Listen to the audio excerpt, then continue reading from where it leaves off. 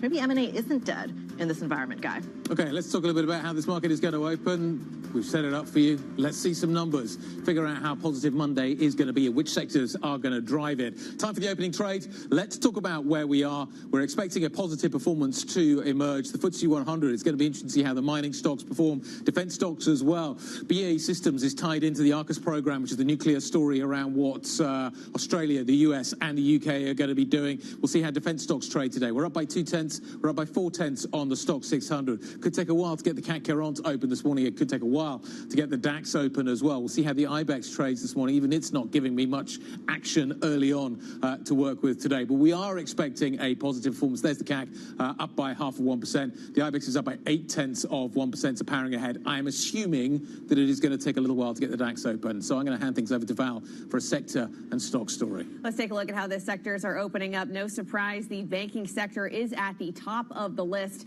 up over 1%.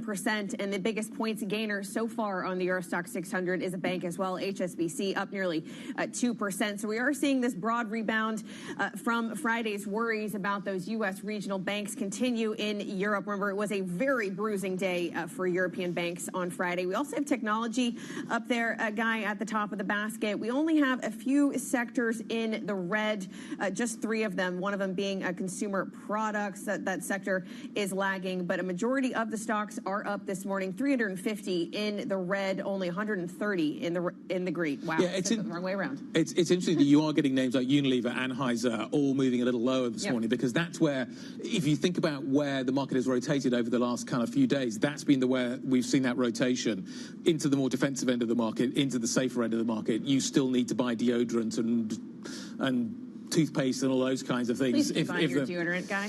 I'm going to make sure that we continue. Everybody should take that advice and continue with that, even if we do get a downturn.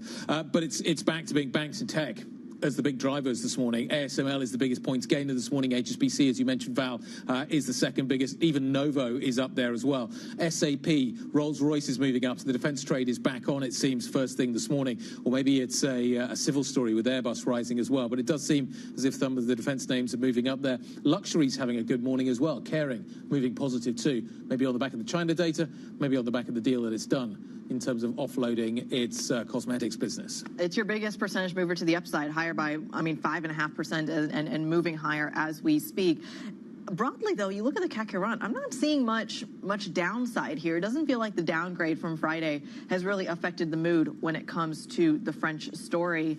Party here in Europe is what I'm seeing. You'd expect to see it in the banks, and the banks got beaten up last week, so maybe actually one is offsetting the other in terms of the narrative that you're seeing this morning. But it's interesting, it is, in terms of what's moving points-wise, the CAC this morning, it's Airbus, Safran, Caring and Schneider. So tech is in there. You've got some of the defence names, you could argue, but actually Airbus and Safran, that's more on the civil side.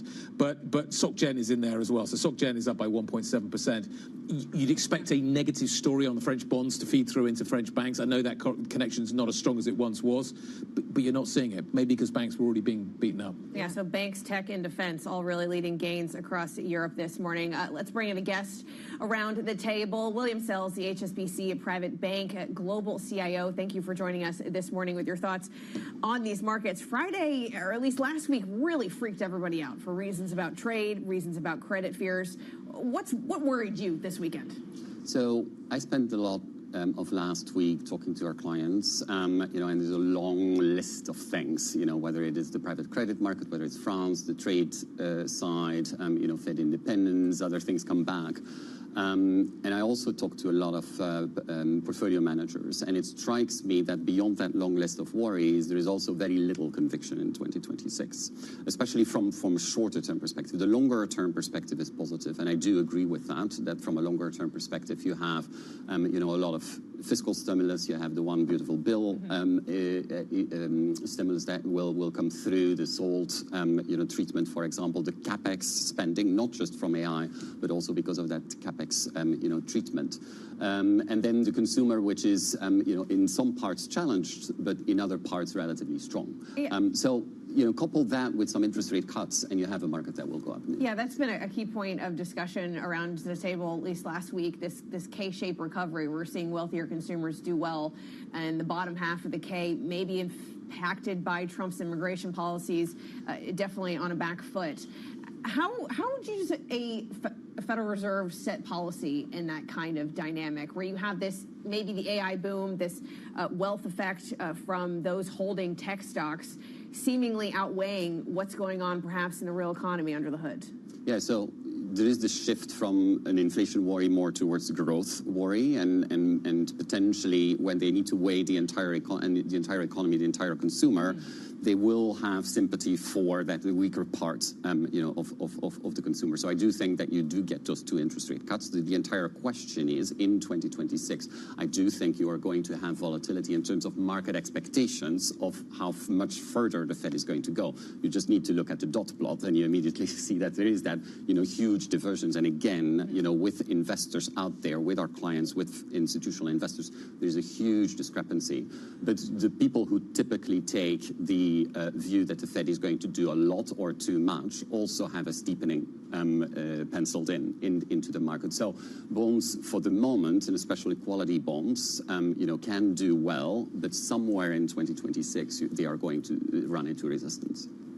But you talked about that case being kind of based upon the idea of rate cuts coming out of the Federal Reserve and monetary policy. What about here in Europe, where the bias seems to start shifting to, I don't want to say a hike, but certainly not a cut or further cuts? Do you start to see a divergence then between the outperformance of the States versus Europe based purely on monetary policy? Not just because on monetary policy, but also in terms of earnings growth. When you look at even year to date, what we've seen in the market is the US rally has been mostly driven by earnings growth, whereas in Europe it's a multiple expansion, it's a catch-up. And that particularly in the early parts of the year, where people actively wanted to diversify almost away from the US. Then they realized that the US is delivering on earnings, and therefore those flows, we're no longer seeing them. Especially for our Asian investors, it's very hard to get enthusiastic about Europe, apart from a number of names that they know very well. So yes, I think you do get the divergence. We therefore have a preference for the US, where there is earnings delivery, and also China and Singapore as kind of that barbell over preference for those over Europe. So not too hot on Europe. Let's talk about maybe the counter case to that, which a lot of people are saying. If you look at the European corporate market right now, they're actually using the American playbook, which is a lot of share buybacks, a lot of dividends, a lot of return to shareholders, which is attracting flows in places like the financial sector, among others. That's not usually something that European corporates do, but right now that trend has continued. Is that a reason to be bullish on Europe? I think it's a type of company that you want to look for, but not just in Europe, but across the world, where you have shareholder value creation, whether it's dividends, whether it's share buybacks, whether it's M&A activity, which I don't think is dead, which is picking up. I do think that is a theme that people want to exploit, where you then are a little bit less, exposed to the earnings growth, which is probably less materializing in Europe. You said you had conversations with portfolio managers and your wealth clients. Do they see the world differently? So, in particular with our Asian investors, there is more of a worry about the U.S. And how policy impacts the credibility of U.S. investments. Now, what they typically do, and where they do the same as institutional investors, is they decouple the view on the equity market from the dollar view. So they, because of the earnings delivery and a little bit of FOMO, frankly, they want to stay into the US market, and I do think that Are they hedging it? But they're potentially hedging it, indeed. So there is more hedging activity. So is there hedging? So there's hedging on the dollar front. Is there more hedging as well in terms of taking equity positions? No, so given that the earnings are going to drive the stocks higher, and especially on the IT side, they continue to be positive. Is that conviction there, though? What I'm trying to understand is whether or not there is high levels of conviction as to whether or not stocks are going to go higher from here, and one of the ways of doing that is, yes, I'll put that position on, but I want to hedge I want to take some more hedging around. So the hedging of the US dollar we've covered because they're potentially negative, and that's an interest rate differential conversation with the ECB, for example. On the equity side, there is very much a belief in the medium to longer term AI trade.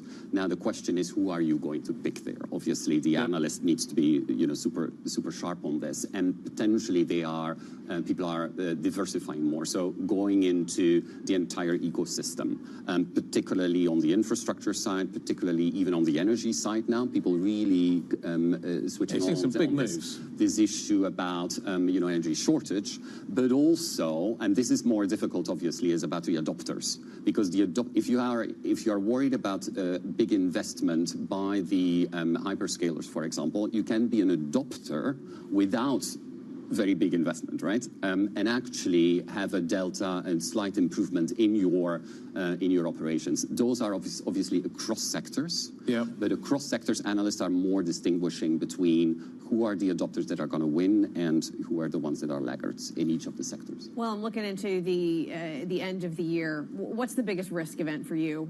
Some people have mentioned that Supreme Court case when it comes to tariffs that's starting in early November. What could really disrupt your view here? Ultimately, I do think that the market is probably a little bit too dovish on the Fed side. I do think that will probably, in our court case, probably only materialize in the beginning of next year, that people start to really worry about it. But obviously, that could be pulled forward, and then you potentially have an issue. Obviously, the Treasury yield is very, very far removed from where we think is kind of the danger zone. Yep. You probably need to get close to 4.5, 4.7 on the 10-year before that can start to really create a lot of equity market volatility. But that is like the more systemic one. I don't think the issues in the private credit market or in with the two companies that were mentioned who aren't actually private credit loans. I don't think that is the spiral. That being said, we do have a preference in the bond market for quality. You said 4.6, 4.7. I'm looking at a 10-year at 4.02 at the moment. If we go in the opposite direction of travel, which is where all the technical trends are suggesting, at what level does it become an impetus to buy U.S. stocks further? I think I would think, I thought your question was going to be, when do you take profit on the bond market? On the bond market. You are welcome to answer that as well. Because I don't think this goes down a lot further in terms of Treasury yield. So at some point you take profit. That being said, bonds obviously, as well as private credit, in my view, are important to get you that income element into your portfolio. On the equity side, I think it's reasonably independent of that bond market movement, given that you are away from the danger zone. It's less correlated to that, and I think that you are a buyer when you start to see a little bit more volatility in the tech side in particular. That is where people have that longer term conviction. But as I would say, I wouldn't just buy the chips. I wouldn't just buy the Max 7. I would really broaden that exposure and even go as far as energy, electricity, and infrastructure. I'm going to thank you there. Thank you very much indeed. William Sales, HSBC, Private Bank, Global CIO. Thank you very much indeed. Sorry about that. Time marches on. Let's talk about what's happening in the core six. Let's start there and figure out where we go more broadly. As you can see, what you are basically getting now is a kind of reversal of this, I need to find somewhere to hide out. And Nestle, to a certain extent, was that position. Unilever was that position last week as the market kind of freaked out a little bit. As I say, you want to go back to deodorant and toothpaste.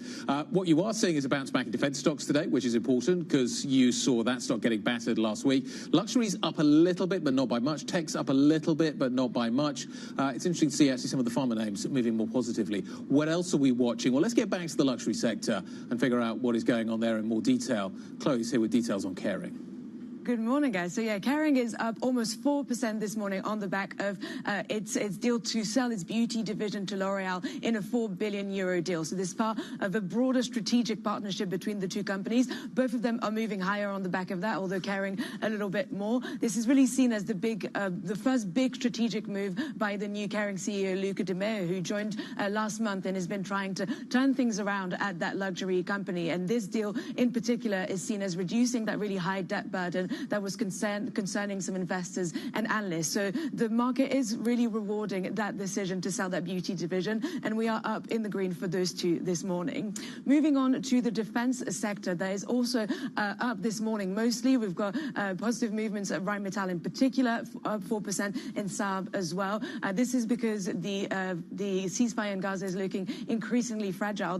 All those companies were down last week on the back of the news of the ceasefire, but now Israel has launched new strikes against Hamas and suspended aid. So that ceasefire is looking a little bit more fragile, a little bit weaker, and this is driving the shares up across that defense sector this morning, except Dassault is quite weak, but apart from that, the rest is up this morning. Moving on to ThyssenKrupp, the steel company is down massively this morning. We're down 23%. This is quite an eye-catching move, but this is actually because of the spin-off of its submarine manufacturing arm, TKMS, which is listing on the Frankfurt Stock Exchange today. So with those kinds of spin-offs, we can expect those massive drops in the shares. We had the same thing with Continental and Aumovio a few weeks ago, if we remember. And finally, B&M is also down massively this morning. The furniture retailer listed in the UK has issued another guidance cut. So it actually issued a profit warning a couple of weeks ago, but it had missed some costs in its outlook. So it had to cut guidance again, and that is not being received well at all. And the CFO also stepped down on the back of that. So very negative moves for B&M this morning. All right, Chloe Melly from our equities team walking us through some of those early movers. We thank you so much. Of course, we've got one eye on maybe the juiciest story over the weekend. There are a lot to choose from. That, of course, is the heist that took place over at the Louvre Museum. You were looking at a live shot of the Louvre at the moment. We're trying to confirm whether or not it's open or closed, but you can see the crowd still very much gathering after the events of the weekend, guys. What do you think they want to see? Are people setting up to try and see if there's anything kind of... Maybe there's someone still hiding. Well, you never know, or maybe more pieces of equipment have been dropped. I think it's safe to say it's as beautiful on the outside as it is on the inside. So I'm sure there's still photos being taken. And I think it's going to open late. I think that probably is it. And I suspect that there are going to be exhibits that would normally be open that may not be open this morning because they're missing a few things. So we're told. Anyway, coming up, we're going to talk about what is happening around these markets in a little bit more detail, get a macro top-down picture of what is going on. We saw a big move in volatility last week. We saw a big drop Friday. We've got the credit jitter story to fold in. We'll talk about all of that next. This is Bloomberg.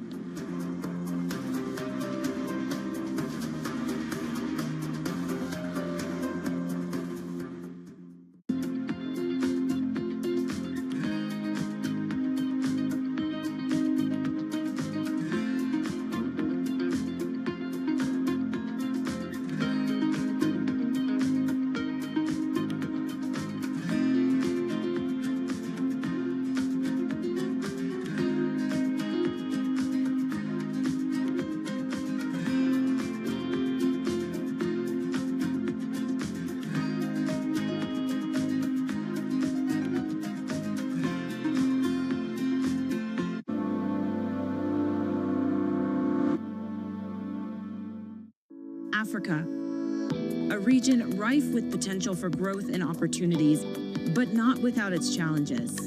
Bloomberg highlights the biggest stories, interviewing key players, and reporting on the issues impacting the region. Join us as we get to the heart of African business, politics, and economics, and ask the question, what's next? I'm Jennifer Zabasaja, and this is Next Africa. New episodes every month, only on Bloomberg. Join me each week on Wall Street Week for stories of capitalism from business, markets, economics, tech, and climate. More than what you need to know, it's what you need to think about. What is going to be the consequence for U.S. markets? We are basically deep in the European earnings season. Take a look at how we're faring when it comes to Asian markets.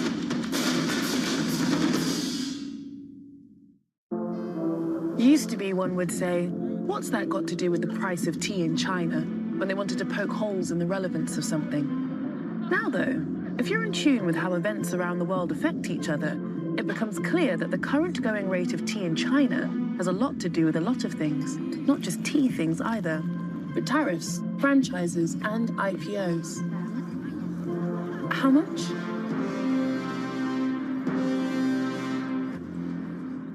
Why do the biggest names in business choose Bloomberg Television?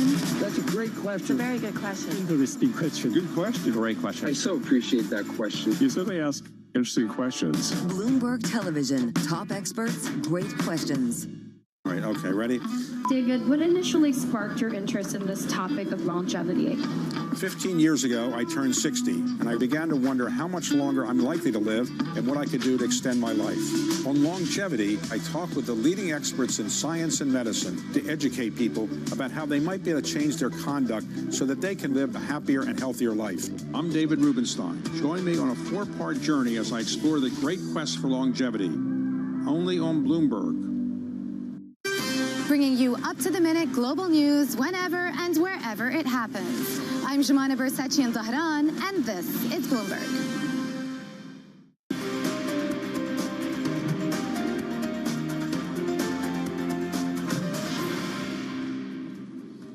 Welcome back to the opening trade. We're 20 minutes into today's cash equity session, and risk is on a front foot today. Let's say that Euro Stock 600 up 0.7%. Some outperformance in the DAX. We were powered higher by banks rebounding, also by defense names rebounding from their slide of last week. The DAX up more than 1%.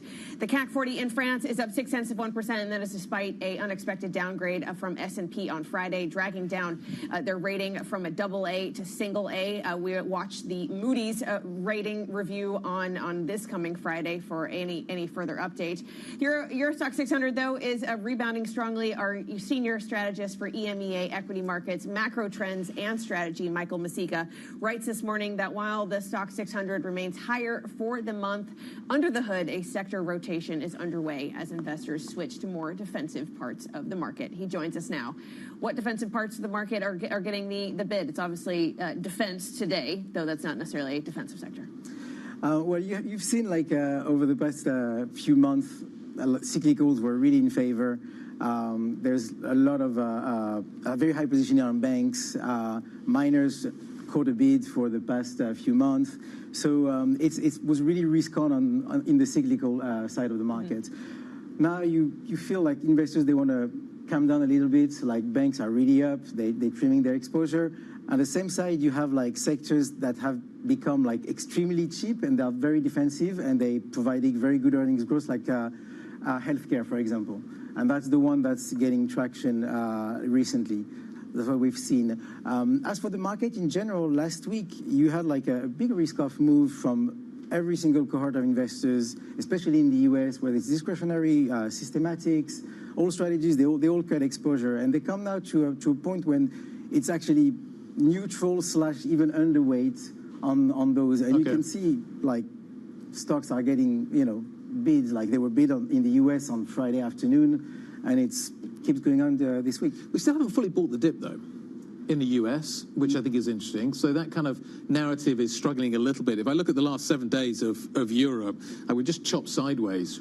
Really, we are kind of back to where we started after we saw Trump coming out with that language around what was going on with China. But we haven't made headway since then. What's happening in terms of momentum? Slowing down, for sure. We have seen this also, the strength of deep buying is slowing down a bit. So investors are getting a bit more cautious. The other thing as well is we're getting into the earnings season. Yeah. So now we're going to see how the Max 7 have been, faring lately during the quarter. Are we going to have a real cyclical bounce in terms of our earnings growth? There's also the question of the blackout period, buybacks are stopping. This is the biggest demand for equities on the markets, especially in the US, buybacks. So now they're in blackout period. So, the flows are calming down. So that's why you don't see such a strong buy the deep action, I would say. Does that apply to European equities too? Because it feels like European equities are still engaging in buybacks and dividends and all that fun stuff. It's not as. It's definitely not as strong this action is not as strong in Europe as in the US. But they will also trim down buybacks during the season. I mean, the earnings season in Europe hasn't really started. It's going to start really this week or next week, like properly. So that's what we're seeing. Nice to see you, Michael. Nice pieces this week, nice pieces last week. We'll look forward to them this coming week. Michael Masika joining us from our macro team. Let's talk about what's happening in the auto sector. Busy still. You've got tariffs kicking in stateside on the heavy truck side of things. You've also got Porsche naming Michael Letters as its new CEO, tapping the German engineer who has honed his luxury car skills at McLaren and Ferrari. He's in to steer the turnaround. Joining us now, Craig Trudell, who leads Bloomberg's global automotive coverage. What does he think about electric motors, and what does he think about kind of engines that make noises, and kind of which way do you think he's going to turn? Yeah, I mean, I think one consistent thing that you see when you look back at his resume a little bit more closely is, he had a previous stint at Porsche. While he was there, worked on a hybrid version of the Cayenne. Goes to work for both Ferrari and McLaren, and while he was there, both of them follow Porsche's lead with introducing SUVs and also introducing hybrids. I think, sort of putting that all together, I think, looking at what Porsche has tried to do, I think as part of the Volkswagen Group, there was this sort of assumption of, okay, electric vehicles are going to be more expensive than combustion cars for the time being. Therefore, let's focus our electrification strategy on our high-end brands.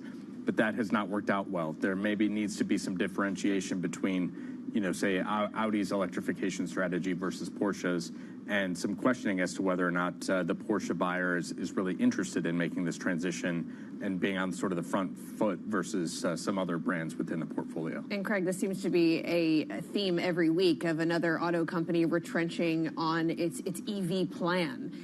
Do you think at least Porsche is vulnerable to a repricing if this new CEO does make a big statement? I do think we've kind of seen this in the works already ahead of him even coming in, where we've seen the company, come right out and say, look, we're going to take the hit and take write-downs on electrification, projects that we're abandoning.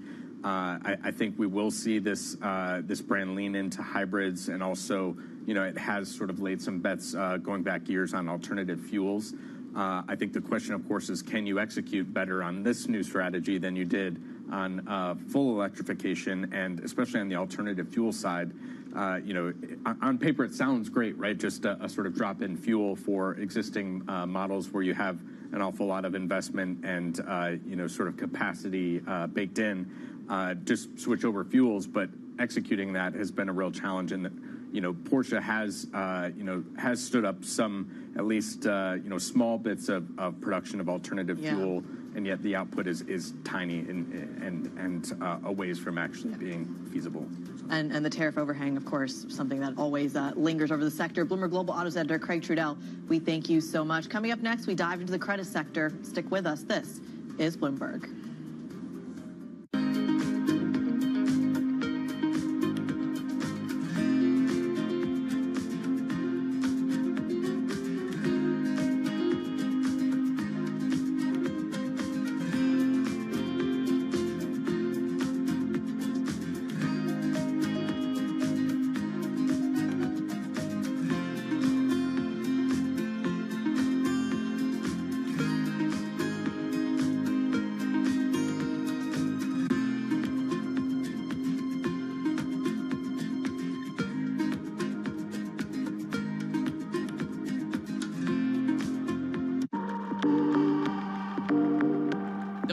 Climate change is going down right now. It's going down. And we've tried everything to shame people and blame people and put them in their place and tell them that they're doing things wrong and that they're killing everybody. But if we keep telling them that, then we are going to kill everybody. So we got to figure this out. And we're not going to do it by blaming people who are just trying to wake up and make ends meet every day, especially when a lot of those people have the same connection to nature and the environment that we all share here. I hike and I ski and I love the environment just as much as anybody else, but so does somebody who works in an oil field. The Cabela's shopper and the REI shopper want the same things. They want clean air and they want clean water and they want to be able to recreate outdoors. So until we figure out how to get on the same page, we will continue to lose. We cannot afford to lose anymore. We need to build a winning coalition of people across the political spectrum, or we will never create the solutions that we need. It's the most fascinating time for the global economy in years, and our conversations are front and center. We're stress testing consequential ideas, and investors around the world are scoring them in real time, helping to translate the policies from Washington into actionable ideas for Wall Street. It's the morning call you actually want to be a part of. Separating the signal from the noise, with some fun along the way. This is Bloomberg Surveillance. Technology is embedded in every aspect of our lives. And laying the foundation for the future. From finance to defense, AI to entertainment. And from the road to the stars. Bloomberg brings you the latest stories of the people and companies pushing the tech sector to new frontiers. And the politics that shape global tech markets. I'm Caroline Hyde in New York. And I'm Ed Ludlow in San Francisco. Watch Bloomberg Tech every weekday. Only on Bloomberg Television. At a time when policy in Washington is driving Wall Street, we draw a distinction between the rhetoric and the action, bringing you market-moving guests and original reporting. This is Bloomberg Surveillance.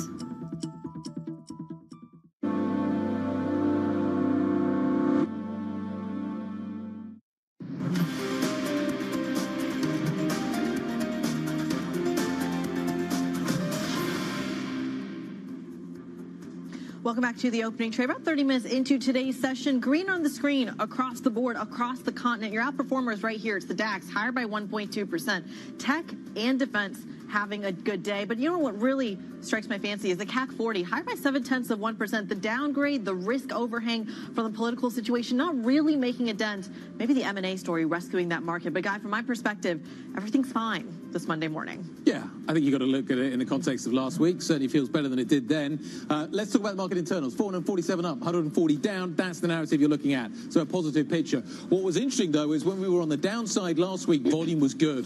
Volume was way above average last week. What you're now seeing on an up day is actually volume's a little on the light side. So maybe that tells you something about what is happening here as well. 52-week highs, let's talk about it. Kering is back with a bang. And look at Mayo's latest strategy appears to be delivering for shareholders. We're up by nearly 40% over the year. There's been a big trough, obviously, within this chart, as you can see. But it looks like actually the strategy beginning to gain traction. That stock at a 52-week high today. BME, more bad news coming through in the retail space for A, the sector, and B, the stock. And as you can see, that stock is being punished. Again, K-shaped recovery. Luxury at one end, not so luxury at the other end. That's the narrative we're again watching here in Europe, Val. Well, here's what else you need to know this morning. Japan's Liberal Democratic Party leader, Sanae Takaichi, has moved closer toward becoming the first female prime minister. The ruling LDP is expected to sign a coalition deal with Japan's Innovation Party later today.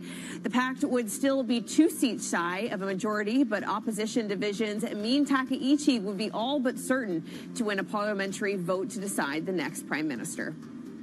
The Israeli military says it will return to enforcing the ceasefire in Gaza after carrying out airstrikes on Sunday. It says they were in response to an ambush by Hamas in which 2 Israeli soldiers were killed. Palestinian officials say 27 Palestinians have been killed by Israel over the past week. Israel has also halted the transfer of aid into Gaza until further notice. And finally, S&P has downgraded France's sovereign credit score from AA- to A+. The unscheduled move highlights the nation's fiscal woes and places its debt at risk of forced selling by some funds. France has now lost its AA rating at 2 of the 3 major credit assessors in little more than a month. Critty? An unexpected twist and turn on the French story. Let's get a little bit more context out of France by this. We're joined now by Jean Dalbard from Bloomberg Economics. Jean, an unscheduled move by S&P. What prompted it? I mean, it was really surprising, honestly. I don't see any reason why S&P shouldn't have waited for its next regular review, which is scheduled to be in 1 month's time. So it was really surprising, the timing, but the downgrade was pretty expected given the political deadlock that we see in France, which threatens the fiscal consolidation next year.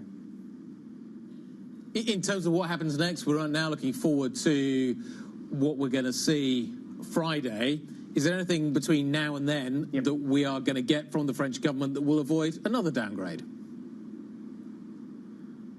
I mean, downgrade from Moody's is a key risk for the French situation, but I don't see any new events from today until Friday that could trigger like a surprising move from Moody's. The downgrade the cut from Moody's is expected as well, but there is nothing specific scheduled on the agenda that could trigger something like ahead of the rating review scheduled on Friday. All right, thanks to Jean Dalbard from Bloomberg Economics on the latest out of France. Switching from sovereign to corporate debt, Carlyle Group CEO Harvey Schwartz told Bloomberg's Danny Berger that recent volatility in the credit markets is a concern. That data suggests that companies are growing, employment is steady, inflation's a little sticky, but there's nothing in the immediate horizon that suggests that, as you would say, things are crumbling. Having said that, late cycle, it should be on a worry list. For more on this and wider markets, we're joined now by Andrew Sheets, the global head of corporate credit research at Morgan Stanley. Thanks for joining us this morning, Andrew. A lot of attention on the credit space last week. Do you think it was overblown? Because the markets are clearly telling us this morning it was overblown. Yeah, we think the market may have overreacted a little bit to what was going on last week. And look, to take a step back, I think the market was seeing a lot of things that understandably could drive concern. Spreads are very tight. You're seeing a very aggressive CapEx cycle in the AI space. You saw a large LBO. You saw, I think, some weakness in the alternative asset manager equities. And all of that combined with some unexpected losses in certain regional banks, I think, added to this idea that the market is being complacent to risk and maybe overlooking some risk. But I think if you actually walk through those issues, they look less concerning to us. And I think the credit market, rather than being complacent, has actually been quite aggressive all year in tiering credit, in providing a pretty high penalty for poor performance, for being CCC rated. And I think that suggests a market that's a bit less complacent than maybe was made out to be last week. So there are signs in the credit market that we could be in a late cycle, as many market participants mentioned last week. So our view is that you're seeing some of those late cycle signs, but it's actually much more likely, I think, that this cycle runs longer and burns hotter than I think the market's expecting. I think some of the concerns last week was, okay, we're seeing some signs that this kind of might be peaking out. And rather, I think in our view, with the Fed set to cut, with easy fiscal policy, with easing regulatory policy, not to mention an enormous CapEx cycle that's still coming down the road, this is all, I think, energy to drive a much more aggressive phase in the corporate cycle than we've seen so far. So that would drive the cycle going for further. So we're still warming up. We're not cooling. We're not late cycle. We are definitely not late cycle. So I think that suggests exactly that the cycle has more aggressiveness to run. And if you look at, say, M&A activity, right, it's still below average if you adjust for the size of the economy, which is not what you would expect if we were really at that kind of late cycle peak. If the Fed's worried about employment, if the Fed's worried about kind of what is going on in terms of the labor market, shouldn't there be a connection between what is happening in the economy and what is potentially happening in credit? If credit's still got a lot further to run, why am I worried about the economy? There appears to be a sort of gap here. So I think this is what's so interesting about the Fed's view, because I think the Fed has made it very clear, even though inflation is above its target and not kind of really coming down recently, there are worries enough in the employment space that argue for easing. But if you look at Morgan Stanley's forecast for third quarter GDP, we're tracking third quarter GDP at 3.5%. Yep. Inflation's probably about 3%. So nominal GDP is 6.5%.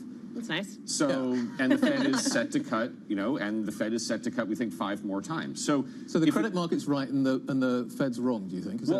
I think that what the Fed is trying to make a probability-weighted argument. The Fed is, right, all of monetary policy is about skews of risks. Sure. And I think the Fed thinks, look, the risk of us getting the unemployment rate side wrong is much greater than if we miss on inflation a little bit. And maybe some of the inflationary pressures are temporary.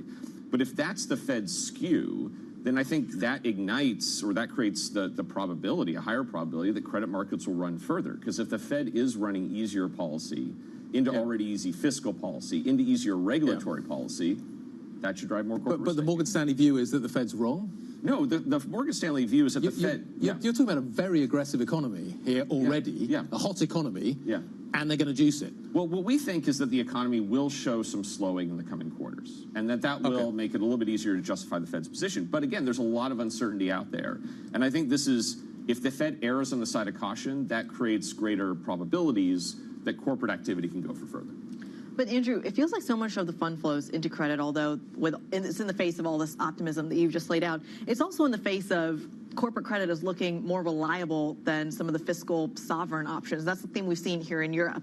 Would we see as aggressive of a boom in corporate credit if France, Spain, Italy, UK had more control on their finances? It's actually kind of an interesting question, because I think exactly to that point, the conventional wisdom is a better sovereign piece should be better for credit. And I think you can make the argument that in some ways in both the U.S. and Europe, credit has benefited from more uncertainty in the kind of the competing assets for high quality, right? If you think of the U.S., on the government side, you've got this large fiscal deficit. On the mortgage side, you have uncertainty about what's going to happen to Fannie and Freddie.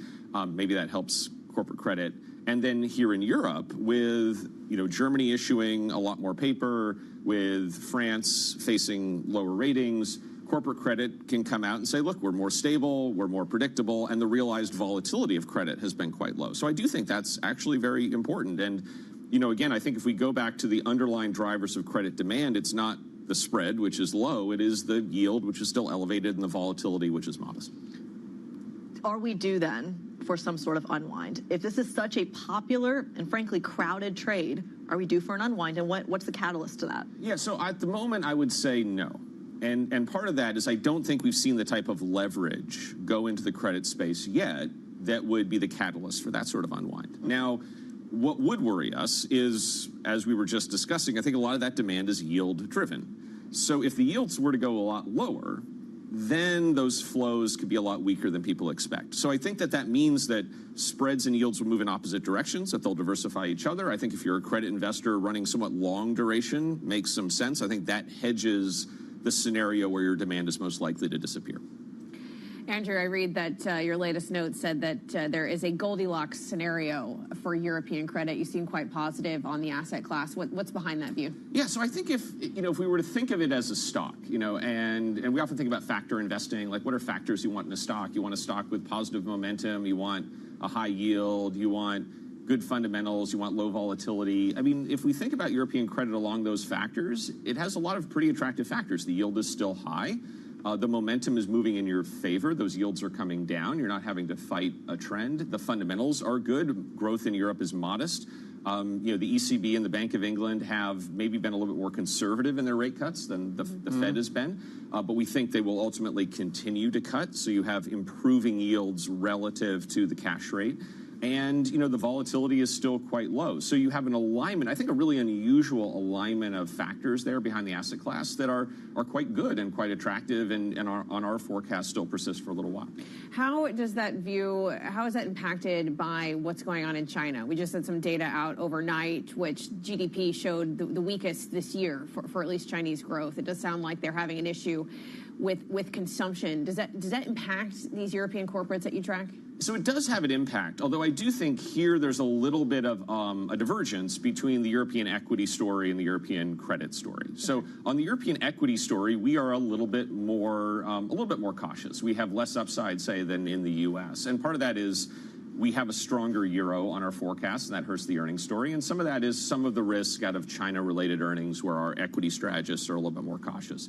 But those China-focused sectors are a smaller part of the European credit market, and the euro earnings headwinds, I think, matter a little bit less to the credit story. So, again, I think those are both issues that certainly matter here in Europe, but are maybe a little bit less of a headwind when we think about credit. Yeah, I guess I was trying to think that if there was a cockroach in Europe, in what sector could it possibly be in? Yeah, there's Autos. it could be in the auto sector. I think that's quite well recognised, though, isn't it? You do wonder kind of what else could be happening out there. China-related stuff could be a factor. But yeah, just kind of the potential for a European govy blow-up and kind of how that would feed back in, maybe one of those narratives. Is Europe a diversifier? I think so. I think so. You know, and I think if we go back to kind of. Well, I think if we think about monetary policy in Europe, I think you could actually argue that the ECB, the Bank of England, are taking less risk. Inflation is coming down on our forecasts. Growth is modest. These are central banks we think that will continue to cut going forward. So, you know, if I think about our scenarios in the U.S., they're much more binary. You know, it's much wider range between a scenario So where the Fed's taking some risk here. I think the Fed is, and I think the Fed is presented with risk, right? Because again, you have these widely divergent views of kind of where the underlying economy is, and a lot of official data is shut off. Right. So we can't see it. Whereas I think the economic scenarios in Europe are narrower, and I think that's helpful from a perspective of diversification. How would you... You sound like you've got some tail risks in the Fed scenarios. How would you handicap those? Like, what is the potential for the Fed to get it wrong? I.e., to juice the economy too much, it to become too hot, to maybe on the other end of the spectrum not cut enough into a labour market that is clearly weakening underneath the... How significant are those risks in terms of the tails that you're looking at? So I think this is a theme that's very important for our rate strategists. Our rate strategists are quite constructive on positioning for more Fed rate cuts, even more Fed rate cuts than we have in our forecast. And their thinking is that the skew of those outcomes, you know, what the Fed would have to do if the labor market is actually a lot weaker than we expected or continues to weaken, is quite significant relative to, you know, where they would be if growth is modest. And I think there are a number of scenarios as well where even if growth remains strong for now, the markets could believe it's still going to slow in 2026. They don't have to start hiking by any means. They could just stop their rate cuts or sit down. So I think those are things that we think actually still support a steeper curve in the U.S., support steepening between, say, the 3-year point and the 30-year point, and a reason our rates team likes positioning for more rate cuts. Does housing matter right now? So it does, and I think that the administration is clearly looking at ways to try to get the housing market in the U.S. moving. But it's difficult because the mortgage distribution is also very skewed. You have a lot of mortgages above 6% and a lot of mortgages below kind of 3.5%. And so we think you'd actually have to lower rates quite a bit to get a lot of refinancing. But we do have to look out for potential policy moves with Fannie, with Freddie, with things to move the housing market.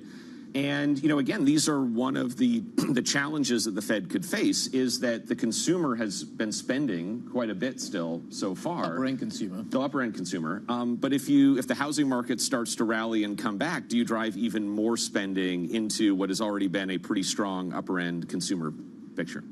All right. Andrew Sheets, Global Head Corporate Credit Research over at Morgan Stanley, answering all of our questions. We'll have him back if there's some sort of crash. Coming up on the program, we check in on defense stocks. President Zelensky calling for a freeze in the war in Ukraine to allow those peace talks. What does it mean for a sector that is rallying this morning? Stick with us. This is Bloomberg.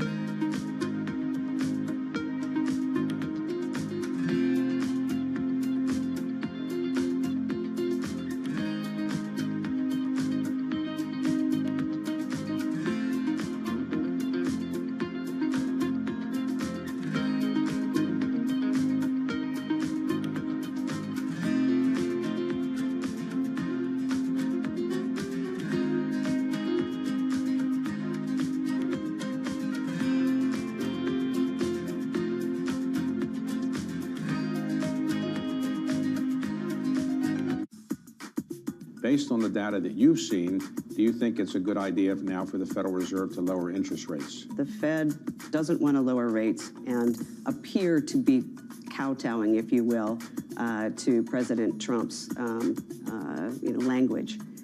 On the other hand, I think there's actually room for them to lower rates. If you look at the Fed's beige book, which the Fed reacted to last year when they started lowering rates, I think there's room for them to take action now. And if I were the Fed, I'd start thinking about going ahead and lowering rates.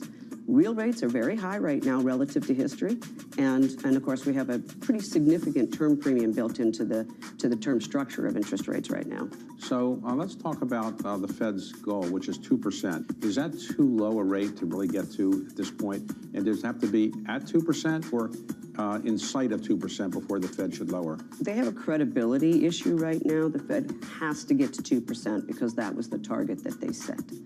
Although they've already started to project that they're willing now to target a range of inflation, which I think is the approach they should have taken all along.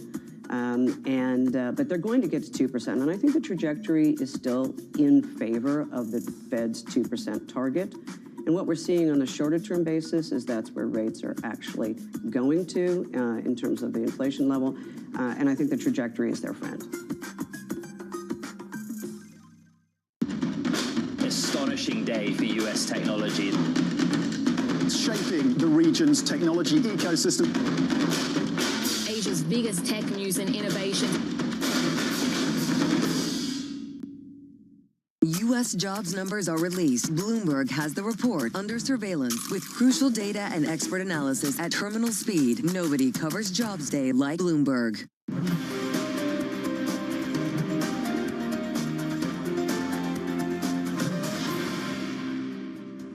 If we want to stop this war and to go to peace negotiations, to urgently and in diplomatic way, we need to stay where we stay, not to give something additional to Putin because he wants. That was, of course, the Ukrainian President Volodymyr Zelensky on NBC. This after his White House meeting. He's urging a freeze to the current battle lines before any negotiations take place with Russia. That was a tense meeting, we understand. The FT is reporting that story this morning with President Trump. They were expecting tomahawks. They didn't get tomahawks. In fact, what they got was quite a hostile meeting. Defense stocks this morning, after a really bad week last week, are bouncing back, as you can see. Most of the names are up this morning. As you can see, certainly Rheinmetall is having a much more positive day, up by 4.3%. But you've got to remember around all of this that the Russian President Vladimir Putin is demanding that Ukraine basically surrender full control of Donetsk. It's a condition. That's his condition for ending the war. President Trump is planning to meet Putin in Budapest sometime in the next couple of weeks. I don't think actually we've got the details of when that is going to be taking place. Aren't you concerned that maybe the Russian president is trying to buy himself more time? Yeah, I am, but, you know, I've been played all my life by the best of them, and I came out really well, so it's possible, yeah, a little time, it's all right. But I think that I'm pretty good at this stuff. I think that he wants to make a deal. I made 8 of them, I'm going to make a 9th. The president speaking about the outcome he anticipates when it comes to Ukraine. A peace deal will get done. Jerry Doyle, our global defense editor, joins us now. Look, what I'm trying to figure out is why we're getting the volatility of defense stocks. We've got this upcoming Trump-Putin meeting. Yeah, maybe that produces something. But the expectation is that Europe is going to continue to spend an awful lot of money on defense. And that is what is basically filling the order books of these big-name defense companies here in Europe. Why are we getting the volatility? What is it? Does the geopolitics justify the volatility we're getting in the stocks? Stocks which should, in theory, not be that volatile. I don't think it justifies it. I think the reaction we saw last week was sort of an in-the-moment thing, that sudden burst of uncertainty. There was the expectation that Zelensky was going to go to Washington, that there would be maybe tomahawks on the menu for him. Then Putin called first, and then everything sort of unraveled in an unexpected way. It's that unexpected outcome, I think, just gave people a little bit of the jitters. But as you noted this morning, the shares were up. And I think the underlying reasons for Europe to rearm, to continue spending on defense, have not gone away. Jerry, it seems like the timeline for ending the war in Ukraine, Trump really wanted to do it right out of the gates. It's obviously taken a bit more time than expected and still a lot of uncertainties. How does this longer timeline affect Europe's aim to rearm Ukraine? In terms of arming Ukraine, I mean, it does give Europe more time to produce the sort of weapons that Ukraine needs. But I also think the longer the war in Ukraine draws out, the more convinced European leaders are that they need to spend money on defense for themselves to rearm their own militaries and sort of make sure they have the tools they need to protect against aggression. When we are evaluating some of these stocks and some of these companies, some of these contracts, are there specific kind of buzzwords that we're looking for in terms of the weapons or in terms of the certain systems that are at play here? Well, I mean, the ones that are most crucial for Ukraine are things like armor and artillery.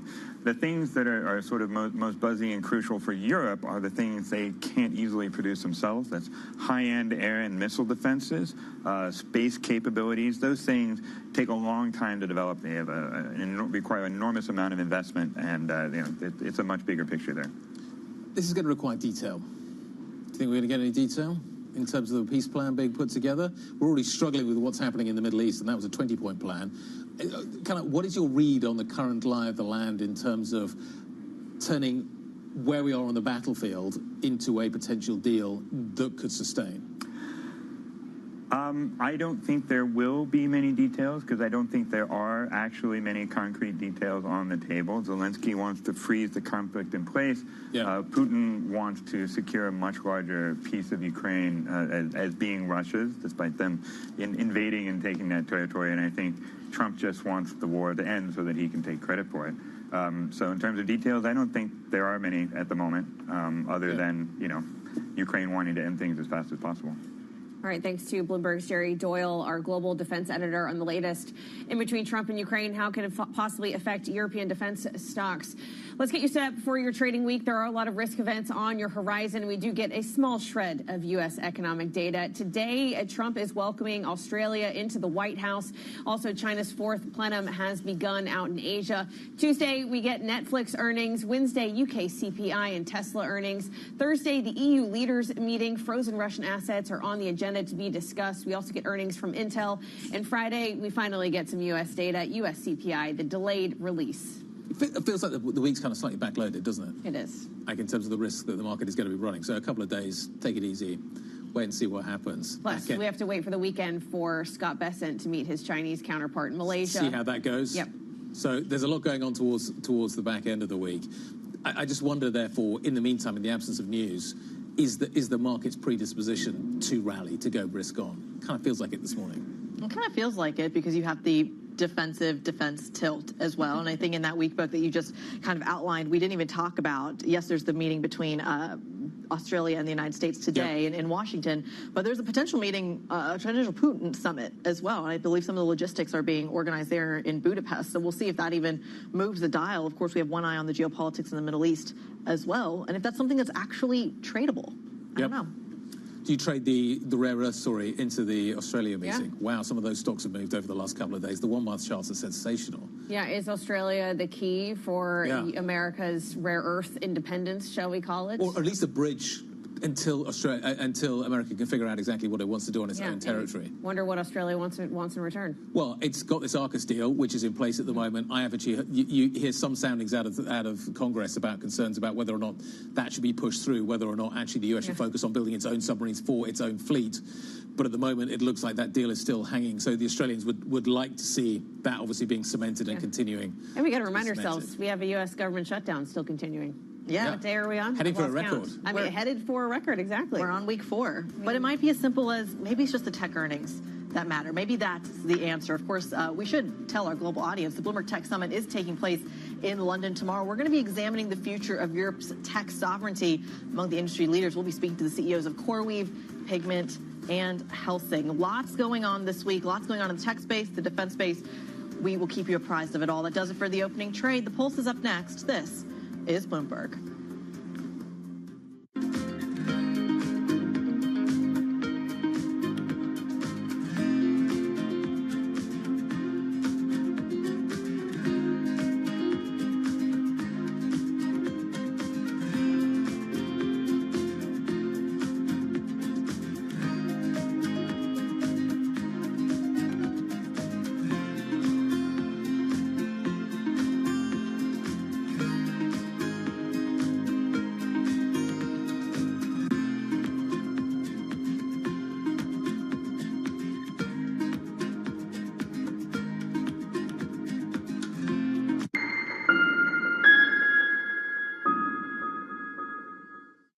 This is Bloomberg Daybreak Europe. I'm Tom McKenzie in London. These are the stories that set your agenda.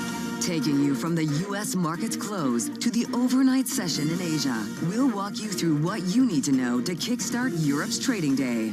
Live from our European headquarters, we bring you the day's top market-moving stories, unmatched expert analysis, and on-the-ground reporting from across the continent. Tune in to Daybreak Europe, only on Bloomberg Television. Context changes everything.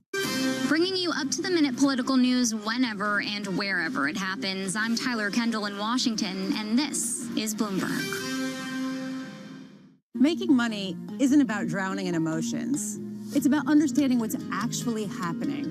Markets are the best way to glean signal from noise, and that is what we try to do every morning. This is Bloomberg Surveillance. Africa, a region rife with potential for growth and opportunities, but not without its challenges. Bloomberg highlights the biggest stories, interviewing key players, and reporting on the issues impacting the region. Join us as we get to the heart of African business, politics, and economics, and ask the question, what's next? I'm Jennifer Zabasaja, and this is Next Africa. New episodes every month, only on Bloomberg. From the world of politics to the world of business, Joe Matthew and Kaylee Lines deliver news, insight, and analysis live 2 times a day, every trading day. Balance of Power at 1 and 5 Eastern, only on Bloomberg. Used to be, one would say, what's that got to do with the price of tea in China, when they wanted to poke holes in the relevance of something? Now, though, if you're in tune with how events around the world affect each other, it becomes clear that the current going rate of tea in China has a lot to do with a lot of things, not just tea things either, but tariffs, franchises, and IPOs. How much?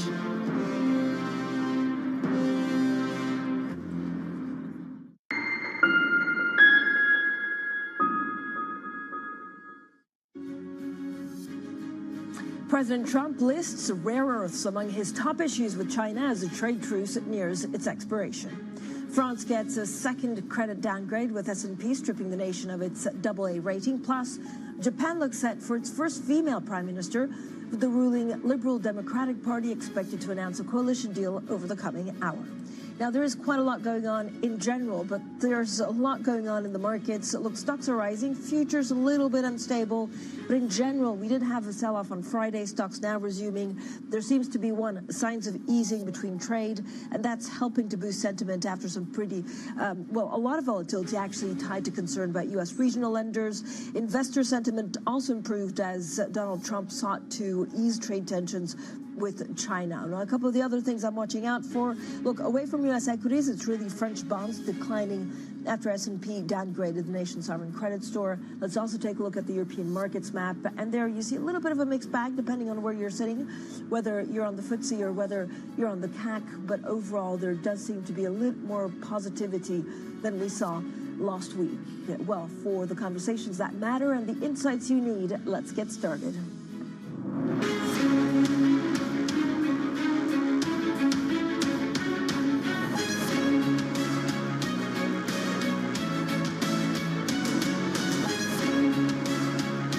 Newsmakers and market movers. This is The Pulse with Francine Lacqua. Well, good morning, everyone, and welcome to The Pulse. I'm Francine Lacqua here in London. Now, last week ended with credit fears hanging over global markets. We discuss what lies ahead with our guest. Meanwhile, France had downgraded over budget concerns by another major credit rating agency. We're live with our Paris bureau chief, but first, easing trade tensions between the U.S. and China, definitely boosting sentiment. President Trump says he will meet with his Chinese counterpart at the end of the month. Now, telling reporters he had a clear list of demands for the talks. One of the things I want is China's going to buy soybeans. I want China to stop with the fentanyl. Very, normal things. I don't want them to play the rare earth game with us. Let's bring in Alan Wan, our Shanghai bureau chief. So, Alan, we heard some clear demands from President Trump. What are the prospects for these talks? I think a lot depends on what happens this week in talks between Treasury Secretary Bessent and his Chinese counterparts in Malaysia. it's hard to see Xi and Trump actually a meeting without some deliverables already in hand. And that could mean what Trump already mentioned, soybeans, you got the rare earths, as well as the fentanyl. And I think on the fentanyl issue, China is highly motivated to do something. It's already back in June, it tightened controls on exports of precursor chemicals. And, basically it wants those 20% additional tariffs reduced at the very least. And on the issue of soybeans, that's an issue that Trump is very highly motivated as well, just because he's been facing a lot of criticism from his main voting constituency in terms of the farmers. Yeah. And, China hasn't bought any soybeans this year after buying almost $13 billion worth last year. But in terms of rare earths, that's going to be a little bit trickier, just because China sees this issue as recently tightening its export curbs, just because the U.S. announced some other measures against China in terms of limits on U.S. exports and shipping tariffs. So that's going to be a lot trickier to sort of resolve, just because this is a big leverage that China has over the U.S. So, Alan, in terms of the data today, the economy expanded some 4.8% from a year ago. How much confidence is there in China's economic future? Well, I would say that the third quarter GDP gives the Chinese government confidence that it'll reach its annual growth target of around 5% this year, and probably reduce the need for any immediate stimulus. Outside of that, it's hard to say, just because in the third quarter numbers, there were some nasty surprises, such as fixed asset investment, which contracted, on a year-to-date basis for the first time since 2020, largely due to the fact that there's less investment in the key real estate sector. Yeah. And also with retail sales as well, it grew at the slowest pace since November. That's why the fourth plenum that's happening right now, and it's going to end on Thursday, is so crucial, because investors are going to see whether or not China what it's going to do is galvanize its economy. Yeah. So we're looking for stuff on whether Xi Jinping will take more measures to reduce the curb overcapacity, the anti-evolution campaign, so to speak. Whether or not it's going to reduce China's reliance on Western technological goods, and whether or not it's going to do more to boost the domestic consumption. As I said earlier, retail sales and domestic consumption is flagging, despite what happened during the October national holidays, when we saw some really good growth overall. Alan, thank you so much. Yeah, thank you so much to our Shanghai Bureau Chief there, Alan Wang. Now let's also turn to the budget concerns in France and to our Paris Bureau Chief, Alan Katz. Alan, we've seen actually a lot of the French bonds move on the back of that S&P downgrade. How worrying is it for France at this delicate political time?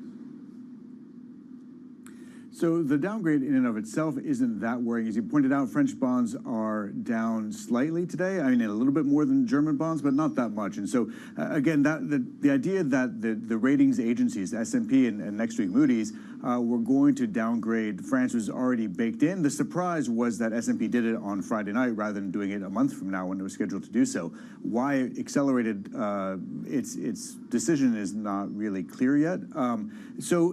But overall, though, it does bring this bigger question, which is that given the sort of compromise that the current Prime Minister Sébastien Lecornu had to make last week, instead of giving up or suspending pension reform for a while, and agreeing not to use the decree system to sort of force through the budget, sort of what kind of budget is France going to come up with, and what does that mean for its efforts to try to reduce its deficit? And those are real questions that are not going to be answered very quickly, though we will have a better sense probably in a few weeks once sort of the amendment phase is through in the budget process. But S&P said that really what you have is a big period of uncertainty, and it's really not clear how much budget deficit reduction France is going to be able to get through in the end, and that's how they justified their downgrade over the weekend.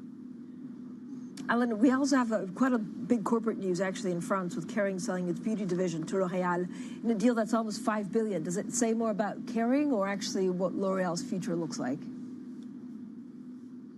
So it's really much more about Kering. So Luca Di Maio, who is the former CEO of Renault, who came in as Kering's new CEO in September, this is the first big deal under his mandate. It's not clear whether he was behind this deal or if it started before he got there. We've heard people say both things. What it is it's a move to say that Kering really needs to sort of focus itself on the areas that it's good at, which include fashion and eyewear, and that its effort to sort of move into beauty, which started, I believe, in 2023, wasn't perhaps I guess it certainly doesn't have the scale that it needs to really be able to compete on that level. And this deal, which allows it to sort of partner in the beauty space with L'Oréal, that's their main business, gives it sort of puts the beauty in the hands of the company that really can produce it, and allows Kering to focus on some of its other areas that it really needs to fix, namely Gucci. Great. Thank you so much. Alan Katz there, our Paris Bureau Chief. Quite a lot going on, of course, in our different bureaus. Now we're joined by Lale Akoner, market strategist at eToro, and Dana Al-Battaji, our managing editor for credit in EMEA. So thank you both for joining us. I mean, it just feels like, all weekend, Dana, we were looking at, what happens Monday, what happens with some of these credit concerns. I mean, could it be that we're two and done, or are we going to see a lot more turmoil this week? I think so. Markets are priced to perfection. Spreads are so tight, so any sort of bad news would really be bad for the market. I mean, we are seeing a lot of volatility, mostly because people are nervous about how tight these spreads are. I don't think that we're done. I mean, we definitely know that there's a lot of bad credits out there. We definitely know that there's a lot hidden, specifically because of the growth in private markets. So we don't have that much visibility of how bad it is. So these things will come up. However, I will say that everything that has cropped up thus far has been very idiosyncratic. It's not been market-wide. It's been very company-specific. Yeah, so Lale, I mean, I guess the big concern is that there's some kind of mountain of defaults that just waits to unravel. What's your take on it? Sure, I totally agree with Dana. We do think that this is just headline-driven risk repricing based on very idiosyncratic, very one-off events. That said, let's be clear that we are approaching the end of the cycle. Yes, the macro backdrop is stretching it a little bit, but there will be incidents like that where, because of the very easy financial conditions that we have seen since, I would say, 2010, there might come up, these types of issues might come up again in the future. We look at places of weakness such as, again, subprime auto loans. Commercial real estate has been a concern for us for many years, especially the distressed portions. And we also look at, obviously, consumer credit. But we are positively assured that the regional banks said that their consumer credit quality are stable, non-performing loans, charge-offs, they are all sort of at very stable levels right now. So, Lale, where do you think we are? I mean, do we still have a lot of pain, or do we still have a lot of things to shake out? And could it be in 2-3 months, or do you think we're actually done through the worst, full stop? I think I'm quite positive, again, because of the macro backdrop, the fact that the Fed started easing, and there's massive fiscal stimulus coming into the picture, especially for next year. We are going to see $150 billion consumer aid coming in February as in the form of tax refunds, and that will go to the average U.S. consumer, right? So that will help, say, retailers, banks, and just consumer discretionary in general. And on top of that, as I said, easy monetary policy intact. We're saying 5 rate cuts by the end of 2026. However, that said, I think until we feel them in the macro, there could be some volatility because of the fact that the markets are, say, very concentrated. Earnings season is very on in terms of pressure on these mega cap names. If you are going to give a cautious guidance, your stock is going to suffer. That price to perfection is a little bit worrying for us. Dana, what's your team looking at today and this week? So we are obviously monitoring private markets to see what's happening there, and loans as well, just to see if there's any stress in those markets. And of course, we are seeing this bounce back because, as you said earlier, there is a lot of optimism in markets. However, I would also kind of go back to what you were saying earlier and just kind of add that a lot of corporations, a lot of lenders don't want to see a default wave. And so what private markets have been doing, and they've been doing very well, is they've been basically doing everything they can to avoid a default. And I think that we will be seeing much more of that, so that then if something does crop up, it's because you've got fraud allegations or if you've got something big that they absolutely can't deal with anymore. Lale, is there something in the earnings season, a way, can we go back to now looking at the earnings season if this kind of like calms down? Sure. Look, for earnings season, we are really looking to see whether that strength in earnings is going to broaden both down the cap scale for, say, small to mid-cap companies, but also across sectors, right? I'm really hoping that we will get good results from financials. Banks have been very positive. Apart from insurance, I want to see, again, materials, industrials coming into the picture, thanks again to the fact that, the macro cycle is being stretched as well.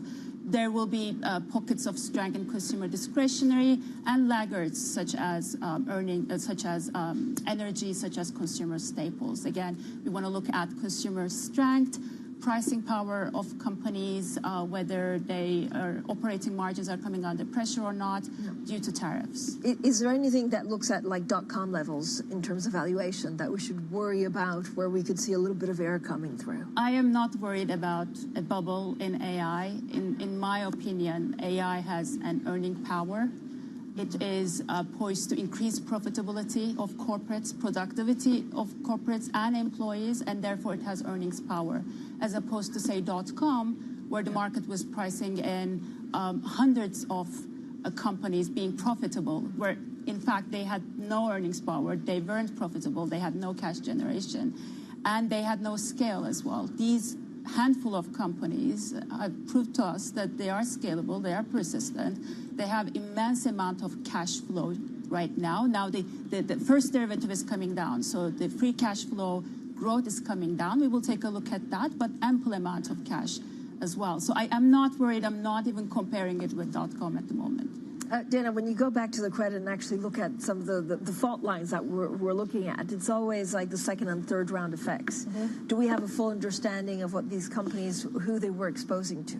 See, this is exactly the problem. And because markets have become so complicated, and specifically with private markets, it's hard to know where the pain point is and where the pain point will end. And I think that's what makes everybody so nervous. So as soon as something comes up specifically like, anything to do with private markets, like a bad private market loan, and then they realize how many people are impacted by that, it reminds them that we don't have visibility in this space, and that's one of the issues.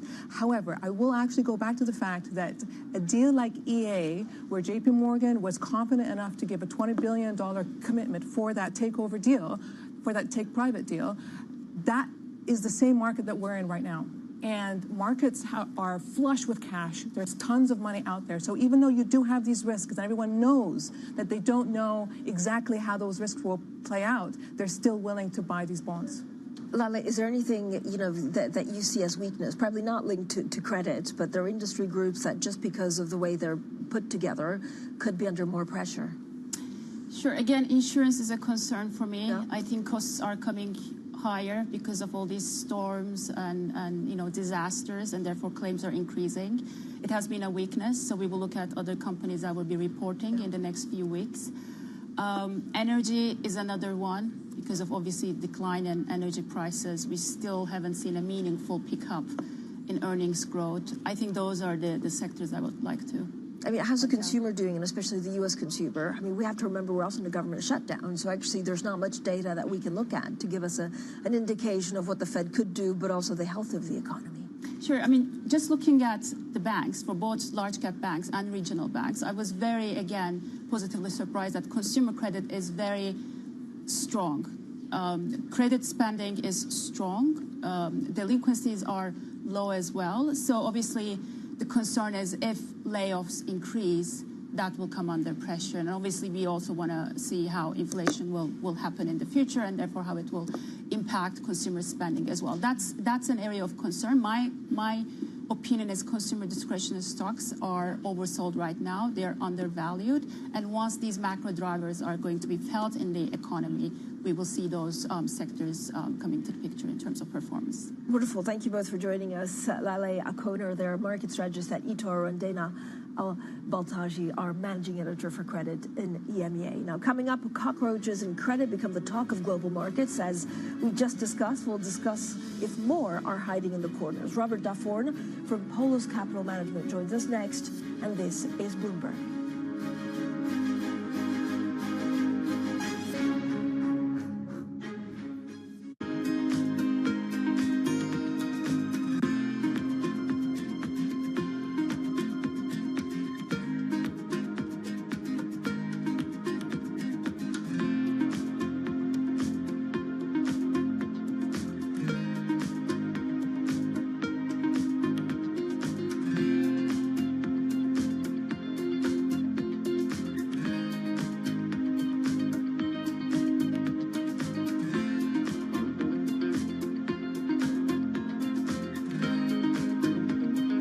Bringing you up-to-the-minute economic news whenever and wherever it happens. I'm Francine Lacqua in Sintra, Portugal, and this is Bloomberg.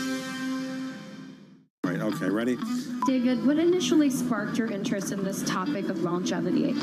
15 years ago, I turned 60, and I began to wonder how much longer I'm likely to live and what I could do to extend my life. On longevity, I talk with the leading experts in science and medicine to educate people about how they might be able to change their conduct so that they can live a happier and healthier life. I'm David Rubenstein. Join me on a 4-part journey as I explore the great quest for longevity, only on Bloomberg. It's the most fascinating time for the global economy in years, and our conversations are front and center. We're stress testing consequential ideas, and investors around the world are scoring them in real time, helping to translate the policies from Washington into actionable ideas for Wall Street. It's the morning call you actually want to be a part of. Separating the signal from the noise, with some fun along the way. This is Bloomberg Surveillance. Key investors, top executives, global innovators. Join me for in-depth conversations with the biggest newsmakers on the day's top stories. Insight with Haslinda Onen, only on Bloomberg.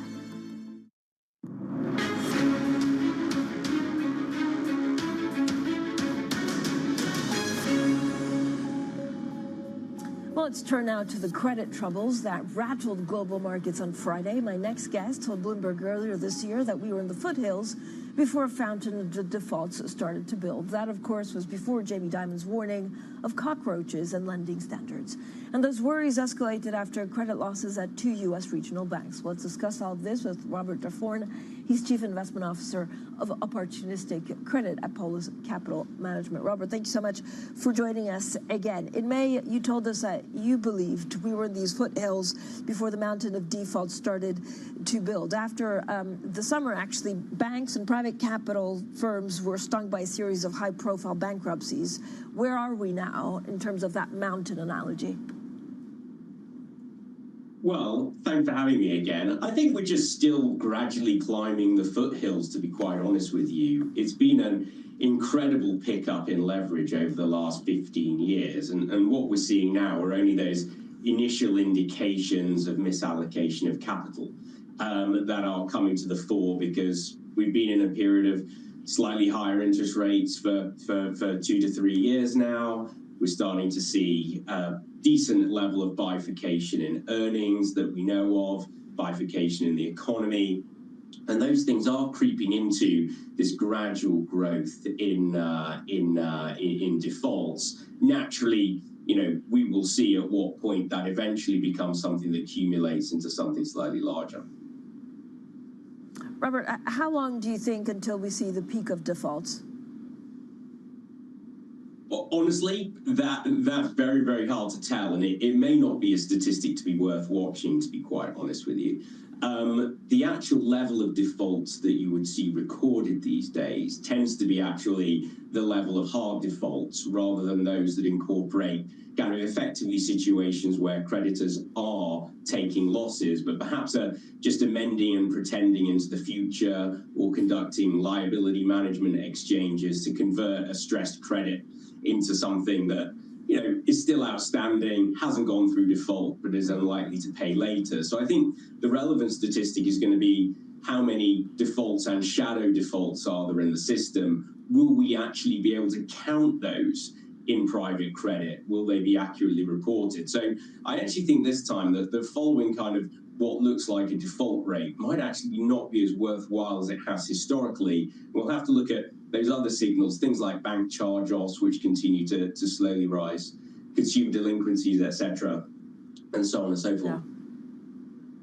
So if you look at, the pain threshold, is it more banks or actually private credit firms that will suffer the most? Well, or actually expanding that to other parts of the market. I think, look, typically the banks do tend to syndicate their more levered risk. So, there are pockets of leverage everywhere, and what's going to matter is which of those misallocated pockets of credit becomes the issue. I think in the banking system, we know that there is an amount of lending and leverage facilities into the private capital market. So there is that link between private credit and the banking system, via the leverage on those funds. So they're not immune from the issues. Obviously, what we also know is that private credit funds have actually been buying a lot of the syndicated risk rather than the banks produce, rather than actually kind of self-sourcing that risk. So in the end, they own a lot of relatively similar risks also. So, but I wouldn't say that those are the only pockets of issues, right? I mean, there's a lot of leverage in the system, be it leverage, via margin in the stock market, on crypto, but let's not, of course, forget the high yield market where those weakest exposures are as well for the corporate market. So I would actually expect potentially all of those different pockets to suffer some issues at some time. I think ultimately what matters is also going to be the liability structure of how that debt is owned. I think people often think private credit is going to be immune from issues because these are closed-end vehicles, and therefore they don't necessarily have that run on the liabilities that you can have. But ultimately, these funds do have to sort of effectively send their money back to their investors at the end of the fund life, and that will be a very interesting process for us to see. Robert, are there any sectors actually that you worry most about for defaults? I know there's been a lot more interest in, for example, software lending, which is facing pressures because of AI. Yeah, I mean, it's actually quite a few different corporate sectors for various different reasons. So thinking cyclically, there are a number of weak sectors from that perspective. You only need to read the headlines to understand it's not that strong conditions for many of the highly cyclical interest rate sensitive sectors. So building materials companies globally are finding it relatively hard at the moment. We know the same of developed market chemicals companies. There's been a lot of headlines over the challenges for that sector recently as well. So I think you can actually go much more simply and think, well, which sectors are to some extent struggling in this cyclical environment, because we have a very bifurcated world on the earnings side at the moment. But I think it goes without saying that over time, we will be seeing losses in the software sector. I mean, I think artificial intelligence as a theme will see some relatively interesting credit losses, partly because of kind of stranded assets that will eventually emerge on the kind of harder asset side. But on the software side, potentially those situations which where the coding has been done more cheaply and hence the product replicated via those systems. So certainly that having been a big area of growth for the leveraged credit and private capital markets is why it poses a risk over the coming periods. But that may actually be a sector that incurs losses slightly later than the more obvious cyclical ones with this bifurcation.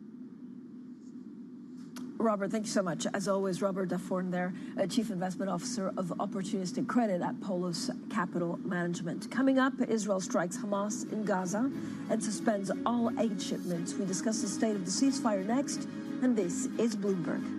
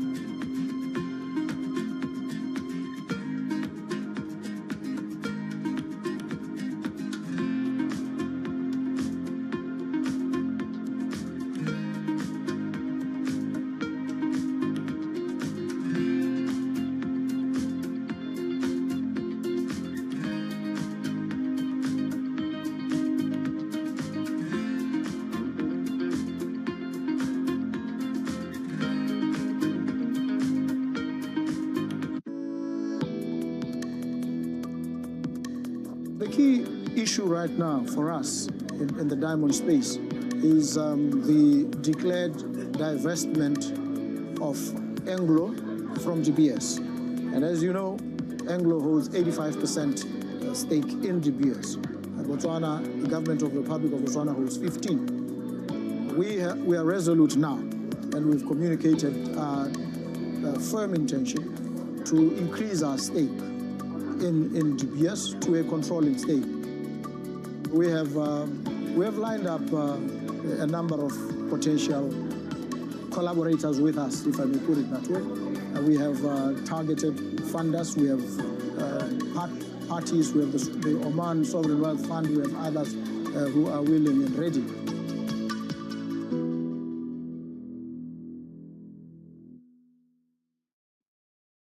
Technology is embedded in every aspect of our lives. And laying the foundation for the future. From finance to defense, AI to entertainment. And from the road to the stars. Bloomberg brings you the latest stories of the people and companies pushing the tech sector to new frontiers. And the politics that shape global tech markets. I'm Caroline Hyde in New York. And I'm Ed Ludlow in San Francisco. Watch Bloomberg Tech every weekday. Only on Bloomberg Television. Middle East and Africa, vibrant resources and high-yield investment opportunities abound. Join me on Horizons Middle East and Africa for the stories, newsmakers, and insight from this exciting region. Now weekdays, only on Bloomberg. Get your fixed income fix. Watch Bloomberg Real Yield around the world right here on Bloomberg. Context changes everything.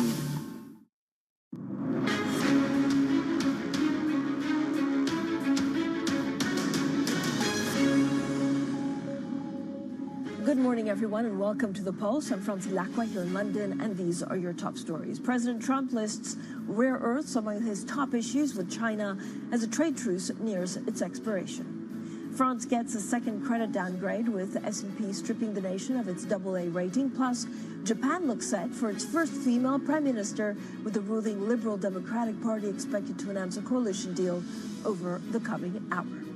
Now, Israel says it has resumed a truce with Hamas in Gaza after heavy fighting over the weekend. That's as both sides accuse each other of breaching a deal brokered by U.S. President Donald Trump. Let's bring Jumana Bersetchi in Dubai. Jumana, bring us up to date with developments on the ceasefire. Yeah, well, Francine, an intense week of fighting on both sides. And what happened is early on Sunday morning, Israel blamed Palestinian militants and Hamas for an attack that took place on an IDF vehicle that ended up killing 2 soldiers. In response to that, the Israeli Prime Minister vowed a very strong reaction. And that came throughout the course of Sunday, with over 100 airstrikes administered by the IDF on various parts of Gaza and Rafah. They also temporarily suspended the shipment of aid, and up until now, the Rafah crossing is still closed. Now, the Gaza government media office says that Israel has killed at least 97 Palestinians and injured 230 since the start of the ceasefire. That being said, Hamas officials have said that they are committed to maintaining the ceasefire, and that they had actually lost contact with some of those militants that were operating in Rafah, that it wasn't themselves or Hamas, the militants themselves, who had conducted those attacks. By the end of the evening, Israel said that they were committed to enforcing the ceasefire. This is where we are today. So the ceasefire is still holding, still very tenuous situation. President Trump was asked about it on Air Force One. He also said that he believes that it's going to hold up. But again, a very fragile situation here.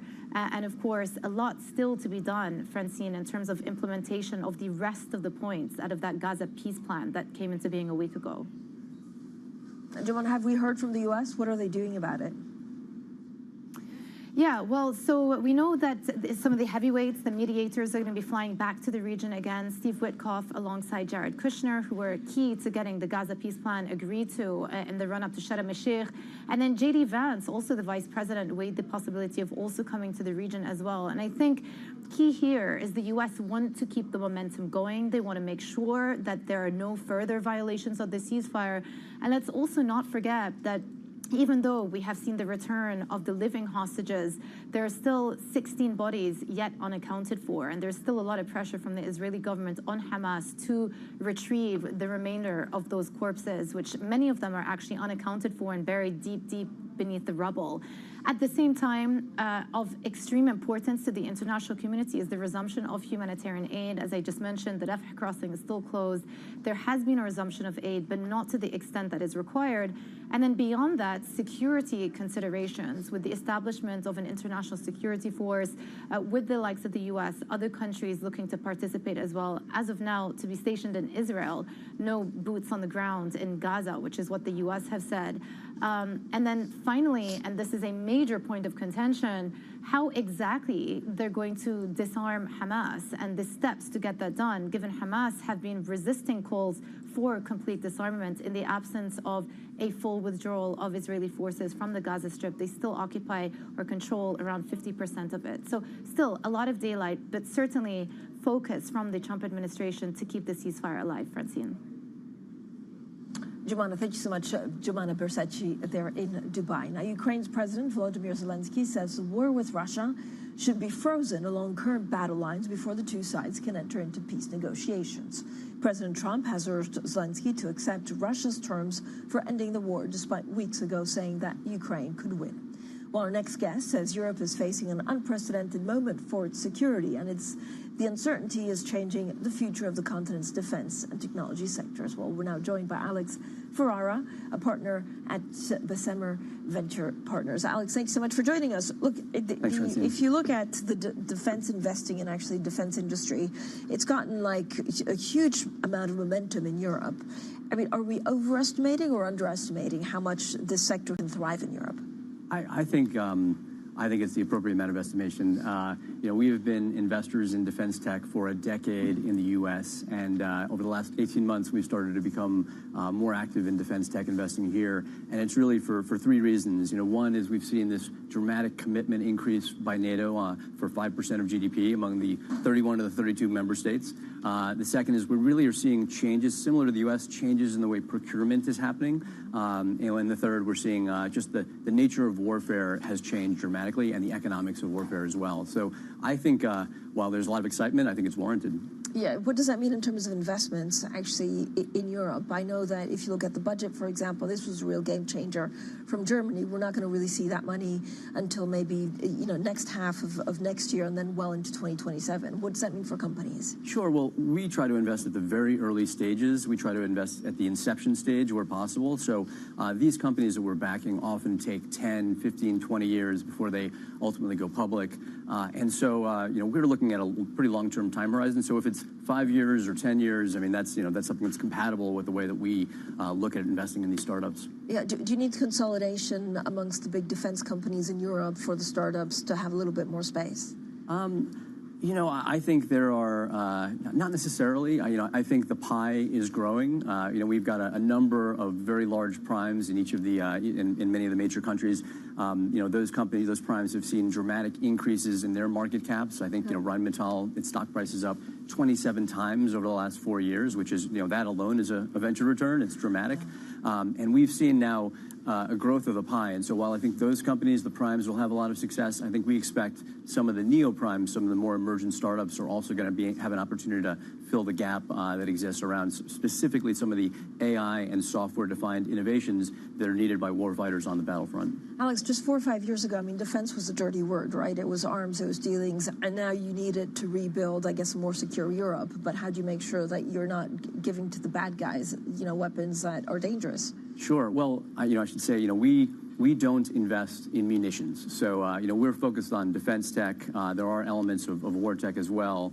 But, I look at it somewhat differently. I mean, I think that combat, I think we can all agree, combat is probably the one job that we would like to see replaced by robotics and automation. And so, by, deploying these autonomous, drones, whether it's air, land, or sea, I think long term, it's probably going to be something that has potential to save lives rather than create more destruction. So what are you focused on? Is it like air defense, or is it drones, sure. recognition? We have, it's a pretty broad area of focus. We have 5 specific areas. We're looking at drones is probably the centerpiece, and it's both air, land, sea, as well as space.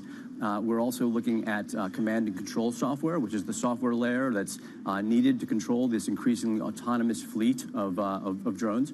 we're looking at space tech, which is, I think, increasingly space sovereignty is viewed as critical for national security. The satellite constellations that the U.S. has, that Europe has, are critical for both commercial applications as well as military use cases. And we're also looking at advanced industrial manufacturing, including rare earths, which has been in the news a lot lately in terms of the fact that China has such a stranglehold at this point on the production of them. But Alex, when you look at robotics, but also drones, does it not mean more casualties on the ground if these wars are just fought on that ground? It's hard to estimate how that will play out, but I think as we look more and more at what's happening in Ukraine as a model, we're seeing the deployment of these low-cost fleets of autonomous drones, autonomous boats, submarines, and it's in many ways that has become this autonomous fleet has become the front line, and so the hope is that it actually can reduce the number of lives lost because you will have more robots fighting the fight rather than humans. Yeah, I mean, I think that's still debatable, but maybe there's a hope. Alex, when you look at, some of the things that I know is being discussed in the corridors of Brussels, is how can you be less reliant on the U.S. given the unpredictable nature, actually, of this allyship, and we don't know what happens in 1, 2, 3 years. Yeah. I mean, could European defense stand alone without Starlink, without some of the American technology that at the moment is really at the center of everything we do in Europe? Sure. Well, I think Europe is going to need and is working on its own answer to Starlink and its alternatives to things like Starlink. I think in many ways this has been a wake-up call, and when we speak with people in the ministries of defense or government, they look at this in the optimistic case as a potential path to prosperity. Europe has really struggled in terms of a shortcoming on GDP growth relative to the U.S. Per capita productivity has really lagged over the last 15 years.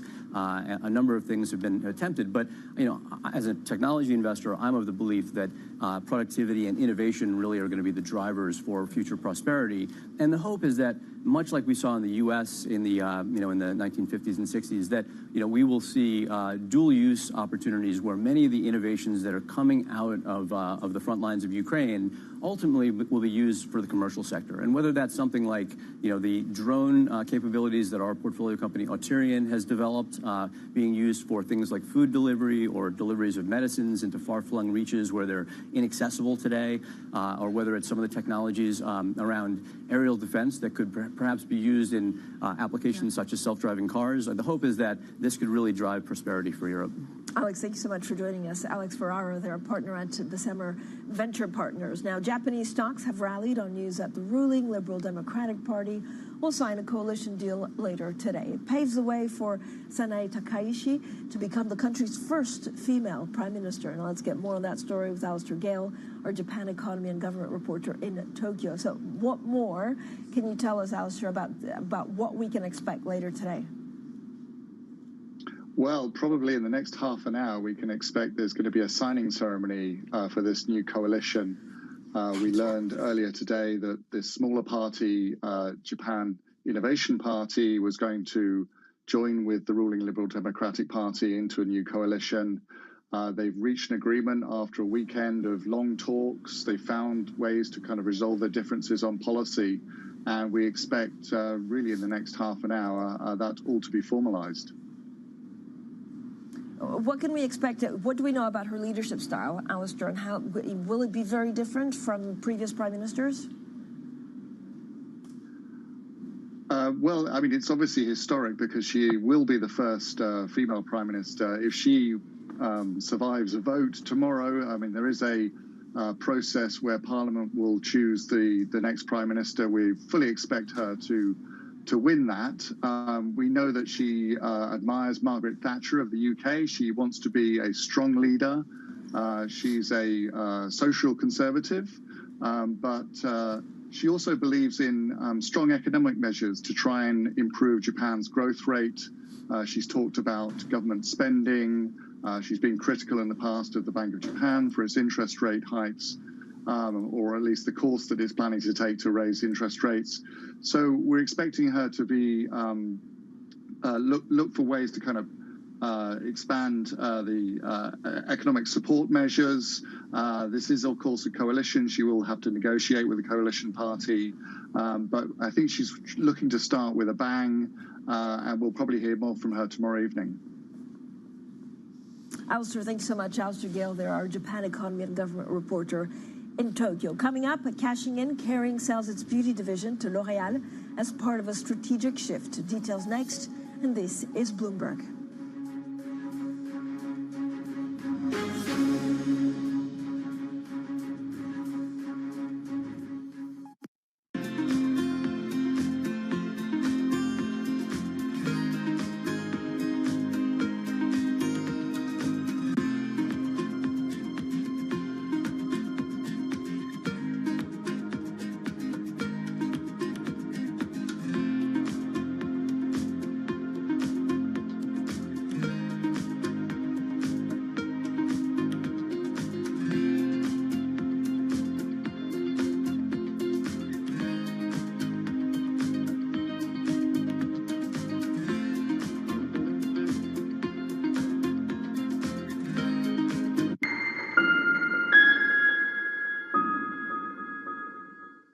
This is Bloomberg Daybreak Europe. I'm Tom McKenzie in London. These are the stories that set your agenda.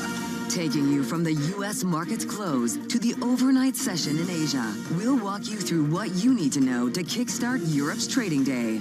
Live from our European headquarters, we bring you the day's top market-moving stories, unmatched expert analysis, and on-the-ground reporting from across the continent. Tune in to Daybreak Europe, only on Bloomberg Television. Context changes everything. What is going to be the consequence for U.S. markets? We are basically deep in the European earnings season. Take a look at how we're faring when it comes to Asian markets. Africa, a region rife with potential for growth and opportunities, but not without its challenges. Bloomberg highlights the biggest stories, interviewing key players, and reporting on the issues impacting the region. Join us as we get to the heart of African business, politics, and economics, and ask the question, what's next? I'm Jennifer Zabasaja, and this is Next Africa. New episodes every month, only on Bloomberg. Earnings season is here. European earnings in focus. We'll break down the results. Bloomberg is first to break the numbers. We bring you some earnings that are coming through a Nordea Bank. LVMH reporting a surprising return. And BP. The earnings story, I think, is really fascinating. There's just so much news. With the smartest insights. It has been a record half-year result. We are committed to capital return.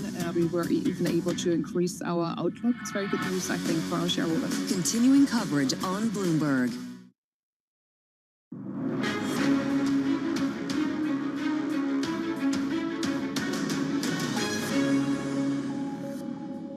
Well, Kering has agreed to sell its beauty division to L'Oréal in a deal worth 4 billion euros. It's the first major strategic move by Kering's new chief executive, Luca De Meo. Well, joining us now is Andrea Felsted, columnist for Bloomberg Opinion. Andrea, if you're in the know, you would have known or expected that something big like this could happen. But a lot of people are saying 5 billion. Why didn't they do it earlier? Is this just a new chief executive getting in charge and kind of marking his point? Yes, exactly. Kering wanted to build in beauty. It bought Creed. It paid a very high amount for Creed a couple of years ago.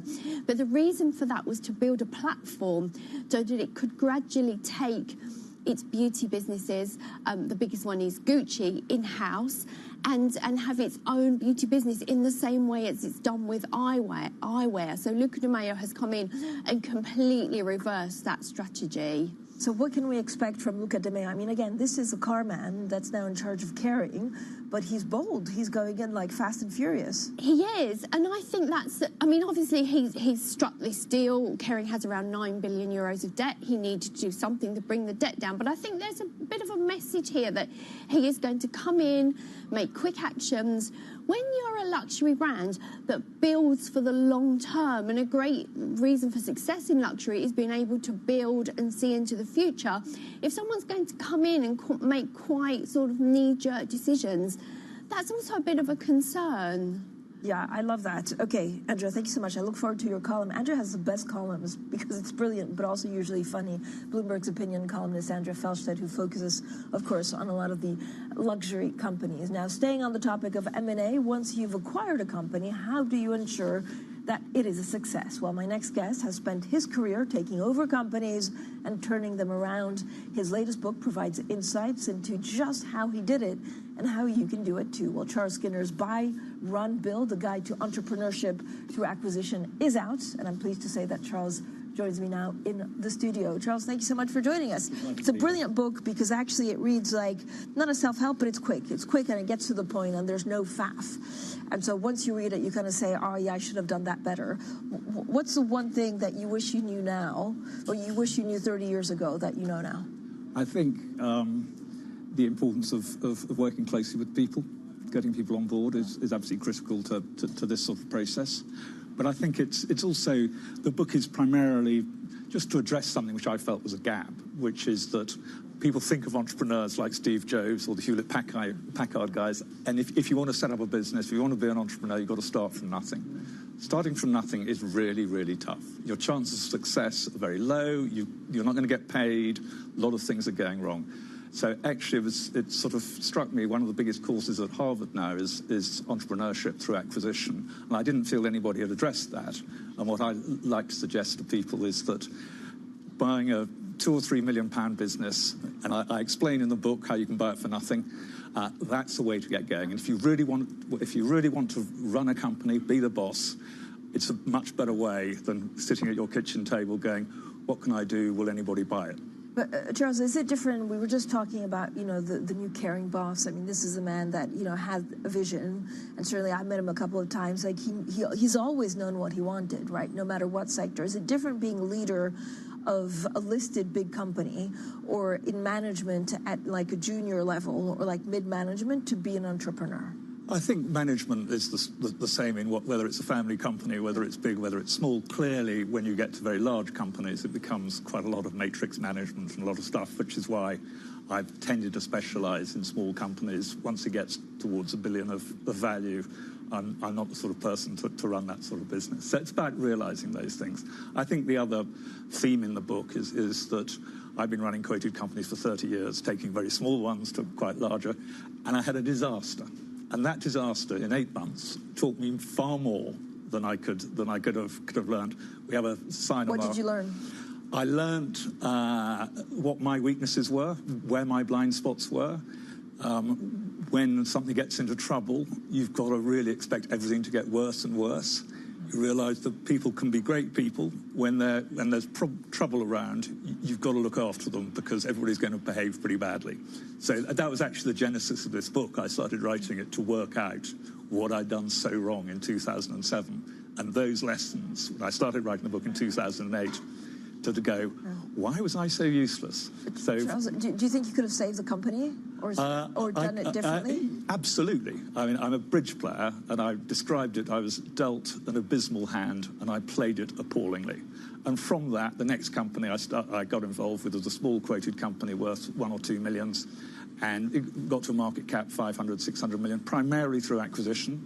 And I'm a sort of buy and build person. But it's interesting how I'm very thrilled that the son of a friend of mine, he and a partner, one worked at Goldman Sachs, the other worked in private equity. And I had a long chat with them about life. Now they're running their own business, which is a vehicle leasing business in the Northwest, and doing brilliantly. Classic retirement sale. I'm really excited about how you can rejuvenate companies, particularly at the moment when it's actually quite tough for sort of older business owners. They're getting hit with taxes everywhere, and you need energy to run those things. But it also seems, and I have a lot of CEOs on the show, that you get told, well, it's a legacy company. I mean, even if you make toothpaste that everybody needs every day, it's still a legacy company. So it's only the sexy stuff that's AI. Like, actually, how do you stick up for companies that we use day to day, or things that we need as humans? Okay, I've worked in tool hire, laundries. I store bits of paper in cardboard real boxes. Stuff, Charles. Oh, God, yeah. I'm UK's biggest office removal firm. I mean, I got involved in when we had the box business, and then I ended up with the removal business because I bought the removal business because it had a lot of boxes in storage. And then I was poking around the back of one of their sites, as I normally do. I let everybody get on with it, but I like to sniff around. I saw all this old IT equipment, and I thought, how does this work? So then, a year later, we bought a little, very small, 2 million turnover business, IT recycling. We sat on it for 2 years to sort of go, how does this market work? And now we're the biggest IT recycler in the UK. That's it's practical stuff. It's all the same things. People are a lot nicer in blue-collar businesses than they are. Is there a danger that people just want that look too much into the new technology? I think that there is a place, there's a huge place for new technology, and certainly a lot of the people who I'm encouraging to buy into old-fashioned businesses are up to speed on AI, things like this, and that can rejuvenate them. But the technology sector is not the only sector in which you can take something, as I've done in the past, very small, grow it something large, partly through acquisition, become national champions, and have a lot of fun with less risk than you might do from trying to set up your own app or whatever. Charles, I mean, you started by saying it's always the people. Everybody always says it's the people. So what have you learned about dealing with people? Do you have to get them on board from the start? Is it convincing? In Buy, Run, Build in the book, which takes you through all these things, one of the things is when you go into a business that is in trouble, there are 3 types of people. The first type are good operators, and they're going, hey, this isn't working around here. Where do I go to next? The second lot are a real pain. They say, Charles, why? This is wrong. What are you going to do about it? It's a nightmare. Yeah. The third group of people, perfectly sensible, who go, I turn up, I get paid, I'll do my job. The people you really want are in that second group, the ones who are a pain, who are going, Charles, come on, what are you doing? You're doing it wrong. Those people care. They care about themselves, they care about the business, they want to get it right. So when you're going into a business which is in trouble, look for those people. The other 2 groups, nothing wrong with them, but look for those people because they're the people who are going to be in the trenches with you. Charles, we just have a little bit of breaking news. So we understand that Amazon Web Services has suffered widespread disruption today, Monday morning, that affected services on other platforms. In a ex-post, formerly known as Twitter, Robinhood said, for example, it's investigating the issue as the AWS outage impacts its services. We understand that multiple other platforms, Snapchat, Roblox, Fortnite, Verizon, are also experiencing issues. That's according to Down Detector. I mean, in a day, since you've been on air, I've had like 55 breaking news. I'm so admiring how you do your job. But as a CEO or an entrepreneur, how do you cut the noise away from what you need to do day to day? I think I'm very keen on locking power and responsibility together and driving it as far down the organisation as possible. So my divisional managing directors, I expect them to deal with everything. Right. I have time. I like to go round all of our sites, which is a waste of everybody's time apart from mine. I like to have space and time so that when something blows up, actually I'm around. That's how I approach it. And then you know that if all of a sudden your biggest customer tells you that they're pushing off, so I've actually got time to go, how the hell did that happen? And get stuck in. So I always think a CEO's got to have time. So you can't micromanage? I can't. And I need people around me who are really good. And absolutely, I push everything down to everybody else, but always give them responsibility, but never forget the power. Give them power. Get it down to the people in the workforce. They will do amazing things if you let people get on for it. Just make sure you lock power and responsibility without power is dreadful, and power of responsibility, we know. That was actually what the press barons were called, I think. The harlot's prerogative. Charles, thank you so much. Charles Skinner, their CEO of Restore and author of Buy, Run, Build. Up next, we have Bloomberg Brief. Again, watch out for the story with Amazon Web Services saying they suffered widespread disruption this Monday morning. Then we have quite a lot going on, of course, in the markets. We talk about credit. And a reminder, we forget, but actually we're still in U.S. government shutdown. It's week 4. This is Bloomberg. Why do the biggest names in business choose Bloomberg Television? That's a great question. It's a very good question. Interesting question. Good question. Great question. I so appreciate that question. You certainly ask interesting questions. Bloomberg Television. Top experts, great questions. How much does the geopolitical volatility emanating from the United States perhaps undermine the bull case for Mexico? Is that a scenario you've plotted out? Structurally speaking, we do still have a very positive view in Mexico. On the macro side, it is a very attractive investment geography for the U.S. Mexico is hugely competitive in terms of costs. The wages in Mexico are much more competitive than the wages in China. So why would the U.S. companies not take advantage of that? And this structural cost advantage is going to lead Mexico to continue to contribute to the growth of U.S. as well. The value chains, the supply chains are so integrated that Mexico has to play a continuing role in the further development of the U.S. And U.S. is growing very healthily, very nicely. It will benefit Mexico. This way or that way, it will benefit Mexico. Mexico for BBVA is, a source of resiliency of earnings, and it generates and complements the diversification that we have from the footprint. But there's another topic that is very important, which sometimes we don't focus a lot about, and why we're so convinced that Mexico is going to continue to do well, which is the leverage in the country. Because the leverage in the country is only 33%. And when you've seen Mexico grow and BBVA grow in Mexico, structurally speaking, the leverage is so low that just a little bit of growth in the leverage is going to be able to support that bull case in Mexico. So that's why we're structurally positive in Mexico. Used to be, one would say, what's that got to do with the price of tea in China, when they wanted to poke holes in the relevance of something? Now, though, if you're in tune with how events around the world affect each other, it becomes clear that the current going rate of tea in China has a lot to do with a lot of things, not just tea things either, but tariffs, franchises, and IPOs. How much?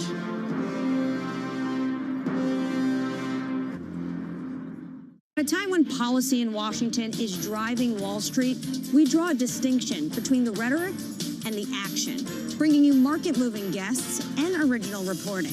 This is Bloomberg Surveillance.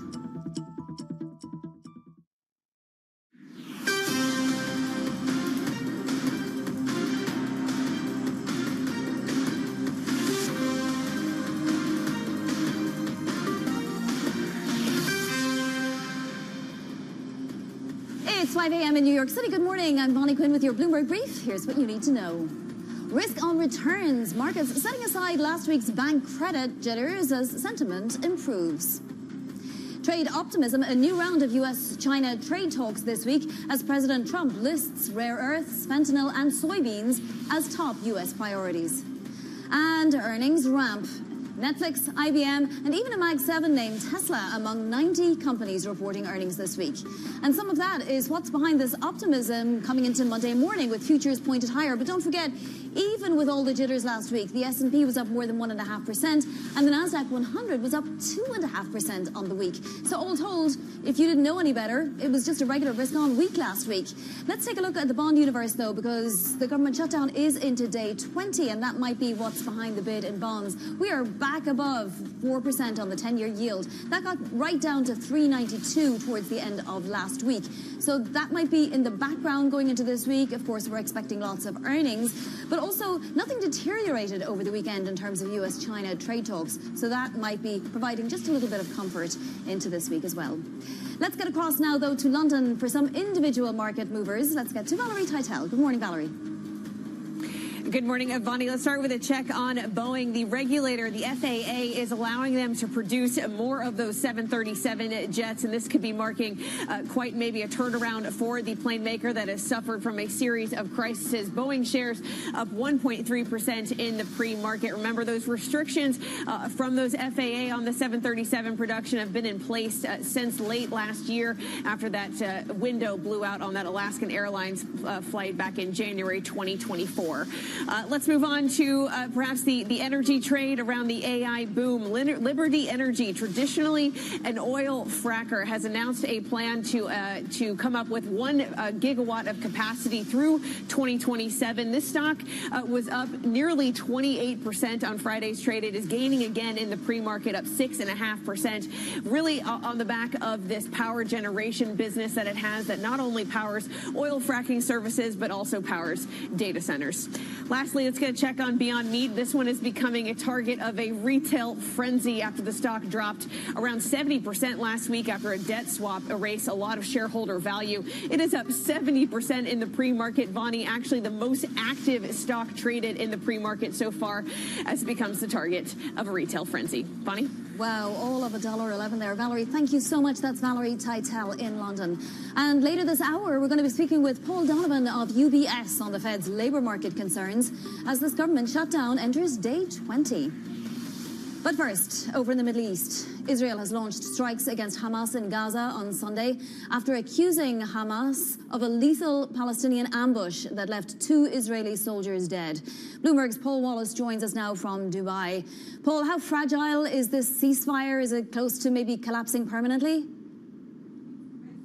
Hi, Vonnie. It certainly is fragile and it's very messy.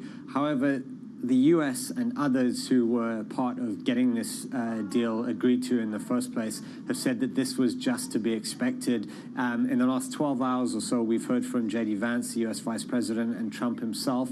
Both of them say the ceasefire is holding, and both of them have essentially said that what we saw over the weekend was always going to happen and that both sides must still continue to stick with the agreement and ensure that the ceasefire is sustained and turns into a formal peace for Gaza and ends this 2-year war between Israel and Hamas. There's still a lot that could go wrong. As you mentioned, 2 IDF soldiers were killed over the weekend. Interestingly, Hamas, or the main body of Hamas, said it didn't have anything to do with that, and it thinks that they were sort of some cut-off fighters in Rafah in the south of Gaza that were responsible.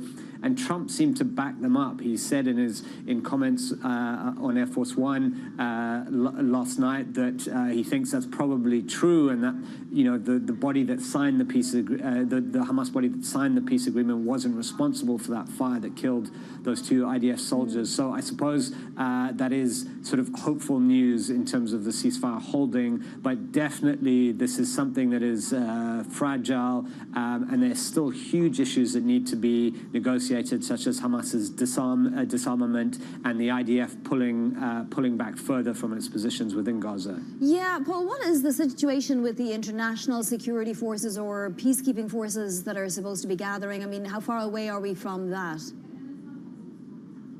It's a good question, and the answer is just no one knows at the moment. There's no country has said unambiguously, we are going to send peacekeepers to Gaza, put boots on the ground in Gaza to ensure the ceasefire holds. There have been various signs from a few countries that they're looking into that they're mulling it.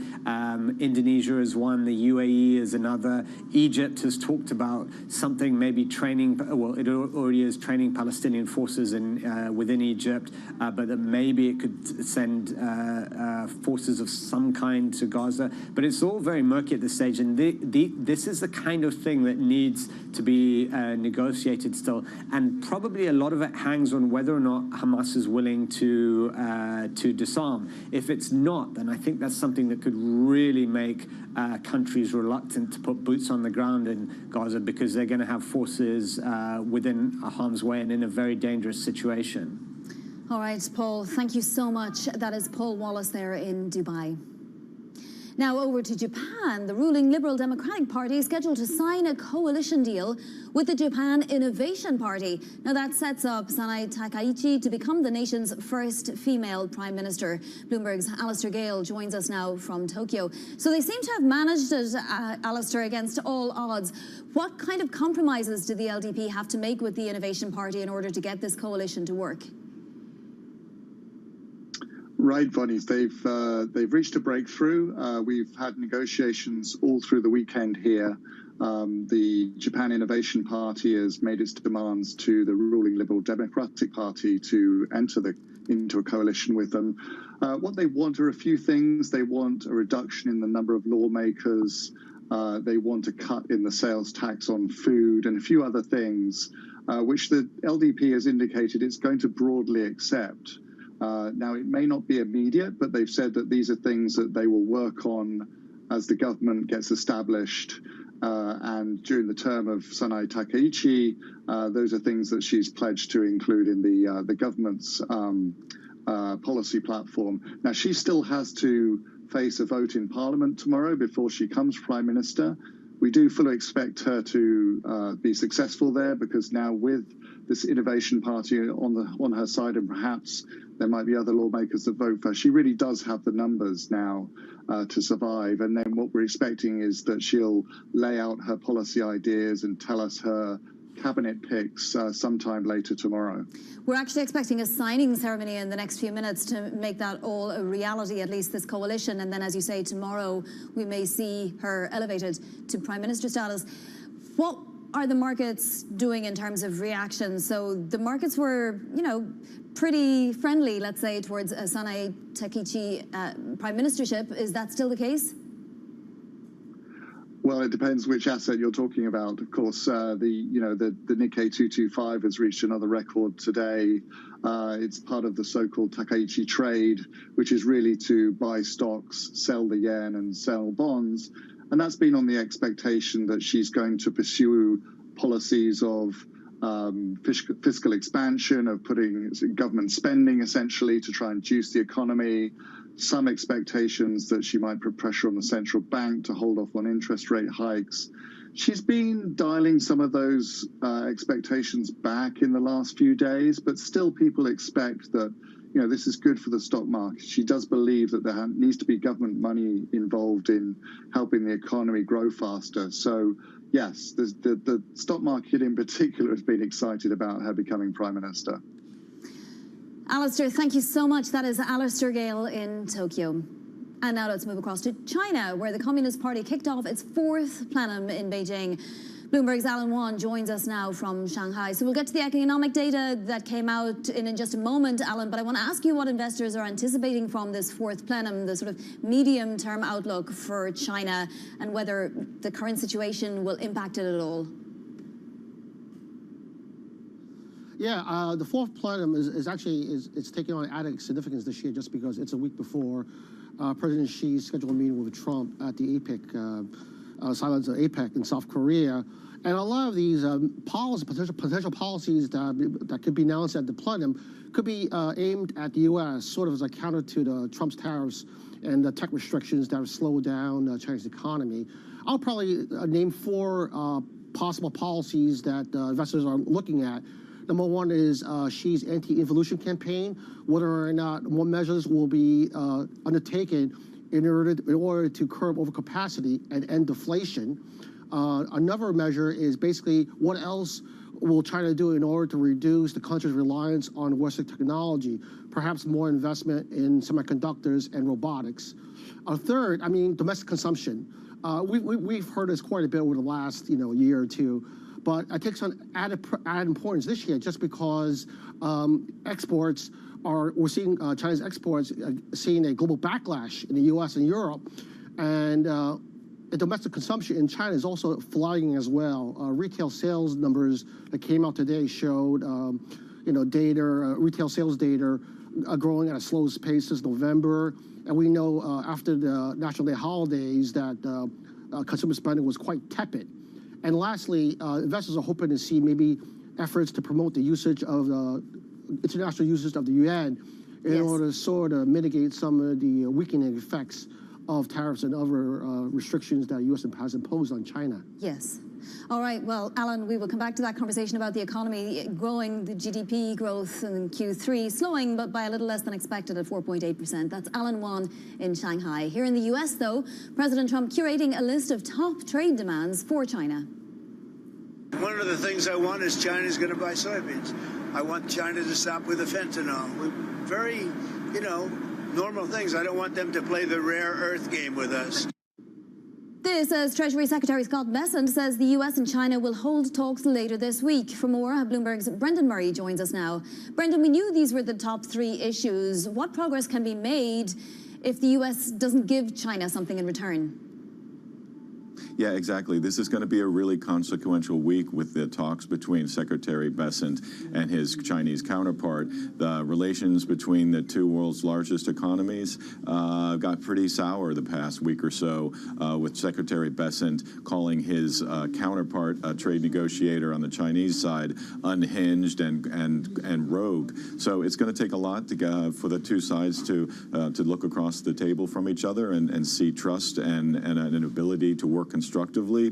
But that will set the stage for, as Alan was discussing, the summit between President Xi and President Trump at the APEC meeting. Now, whether they can actually come away with any sort of grand deal, I think a lot of people would have their doubts about that. But the things that President Trump mentioned, the soybeans, the fentanyl, and the rare earths, are just kind of the stuff that's been on the table all along. And if China can give a little bit in that department, maybe Trump will ease off of the 100% tariff threat that he's put on China.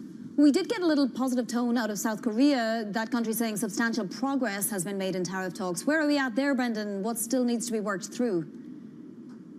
Yeah, I mean, we've heard about a deal with South Korea being close for a couple months now. What we understand is that several South Korean business executives played golf with President Trump over the weekend at Mar-a-Lago. These are companies like Hyundai who want to avoid some of the tariffs on steel and aluminum and cars and other sorts of industrial tariffs that President Trump has imposed on South Korean imports into the U.S. So that's the kind of atmosphere President Trump likes to do deals in on the golf course. So we'll see if that can actually translate into something on paper, something that they can officially file with the Federal Register that will move whatever arrangement they come up with forward. Surely it's going to involve some sorts of pledges on the South Korean side to invest in factories in the U.S. or expand capacity that they already have there. So South Korea is going to have to give a lot if Trump is going to give them any sort of tariff breaks. Brendan, thank you so much, as always. Brendan Murray there giving us trade context this Monday morning. Now, to other top stories trending on the terminal this morning. Amazon Web Services suffered a widespread disruption in the last few hours that degraded services for several companies, including AI company Perplexity and the Coinbase and Robinhood trading platforms. A representative for Amazon said the company was still investigating the outage.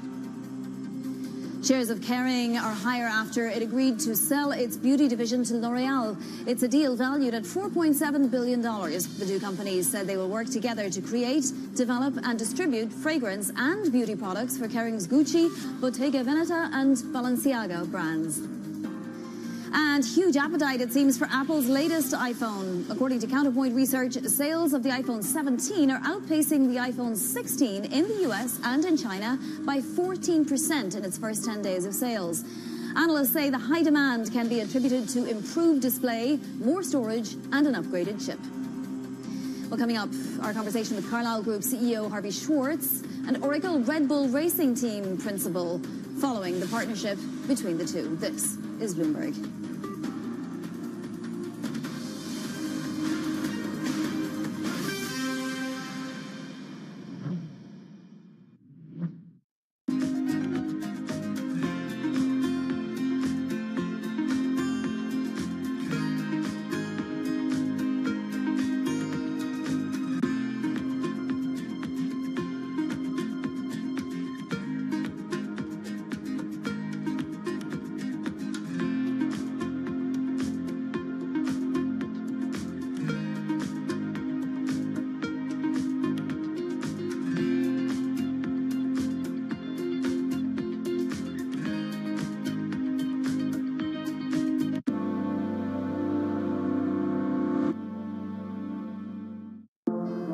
Used to be, one would say, what's that got to do with the price of tea in China, when they wanted to poke holes in the relevance of something? Now, though, if you're in tune with how events around the world affect each other, it becomes clear that the current going rate of tea in China has a lot to do with a lot of things, not just tea things either, but tariffs, franchises, and IPOs.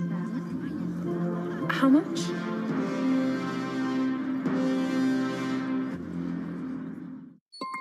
Asia is at the forefront of some of the world's biggest stories. And we're here, where the action starts in Sydney. And in Tokyo, get ahead as the global trading day begins.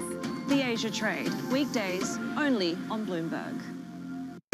Bringing you up-to-the-minute news whenever and wherever it happens. I'm Haslinda Amin in Bangkok. This is Bloomberg. Right, okay, ready? David, what initially sparked your interest in this topic of longevity? 15 years ago, I turned 60, and I began to wonder how much longer I'm likely to live and what I could do to extend my life. On longevity, I talked with the leading experts in science and medicine to educate people about how they might be able to change their conduct so that they can live a happier and healthier life. I'm David Rubenstein. Join me on a 4-part journey as I explore the great quest for longevity. Only on Bloomberg.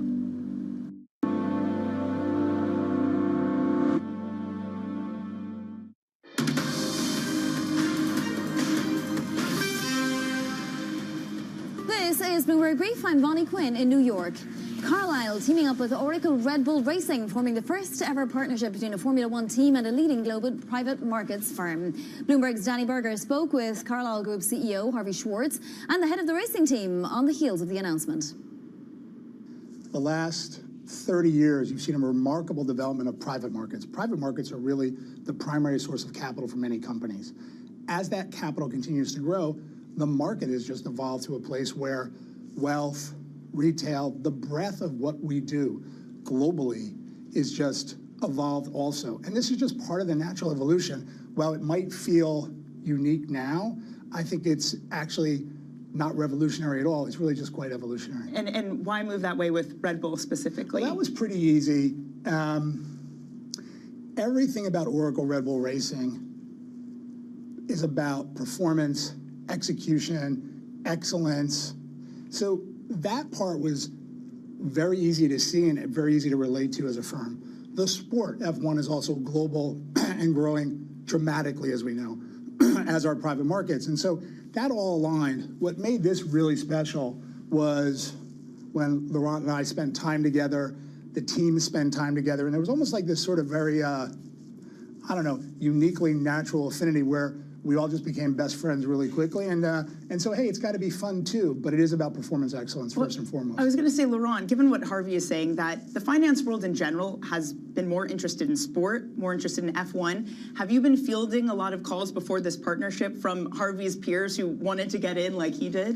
In reality, no. It felt very natural straight away with Carlyle, with Harvey. It's this moment where you realize that the person you are talking with are the best at what they do in the world, and we feel we are quite good at what we do, and what we see with our partners is that we go and try to partner with companies that are the best at what they do, and we had a lot more points of connections. We had these performance obsessions. We have this data-driven approach in our very different business. But together with that quest for perfection in everything we are doing, it felt like a very, very natural connection. To be fair, Harvey, there have been some outspoken critics about the move for private capital to do sponsorships, to get invested in sports.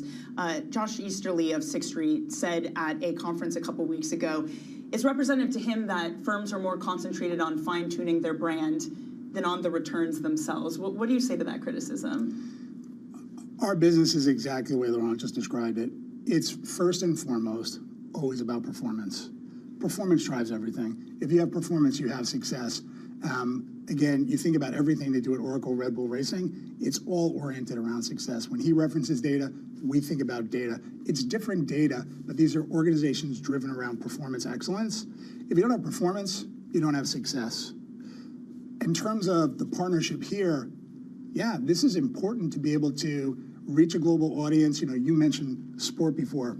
There's a real desire in the world for people to come together around sport, and this is truly one of the fastest growing sports in the world. That was part of Danny Berger's conversation with Carlyle Group CEO Harvey Schwartz and Oracle Red Bull Racing Team Principal Laurent Mekies. Coming up, a look at what else is making headlines in your front page news. That's next. This is Bloomberg.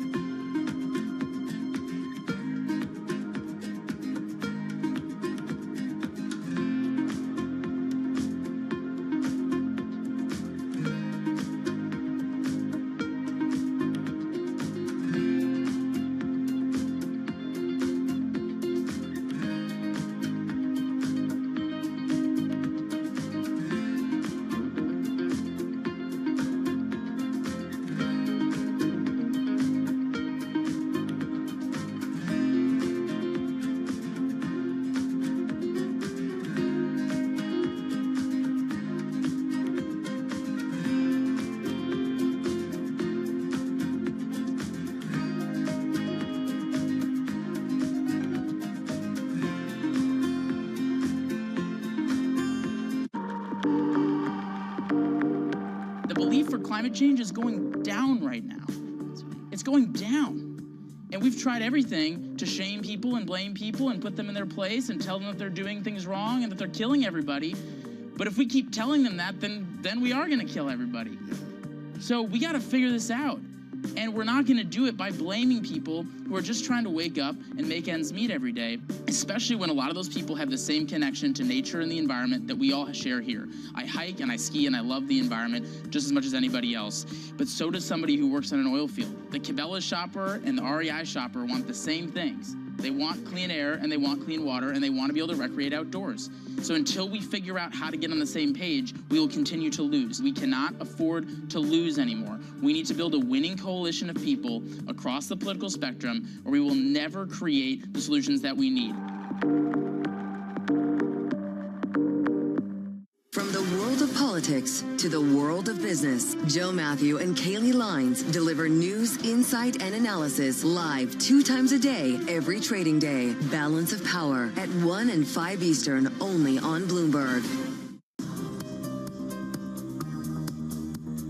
It's the countdown to the market open as we bring you the first trades across Europe.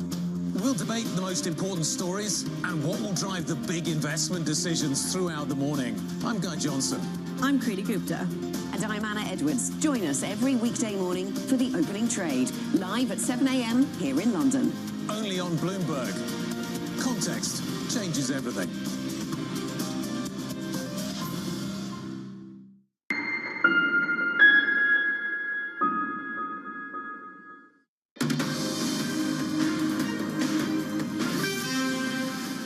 This is Bloomberg Brief. I'm Bonnie Quinn in New York. Time now for your front page news. First up, the Washington Post reporting that Secretary of State Marco Rubio, quote, promised to betray U.S. informants to get President Trump's El Salvador prison deal.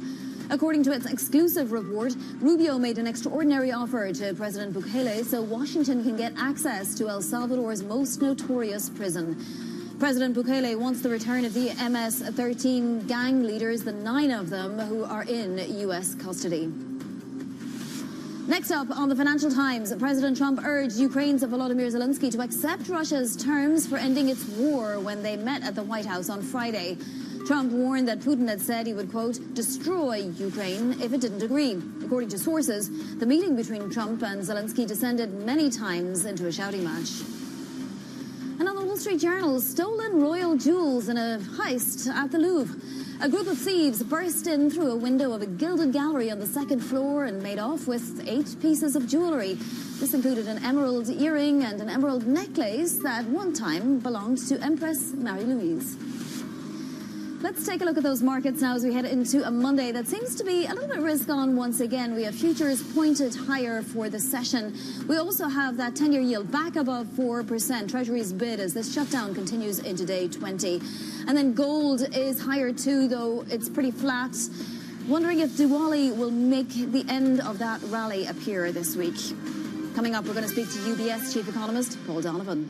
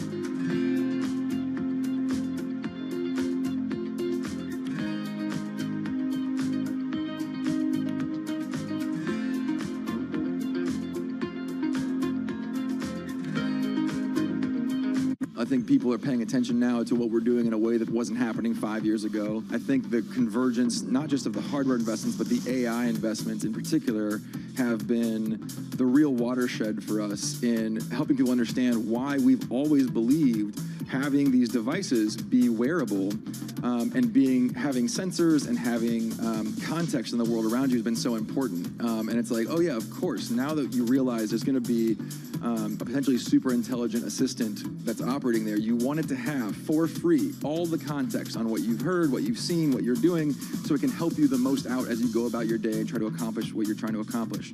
So we feel a lot of vindication on that. I think the question is, yeah, will it be us? Will it be a competitor? That depends on our execution and their execution. I have a lot of confidence that the paradigm that we're in right now, which has been stable for a long time, right? The phone that you all have in your pockets now is roughly the same as the phone you had in your pocket 4 or 5 years ago. There's not really a lot of new innovation happening at that scale. There is a lot of things. The phone is the greatest consumer electronic device ever built, and yet there's also a lot of things that we wish it could do better or different. And I think with AI and integrated context with the world around us, that becomes more and more obvious. So I'm very confident that the paradigm will shift in that time frame. And you all know the saying, we get a lot less done in 1 year than we think and a lot more done in a decade. That really is going to be true, I think, when it comes to these shifts. Astonishing day for US technology. It's shaping the region's technology ecosystem. Asia's biggest tech news and innovation. U.S. jobs numbers are released. Bloomberg has the report under surveillance with crucial data and expert analysis at terminal speed. Nobody covers Jobs Day like Bloomberg.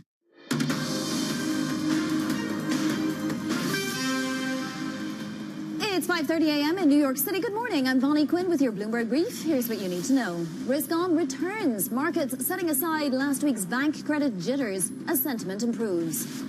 Trade optimism. A new round of U.S.-China trade talks this week as President Trump lists rare earths, fentanyl, and soybeans as top U.S. priorities.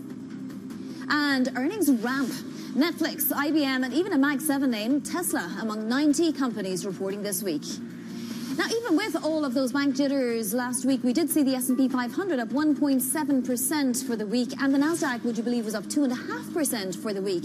So you can imagine it doesn't take much for risk sentiment to be drawn back in, and certainly that's the case today. I guess the story is nothing deteriorated too badly over the weekend, and so why not, right? Also, there's those earnings to look forward to.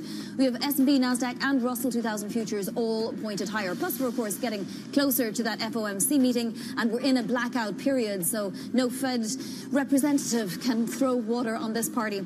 Let's take a look at the bond universe, though, because we did see a bid into treasuries, bringing that 10-year yield right back above 4%, where it was at the beginning of last week, but certainly wasn't at the end of last week. It was down to 3.92 at one point.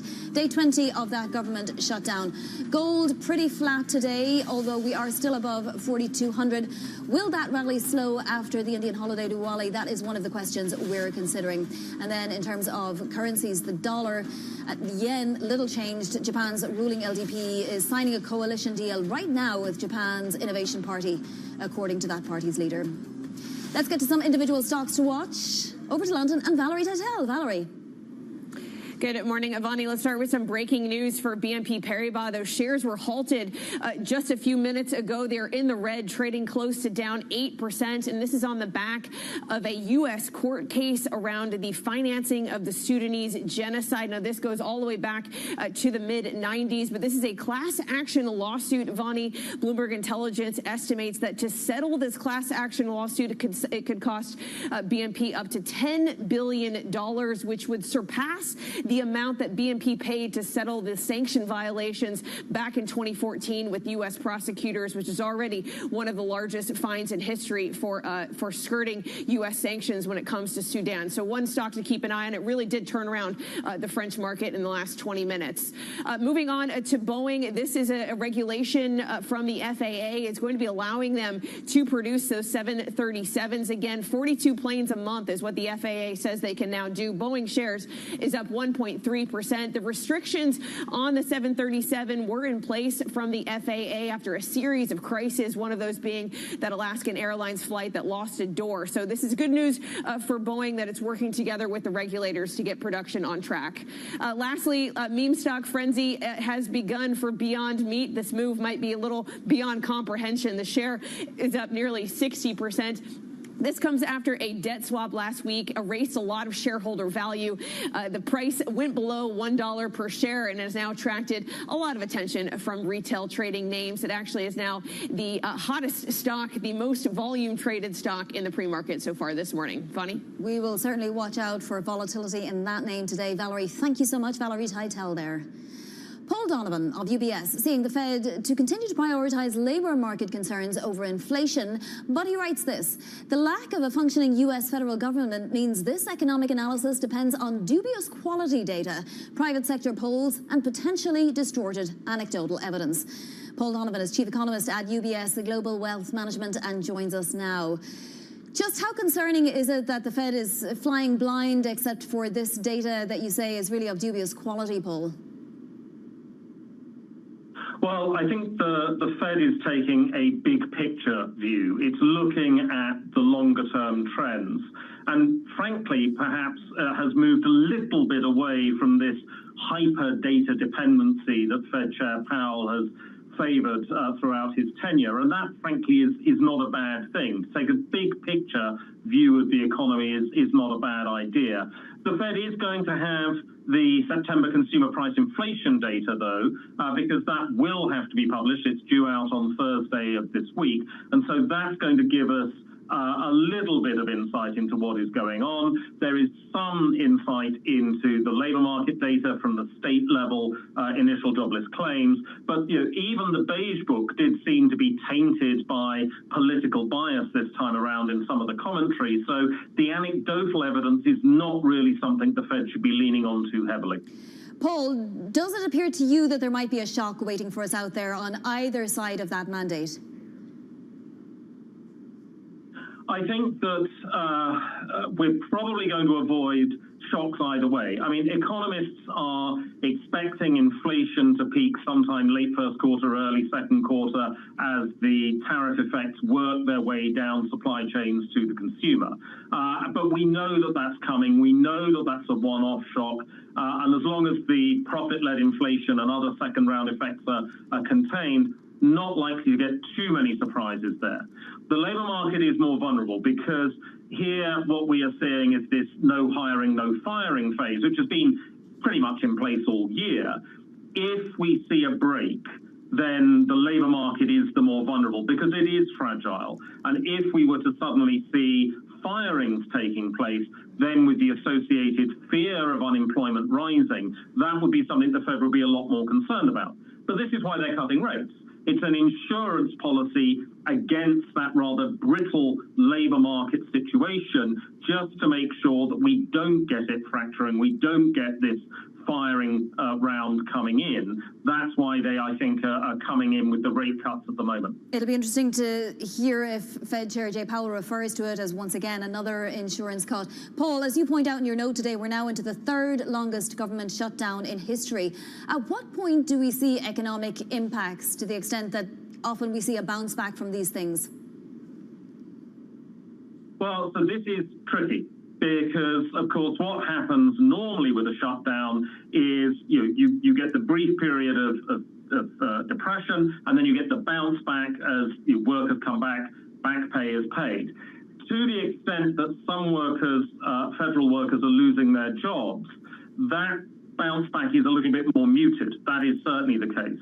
The fact that the shutdown is dragging on also means, of course, that families will be using savings to tide them over. Maybe they have to dig quite deep into those savings. That may make them more nervous about the future. You might get, again, a little bit of a restraint on the bounce back when it happens.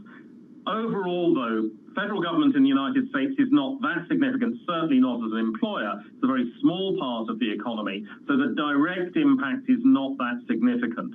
If, however, we are seeing associated areas of the economy affected because they can't get government grants, because they've got problems in terms of tourism being affected, things like that, that does become more troubling. And so, again, the longer that goes on, the more second-round effects, not directly coming from the shutdown, but the secondary effects become a bit more serious. Definitely continuing this week anyway. So, Paul, just to wrap it all up and together, what's the right level, if I can put it that way, of the 10-year right now to you to be pricing in all of these concerns?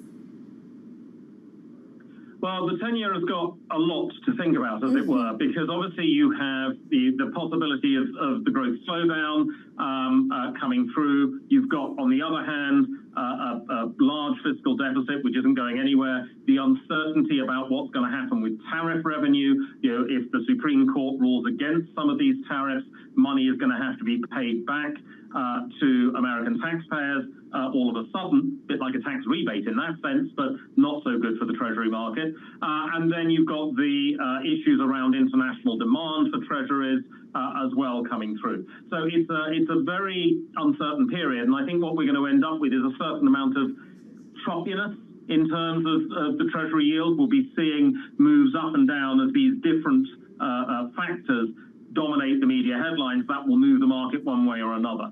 Overall, I'm inclined to think that the Treasury yield can come down a bit over time. I think that we will be moving through the inflation spike first quarter of next year. The Fed will still cut rates further. That will perhaps reassure the bond market, but it's not going to be a smooth ride because of all these other factors and noise around the Treasury market.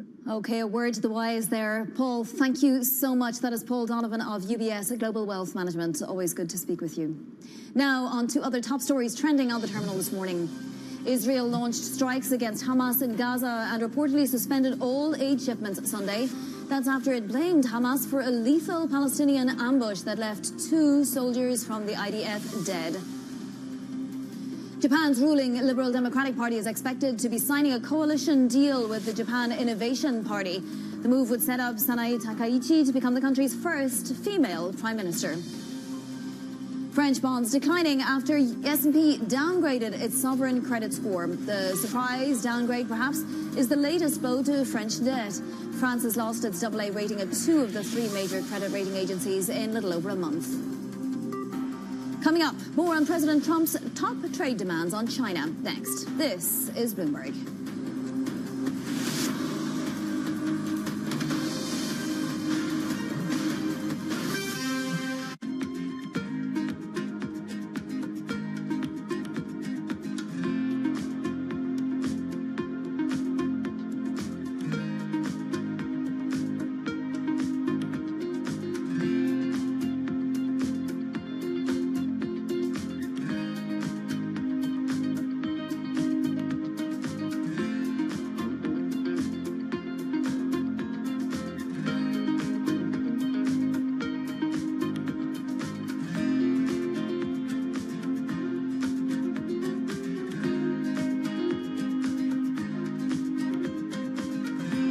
I'm David Weston. Join me each week on Wall Street Week for stories of capitalism from business, markets, economics, tech, and climate.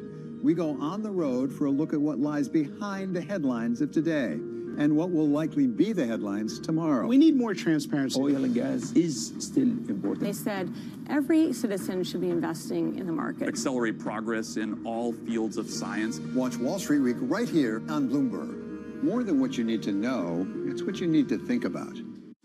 I'm Alex Rodriguez. And I'm Jason Kelly. And we're back with another season of The Deal. With athletes and entrepreneurs who are changing the game on and off the field. Jerry Jones. Some good-looking trophies. 1 and 1 is 3 in sports, not 2. And it's because that 3 is imagination. That 3 is putting yourself in a way, having yourself hit the home run. Erica Ayers-Badon. I'm a high-energy board member. I'm very passionate. I have a lot of opinions. Robin Arzón. I want to light fires in people's lives, and that is still one of my core mandates for all of my businesses. Justin Tuck. I tell all of my friends that play in leagues now, make these relationships now while you're hot. Don't wait till you're like your 12th year in and you're just hanging on. Stay tuned. You won't want to miss it.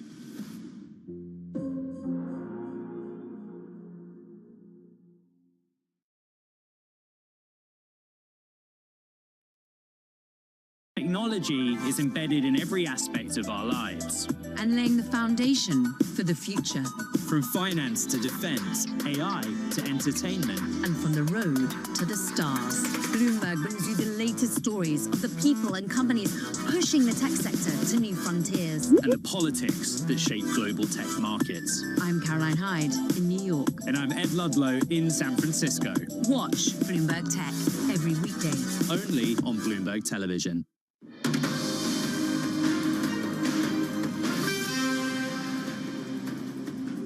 One is China's going to buy soybeans.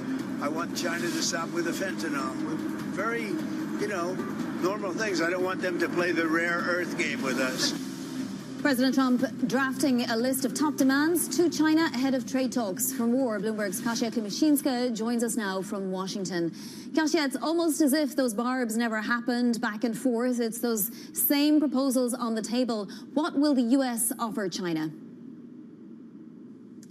Indeed. So we just heard President Trump yesterday outlining those 3 demands to China. While on Air Force One, he talked to reporters and he said, basically, all the U.S. wants is China to restart the flow of rare earths, to buy more U.S. soybeans, and to stop the flow of fentanyl that President Trump says is killing millions of Americans. So we will have in-person talks between U.S. Treasury Secretary Scott Bessent and his Chinese counterpart, Vice Premier Li Feng, probably on Friday, and the two will look to de-escalate. But it does look like the situation has improved a little bit. President Trump is no longer mentioning those additional 100% tariffs that he has previously said might get imposed as early as November 1st. And it looks like the meeting between President Trump and President Xi at the end of October in South Korea is still on. So we'll see where it goes from here. There are also those much higher tariffs that are still looming, higher tariffs of more than 100% that would go into effect later in November if the two sides don't reach an agreement. And as Trump had said, that's an eternity away, at least for him. But he lashed out at another Latin American country over the weekend, now accusing Colombian President Gustavo Petro of being an illegal drug dealer. How is Trump threatening to punish Colombia? Here, the narcotics are in focus amid the largest cocaine boom in history. And President Trump is pointing to Colombia, saying that this is where the drugs are coming from and that President Gustavo Petro has to do something about it. President Trump said he's cutting all the financial aid to the country, and he's also about to impose additional tariffs on the country as early as today. This could hurt the rally that we saw in stocks in Colombia and, of course, further escalate the conflict between what used to be two major partners when it comes to security. Kasia, thank you so much. Bloomberg's Kasia Klimaszinska in Washington. Turning to tech, Amazon Web Services says it's experiencing issues with its cloud service operations. It's been causing outages and services interruptions to hundreds of websites and apps, including AI company Perplexity and the Coinbase and Robinhood platforms. Joining us now is Matthew Bloxham, Bloomberg Intelligence Media Technology and Telecom Research and Data Innovation Lead. Matt, it's a little bit concerning when you see AWS, which provides for so many companies, experiencing this kind of an outage. Can you give us any details? Yeah, we don't at this point have any details about what's caused this outage, but as you say, it's causing widespread disruption, and not surprising because Amazon Web Services is by far and away the leading provider of cloud services in the world, about 30% market share, 10 percentage points above second place Microsoft's Azure services, and Google's way back in third with 13%. So a huge number of companies and major app providers rely on Amazon Web Services to deliver their apps and services to consumers and businesses, and there's normally some resilience put in place, but quite often companies will single source their cloud provider, and maybe over time we'll see companies look to mirror their services across perhaps a couple of different cloud services providers to kind of limit the disruption we see from these kind of issues, which seem to be becoming more and more frequent these days. Yeah, we just had AWS saying that it's identified potential root cause for error rates. We'll keep everybody updated as the morning goes along. But turning to Apple now, because it's seeing iPhone 17 sales higher by 14% in the first 10 days than iPhone 16 sales, and not just in the US, but also China. What do we miss, Matt? I thought we weren't really expecting the 17 to be so sellable. Yeah, it's interesting. I mean, I think probably a lot of people were slightly underwhelmed with the 16 last year and just decided to hold on to see what the next upgrade would bring. I mean, certainly what we've seen today from this Counterpoint research is consistent with our own survey work at Bloomberg Intelligence, where we've definitely seen strong demand or interest in the iPhone 17 and a higher number of people looking to upgrade within the next 3 months. But actually, when you look at the kind of 4 to 6 month view, it's similar. About 30% of customers looking to say they're going to upgrade. So I think it's always a combination of features. It's kind of storage, battery life, screen, the camera. These kind of things are what kind of really spur people on. And certainly our own survey research kind of is consistent with what we've heard from Counterpoint today, that there's interest both in the iPhone 17, the base level, but also very strong interest in the Pro and the Max models, the most expensive models. In our research, about 46% of Apple customers planning to upgrade said that they were going to go for those expensive models. Only 5% said they were going to go for the new iPhone Air. So perhaps that product's got some way to go before it kind of really convinces consumers it's got a place in the lineup. And apparently a big cohort were upgrading for the first time since the pandemic. Fascinating. Now, it's going to be a busy week of tech earnings. We get Tesla, Netflix, IBM and Intel, though, all set to report this week. Which one would you be watching most for any signals about the economy and about the tech boom, actually? Yeah, I mean, perhaps kind of a couple of them there. Netflix, obviously, the market's looking for about 17 or 18% growth. I think they've been having success with their live events, and they're also moving into advertising, so quite a lot of different things for them to update the market on. And then perhaps bringing us home later in the week, Intel, clearly very much involved in the AI boom, and whether they're getting any traction with their foundry business, which is potentially a competitor to TSMC, and whether they're kind of getting into this web of kind of circular demand we've seen from the likes of NVIDIA and OpenAI. And obviously, it's critical for Intel that they really get that foundry business going to kind of reclaim some of their past glory in the chip market. It is never dull in these markets, Matt. Thank you so much, Matt Bloxham of Bloomberg Intelligence there. Well, over in Europe, Kering has agreed to sell its beauty division to L'Oreal. It's a deal worth $4.7 billion. Bloomberg opinion columnist Andrea Felsted joins me now. So, Andrea, why the change in strategy, the strategic reversal so soon? I had thought that they were going full steam ahead into the beauty business, buying Creed just recently. That's exactly what they were doing. They wanted to acquire Creed to build a beauty platform so that they could take their beauty operations, particularly the Gucci license that was with Coty, in-house and own beauty and grow it in the way that they have with eyewear, sunglasses, etc. Now, the new CEO, Luca de Meo, has come in and he's decided that a bigger priority is reducing the around 9 billion euros of debt. They get about 4 billion euros from this, so that goes a long way to strengthening the balance sheet. Yeah, and it's fascinating the way it works through licenses. So I guess the companies sell 50-year licenses for their fragrances, but maybe they keep the IP. I didn't know that's how it worked. But what has de Meo learned about this kind of business that makes him okay with getting rid of it for now to competitors such as Hermes and so on? Indeed, he's just really prioritizing. I mean, he really had to come in and strengthen Kering's balance sheet, give it the financial strength to invest in its core luxury brands to compete against the likes of LVMH, which has a very strong balance sheet and can really pump money into its brands so that it can keep them at the forefront of consumers' minds. So he's decided that obviously doing that is more important than building beauty. But I mean, obviously, Kering had to do this, but when you look, these brands, LVMH is in such a strong strategy, in such a strong position. Richemont is in such a strong position because they invest for the future. So, okay, he's getting the cash benefit, strengthen the balance sheet, but there is a long-term potential loss from this, from not having that strong beauty business in the future. Absolutely, and those fragrances that I'm sure everybody loves so much.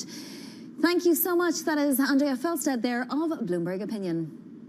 Coming up, we're going to get you set up for your trading week with earnings, 90 sets of earnings, in fact, and that delayed CPI report on deck, we hope. This is Bloomberg.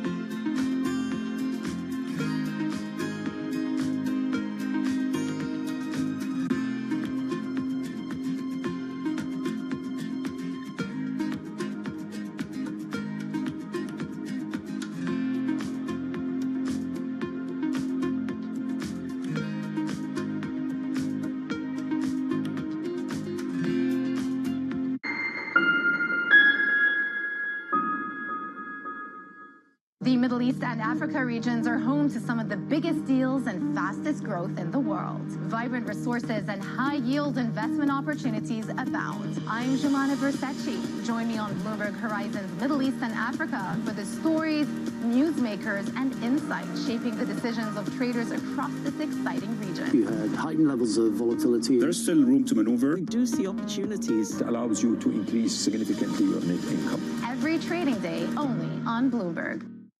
Get your fixed income fix. Watch Bloomberg Real Yield around the world right here on Bloomberg. Context changes everything.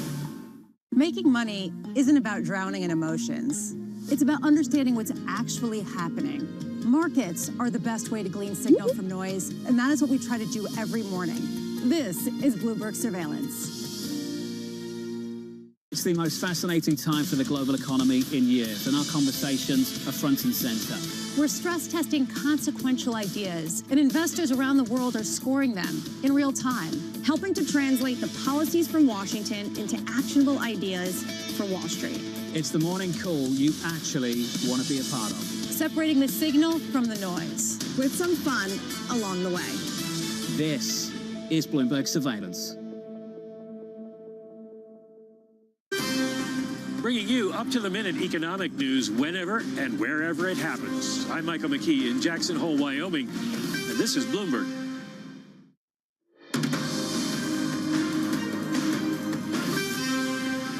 This is Bloomberg Brief. I'm Bonnie Quinn in New York. Now, a look at what's ahead this week. So, 90 sets of earnings. Netflix and GM coming on Tuesday. Then Tesla and IBM, some of the main ones to watch on Wednesday.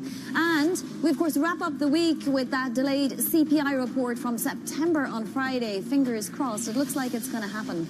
Let's take a look at some movers now before the bell. Amazon is actually down slightly, just about 0.25% now. Things seem to be improving, but it did report widespread AWS services disruption, and it hit all sorts of financial consumer sites. Even the AI company Perplexity said that it was affected, so that's going to be something to watch throughout the day. Bitcoin-related and crypto-related stocks generally rallying right now, as you can see. Mara Holdings up 4.4%, but you could look at Circle or Coinbase or any of them. They're all rallying as Bitcoin outperforms and miners outperform Bitcoin. Remember, it had 8 days out of 11 where it was down, was back up again today above 111,000 per coin. Beyond Meat is one to watch today. A retail frenzy boosting this stock. It was up more than 100% a little while ago, up 54%. Massive, massive volume. Do be careful with that one. Beyond Meat, once again, up 54% to $1. Let's take a look at macro movers now, because we do look to be going into the week with a little risk-on tone once again. If you think about it, last week we were higher on the major averages. In fact, the NASDAQ 100 was up 2.5% for the week in spite of everything. We look to be starting off on a positive note once again today. That 10-year yield back above 4%, a bid into treasuries as we enter government shutdown day 20. And gold just backing off a tiny bit from its records, still holding above 4,200 though on this Diwali week. That's it for Bloomberg Brief. Surveillance is next. This is Bloomberg.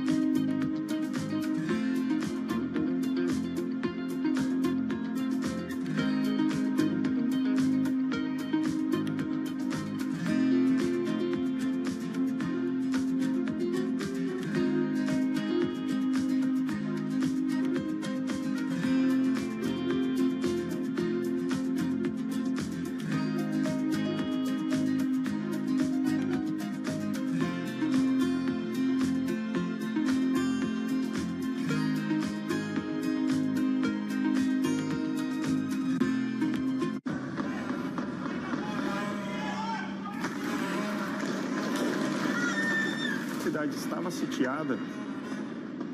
Isso é o começo, eu tremia. Não sabia o que fazer. Foi a mais terrível que eu passei na minha vida. Eu temo, né, que o Brasil se torne, num futuro próximo, um narco-estado. Porque no final, tudo é dinheiro. People back home, they are suffering, and someone is driving a Range Rover with their money. Where is my money? I think she's a scam up to now. It's some of the world's most desperate people who are getting ripped off. Repeat after me. I am a winner.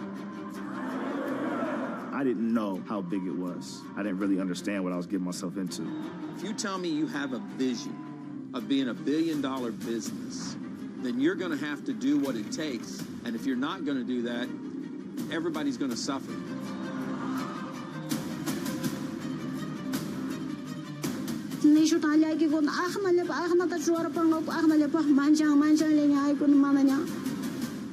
Una batalla a muerte.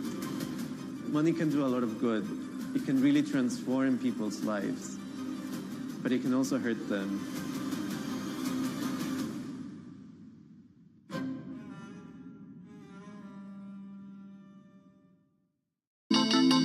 The countdown is on. Everything you need to get the edge at the end of the market day. Get ahead of tomorrow's trading with The Close.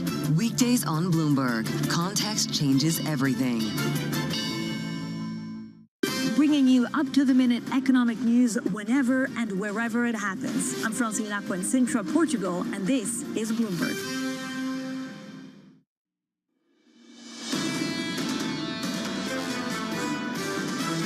I'm still optimistic, actually, that we are not talking about an overvaluation. I wouldn't say that the whole market is overvalued. We've heard about all the AI infrastructure investment, and that's continuing to drive earnings. If you look at what's been happening in the AI stocks, we've got all the classic symptoms of a bubble. I do think it is a bubble. Broadly speaking, the markets are holding up okay. In situations like this, it's always okay till it isn't okay. This is Bloomberg Surveillance with Jonathan Farrow, Lisa Abramowitz, and Anne-Marie Hordern.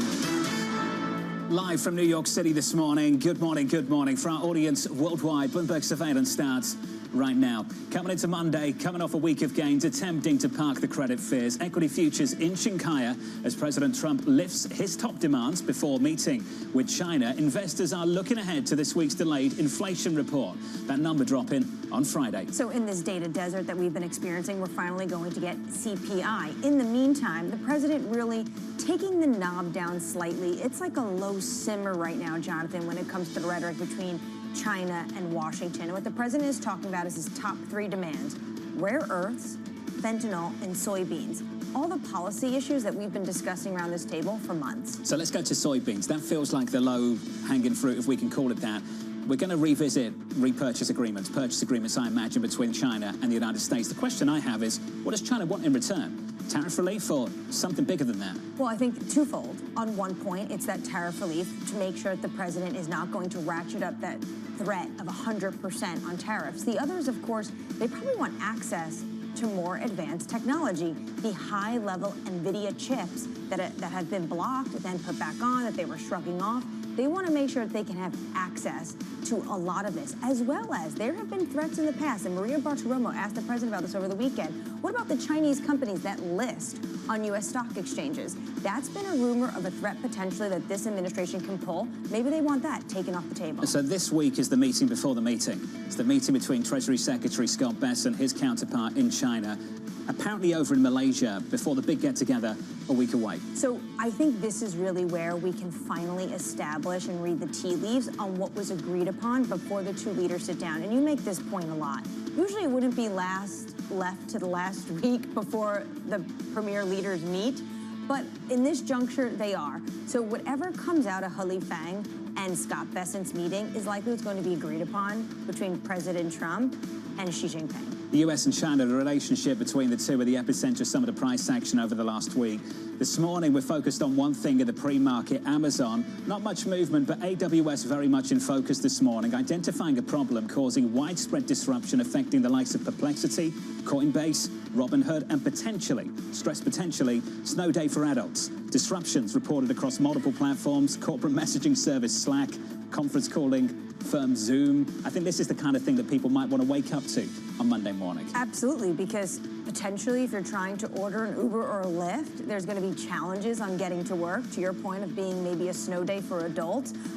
This is a problem in the U.S. East Coast. So anyone that's working on Wall Street, this is something that you need to take a look at. They are working on it, but they've had thousands and thousands of requests that there's a ton of shortages. It's degrading the services for several of these companies. So we're going to work with this disruption Monday morning. And just for the record, if it wasn't for Anne-Marie, I wouldn't be sitting in this seat this morning because AMH called the car for me because the Lyft service wasn't working. It was working for me. I had service. So there you go. Equity futures on the S&P positive so far. We're higher by 0.3%. Coming up this hour, Russ Kostrick of BlackRock as stocks add to last week's gains. Terry Haynes of Pangaea Policy as President Trump lists demands for China.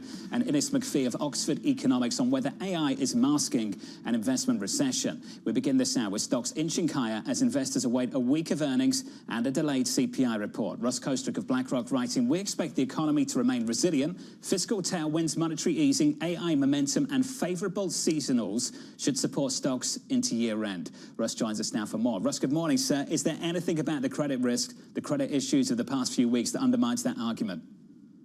Good morning, Jonathan. I think you've got to be aware of the credit markets, but just to be clear, if you look at the broader aggregates, we really haven't seen anything that is that disruptive in credit markets. And we went through a similar incident back in March of 2023 with the regional banks, as you'll remember. So I do think you always want to be aware of the credit markets. But as you mentioned in the introduction, there are three factors right now that are a tailwind. The economy has been resilient. You've seen economic estimates come back, earnings estimates with that. The Fed is cutting into strength, and the AI momentum in the near term looks pretty solid. So as you think about the next, call it 3 to 6 months, in the absence of any new news, I do think that takes the market higher. So, Russ, as you noted back in 23, there was a concern over regional banks, but largely, almost exclusively over interest rate risk. Here we are 2 years later, focused on credit risk and the risk that maybe the cycle is turning. Russ, is there something else that you would look for that suggests that maybe there's no evidence of that at all, that these are idiosyncratic issues, that if you look more broadly, things still look pretty good? Yeah. Well, look, I think there are a couple of issues. The first is you have to acknowledge that some of the stress you've seen so far has happened with companies that are more geared to lower-income consumers. And there is stress with lower-income consumers. We've seen that for some time. That's been occurring since rates were going up over the last 1 to 2 years. So that is a pocket of stress. However, if I look at the broader economy, if I look at the wealth effect, if I look at where the labor market is, if I look at where disposable income is, do I see an economy that is evidencing the type of stress that would get you really worried about credit markets? Probably not. Again, pockets of concern, places you want to be aware of, but in aggregate, you still have a very resilient and robust economy, which should be supportive of not only the credit market, but also the stock market. So, Russ, let's build on some of this. So you see reasons maybe to be comfortable with the idea that this does not migrate up income cohorts and ultimately topple the broader economy. With that in mind, Russ, what would you isolate, parts of the equity market you would avoid for now, and what would you lean into? Well, it's interesting. The parts of the equity market that you've done well to avoid have actually been the safest parts.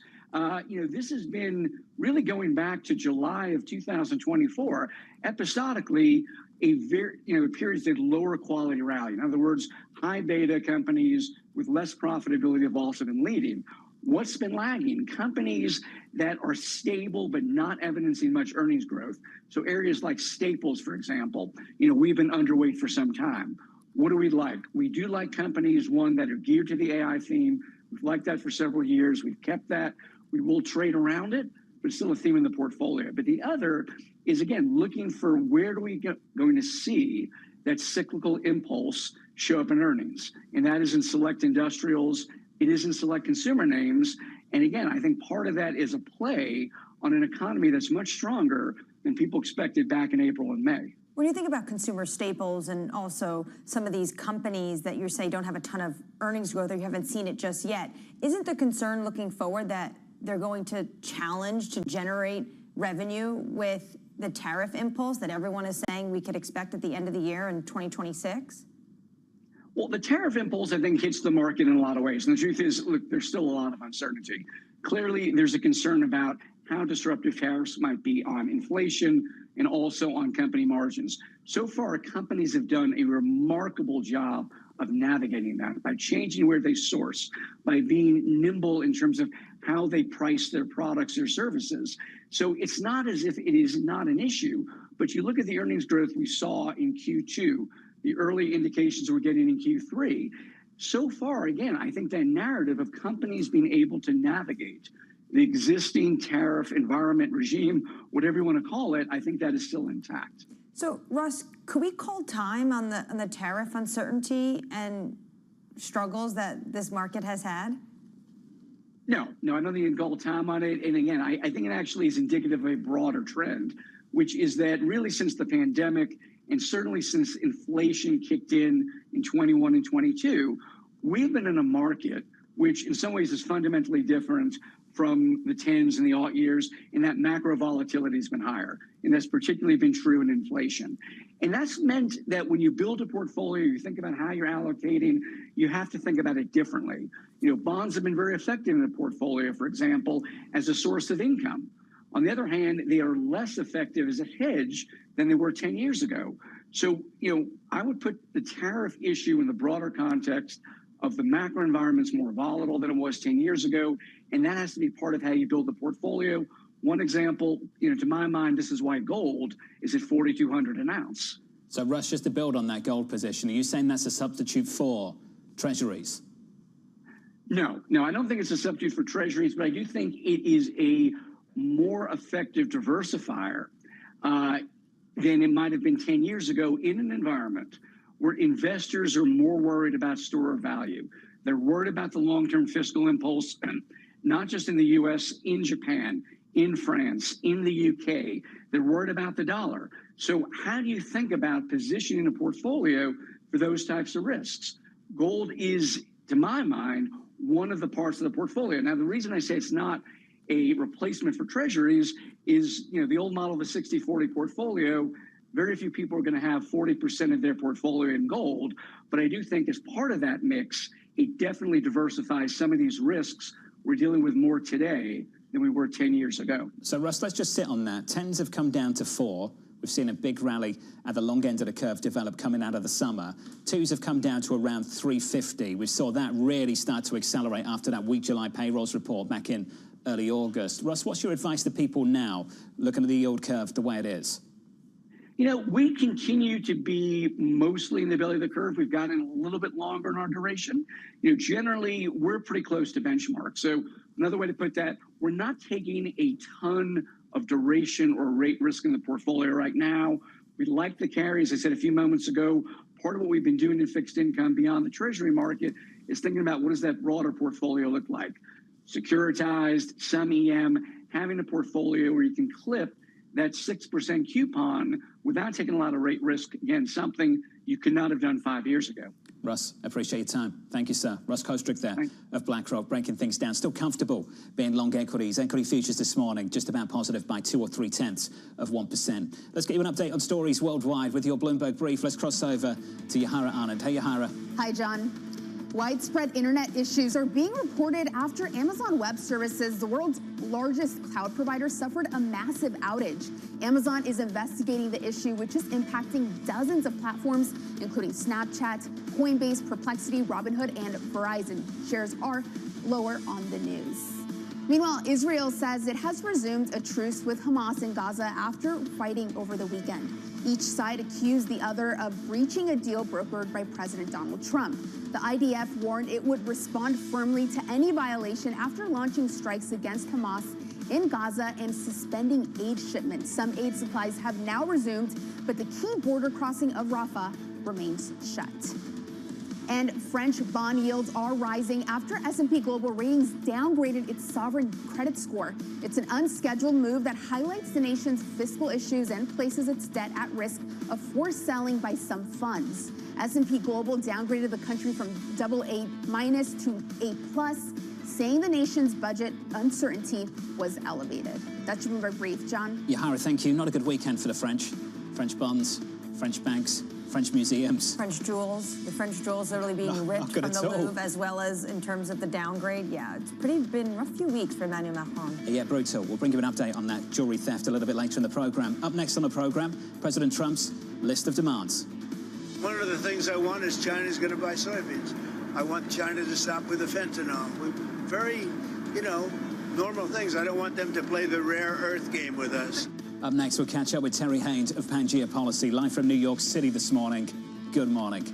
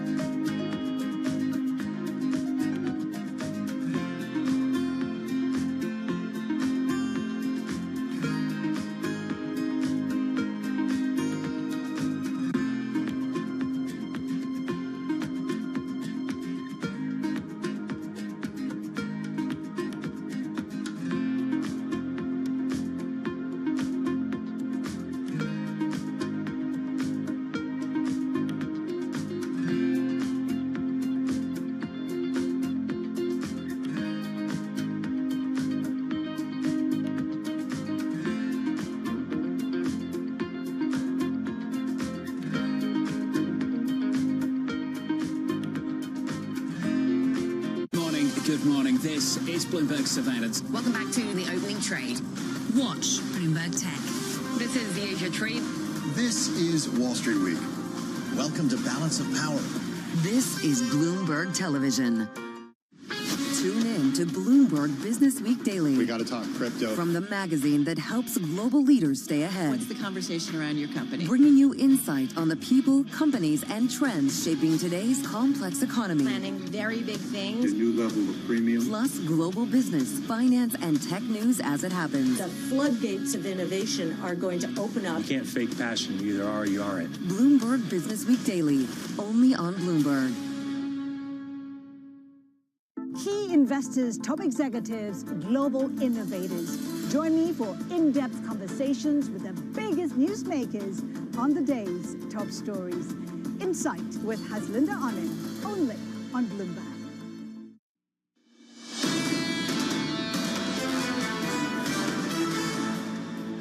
Equity futures this morning positive by 0.26% as we head into a key week for inflation data. We're finally going to get our hands on this.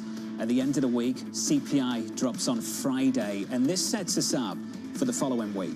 The following week, a Fed decision next Wednesday. Then after the close on the same day, we'll have numbers from Microsoft, Meta, and Alphabet. So really, earnings season begins. We'll get a flavor of things this week. Netflix, Tesla, but earnings season really begins next Wednesday. And then, of course, we have to wait weeks for when earnings season really begins in terms of the equity market and where it's going in the direction of travel with NVIDIA. Obviously, we want to know how these big tech players are advancing and the fact that they're spending billions of dollars in this CapEx boom to build out AI, and what do they have to show for it? Back end of October gets really interesting. Lots of tech earnings, a Fed decision, and a meeting between the President of the United States and a Chinese leader. Under surveillance this morning, President Trump's list of demands. I have a very good relationship with President Xi of China. We're having disputes on things. They're paying us a lot of money, tremendous amount of money in tariffs, and they'd probably like to have it be less, and we'll work on that, but they have to give us some things too. One of the things I want is China's going to buy soybeans. I want China to stop with the fentanyl. Very, normal things. I don't want them to play the rare earth game with us. So here's the latest this morning. President Donald Trump naming soybeans, rare earths, and fentanyl as top priorities for the U.S. ahead of fresh trade talks later this month. Bloomberg's Tyler Kendall joins us now from Washington with more. Good morning, Tyler.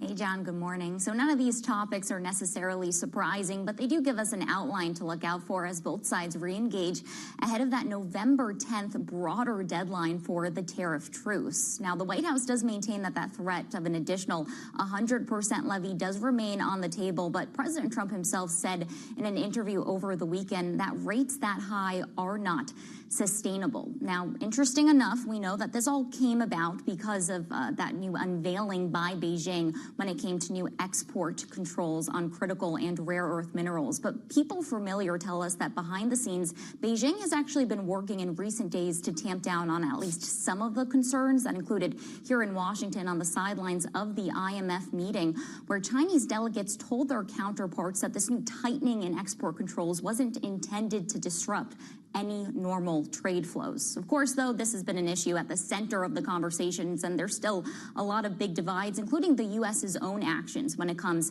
to some of those semiconductor chips related to the supply chain here. And that's why our analysts at Bloomberg Economics have long pointed to fentanyl, that topic, as being the one where we might see the most immediate impact. Of course, 20% of the tariffs on China currently are linked to the issue. But, John, it really does seem like soybeans are becoming the most pressing issue, as U.S. farmers across the country are sounding the alarm that they're running out of storage space for unsold soybeans. A senior administration official tells me that they are looking at other export markets. They are working overtime when it comes to talking to these countries in Southeast Asia or even Africa to take in U.S. soybeans if China doesn't come to the negotiating table on the issue, and fast. Tana Kendall, Tana, thank you. Anne-Marie, these numbers, the U.S., almost a fifth of China's soybeans imports a year ago.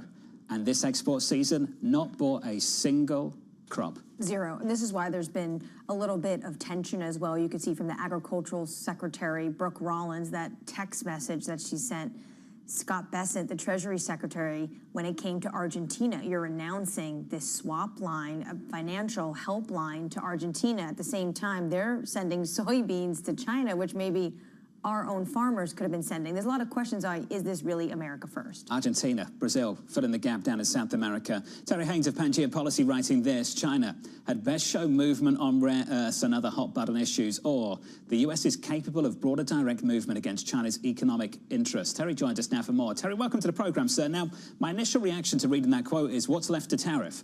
So what's left to do here?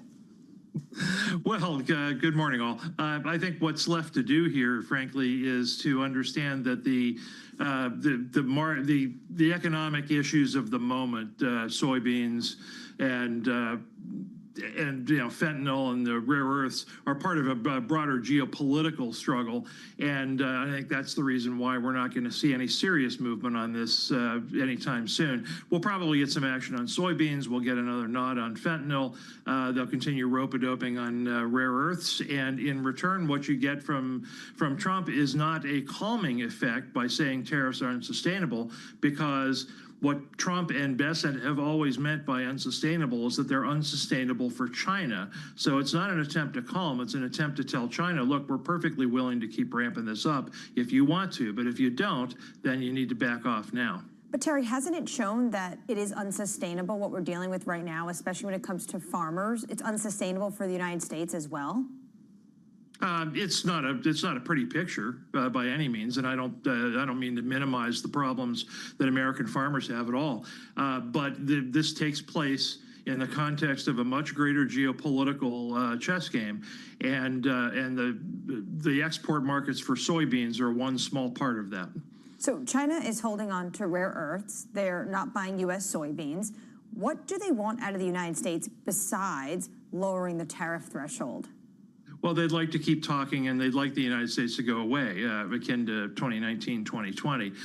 What the Chinese very likely hope for is that they get some sort of small deal with Trump that gets trumpeted as a big deal, and what ends up happening is that the United States then goes away on bigger issues.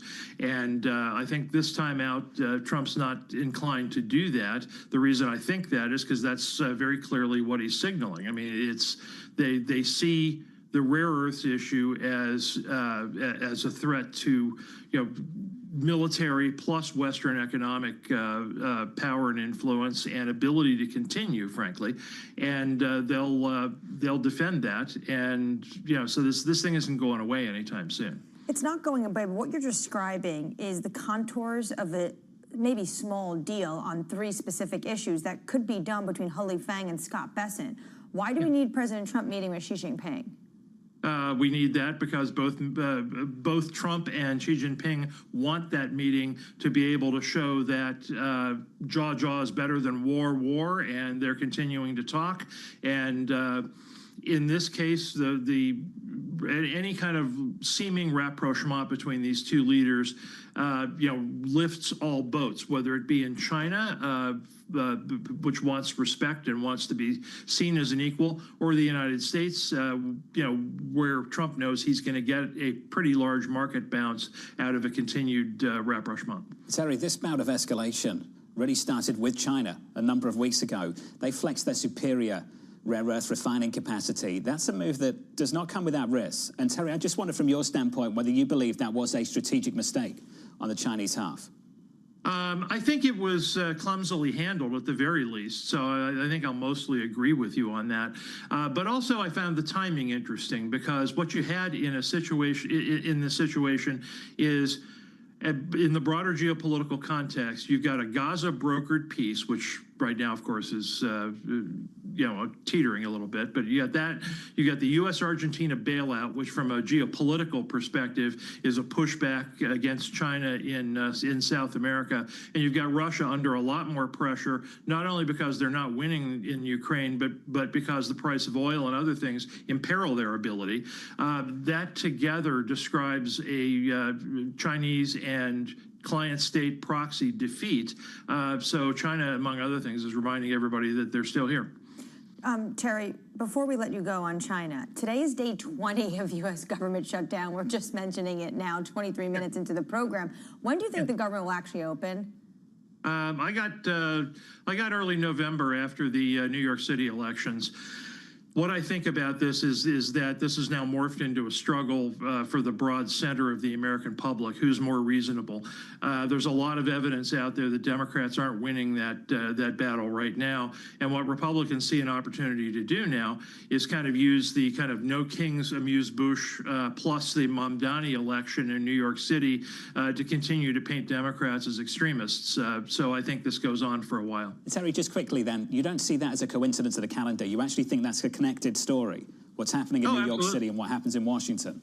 Oh, absolutely, because what they'll end up doing is, and this gets teased all over the place and has been for a while. Trump mentioned it over the weekend, I think, too, is that, this is the face of the Democratic Party. That's what these people are up to. And notice, by the way, and not incidentally, that, neither Schumer nor Jeffries nor anybody else in New York wants to stand up to them. This is your Democratic Party, folks, as compared to us, who are leading on, already leading with the public on economy and crime and a bunch of other major issues. Terry, appreciate it. Thank you, sir. Terry Haynes there of Pangea Policy down in Washington, D.C. Please, you brought up the shutdown. Haven't talked about it. Completely off the radar of the market at the moment. 3 weeks and counting. And it looks like, according to Terry, it could be another 2. Punchbowl this morning talks about the cash crunch. Federal employees are slated to miss their first full paycheck this week. They are scheduled to get paid October 24th. That covers October 4th, October 13th pay periods. Government was shut the entire time. So you need to watch the 4 Democratic senators in Virginia and Maryland. At some point, they're going to cave. We're going to get some CPI data. It might be a while before we get some payroll reports. Coming up on the program, Amy Gower of Morgan Stanley on what's next for gold's record run. Plus, Yahira has your morning movers with Boeing in focus.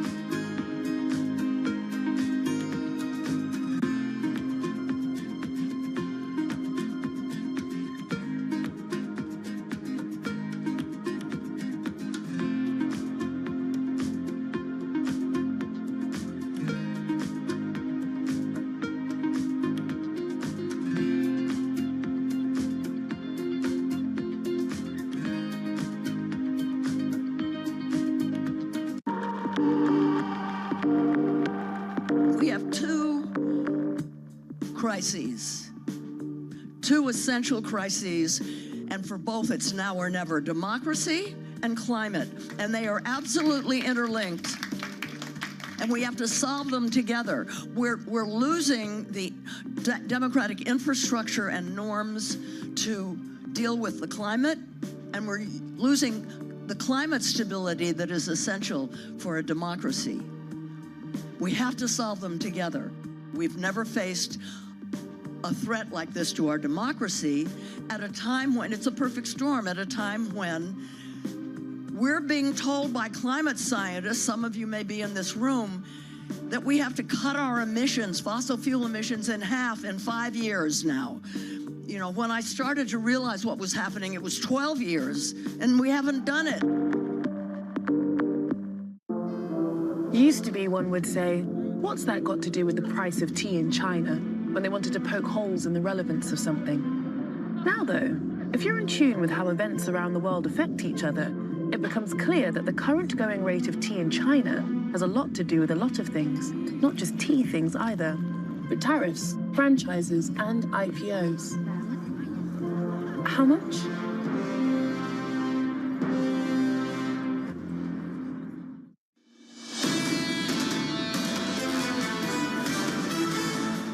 For all the drama of last week, the S&P 500 higher by 1.7%, the biggest weekly gain since early August, and the gains continue this morning, up by 0.25% on the S&P, on the Nasdaq up by 0.3%, on the Russell. Some outperformance for smalls this morning, up by 0.7%. Let's turn to the bond market. Switch up the board. 2s, 10s, 30s. Two-year bond yields down for a third week last week. Likewise on 10s. Yields down across the board. 2s this morning higher by just a single basis point, 3.4698. 10s just north of 4% after dropping south of 4% through last week. I want to turn to gold to bring you an update. Gold so far this morning, shaky on Friday, positive today, up 0.1%. Closing out the week for a 9th consecutive weekly gain, the longest weekly run since 2020. If we make it week 10, it will be the longest weekly stretch of gains going back to 1980. It's been absolutely unbelievable. And you see some profit taking happen over the weekend from Friday to this morning, but still gold is up, even though everyone's talking about, you know, improved sentiment when it comes to credit quality in the United States, less concerns going into this big meeting between Beijing and Washington. And still, there is still that appetite to get your hands on gold. 42.56.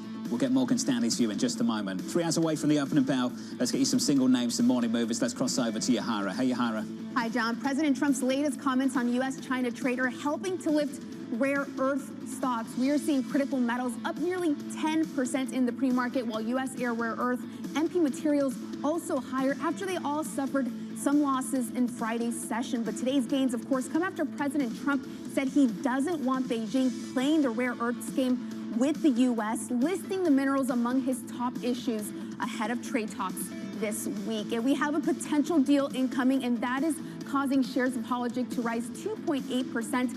Honor reporting that Blackstone and TPG are in advanced talks to buy the medical device maker in a deal worth more than $17 billion, including debt. And this is significant because if it goes through, the deal would rank as one of the biggest private equity takeovers globally this year. And we are also seeing a lift in Boeing shares, up 1.6%. Honor reporting that the FAA has approved a boost in their 737 production to 42 jets a month. The increase could start as soon as November, with plans to eventually hit 47 jets a month, with investors seeing higher output as key for Boeing's comeback and in its rivalry, of course, against Airbus. John? Yahara, thank you. Appreciate it. More from Yahara a little bit later this hour.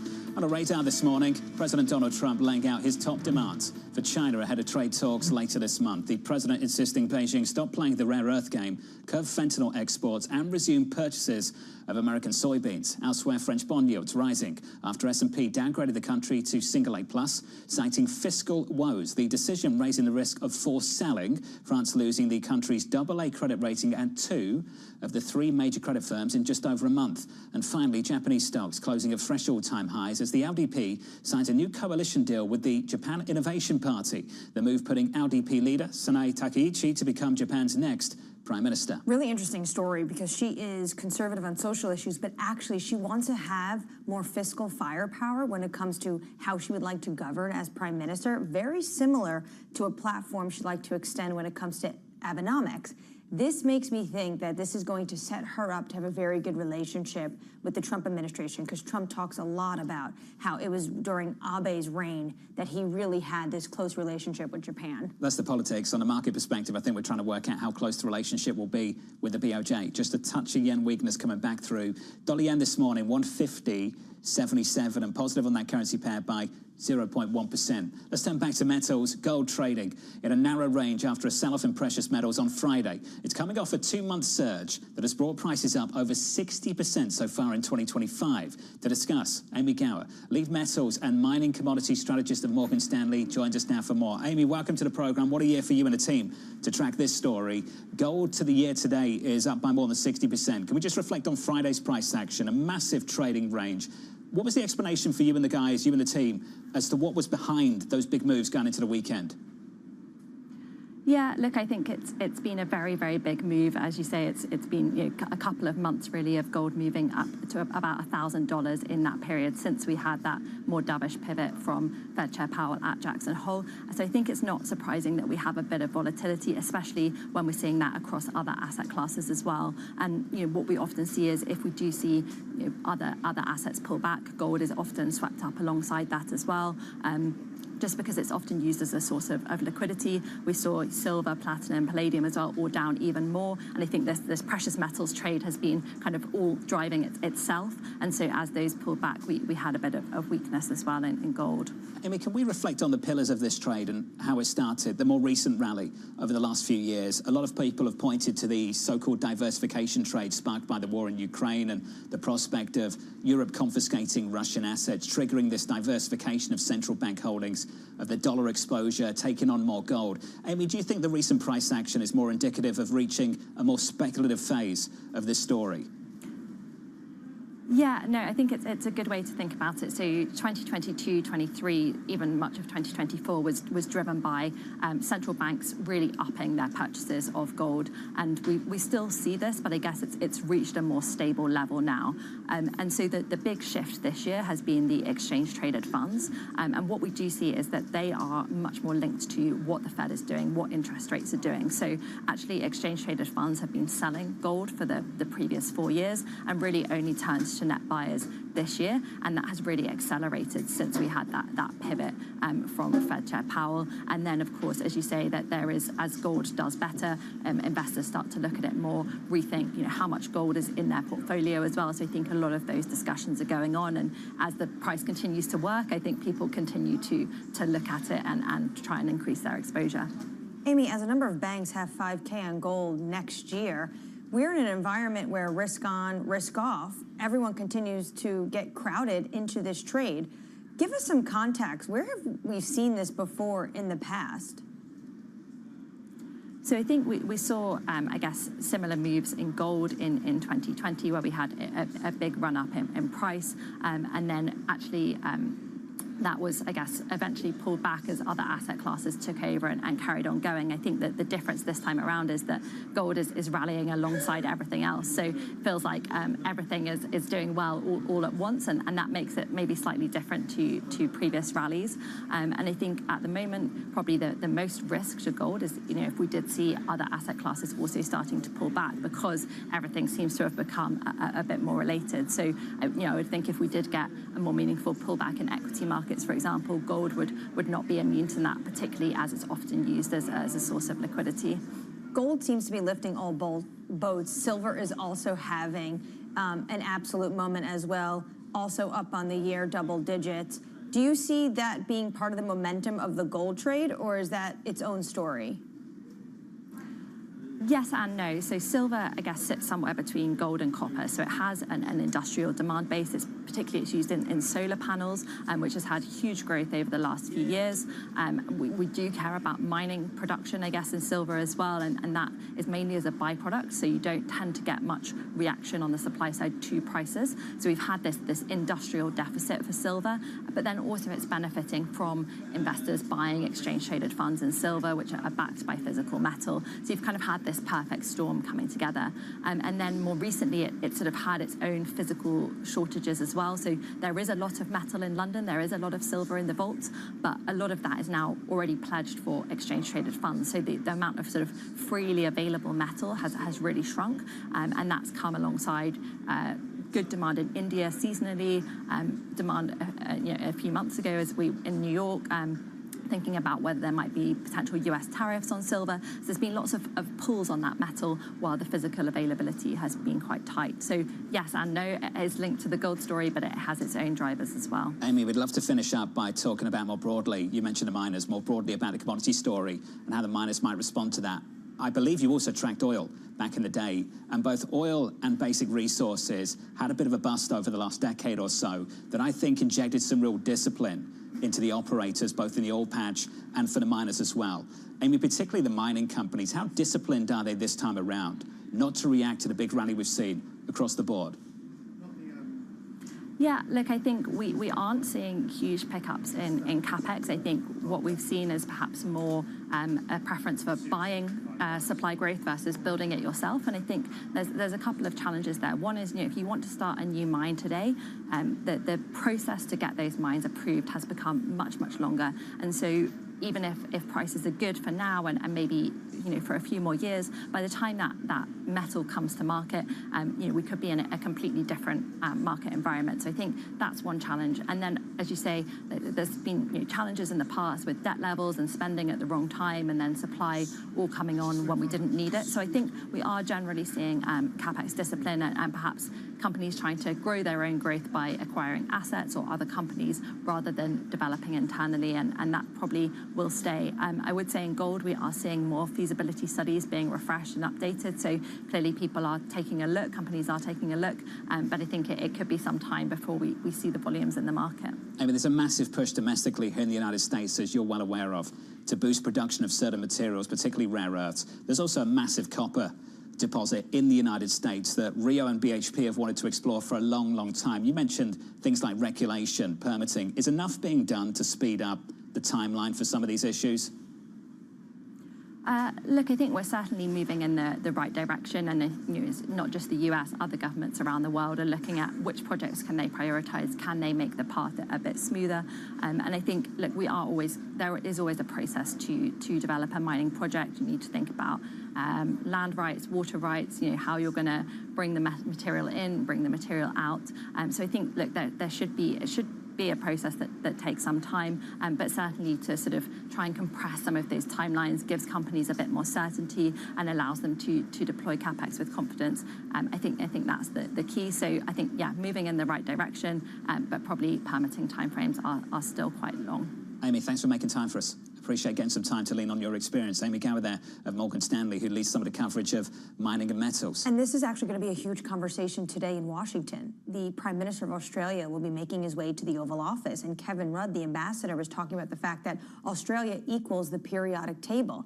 But having the rare earths and having metals, but knowing how to actually mine them is another thing, and they're trying to offer themselves this help to kind of bring these two countries closer together because of the fight the United States is having right now with China. A huge focus for this White House, particularly, as you say, going into that meeting. Let's give you an update on stories worldwide. Let's head over to Yahira Anand to get your Bloomberg brief. Hey, Yahira. Hi, John. Amazon Web Services says most of its operations are succeeding normally after a widespread outage. The disruption from the world's largest cloud provider impacted a range of services, including AI companies, government agencies, and financial platforms. AWS identified a problem with a regional gateway on the U.S. East Coast that caused the issue. Shares are higher 0.2%. Meanwhile, Apple's newest iPhone is off to a strong start. Counterpoint Research saying the 17 version is outselling the 16 by 14% over its first 10 days on the market in both the U.S. and China. Analysts attribute the boost to the phone's improved display, more storage, and the upgraded A19 chip, plus a well-timed upgrade cycle for users who got their last phones during the pandemic. And the Louvre will remain closed through Monday after thieves stole several pieces of jewelry in a daring daytime robbery. On Sunday, robbers broke into the museum's Apollo Gallery and used angle grinders to break into high-security cases containing French crown jewels from the Napoleonic era. 8 of the 9 items in the cases remain unaccounted for, and police are still searching for 4 perpetrators. That's your Bloomberg Brief. John? Yahara, thank you. 9:30 in the morning, 4 minutes, in and out. This is what I find so shocking. How is this possible? Especially, you have tourists there. The museum is open. How do you do this in just a few minutes and not get caught? I don't know, it's unbelievable. Thomas Crown-esque. There's going to be a movie on this one. There'd No definitely doubt be a about movie. it. Up next on the program, AI driving growth. Almost half the growth in the US economy so far this year has actually come from this AI-related capex. Recognize that it doesn't go on forever, and there are limits to how strong you can see this performance go on for. In just a moment, we'll catch up with Innes McPhee of Oxford Economics. Live from New York City, you're watching Bloomberg TV.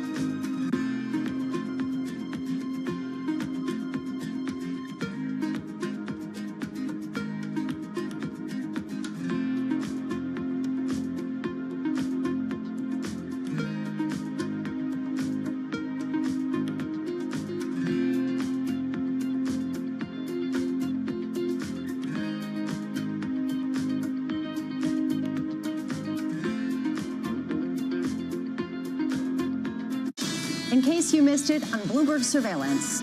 We heard from Restoration Hardware, and the RH CEO was on the earnings call dropping F-bombs. And I imagine a lot of people are having similar issues at the moment trying to sell furniture. You're at a different price point. What's your experience this year? People have less money. You can say still recovery from the pandemic when it comes to inflationary measures. But then again, our line of business is really about human basic needs. It's about the bunk bed when the kids grow up. It's about the chair and table and so on. Anne-Marie had one final question. How are the meatballs? And you're lowering the cost of the meatballs, too. I am myself, I'm an intellectual vegetarian. I normally say down here I struggle. I love the meatballs. We actually are running today about 40% of our sales is actually vegetables and plant balls.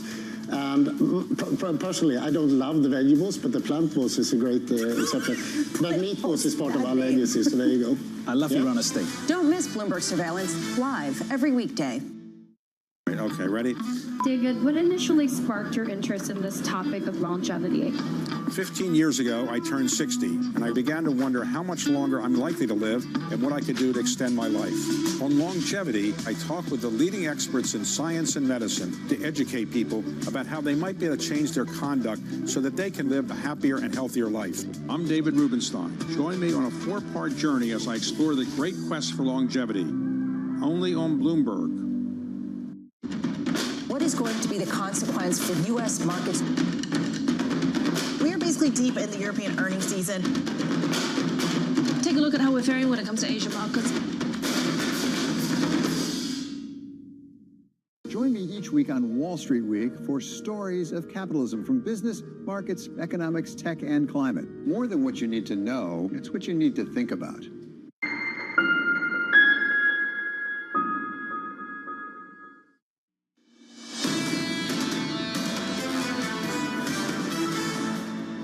Kicking things off this Monday morning, just about positive by 0.2% on the S&P 500. Your equity market picture looks like this. Positive on the Nasdaq too, up by 0.3 on the Russell of small caps, up by 0.6. Earnings through the week from Netflix and Tesla. Then on to the big ones next week. Microsoft, Meta, Alphabet, all reporting next Wednesday, the same day the Federal Reserve reports its latest interest rate decision. Under surveillance this morning, a focus on tech, AI, driving growth. Almost half the growth in the US economy so far this year has actually come from this AI-related capex. So it's almost as large as total US consumption spending. So this is the first time we've really seen that scale of capex driving GDP growth like this. Recognize that it doesn't go on forever, and there are limits to how strong you can see this performance go on for and how long it can last as well. So here's the latest this morning. Investors looking for signs of strength beyond AI with a busy week of earnings still ahead.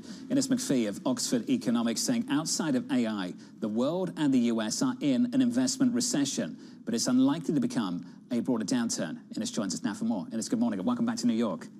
Morning, John. Can you break down the numbers for us? So what is AI and basically what does the rest of the world look like? Yeah, so I think the first thing to mention really is that a lot of people are focusing a lot on the AI investment numbers, and they're not necessarily thinking about the imports associated with them. So the net impact on growth is actually quite small, just from the investment portion. Outside of AI, of course, investment's been contracting for a couple of quarters, but we don't need to get too worried about that. Investment recessions are relatively common. Go back through the G7, for example. They're about twice as common as normal recessions. So one doesn't necessarily lead to the other. I think the key point for growth really is how these tech stocks are doing, the wealth impact on the high-end consumer and how that's actually driving growth, not necessarily just the AI investment. This goes to the bifurcation of the US economy right now. The low-income cohort is really, really struggling and has been for a while, a number of years. Is there any reason to believe that's going to migrate up to upper-income cohorts as well? I think that's the real uncertainty. Remember that low-income households, the bottom 20% of the income distribution, are only about 9–10% of overall consumer spending. So it's manageable if it stays there. But they are driven by very different things than the top end. So there's not a direct move from one to the other. We are, of course, in a very regressive tax environment in terms of tariffs, but also in terms of the One Big Beautiful Bill. That will see low-income consumers have their income fall by 2–3 percentage points, whereas at the top end go up by 2 or 3 percentage points. So I'm not sure that there's a direct link between the two. I think we've got to watch the stock market really to worry about that contagion. How far does the stock market go to explaining how we can have an economy where employment levels have dropped off to the extent they have and retail sales have remained right up there? Well, I think that's a big part. But remember, with the labour market, we're seeing two shocks. And this is the thing we've got to get a bit used to in economics, actually, as we've had 20 years of demand-side shocks and supply-side being relatively benign. Nowadays, though, of course, we're seeing much more adverse supply shocks. And that's what's happening in the labour market. We've got negative supply-side shocks alongside a cooling in demand. And that's how you can have this no-fire, no-hire labour market. When you talk about this investment recession and the fact that we're not going to have a real recession, can the U.S. remain exceptional even with this investment depression almost? Yeah, I think it can, because ultimately, let's think about the three big shocks in the world at the moment. First, you've got deglobalization, the impact of tariffs. That clearly is going to impact the surplus countries, Germany, Europe, China, much more than it is Europe. There's a strong correlation in our forecast revisions over the last year, given trade balances. Secondly, on the AI side, clearly the US is not only benefiting much more at the moment in terms of the investment and consumption picture, but should also do so in long term in productivity.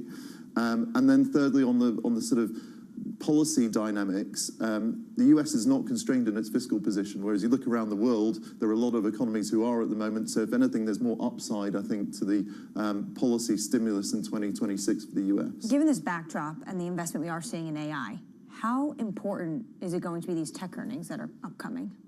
I think it's really crucial, actually. It's a rally that, for some is built on these earnings. If there's any sort of pullback in the market, really might well pull out the rug from underneath those high-end consumers. I don't see that happening at the moment, but that, I think, is the key risk. Do you think it's become more important than the Fed decision? And by important, I mean more important for the economy. The earnings we get from the mega tech players next week versus what Chairman Powell's got to say. Well, this is probably my unpopular opinion, but I have to say I'm not sure that Fed rate cuts really mean a huge amount for the economy, certainly not in the next 6 months. Well, if you look at the structure of debt in the economy, it's far longer now than it has been in the past. We've got a situation where, as in most rate cutting cycles, we're seeing rates come down, but the long end of the yield curve rise, so steepening happening. So financial conditions aren't pulling back or easing as much as many people might think just by looking at the Fed funds. Whereas obviously equity stocks are having a much bigger impact on overall financial conditions in that first phase of pass-through. Interest rates are going to come down again next week. Most people think they're going to continue to come down. Are you suggesting that's not going to alleviate some of the issues in the labour market? Yeah, I think that, fundamentally, Fed rate cuts don't have a huge impact on employment, certainly not in the next 6 months. And remember that a big part of what's going on in the labour market is a supply shock, and central banks can't really touch that. What kind of risks is the Federal Reserve embracing if they're going to be lulled into an easing cycle by misdiagnosing the labour market, to the extent that, obviously, based on what you've said, you think they are? I wouldn't say that they're going to make a huge policy mistake or anything like that. Ultimately, we're talking about moving at 25 basis points, and ultimately from a stance that's pretty restrictive by all measures to something that's a bit more of a grey area. Who knows where neutral is? So it's not like we're going to go, in most forecasts anyway, into a period where we'll have really, really loose policy. So I don't think it's going to be a big mistake, but clearly it's something they can correct pretty quickly on either side. At least not this side of May. The other side of May, once we get new leadership of the Federal Reserve, who knows what the future holds? How's that debate playing out in Europe? What kind of conversations are you guys having looking across the pond to the US at the moment? I think there's a lot being talked about institutional quality of the US and whether that plays some sort of role in the obvious decline in the dollar that we've seen so far this year. To be honest, I think that's a little bit overplayed. Who knows who we'll see as the next Fed chair. But if they move rates by, let's say, 50, 100 basis points relative to where the market has them priced now, I'm not sure that's actually a massive change, to be honest with you. And frankly, we've got a very, very data-dependent Fed at the moment. Maybe a Fed that looks a little bit more towards the forecast and thinks where policy should go and what impact it should have would be a good thing. Especially given we don't have much data at the moment, and it's good to see you. Innes McPhee there of Oxford Economics, breaking down the contribution coming from AI investment and what we could see from this Federal Reserve going into May when we get that change at the top of the institution. And overall, what he's talking about is that AI investment. What does it mean for the top cohort spenders? Because right now they continue to spend and drive the growth in this economy, which is why I'm also interested in what firms like Procter & Gamble have to say this week. They were talking about $1 billion tariff hit last time they reported earnings. Where are they seeing consumer spend now? And are you seeing any of those high-end consumers potentially looking to maybe go out and buy deals at places like Walmart? True. Just quickly, what's the latest on the leadership race at the Fed? I have to say, if you'd asked me a few months ago, I thought they were going to push this through pretty quickly, but it's taken a while. So I think the reason why there's less urgency now than there was over the summer is because the Fed is already cutting interest rates. So it's giving the White House some breathing room to take their time and decide what exactly they want to do. Also, remember, Jay Powell has yet to make it clear publicly, and I don't think he's made it clear yet to the president or the Treasury Secretary, that he is going to step aside from the Fed. We know that he's leaving the chairmanship, but will he give up his governor seat? He has cut once already this year. That was last month, and he's set to cut interest rates again this year. That's going to happen potentially next Wednesday. I think most people believe that's exactly what's going to happen next Wednesday. Coming up on the programme, we'll catch up with Sarah Hunt of Alpine Saxon Woods. We'll speak to Henrietta Trays of Vader Partners, David George of Baird, Tom Titsouris of Strategas from New York City this morning. Good morning to you all. The second hour of Bloomberg Surveillance up next.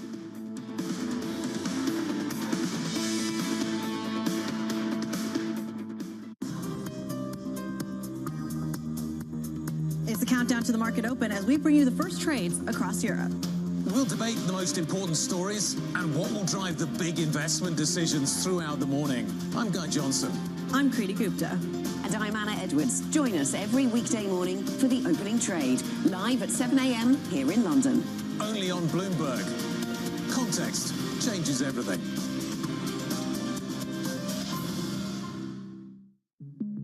There is a nice confluence between the long-term investor and what we're trying to do. We have an operating principle that's in our handbook, take the long view. When we went public, we put a timeline up on the screen for the whole company in an all-hands meeting. And that timeline went from founding to 100 years out. And the IPO was one dot in 1 year on that timeline.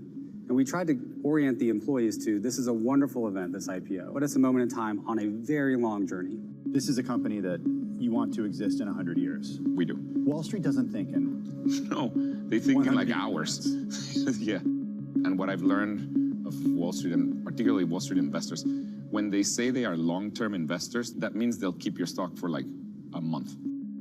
there has been one instance where I did something that was just for short-term stock, and I felt so bad about it that I don't think I'll do it again. What was that? There was one quarter, a few quarters ago, we were not going to beat the quarter. We were going to probably just hit it. And so far, we beat every quarter. So we were all like, wait, what? Our perfect record. We're like a 4.0 student that is going to get a B for the first time. This is not good.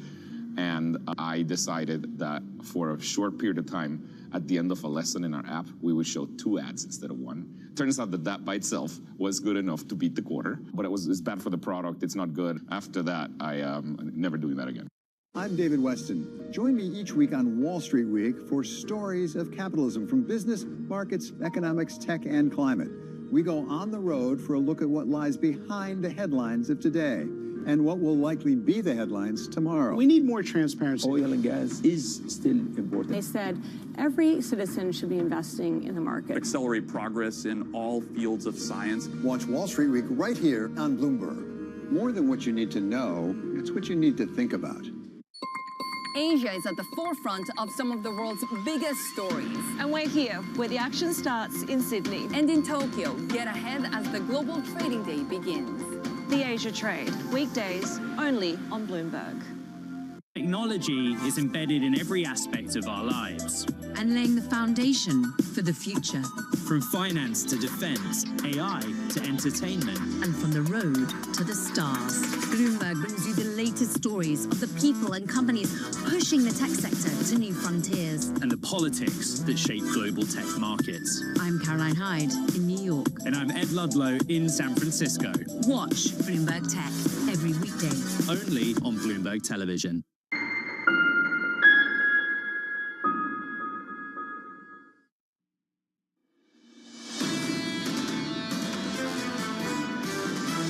There is more inflation risk in the system than markets are currently pricing in. It's getting a little bit bubbly again in October. I think the risks to inflation are not really skewed to the upside. Inflation is going to start becoming a concern if financial conditions remain as easy as they are, and the Fed continues to preemptively cut rates. To me, the big risk is that the Fed does too much too quickly. This is Bloomberg Surveillance with Jonathan Farrow, Lisa Abramowitz, and Anne-Marie Hordern.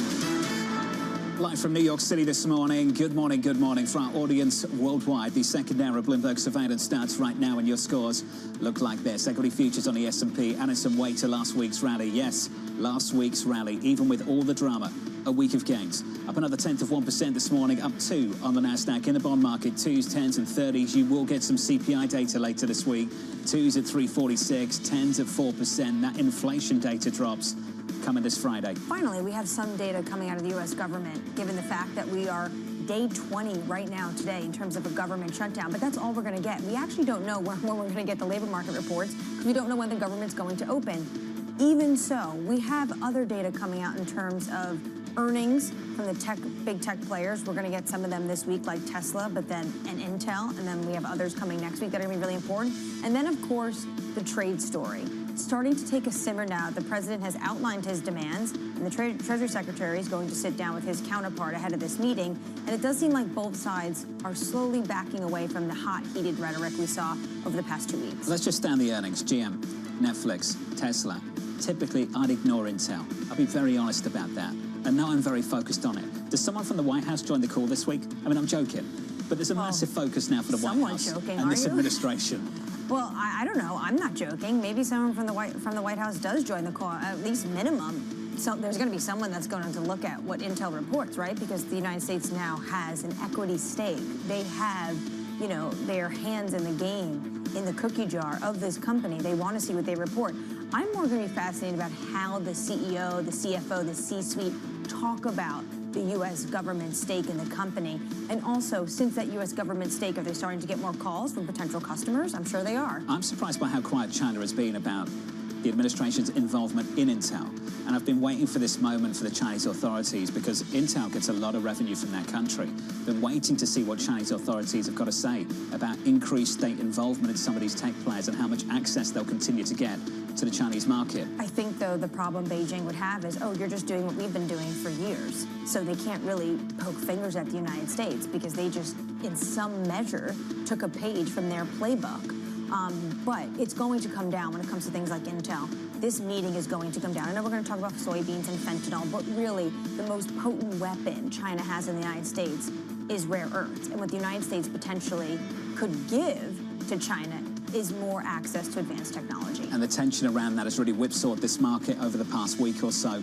Equity futures on the S&P positive here by 0.2%. Coming up this hour, we'll catch up with Sarah Hunt of Alpine Saxon Woods with Wall Street looking to turn the page on credit risk. Henrietta Trays of Veda Partners as US-China trade friction eases. And Tom Tsouras of Strategas as the flight to gold continues. We begin this hour with stocks inching higher as investors look past credit concerns. Sarah Hunt of Alpine Saxon Woods seeing the wall of worry becoming somewhat steeper. She writes the following: credit is usually the culprit in stock market sell-offs. Add to that concerns about equity market valuations and we go a pop higher in volatility and lower in yields and equities. Sarah joins us now for more. Sarah, good morning. Good morning. Have we got a credit problem or an isolated fraud issue? That is the big question, and I think that that is something that is going to come under increasing scrutiny. You saw what happened with the regional banks. You saw some of the business development companies have some issues with their stock prices because people start to worry about that whole private credit boom and what is underneath the surface where you can't see it and whether or not that's going to be a problem. Right now, it looks to be somewhat isolated, but every time there's another thing that comes out, it becomes a bigger problem, and that sort of goes to Jamie Dimon's comment, right? So I think that is going to be the issue, and how much that continues for the next couple of weeks, months, days. It really depends on whether or not something bigger happens. Did you find it odd that the Diamond comment became the headline for last week? At the same time, earnings knocked it out of the park on Wall Street and stocks finished the week higher. Not really, because it sort of goes to that list of things that people are concerned about. And I think that people have been talking about private credit and talking about some of those illiquid areas of the market and whether or not there are going to be issues in there and you can't see what the valuations are for a while. So it's more that once something comes out, then it becomes a bigger problem. So I think that part of that was just the fact that something did happen and everybody was a little bit worried about that happening. So it's not surprising that that got latched onto. It's hard to make the argument right now, looking across the banks, that net charge-offs are spiraling out of control, non-performing loans are increasing. I don't see much of that at all. Now, it's not to say that it can't happen. Right. And I can see why people are worrying that we go from 0 to 60 pretty quickly. I understand all that. But is there anything else outside of the issues we've discussed that support the need to worry? I think the issue in credit is not with the big money center banks, which reported first and reported really good numbers. I think it's more down in the regional banks and in some of those private credit areas. And I think that that's the concern. And to the extent that that's not the biggest spending cohort, to your point earlier, then it's not that it doesn't matter, it's more that who's caught up in it and how bad is it going to be. And if it's not that bad, it's not going to matter. If it's a few banks that have a problem here or there, it's not an issue. But this sort of reminds me of the issue with treasuries last year when it was like, oh my goodness, now all of a sudden these banks that you wouldn't have thought of have a gap because of the mark-to-market problem. So it really depends on where this goes. If it stays somewhat small and contained, I don't think it's a big issue, but it's definitely one of the things that people are concerned about. It's staying small and contained, at least at the moment, is what it feels like. Do you think all this spend and focus on AI investment can kind of put pest infiltration to the side? As long as that continues and it doesn't look like that's got a crack in it, right? Because every time you see a crack in the AI story, whether or not there was something that went around, I think, last week about how many hits this happened and whether or not that was smaller than it was and what does that mean? And I think that anytime you get a question about that, people start to question the premise of why valuations are so high. On the other hand, we do have rates coming down, and that makes a difference as well. Whether or not it makes a difference to the economy as such, it definitely makes a difference to investors and to the stock market, because lower rates do make room for those multiples. Jonathan asked this question last hour. Is it more important to hear from the tech mega giants than it is from the Federal Reserve?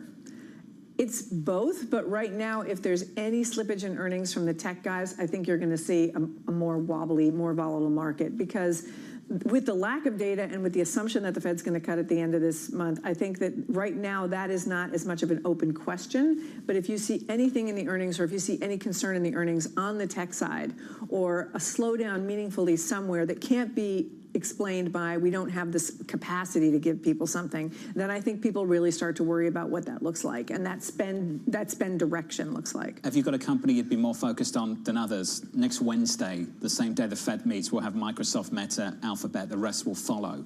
Is there one that stands out more than others? I think it's the compendia of those who are spending the most, right? So it's all of them, and if anybody says something odd and everybody else doesn't say it, then I think it's okay. If you get a bunch of different comments that are like, well, we're pulling back a little bit here, or the year-over-year spend is going to be X instead of X plus 10, I think it's really going to be a question of what they say collectively, because collectively that huge spend in the top of the, basically data center market is what's been driving a lot of this stuff. So everybody kind of has to be on the same page, I think. There's two very different approaches between China and the US. Of course, those two countries will become the focus of attention over the next week when the two leaders get together at the end of this month. China's shooting for efficiency. We saw that with DeepSeek at the start of the year. America at the moment, based on what we're hearing from these companies, is just shooting for massive capacity, investing tons and tons of money. Is there an approach that, as an investor, you feel more comfortable with? Well, I think that right now it's harder for the U.S. to jump in and do the efficiency thing. They're going to have to, because the reality on the ground is the power that's needed for currently what is extrapolating from the demand is way bigger than we have. So there has to be an efficiency argument ultimately, and I think that there will be. The question is going to be, who does that affect the most? And I think at the moment, right now, it's just a race to get all the chips on the board. It's sort of like the dark fiber in 2000. It's like, we just need to put fiber down. We just need to put fiber down. And at some point, that has to work together. And I think that there will be efficiency in the United States, because I think there has to be. And the innovation will get there, because you just don't have, power prices are already higher. It's already an issue. It's only going to get worse. And I think that that's something that will end up being solved. How exactly and who benefits the most, I'm not sure yet. Yeah, how exactly is it going to be solved? Because obviously, potentially government regulation would have to come into play. When you think about the trade talks, that's, I'm sure, part of your wall of worry. Were you given some comfort over the weekend by the president's comments? I think it's really difficult. A comfort just in the de-escalation, right? The words themselves are not as important as the tone. And if the tone is de-escalation on both sides, that's probably better for markets. It was when the tone started to get very hot on both sides that markets got very wobbly.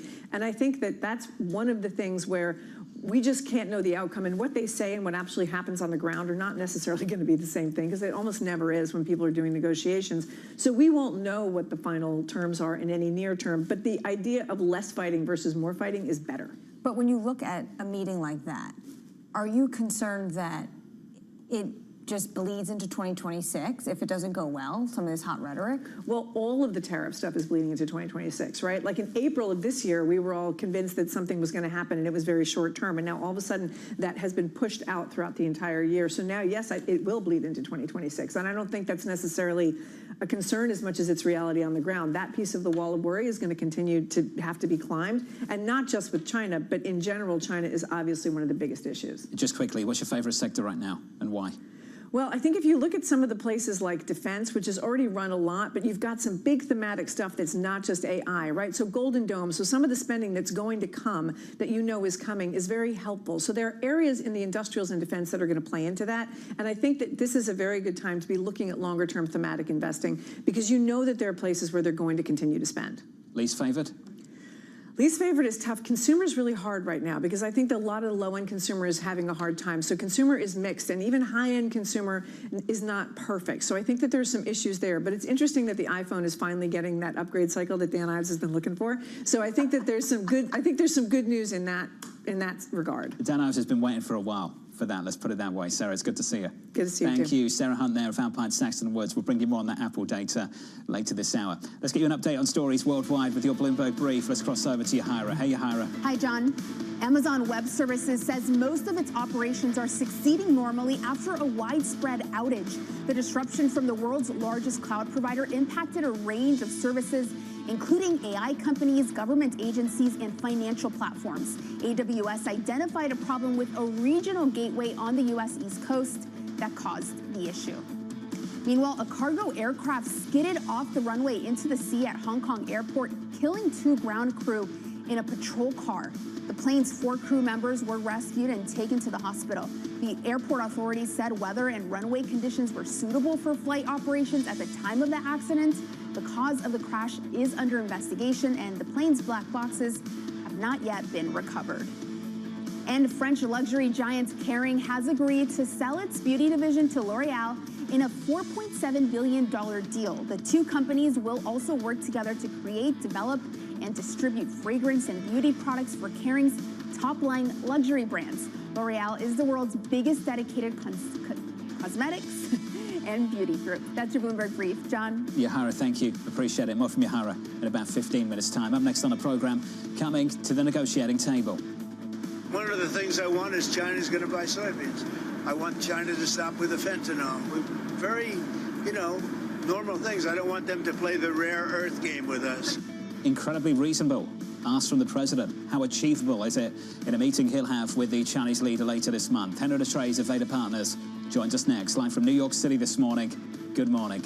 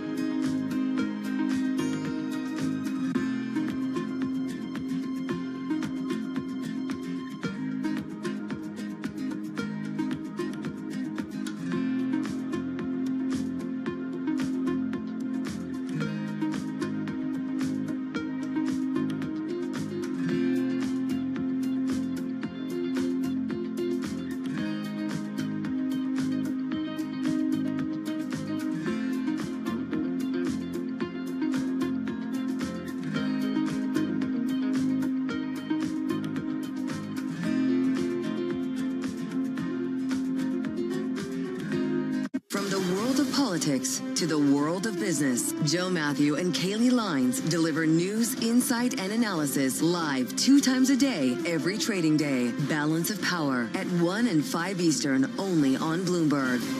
The Middle East and Africa regions are home to some of the biggest deals and fastest growth in the world. Vibrant resources and high-yield investment opportunities abound. I'm Jumana Versace. Join me on Bloomberg Horizon's Middle East and Africa for the stories, newsmakers, and insights shaping the decisions of traders across this exciting region. You had heightened levels of volatility. There's still room to maneuver. Reduce the opportunities. It allows you to increase significantly your net income. Every trading day, only on Bloomberg. Astonishing day for US technology. It's shaping the region's technology ecosystem. Asia's biggest tech news and innovation.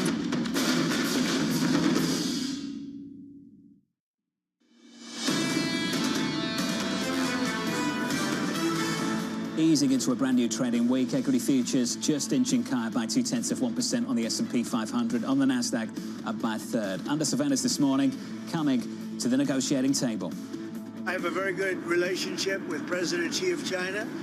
We're having disputes on things. They're paying us a lot of money, tremendous amount of money in tariffs, and they'd probably like to have it be less, and we'll work on that, but they have to give us some things too. One of the things I want is China's going to buy soybeans.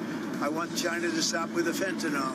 Very, normal things. I don't want them to play the rare earth game with us. So here's the latest this morning. The Treasury Secretary, Scott Bessent, confirming trade talks between the US and China will take place in Malaysia later this week. The move bringing both countries together ahead of the November 10th trade truce deadline. Bloomberg's Tyler Kendall has the latest. Good morning, Tyler.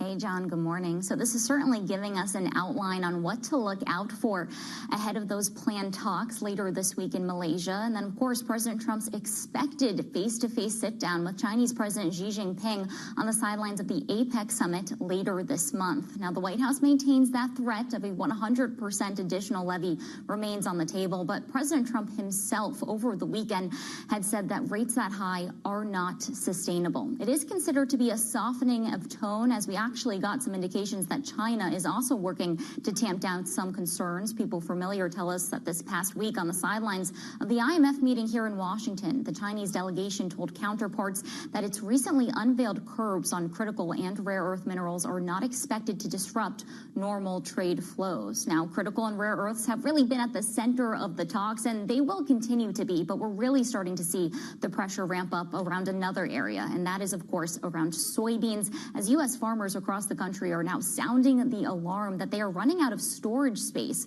to keep their unsold soybeans, as China has not made a single purchase when it comes to U.S. supplies. Just for some quick context, China accounted for more than $12.6 billion worth of U.S. soybean exports last year alone. Now, John, a senior administration official tells me that the Trump administration is working to find other export markets and also other uses for U.S. soybeans. But I'll also throw one more dynamic on your radar that we should keep in mind here, which is that this official confirms that an expected aid package, an economic assistance package for farmers in the wake of this trade war, is currently on hold because of the government shutdown that is only going to add fuel to this fire going forward. Tyler Kendall with the latest down in Washington. Tyler, thank you. To build on that story, Henrietta Trades of Vader Partners joins us now for more. Henrietta, welcome to the program. Pretty reasonable, obvious, intuitive ask from the President of the United States: buy our soybeans, stamp out fentanyl production, ease the flow of rare earths to the world, not just the United States. Henrietta, what does China want in return?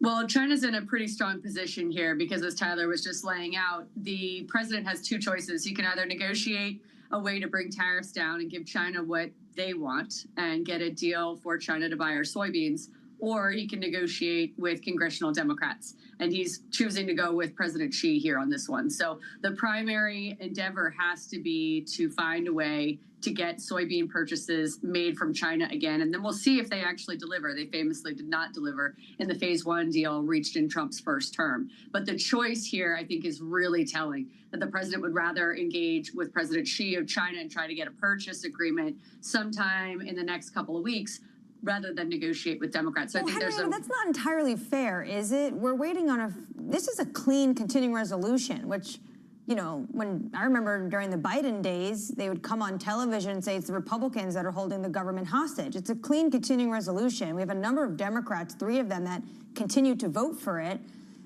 Isn't it also on the Democrats to, at some point, open up the U.S. government? We're going to have another week where federal workers don't get paid.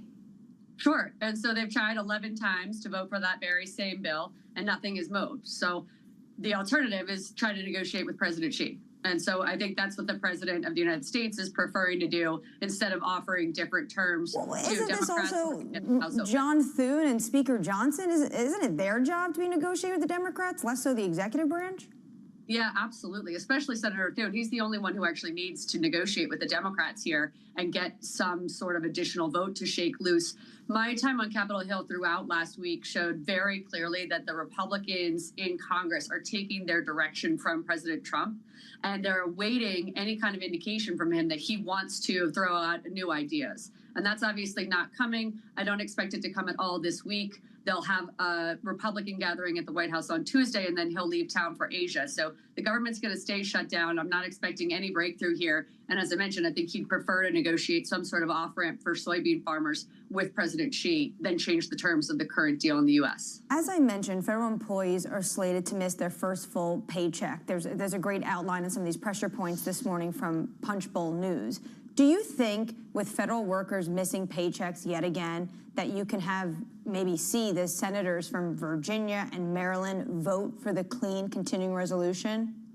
That's the Republicans' hope. Their thought is that you can maybe peel off 3, 4, 5, 6 more Democrats to get the final 60 that you need. The Democratic strategists that we speak with throughout the week, last week as well, are saying you're not going to get this bill passed with just 60 votes. You're not going to be able to just peel off Virginia and Maryland. You're going to need to get, 70, 75 members. And I think what's interesting here is that there are a number of Democratic farm state senators who could be compelled to vote for a farm aid package, such as New Jersey, which you don't often think of as a farming state, but it absolutely is. So there's a way out here that I think ties some sort of negotiation over ACA subsidies with the farmers' bailout package, because they need it, and they're obviously not getting it while the government's shut down. They've run out of ways to pay for a whole host of these things, including federal employees. You're obviously tracking the polls as well. Who's winning in the court of public opinion?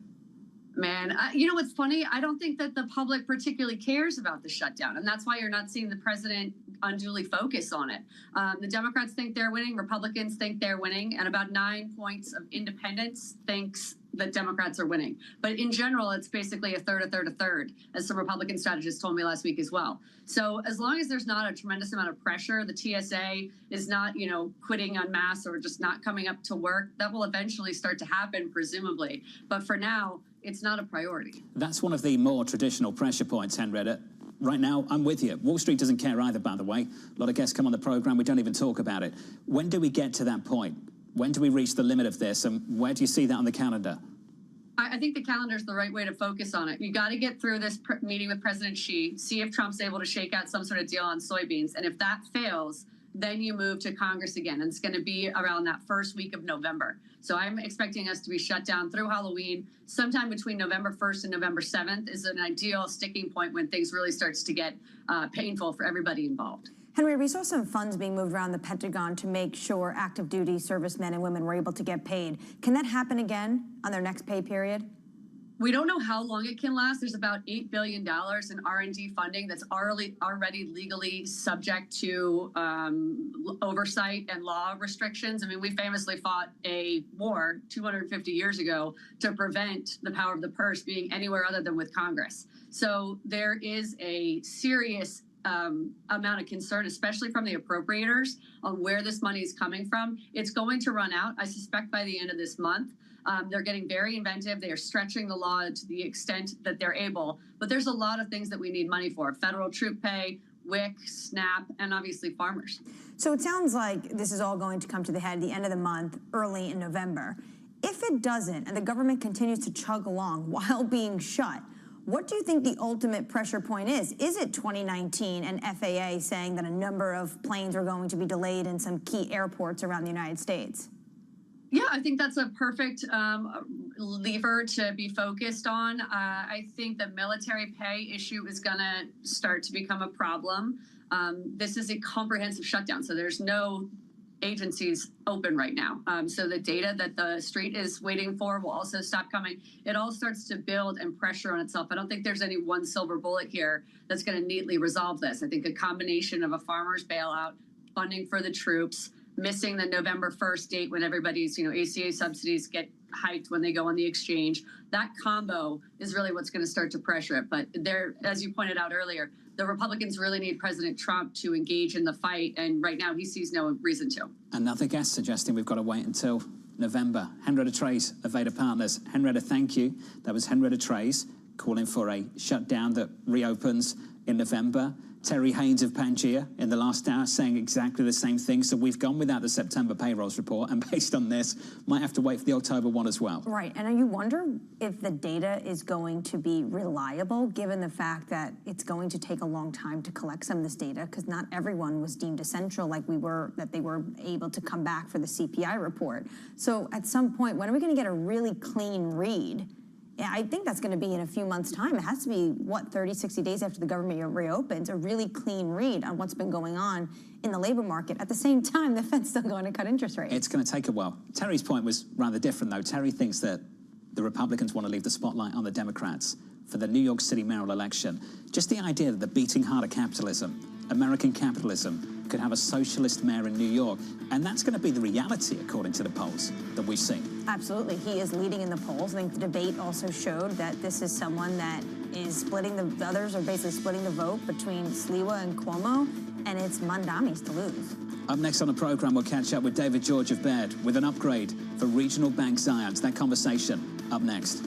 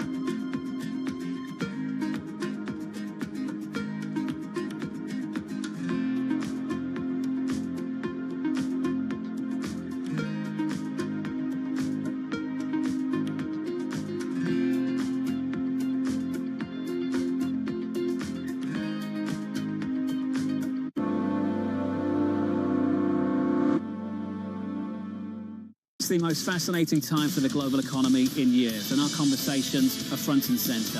We're stress testing consequential ideas, and investors around the world are scoring them in real time, helping to translate the policies from Washington into actionable ideas for Wall Street. It's the morning call you actually want to be a part of. Separating the signal from the noise, with some fun along the way. This is Bloomberg Surveillance. Making money isn't about drowning in emotions. It's about understanding what's actually happening. Markets are the best way to glean signal from noise, and that is what we try to do every morning. This is Bloomberg Surveillance. It's a multi-trillion-dollar industry. We'll show you what's happening in ETFs like no one else. ETF IQ, only on Bloomberg. Tune in to Bloomberg Business Week Daily. We got to talk crypto. From the magazine that helps global leaders stay ahead. What's the conversation around your company? Bringing you insight on the people, companies, and trends shaping today's complex economy. Planning very big things. A new level of premium. Plus global business, finance, and tech news as it happens. The floodgates of innovation are going to open up. You can't fake passion. You either are or you aren't. Bloomberg Business Week Daily, only on Bloomberg.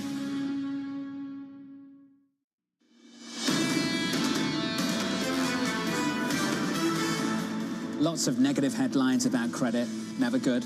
Cockroaches, never good. Your equity market was higher by 1.7% on the S&P last week. Small caps are up by 2.4%. The equity rally continues. Again this morning, up 0.3%. On the Nasdaq 100, up by 0.4%. On the Russell, smalls up by 0.7% this morning. In the bond market, 2s, 10s, 30s, 2s. Around 350, kind of anchored around those levels at the moment. Let's call it 347. Up a single basis point of the session through last week lower. Likewise on 10s. The data of the week, CPI, coming up on Friday, going into the Federal Reserve decision the following Wednesday. So next Wednesday. Let's finish on gold if we can. What a rally we've seen for gold over the last few weeks, the last 2 months. 9 consecutive weeks of gains for the precious metal. And if we make it week 10, week 10, we're looking at the longest weekly winner streak going back to 1980. It's absolutely unbelievable what's going on with gold, especially since no one in the market is saying this is the top. They're saying actually it's going to be 5K next year. And what's so surprising about this trade is risk on, gold goes up. Risk off, gold goes up. It's become this store of value for a number of different issues happening around the world at the same time. Fed cutting interest rates, concerns about global fiscal issues in countries like Japan and in Europe, and then as well as this slow turn story we've seen since Russia's invasion of Ukraine of more central banks wanting to get their hands on the precious metal. Certainly reached a more speculative phase, that's for sure. Gold this morning, 42.63, following a really volatile session on Friday into the weekend. Into the session this morning, 2 hours away on the equity side of things. Let's get you some morning movers with some single names. Here's Yahara. Hey, Yahara. Hi, John. We start over in France with PNB Paribas shares plunging 8% to a 6-month low after losing a U.S. court case over allegations it helped finance the Sudan government amid a genocide. A jury awarded $20 million to 3 plaintiffs, but analysts are warning that it could face a much bigger settlement, potentially in the billions of dollars. BNP says it plans to appeal. Meanwhile, President Trump's latest comments on U.S.-China trade are helping lift the rare earth sector, with critical metals up 8%, while U.S. rare earths and MP materials are also surging after they suffered some losses on Friday. But today's gains come, of course, after President Trump said he doesn't want Beijing playing the rare earth game with the U.S. and listing the minerals among his top issues ahead of trade talks this week. And we end on Weight Watchers. This is a company that has been making strides after emerging from bankruptcy back in July. Shares are up nearly 5% after it announced a partnership with Amazon Pharmacy to deliver weight loss medications, including injectable GLP-1 treatments, directly to its members as demand for those drugs continues to soar. John? Yahara, thank you. That stock up by close to 5% in early trading. On a raise out this morning, President Trump listing rare earths, fentanyl, soybeans as his top issues with China. The U.S. is set to hold talks with Beijing later this week in Malaysia as the trade truce nears its end on November 10th. Elsewhere, positive news for Apple's upgrade cycle. According to Counterpoint Research, the iPhone 17 is outselling the 16 by 14%. The firm comparing the two devices over their first 10 days on sale in both the US and China. And finally, an update for you. Amazon Web Services saying its cloud service is recovering after a major disruption overnight. The issue affecting a range of customers, including government agencies, AI companies, financial platforms, and other sites such as Coinbase and Robinhood. So it sounds like things are proceeding as normal now this morning. It's not even 9 a.m. So I think a lot of people were excited. I was getting some viewer notes that you called it a snow day for adults. Well, get out of bed if you haven't gotten out of bed already. You can't just blame it on that now. It's 7:30 in the morning and basically Amazon is like, we figured this out. I mean, this is what you'd want to shut down, right? Zoom, without a doubt. Slack, without a doubt. Cut it off, take the day off. Or Zoom shut down, CEO calls, get to work. Get back to your desk In-person physically. meetings. Is that take a conspiracy the train, this morning? Take an Uber, take a taxi, You sound like take Jamie a city Dimon. bike. Let's turn back to Wall Street. And not Jamie Dimon, but his more recent comments. Credit fears easing after loan blow-ups for regional banks such as Zions and Western Alliance. David George of Baird upgrading Zions to outperform, calling the pullback, quote, excessive. David published that note going into Friday's session. He joins us now. David, welcome to the program, sir. It's good to see you. Let's just start with how disciplined this company has been, Zions exclusively, with loan growth over the last few years. Can you just frame things for us, David, before we get into it? Sure, of course. Good morning, John. Good to see you. So Zions it has grown, and this is, I think, fairly indicative of the banking industry broadly. Loans since COVID have really only grown in the 2 to 3% area. And if you think about going into the GFC, as market participants are always kind of trying to fight the last war, a number of banks were growing construction loans in the 15% plus area. So as we think about credit broadly, John, there's just not any bubbles that we can really see on bank balance sheets. We're obviously vigilant and keeping an eye on things, but again, like we said in our Friday upgrade of Zions, for the bank to lose $1 billion in market cap over a $50 million fraud loss, we think was more than excessive and provides an opportunity to buy the name here. Clearly, David, people are still jittery after the events of a few years ago. A few years ago, around the regional banks, it was about mismanaging interest rate risk. And I guess there's a fear in general that people have mismanaged credit risk somewhere. And David, I understand where that's coming from. We had a period of very easy monetary policy, very easy fiscal policy, and people are making the case, as they often do, that the worst of loans are made in the best of times. David, you're not ignorant of that fact. I know that. I've known you for a long, long time. If there are pockets of weakness somewhere, where would you be looking and what would you be avoiding? Yeah, I think that really, to answer your question, John, I think it's going to be broad-based, your traditional consumer and corporate loans. So it's going to manifest itself the next downturn or the next normalization, I would call it, would be in credit cards and home equity and mortgage. And then on the commercial side, it would just be in your traditional C&I, commercial and industrial loans. And it's not going to be, I think, in CRE. I think those problems have been largely identified and reserved for, and we're kind of working through those problems now. So I think it's going to be just something that's broad-based, and we are of the view that credit cannot get any better and that it will normalize. But to suggest that we're on the precipice of a disaster on bank balance sheets, we just think that is misplaced. Let's go with what we know so far. So Tricolor, First Brands, the exposure to fraud that we heard from Zions and Western Alliance. Is there a common thread there, David, already across those things? Or is that sample, that data pool, still too small? I don't think we should minimize that, obviously, John. And fraud is something that, as you both know, it's the kind of thing that manifests itself when we get late into an economic cycle. And as you said earlier, we have had a lot of tightening of monetary policy, and that tends to operate with a lag. So it's very reasonable to think that we will see some credit issues, and these frauds certainly are not to be ignored. But again, I think it's important. Everything needs to be in context and contextual in nature, and it's all a function of what market cap has been taken out of these stocks relative to what the actual financial and ultimate loss exposure is going to be. John mentioned Tricolor. The Treasury Department in 2019, and the Wall Street Journal did an opinion piece about this last week, identified it and designated this company as a community development financial institution. So it was eligible for special grants. Do you think there was an oversight issue with Tricolor, then potentially there's going to be oversight issues with other companies like that? Yeah, I'm not sure, Anne-Marie. I don't think that that's something that it would be something that would be that I would be particularly concerned about. I think in this case, this was a situation where it was just flat out fraud. I think collateral in this case was double pledged or triple pledged. And I think it was just a fraud situation more than anything, rather than anything deeper than that as it relates to CR loan mandates or anything like that. What we saw last week with Zion, do you think all of that was exacerbated by Jamie Dimon's comments for everyone to be lurking and careful about pests potentially in the credit space? It could be. Jamie certainly has a way of making headlines every time he speaks, and for good reason. Obviously, he's a great CEO, has done a phenomenal job over the course of his career.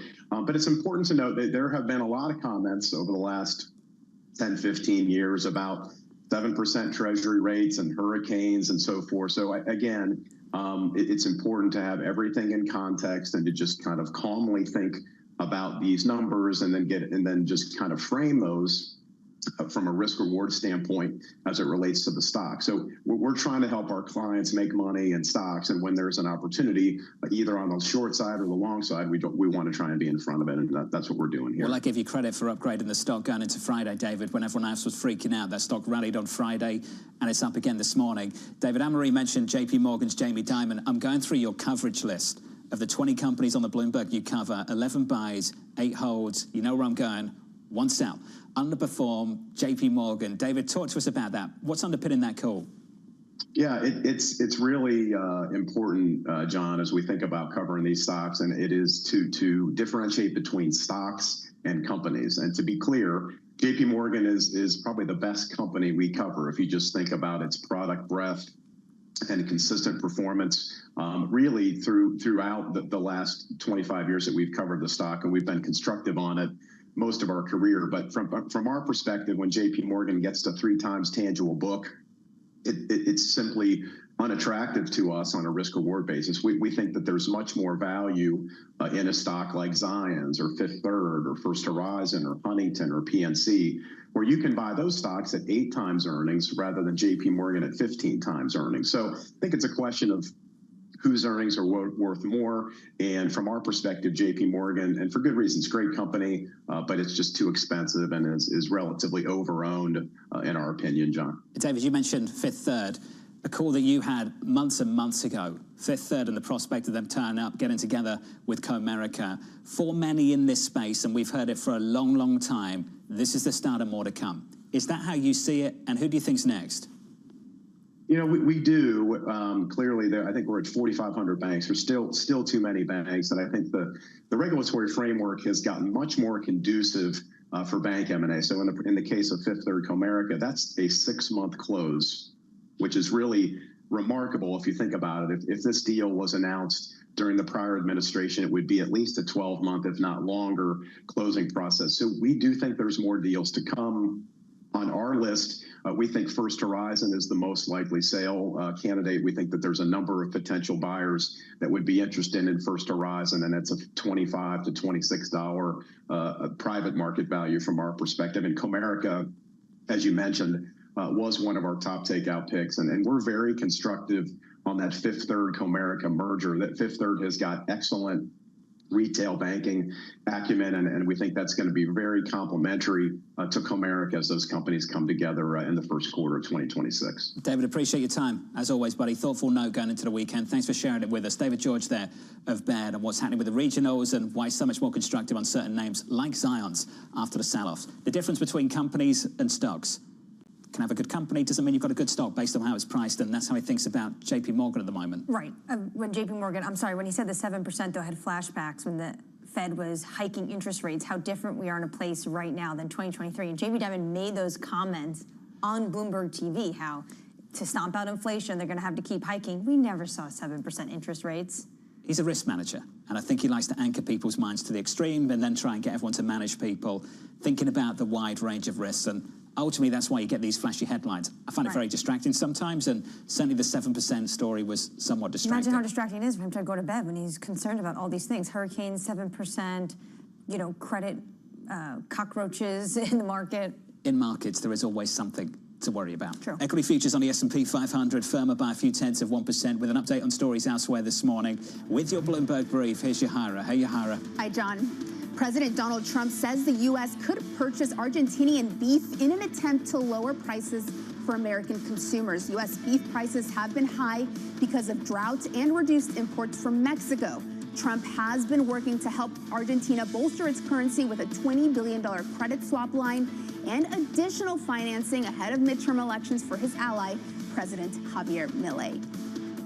Meanwhile, President Trump says the U.S. will halt all aid to Colombia and impose fresh tariffs on the country. Trump accused Colombian President Gustavo Petro of being an illegal drug leader, claiming drug trafficking has become the country's biggest business, with leadership doing nothing to stop it. Petro responded by posting that Trump is being deceived by his advisors. And the federal government shutdown continues, nearing its fourth week. The Senate is set to reconvene and vote later today. Republicans are pushing a continuing resolution to reopen the government at current funding levels. Democrats want a deal to extend health care subsidies due to expire at the end of the year. That's your Bloomberg Brief. John? Yahara, thank you. Appreciate it. I'm next on the program. Going for gold. In a world of positive real yields, you're not supposed to love gold, so there's something else at play here. What I worry about is people speculating on it now that you've had a pretty big move. Had a major move. Up next, Tom Titsouris of Strategas, live from New York City. You're watching Bloomberg TV.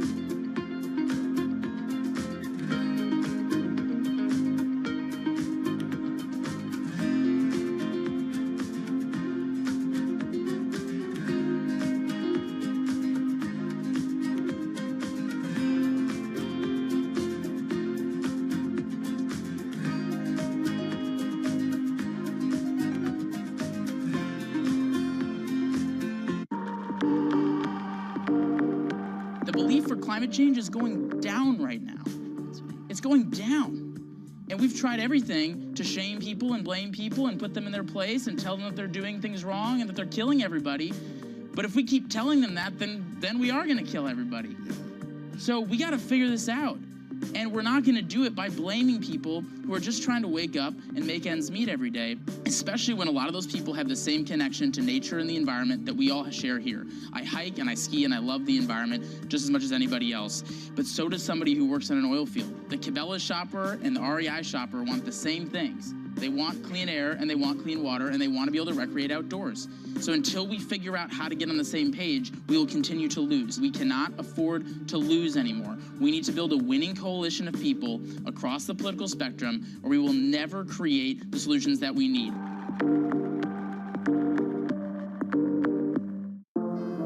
Used to be, one would say, what's that got to do with the price of tea in China, when they wanted to poke holes in the relevance of something? Now, though, if you're in tune with how events around the world affect each other, it becomes clear that the current going rate of tea in China has a lot to do with a lot of things, not just tea things either, but tariffs, franchises, and IPOs. How much?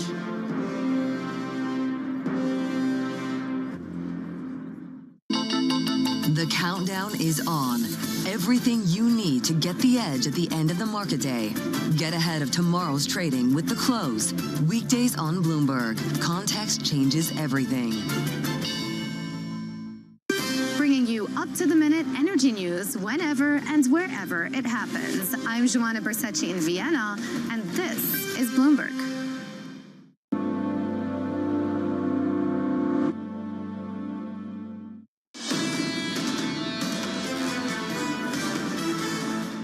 Take a sneak peek of this week, and this week is really about setting things up for next week. So this week we get talks between China and the US, but that's about setting things up going into the end of this month when we have talks between the US and Chinese leader. Take a look at the earnings from GM, Netflix and Tesla, Intel. That's an appetizer for next week when we get Microsoft, Meta and Alphabet, and CPI on Friday. That sets up an awkward Federal Reserve meeting the following Wednesday. Next week when the Fed gets together, we could have inflation with a 3 handle, no employment report, and they still reduce interest rates. And that's widely what's expected into next week. Into this week, here's the price action. Equity futures on the S&P 500 firmer by 0.25% after a really solid weekly gain. I've mentioned a few times the S&P 500 was higher by 1.7%. That weekly gain, the biggest since early August. Up again this morning. On the Nasdaq by 0.3%. On the small caps, the Russell up by 0.7%. Turn to the bond market, 2-year and 10-year bond yields down across the board through last week. This morning, just a little bit higher on 2s, 346.77 on 10s, around 4%. Some money starting to drift back into treasuries. Remember all the freak out that people had early August, the Fed would cut, maybe they'd go too early, the long end would sell off. That hasn't been how things have developed. Yields have rolled over again as we exited the summer through September and into October. 2-year yields at 346, very close to the lows for the year. That's the story in stocks and bonds. Let's talk about precious metals. Under surveillance this morning, going for gold. In a world of positive real yields, you're not supposed to love gold, so there's something else at play here. Gold is central bank diversification. That's really been happening since 2022. There's a lot of geopolitical uncertainty. I think gold makes sense in a portfolio as a hedge against some of these risks. What I worry about is people speculating on it now that you've had a pretty big move. We've had a major move. Here's the latest this morning. Gold bouncing off a sell-off in precious metals on Friday.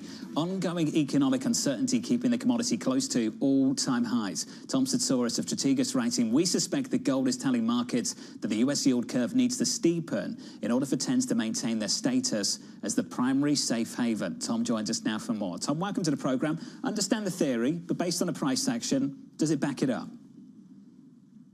Yes, absolutely. I think the price action is telling us that there are overflows into safe havens, and those overflows are going into gold rather than treasuries. You know, we've gone through a period, we'll call it 15 years, where anytime there was a bump in the night anywhere around the globe, whether it started in the US or it started in France or anywhere else, the flows into 10-year treasuries were just astronomical. And that's just not happening this time. Yes, you're getting some safe haven flows as we're seeing stories about bad loans and worries about systemic credit risk. And so 10-year yields are rallying, but they're not rallying as much as you would see in previous cycles. And so gold is getting the overflow of that safe haven flow. And that's really the big reason why you've continued to see this momentum trade in gold, in my opinion. Obviously, there's folks following into that, but it's the overflows from lack of appeal from the traditional safe haven that I believe is really the big driver in gold right now. Tom, if you think of how deep these pools are, the gold pool just isn't deep enough to be the alternative to treasuries. I've heard that directly from Goldman too when they've come on the program, which is why you've seen this massive exponential move in gold. Can it really replace treasuries, Tom, given the depth of the pool and available liquidity in the treasury market compared to, say, gold? Absolutely not. It can't. And so eventually, if these fears of credit contagion, if they really were to spread and we start to see more signs of pests in the attic and stuff like that, then you're going to see 10-year treasury yields not just dropping below 4%, but rallying down to close to where 2s are right now. And that's not happening yet, but there's just the gold market's not big enough. The precious metal market's not big enough. The entire sovereign G10 market's not big enough. Treasuries are going to have to be the final outlet if there is that type of risk. Tom, you're looking a lot about what gold is doing in terms of the treasury market. Are you also concerned about de-dollarization and countries trying to get their hands on gold because they don't want to touch U.S. dollars?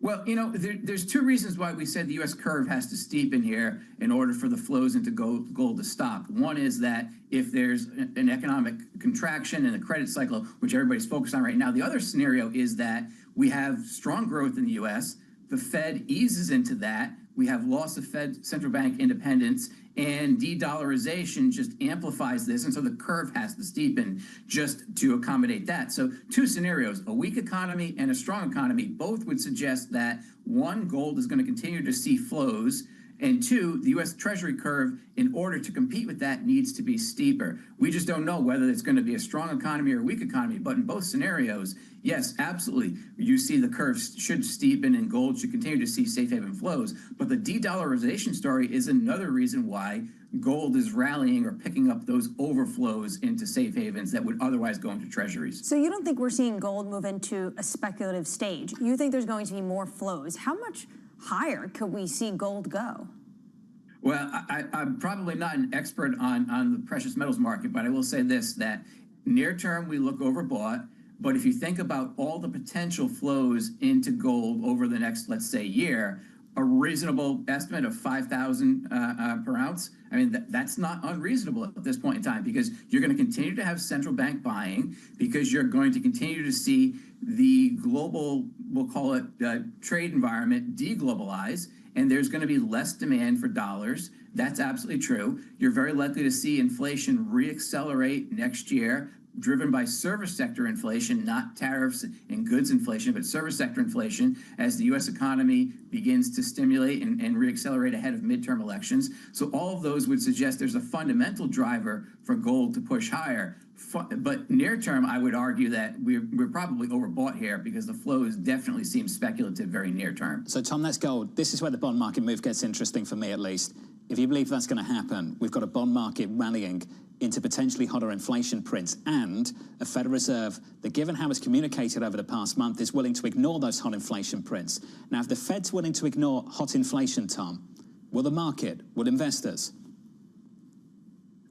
No, I don't think so. So I think in that scenario, you're talking about, yes, there's credit concerns, but they're manageable. The real issue is that the U.S. economy begins to reaccelerate. And in that scenario, the curve bear steepens, with 10s pulling away from 2s, but eventually 2s pushing higher as well, as the market probably takes one of those rate cuts from 2026 and just takes it off the table. So you get a bear market steepener, everything's pushing higher, but 10s push higher at a slightly faster clip. That's our base case forecast for this year, with 10s forecast to end the year back around that 430 zone, and next year 10s pushing back up close to 5%, as the market realizes that the fear is gone, there is an economy that is still reasonably healthy, and Treasury yields have to push higher to accommodate the slightly higher pace of inflation and still slightly higher pace of growth, too. That's an understandable argument for higher bond yield to the long end. Tom Sisouris of Strategas. Tom, thank you, sir. Today, though, not seeing that steeper curve. We're seeing a flatter curve led by a move at the front end. Yields up by just a basis point. 10s just about unchanged.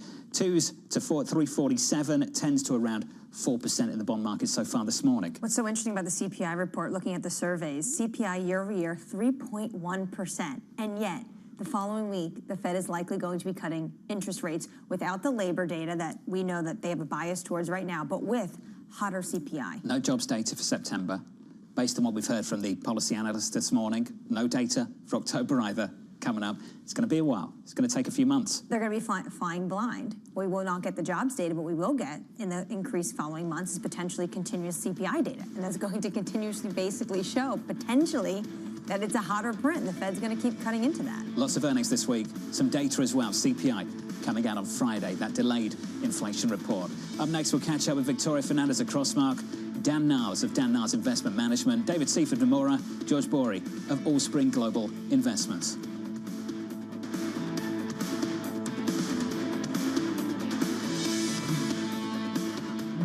How much does the geopolitical volatility emanating from the United States perhaps undermine the bull case for Mexico? Is that a scenario you've plotted out? Structurally speaking, we do still have a very positive view in Mexico. On the macro side, it is a very attractive investment geography for the U.S. Mexico is hugely competitive in terms of costs. The wages in Mexico are much more competitive than the wages in China. So why would the U.S. companies not take advantage of that? And this structural cost advantage is going to lead Mexico to continue to contribute to the growth of U.S. as well. The value chains, the supply chains are so integrated that Mexico has to play a continuing role in the further development of the U.S. And U.S. is growing very healthily, very nicely. It will benefit Mexico. This way or that way, it will benefit Mexico.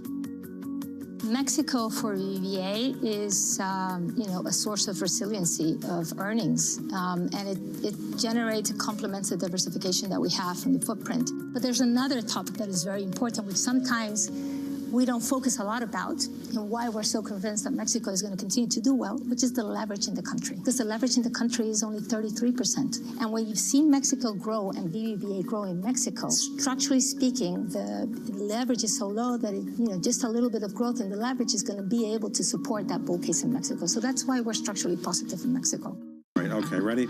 David, what initially sparked your interest in this topic of longevity? 15 years ago, I turned 60, and I began to wonder how much longer I'm likely to live and what I could do to extend my life. On longevity, I talked with the leading experts in science and medicine to educate people about how they might be able to change their conduct so that they can live a happier and healthier life. I'm David Rubenstein. Join me on a 4-part journey as I explore the great quest for longevity, only on Bloomberg. I'm Alex Rodriguez. And I'm Jason Kelly. And we're back with another season of The Deal. With athletes and entrepreneurs who are changing the game on and off the field. Jerry Jones. Some good-looking trophies. 1 and 1 is 3 in sports, not 2.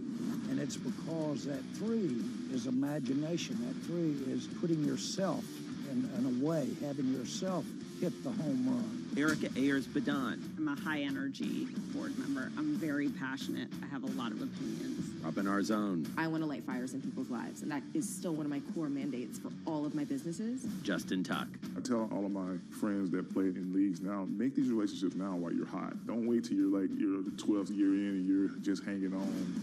Stay tuned. You won't want to miss it.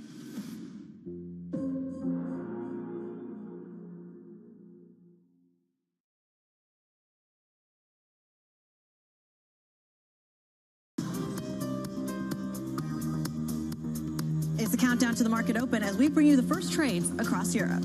We'll debate the most important stories and what will drive the big investment decisions throughout the morning. I'm Guy Johnson.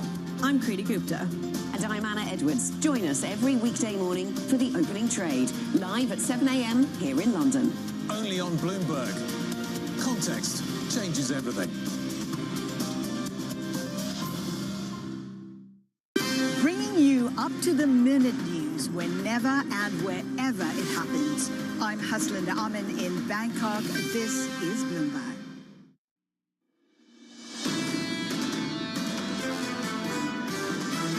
I'm still optimistic, actually, that we are not talking about an overvaluation. I wouldn't say that the whole market is overvalued. We've heard about all the AI infrastructure investment, and that's continuing to drive earnings. You look at what's been happening in the AI stocks, we've got all the classic symptoms of a bubble. I do think it is a bubble. Broadly speaking, the markets are holding up okay. In situations like this, it's always okay till it isn't okay. This is Bloomberg Surveillance with Jonathan Farrow, Lisa Abramowitz, and Anne-Marie Hordern. The rally continues live from New York City this morning. Good morning for our audience worldwide. The third hour of Bloomberg Surveillance starts right now, and your scores look like this. Equities higher by a third of 1% on the S&P 500. On the Nasdaq 100, up by 0.4. Outperformance on smalls. The Russell up by 0.8. In the bond market, pretty snoozy so far this morning. Might not be at the back end of the week. 2s at 346, 10s at 4% at the back end of the week. CPI data finally released, delayed from the last few weeks. We'll get that this Friday, October 24th. And in the lead up to all of that, you'll get some earnings from GM, Netflix, Tesla, and Intel. And you'll get more of a conversation between the US and China. Right, we're going to get more of that conversation because the Treasury Secretary is going to be sitting down with He Fang, his counterpart, the Vice Premier, before President Trump and Xi Jinping sit down. The contours of the deal or agreements, remember this truce ends November 10th, is going to be around what the President outlined last night in Air Force One. Rare earths, fentanyl, and soybeans. The issue is, Jonathan, is it going to be some grand bargain? Most people say that this story is going to continue until 2026. Let's take rare earths. There is an argument that China made a bit of a strategic mistake by flexing its muscles around its superior refining capacity on that issue. Why? It's going to accelerate US production, one. You're going to see that anyway. And two, it may well push the Europeans closer to the Americans on this issue? They almost already are. They are talking about the fact that they're having these discussions on the national level and the European Union level about what they need to do to combat what they're going to be calling China's weaponization of rare earths. We also got data over the weekend. China's shipments of these magnets down for a second month. So it's not just the rhetoric, it's actually happening in real time in terms of the exports. Things might have calmed down just a bit compared to where we were, but things are still simmering going into those negotiations. Equity futures this morning firmer by 1/3%. Coming up, we'll catch up with Victoria Fernandez across market. Stocks are rising to begin the new trading week. Dan Niles of Niles Investment Management with key tech earnings on deck. David Seaford Nomura as we're counting down to the CPI report on Friday. We begin this hour with stocks edging higher as investors look for more rate cuts. Victoria Fernandez across market seeing it playing out differently. She writes the following: I anticipate that fewer cuts are ahead of us than the market is expecting. Victoria joins us now for more. Victoria, welcome to the show. Let's put some numbers on that. What's the market looking for? What are you expecting? Yeah, well, we see, Jonathan, the market's expecting 2 cuts to come in. I was actually thinking that we would only see 1 more additional cut this year, and then probably not the 2 early next year that the market is pricing in as well.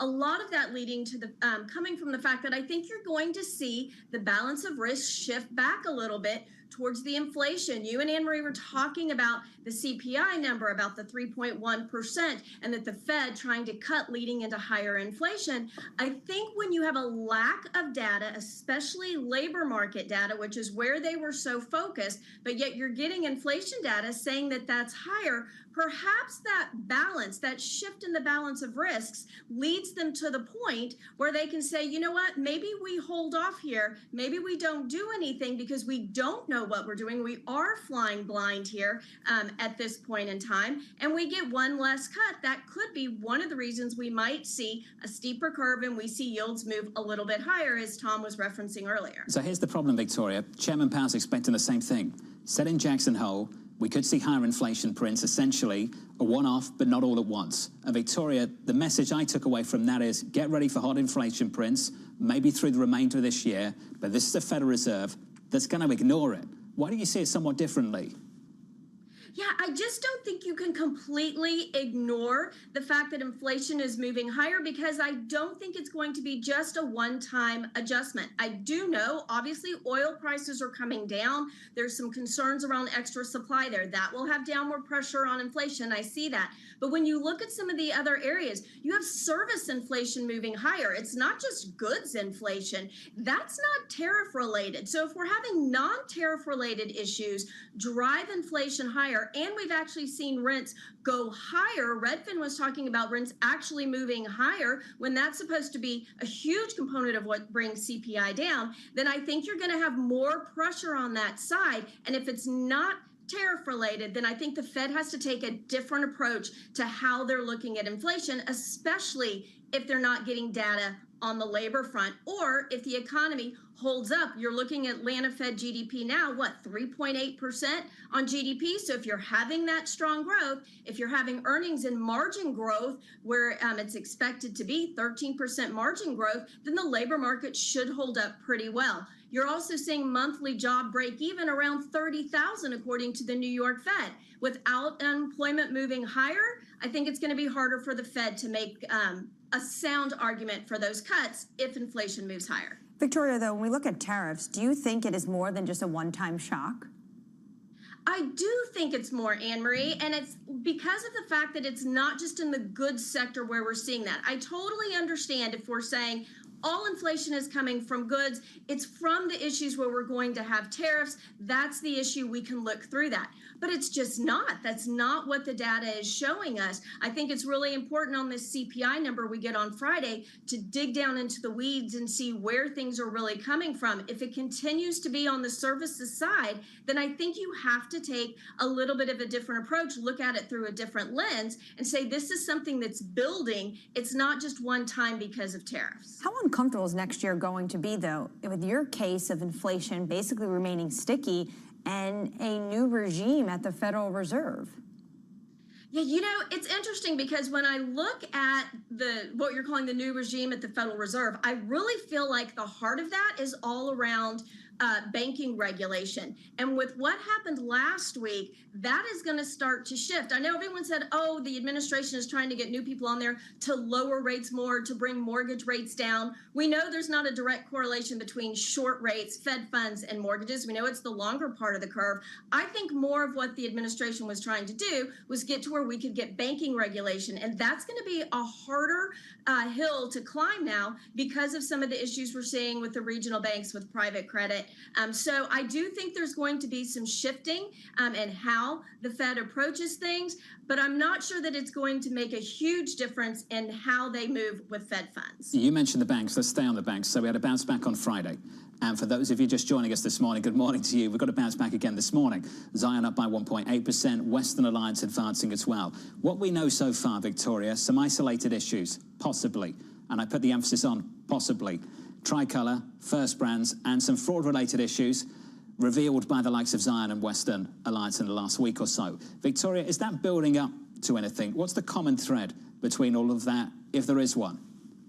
Yeah, we're not seeing, I don't think at this point in time, this huge thread that's tying that all together. It does seem, and I'm not going to use that other I word that I know you don't like, Jonathan, but it does seem like it's more kind of one-off for some of these companies. And they're smaller in the sense that, it was less than 1% of the assets for Zion. So it's not a huge credit issue that is going to build into a financial crisis that we see typically before a recession. You know, we've liked big banks for a long time. And one of our reasons is because the strength of the balance sheets are stronger because a lot of the riskier debt was moving to private credit. So I think we have to watch private credit, see what's happening in that element, and if we see defaults go up, but expectations for defaults are not rising significantly right now. That's something we need to watch. And credit spreads, did they widen out a little bit last week? Yes. But guess what? At the end of last week, we were right back to where we were about a month ago on investment grade credit. So I don't think we're getting warning signals right now that it's a broader issue. Credit, I think, is where we have to really watch, look at those spreads and see what happens there. Victoria, just from the outside looking in, if I was a layperson away from all of this and had no idea what anyone was talking about, and then I listened to this story and how it's played out in the last week, I get that people are saying it's in private credit and these are issues for other people, but I'm hearing this and seeing it in the banks. I'm seeing it from JP Morgan themselves. I know it's not a big issue in terms of how big their balance sheet is. It's nothing compared to what they were talking about just last week. But Victoria, are we overlooking the potential that if it's one place that we're all exposed to it? Well, I do think we're overlooking some of the flags that have been waving, and we've been talking about that for months. We've had these conversations with you guys. We've had them with our clients. There are little elements that we have to watch. You can't just ignore them all and say, great, it's a risk on market. Everything's great. Earnings are great. Let's just move on. This is a very, what we're calling a high risk bull market. And it's because of these elements you're talking about. You have to pay attention to these. They have to be something that you watch. Right now, it's not telling us we have to have huge concerns, that we need to do huge shifts in our portfolio, but it is definitely something you cannot ignore. You have to watch it and see if you start to see signs that tell you there are bigger things ahead. Idiosyncratic. I said it for you, Victoria. I wasn't going to use the word, Jonathan. I said it for you. I've never liked that word. I thought maybe you're thinking like institutional. No, idiosyncratic. When enough people say the same word again and again and again, it kind of undermines the definition of the word, right? One-off. Right. How many times are people coming on the program saying it's a one-off? One-off issues quickly pile up to become one big issue. Right, and then it's multiple one-offs, and then it's actually one huge snowball. I hear you. Victoria, thank you. It's good to see you. You didn't use it. Victoria Fernandez across Smart Global Investments. Thank you very much. Let's give you an update on stories worldwide this morning with your Bloomberg Brief. Let's cross over to Yahara Arnold for more. Hey, Yahara. Hi, John. Amazon Web Services says most of its operations are succeeding normally after a widespread outage. The disruption from the world's largest cloud provider impacted a range of services, including AI companies, government agencies, and financial platforms. AWS identified a problem with a regional gateway on the U.S. East Coast that caused the issue. Meanwhile, President Donald Trump has announced plans to meet with Russian President Putin in Budapest in the coming weeks to discuss an end to the war in Ukraine. Ukraine's President Zelensky is expressing caution, though, over the venue due to Hungarian Prime Minister Viktor Orban's Russia-friendly stance. Zelensky says he'd still consider an invitation to Budapest if it's in a formal setting where the three leaders can meet. And the Los Angeles Dodgers are heading back to the World Series after sweeping the Brewers thanks to Shohei Ohtani's historic Game 4 on Friday night. Meanwhile, the ALCS shifts to a winner-take-all Game 7 after the Blue Jays defeated the Mariners 6-2 on Sunday. That series will conclude tonight in Toronto to decide who faces the Dodgers in the World Series. That's your Bloomberg Brief. John? Yahara, thank you. Thank you very much. What that guy is doing, Ohtani. It's insane. He's unbelievable. He's unbelievable. I want the Yankees to bring him over. I'm trying to communicate this to the Europeans, what it would be the equivalent of when it comes to, say, European football. It's like being both Gianluigi Buffon and Lionel Messi at the same time. At the same time. It's unheard of. Honestly, it's unheard of. Incredible. Up next on the programme, the Morning Calls Plus, Dan Niles of Niles Investment Management, as we look ahead to key tech earnings. That conversation just around the corner from New York City this morning. Good morning.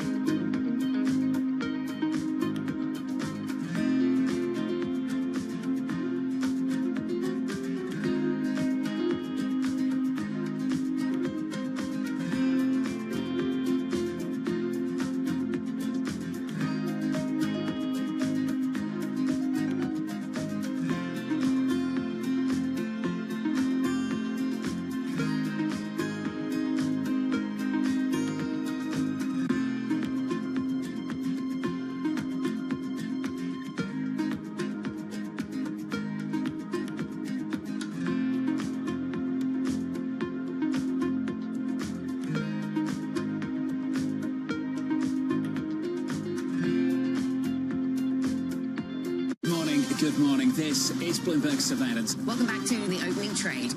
Watch Bloomberg Tech. This is the Asia Trade. This is Wall Street Week. Welcome to Balance of Power. This is Bloomberg Television. I'm David Weston. Join me each week on Wall Street Week for stories of capitalism from business, markets, economics, tech, and climate. We go on the road for a look at what lies behind the headlines of today and what will likely be the headlines tomorrow. We need more transparency. Oil and gas is still important. They said every citizen should be investing in the market. Accelerate progress in all fields of science. Watch Wall Street Week right here on Bloomberg. More than what you need to know, it's what you need to think about. Key investors, top executives, global innovators. Join me for in-depth conversations with the biggest newsmakers on the day's top stories. Insight with Haslinda Anand, only on Bloomberg.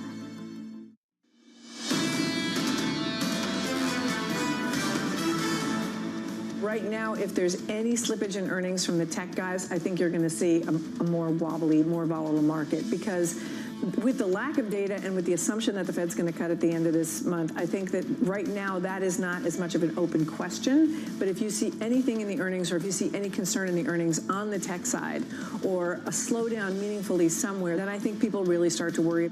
Typically, the big data point of any given month is the payrolls report, but you're not getting that. It's not CPI. Arguably, the biggest data point this month for the economy and for the stock market is the earnings from major tech players later on over the next few weeks. And for whether or not the high-end consumers can continue spending. Let's see. Everyone keeps saying what the mega cap tech companies have to say when it comes to earnings. It feels like everything is hinging on these earnings reports, and especially now, given that we're in this data desert from the U.S. government. Equity futures positive here by 0.3%. The Nasdaq up by 0.4%. Outperformance on small caps. The Russell up by 0.8%. That's the price action into the opening bell. 1 hour and about 14 minutes away. Let's get you some morning calls. First up, William Blair initiating coverage on USA Rare Earth with an outperform, believing the company may get a sizable investment from guess who? The US government. Their stock is up by close to 9%. Your second call from TD Cowen upgrading Ally Financial to buy, highlighting its credit and margin strength. And finally, Loop Capital upgrading Apple to buy with a street high target of $315, seeing a material upside for iPhone estimates. Let's stick with Apple. The 17 appears to be reinvigorating its upgrade cycle. According to Counterpoint Research, the new model has outsold its predecessor by 14%, in its first 10 days in the US and China. Mandeep Singh of Bloomberg Intelligence joins us now for more. Mandeep, it looks like some better news for the iPhone and for Apple. Yeah, look, I think China has always been a big market for Apple, and this refresh cycle probably is going to be no different. And the way to think about it is, like, for someone like NVIDIA, they have completely de-risked from China. It reflects in their guide.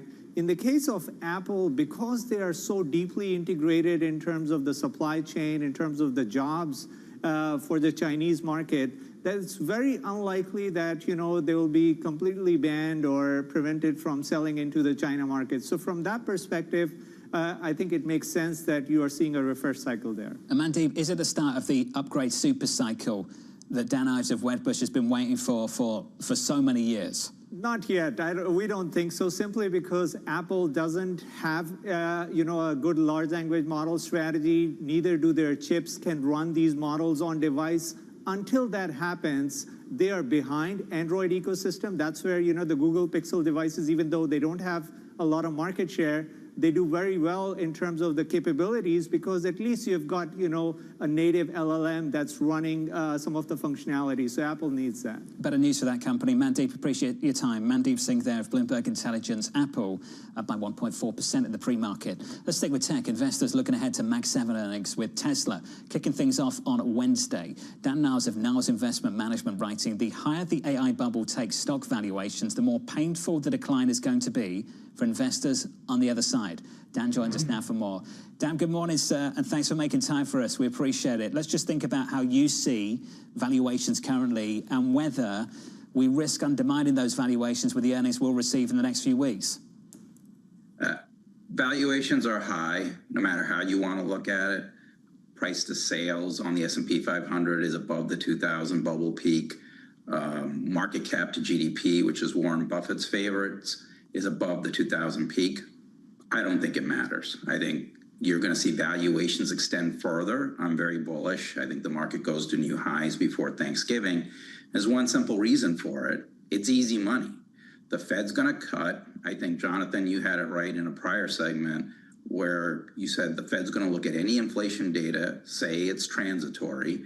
They've convinced themselves it's that way, just like they did in 2021. And they're going to cut at least twice this year, potentially another couple of times next year. And then don't forget, you're going to get a new Fed chairman in May. President Trump's going to appoint him, and that chairman's going to want rates even much lower than where the current trajectory is. So unfortunately, and I say unfortunately because I think this bubble could inflate a lot higher, the fall on the other side of that is going to be vicious, much like we saw in 2000. But right now, you got to be bullish and try to take advantage of this, because you don't know how much higher than this can get. Much like Alan Greenspan famously said, irrational exuberance in 1996, the S&P then doubled over the next 4 years before it finally broke. I think you have to look at it the same way this time. Dan, you touched on something important, and I do wonder to what extent it's still underappreciated, just how easy money could be next year. There's a massive focus on financial conditions now. I understand why. But do you think people are still struggling to appreciate just what 2026 is going to bring? Absolutely. And this is the reason. Think about it this way. If I told you, hey, Jonathan, we're going to get a global pandemic, your first thought isn't to rush out and buy stocks. Well, that's exactly what you should have done, because the S&P finished the year up 14%. But why? It's because you jammed into the U.S. economy about half of GDP between what the Fed did and the U.S. government did in about 2 years. Money supply was up 25% year over year. And to put it into perspective, during the Richard Nixon era of high inflation in the 70s, money supply's fastest growth was up 12% year over year. So I think that's what's going to happen, and that's why I look at the valuations and I go, they're just going to keep extending, because you can find some measures where the market doesn't look as expensive. You can look at PE measures or free cash flow, but you know, the top level things that I tend to look at and go, well, companies are over-earning right now probably. There's no way you can't come to the conclusion all metrics are extended. It's just some are more extended than others. But as we've seen in the past, it just doesn't matter when there's a ton of money coming into the markets. And don't forget, the Fed's probably going to quit quantitative tightening as well at the end of this month because of some of the credit issues you rightly brought up, such as First Brands and Tricolor, et cetera. They're going to quit the tightening. That's going to act like another rate cut in some ways on top of the 25 we all know we're going to get. So, Dan, let's go with the credit issues as well. And let's pair that with the period coming out of the pandemic and through the pandemic too. This was something we were talking about. Lots of money flushed into the system. Fiscal policy was easy. Monetary policy was excessively easy. And confidence in markets was sky high. And as you often hear from credit investors, the worst of loans made in the best of times. Now they're starting to worry that maybe we're seeing the consequences of that period in Tricolor, in First Brands. And people get nervous. There's always something to worry about in markets. Dan, you know that. People get nervous. There's more to come. What would you say to them this morning? Well, here's the thing. You look at how Jefferies has acted, which had exposure to it. It's obviously, stressful, but they have $69 billion in assets. You look at what Western Alliance or Zion said about fraud that they were involved with, obviously stressful, but that's $180 billion in assets. But look at the banks last week. The 4 biggest banks in the U.S. reported. You also have the 2 biggest investment banks report. Between them, there's $11 trillion in assets. They all talked about the fact that, things look pretty good to them. Yes, when there's one cockroach, there might be more, as CEO of JP Morgan said, but you're always going to have some defaults. That's what happens. But the question is, are you properly diversifying your portfolio so you're not getting impacted by them? And the 4 biggest investment banks and the two largest investment banks, 4 biggest banks in the U.S., you didn't see anything really out of the ordinary that you'd expect. So that's why I think you're going to look back and say there's more coming, but there's always some bad loans made during cycles. Dan, if we go back to AI for a moment, when do you think that'll be the time when the revenues will not be enough and you can see potentially that hit to individuals that are bullish on these stocks as potentially these companies do not have the revenue or the CapEx left to continue spending? Well, it's not a question of when, it's when do investors care? Because you could argue we're there already, right? If you look at CapEx for the biggest hyperscalers, the 5 biggest out there, over the past 3 calendar years, including this one, they will have spent about $800 billion in CapEx. Just this year alone, it'll be a little bit over $400 billion, up 60% year over year. In terms of AI native revenues, so companies that don't have other businesses but just focus on AI, the cumulative revenues this year will be $20 billion. Now, if you look at OpenAI in particular, they're 13 out of that 20 billion, and they're expected to lose $8.5 billion in cash burn this year. So you're already at a point where you could consider it problematic, but much like in the late 1990s, people aren't going to care until there's an issue. And something like what we've seen with Tricolor or First Brands, you see that with some of these data centers that are highly leveraged. You haven't gotten there yet because the cash flow at these big hyperscalers is still very strong. And so they can still afford to invest, trying to get to this, artificial generalized intelligence, which is, kind of the holy grail, which everyone wants to get to. But until the stock market starts to punish you, you're not going to see it. And with the Fed doing what it's doing and us getting a hyper, dovish Fed chairman, it's probably not going to get there for a while. I think by the end of next year, that's when you're going to run into a problem because the rate cuts will all be done. You're going to then have to justify these massive cash burns. And I think that's when things are going to be more interesting. Dan, appreciate it. Dan Niles of Niles Management.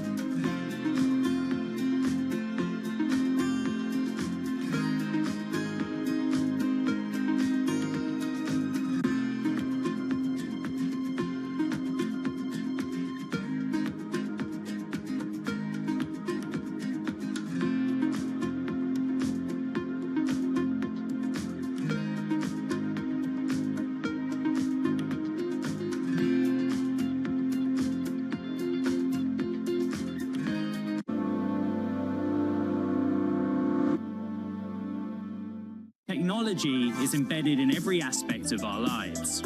And laying the foundation for the future.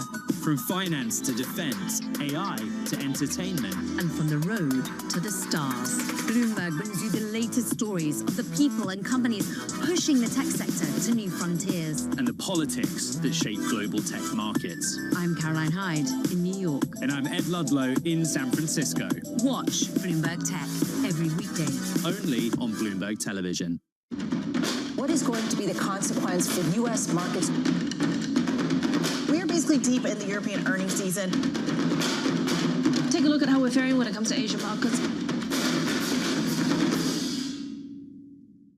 U.S. jobs numbers are released. Bloomberg has the report under surveillance with crucial data and expert analysis at terminal speed. Nobody covers Jobs Day like Bloomberg. The Middle East and Africa regions are home to some of the biggest deals and fastest growth in the world. Vibrant resources and high-yield investment opportunities abound. I'm Jemana Versace. Join me on Bloomberg Horizon's Middle East and Africa for the stories, newsmakers, and insights shaping the decisions of traders across this exciting region. You had heightened levels of volatility. There's still room to maneuver. We do see opportunities. It allows you to increase significantly your net income. Every trading day, only on Bloomberg.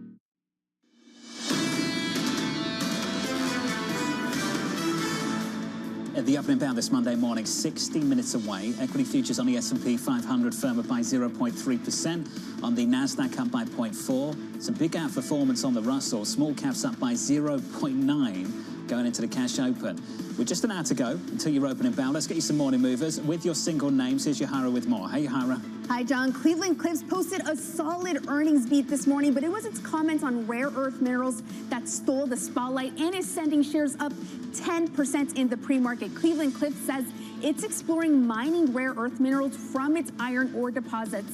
And with the Trump administration, of course, taking stakes in these rare earth companies and vowing to protect the sector, it is no surprise investors are pushing up the stock this morning. Meanwhile, moving on to Sable Offshore, also jumping 12% in the pre-market after U.S. Energy Secretary Chris Wright showed support on X for the company's California oil project. The company has been stuck in waiting mode on state approval to reopen pipelines off the Santa Barbara coast. Analysts say that the federal backing provides confidence that the project could start up in late 2026. And a check on Boeing shares, they are up 1.4% on a reporting that the FAA has approved a boost in their 737 production to 42 jets a month. The increase could start as soon as November, and with plans to eventually hit 47. Of course, the production boost is key for Boeing's comeback and in its rivalry against Airbus, whose aircraft has been selling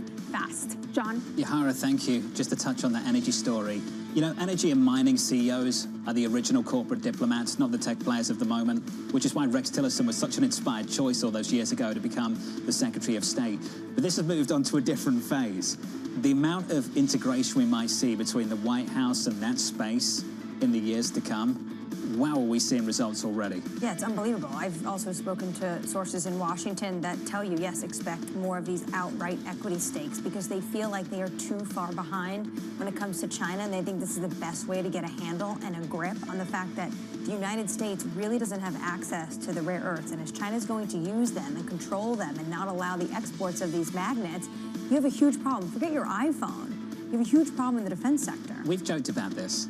It's like a list of names. Yeah. F1's got them, just waiting for that big move in one of them to get bought out or at least invested in by the U.S. government. I mean, look at William Blair today. They put one of them as a new buy rating in anticipation of this looks like a company the U.S. president would like to take an equity stake in. It shot up to double digits pre-market. Big moves in the pre-market on that name. Equity futures more broadly doing okay, up a third of 1% as we count you down to inflation data out later this week. Delayed CPI because of the government shutdown. Bloomberg's Ender Curran joins us now for more. And just briefly explain what's special about this. Why are we getting this and not payrolls? It's due to the cost of living adjustment calculations that are made around this time of year, Jonathan. So the BLF staff have had to come back in and make sure the data is released. That's the practical, mechanical side of it. Of course, it's also a critical piece of the jigsaw for the Fed too. And how difficult is it to collect this data when the government is shut down? I think it's going to put a lot of scrutiny. It is difficult to collect it, number one, Jonathan. But number two, it kind of adds to the overall sense of scrutiny on the collection methodology behind some of the key data inputs at the moment. And not just for the period where the government is shut down, but also the catch-up period when the government comes back to work and how they meld all of this together. A lot of economists are worried that the data sets we get now, both say on the critical components of jobs and inflation, will kind of be out of whack for a little while. But nonetheless, all that said, when we get these numbers Friday, there will be a lot of focus both on services, what are the costs of shelter, how is that changing in either direction, what's going on with airline fares, and then, of course, what's happening on the good side, any hint of a feed-through from tariffs. So there's going to be a lot to break down when these numbers come out on Friday. And isn't it strange that this will be the one official data point the government does have, can provide us, and the Federal Reserve will sit around the table next Tuesday for 2 days, conclude the meeting on Wednesday, probably cut interest rates, and maybe with inflation with a 3 handle and no jobs report? Look, it's very odd, John. There's no other way of saying it. To your point, the Fed have signalled very publicly what they're sort of on track to do, so the markets expect that rate cut next week regardless. But if these numbers on Friday come in, adding to the idea that, look, there's still persistent inflation out there, it's not all about, as we know, it's not all about the tariff story. Look what's happening on services. If core inflation still remains around with a 3 handle well above the Fed's target, then okay, the Fed cuts in October, but there are some economists asking what happens in December and then what happens in 2026. So if these numbers come in, on the high side, it will certainly complicate the Fed story going forward. If they come in on the low and the benign side, then you would have to say it probably gives a green light for the Fed to keep going the way they are. And great work as always. We'll be following you this week. And Karen there of Bloomberg down in Washington, D.C. Let's stick with the data. David Seif of Nomura, looking ahead to Friday's print, he writes the following. We see an acceleration in the core goods inflation due to tariff-induced price pressures and a mild deceleration in core services. David joins us now for more. David, good morning. Good morning. Bit of give and take there. Yes. Yeah, let's start with the services prices inflation. Yes. Why are we going to see that roll over just a touch? Yeah, so we should divide services into housing services and let's just say everything else. So housing services were a little bit unexpectedly hot last month. No reason to expect that to continue. So we see housing price inflation gradually getting better, and that should start this month or with this Friday's print. So no reason to think otherwise on that. Now, if you look at everything else that's in core services, that's what we would call super core. And that does seem to be ticking up a little bit. Number of things going into that, but it is really, I would say, overall, a broad-based set of services inflation there outside of housing. When it comes to the actual data collection, these individuals weren't deemed essential at the start of the government shutdown. They were brought back because of the issues Enda was talking about when it comes to cost of living. Are you worried that the data is going to be murky? Certainly seems as though there's a risk of what the data quality will be. I think that this coming CPI report, this one on Friday, is likely to be one of the better ones. These individuals were not actually on furlough for all that long, so they're not that far behind schedule. I think what's going to be more worrisome is next month, or whenever the shutdown ends, as people come back to the BLS and start to do work, they're going to have to go and survey people about what their job status was at some point in the past. And people are not terribly great at giving answers about what's going on right now, and they're even worse about it when asking about things that happened in the past. So we're through the survey week for what should have been the early November jobs report, and so already, even if the shutdown were to end today and people were to come back tomorrow, they're already going to have to ask about stuff that happened retroactively. And given that it seems as though the shutdown could continue for a couple more weeks, it will be that much further in the past that people will be asked about. So it almost feels like this decision for the Fed to cut interest rates is going to be easier, say, one at the end of the year. Yeah, so this one, it's hard to see what justification they would have for deviating from the dot plot, barring a major surprise in this Friday's CPI report. But the big thing that drove them, we think, to this more dovish shift has been the deceleration of the loss of momentum in the jobs market. And of course, they won't have any real data on that going into this meeting. So we see that as something that's likely to happen. We expect there to be another cut in December as well, but I do think it's a little bit more of a question mark. And if you look at the, I would say, enormous variation within Fed speak that has occurred since the September meeting, you definitely see a lot of sort of the more hawkish members of the Fed starting to push back, starting to say, okay, fine, we concede the October cut, but we really think we should be much more careful about future cuts. Why do they feel more emboldened? Well, I'm not even sure that they feel more emboldened, perhaps. I think it's just that they sort of had the what was it, the tablecloth yanked from under them, so to speak, at the September meeting. It was a pretty unexpectedly dovish shift in the Fed. Not such a surprise that they cut rates at all, and not even such a surprise that they were signaling some additional rate cuts, but the big surprise was that they did all that while upgrading all of their economic forecasts and increasing their inflation expectations. So you had a shift in their data expectations that were entirely hawkish, and yet a shift in their rate expectations, which was entirely dovish. And I think that really is something that the hawks are fighting back against. I sat in this seat as those numbers came out and thought exactly the same thing. It was strange. I also think it's strange the way Chairman Powell communicated at the end of August to essentially tell everyone they can ignore hot inflation prints, and potentially for a long period of time.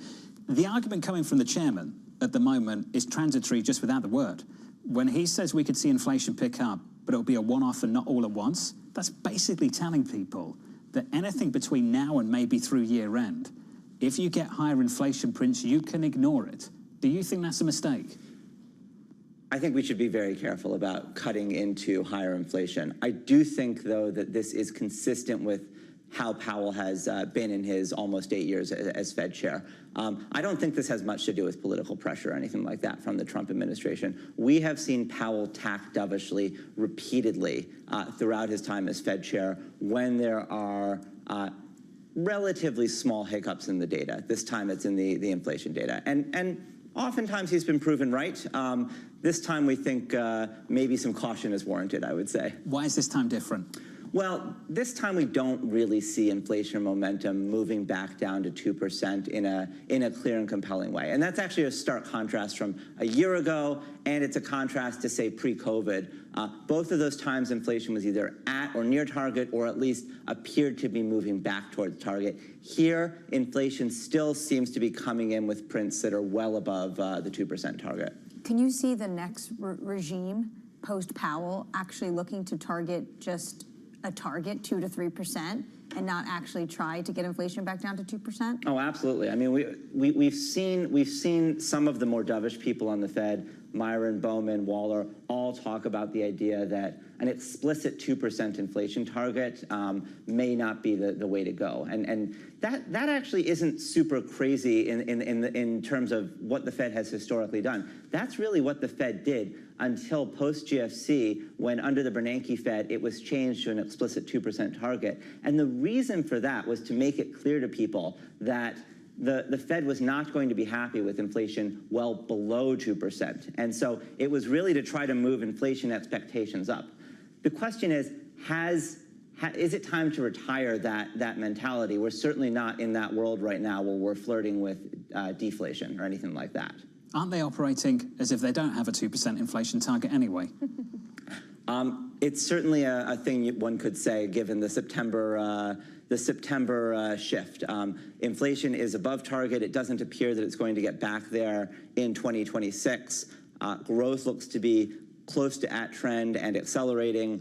And you put all that together, and when they come out with a dovish shift in the face of all that, it does make it seem as though they are more tolerant of above 2% inflation than before. What is different? What's changed about this economy that makes it harder to get inflation back down to 2%? When we used to have the opposite problem. Yeah, I don't think it's a long-term change. I think that we are still dealing with the maybe last bit of the hangover from the post-COVID period. I think we were well on track to get there in 2026.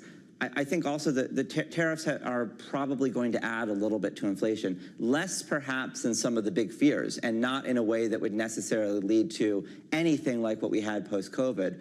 But there's a difference between saying it won't be as bad as feared and saying it will be zero. We still think there's something there. David, it's good to see you. Always a pleasure. Here. We'll be looking for that something when the data comes out on Friday. David Seif there of Nomura. Equity futures on the S&P positive by 0.4% with an update on stories worldwide with your Bloomberg brief. Here's Yahara. Hey, Yahara. Hi, John. President Donald Trump has shared some of his top demands from China ahead of further trade talks. Rare earths, fentanyl, and soybeans are all listed as top issues. The U.S. and China will hold talks later this week in Malaysia with the fragile trade truce between the two countries set to expire on November 10th. Meanwhile, EU energy ministers have agreed to a joint position to ban all gas supplies from Russia by the end of 2027. Hungary and Slovakia did not support the ban despite ongoing pressure from the U.S. The bloc aims to reach a final deal before the end of the year. And another NFL Sunday is in the books. The Denver Broncos pulled off a stunning win, erasing a 19-point fourth-quarter deficit to defeat the Giants 33-32. Elsewhere, the Patriots won their fourth straight game, while the Eagles got their offense rolling in a win over the Vikings. And in primetime, the San Francisco 49ers grounded out a 20-10 victory over the Falcons. That's your Bloomberg Brief. John? The Jets are so bad they don't even exist in the news wrap anymore. I know. The producers are like, it's not even worth putting them in. I'm so sorry, Mohamed El-Arian, because he was at the game, the poor guy. If you're watching this morning, Mohammed, I don't feel your pain because I don't support the Jets, but it's unfortunate. Let's put it that way. Up next on the programme, setting you up for the day ahead, plus George Bory of Allspring Global Investments. That conversation up next.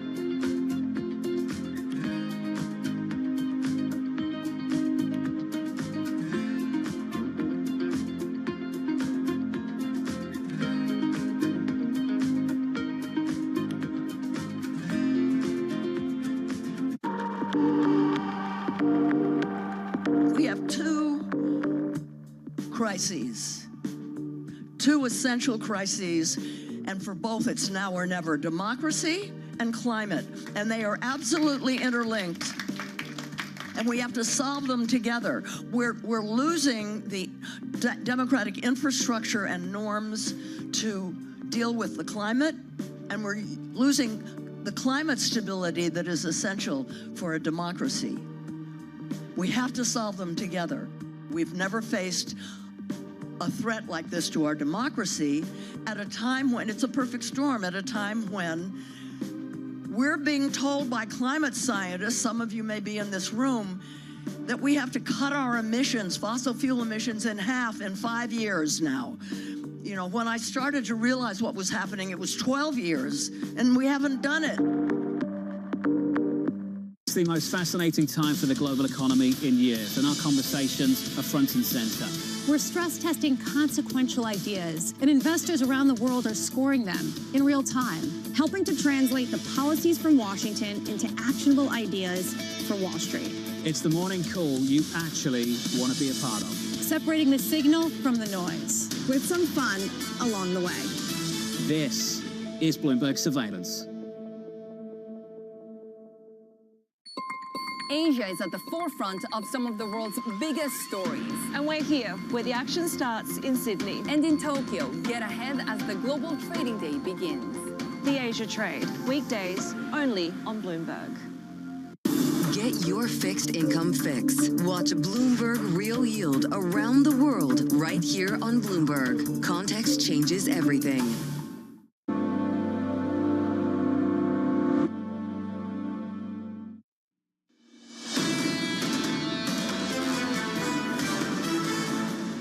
This is probably my unpopular opinion, but I have to say I'm not sure that Fed rate cuts really mean a huge amount for the economy. Financial conditions aren't pulling back or easing as much as many people might think just by looking at the Fed funds, whereas obviously equity stocks are having a much bigger impact on overall financial conditions in that first phase of pass-through. The wealth effect helping upper-income Americans keep spending. We've got this strange gap between employment, huge step down, and retail sales, which have been pretty punchy, still coming out of summer.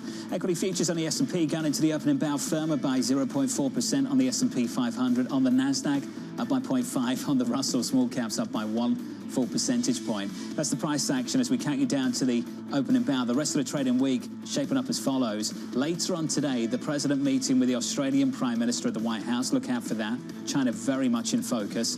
On Tuesday, earnings from Netflix and GM. Wednesday, Tesla and IBM. On Thursday, more earnings from Intel and Ford. And then on Friday, the main data point of the week, CPI data just around the corner, and going into the weekend, you'll get UMich, consumer sentiment. Let's stick with the data. George Bory of Allspring Global Investments writing the following. We expect the Fed to cut rates further, but the pace may be slow and measured, reflecting ongoing inflationary pressures. George joins us now for more. George, good morning. Good morning, John. Building on the previous conversation, where are those ongoing inflationary pressures coming from? What's the source?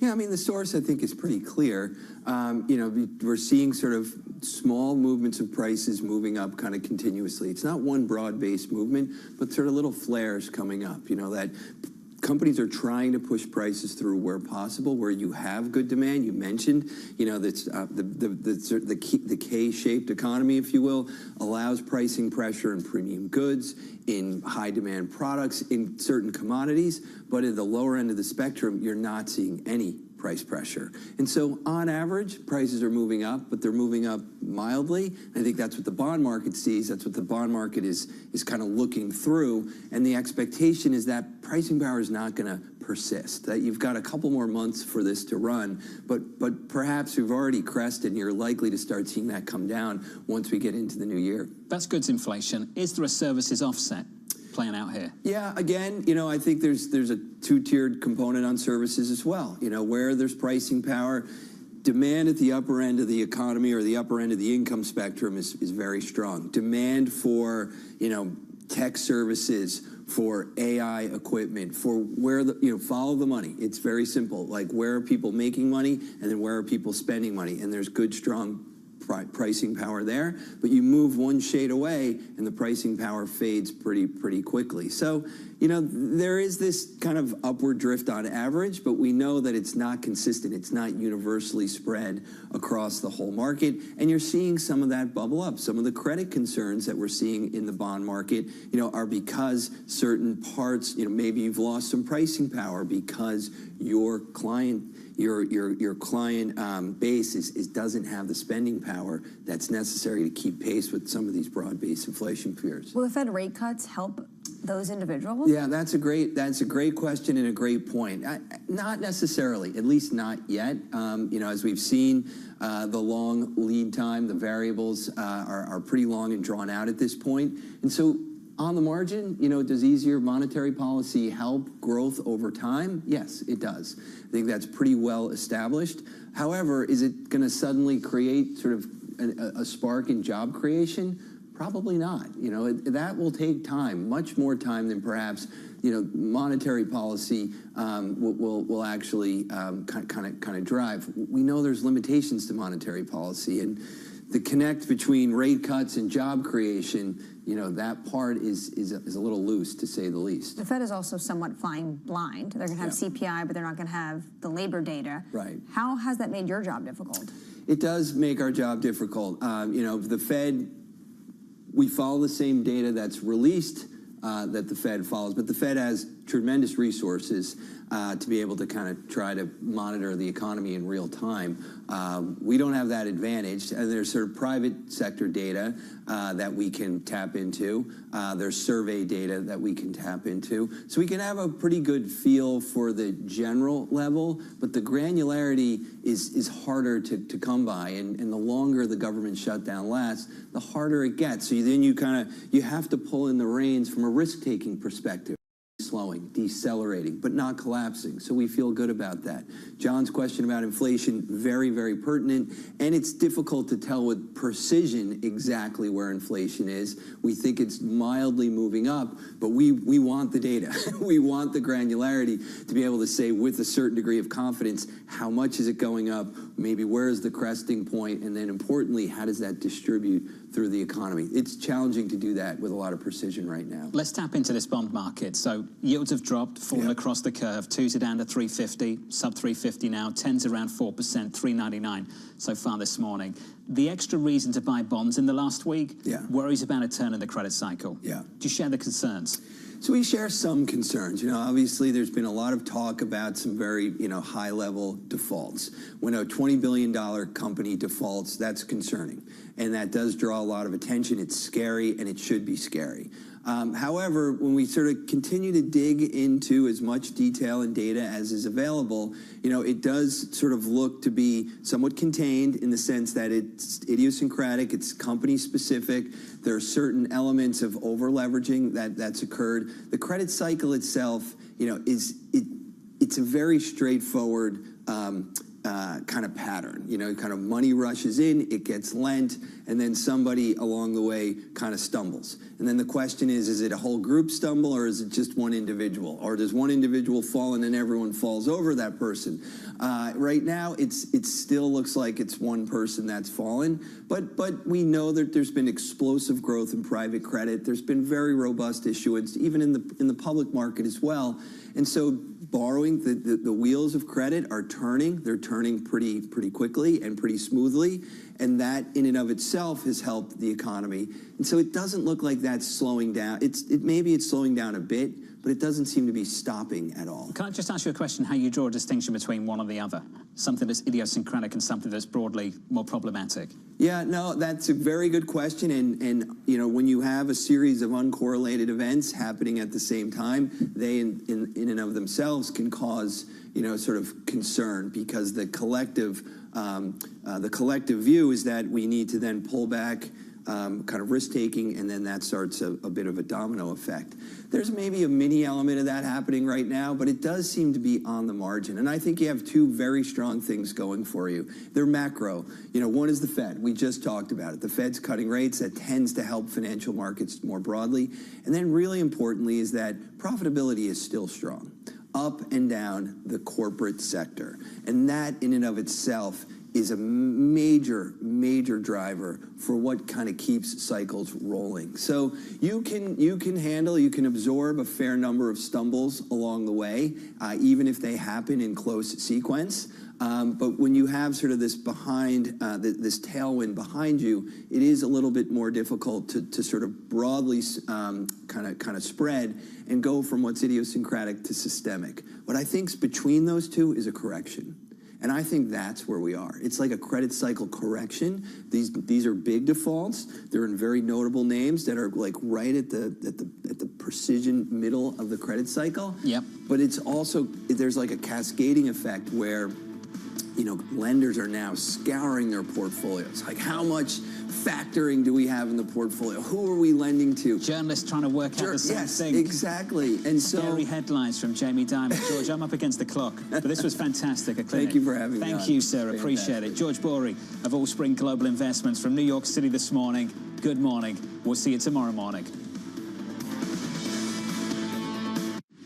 Tune in to Bloomberg Business Week Daily. We got to talk crypto. From the magazine that helps global leaders stay ahead. What's the conversation around your company? Bringing you insight on the people, companies, and trends shaping today's complex economy. Planning very big things. A new level of premium. Plus global business, finance, and tech news as it happens. The floodgates of innovation are going to open up. You can't fake passion. You either are or you aren't. Bloomberg Business Week Daily, only on Bloomberg.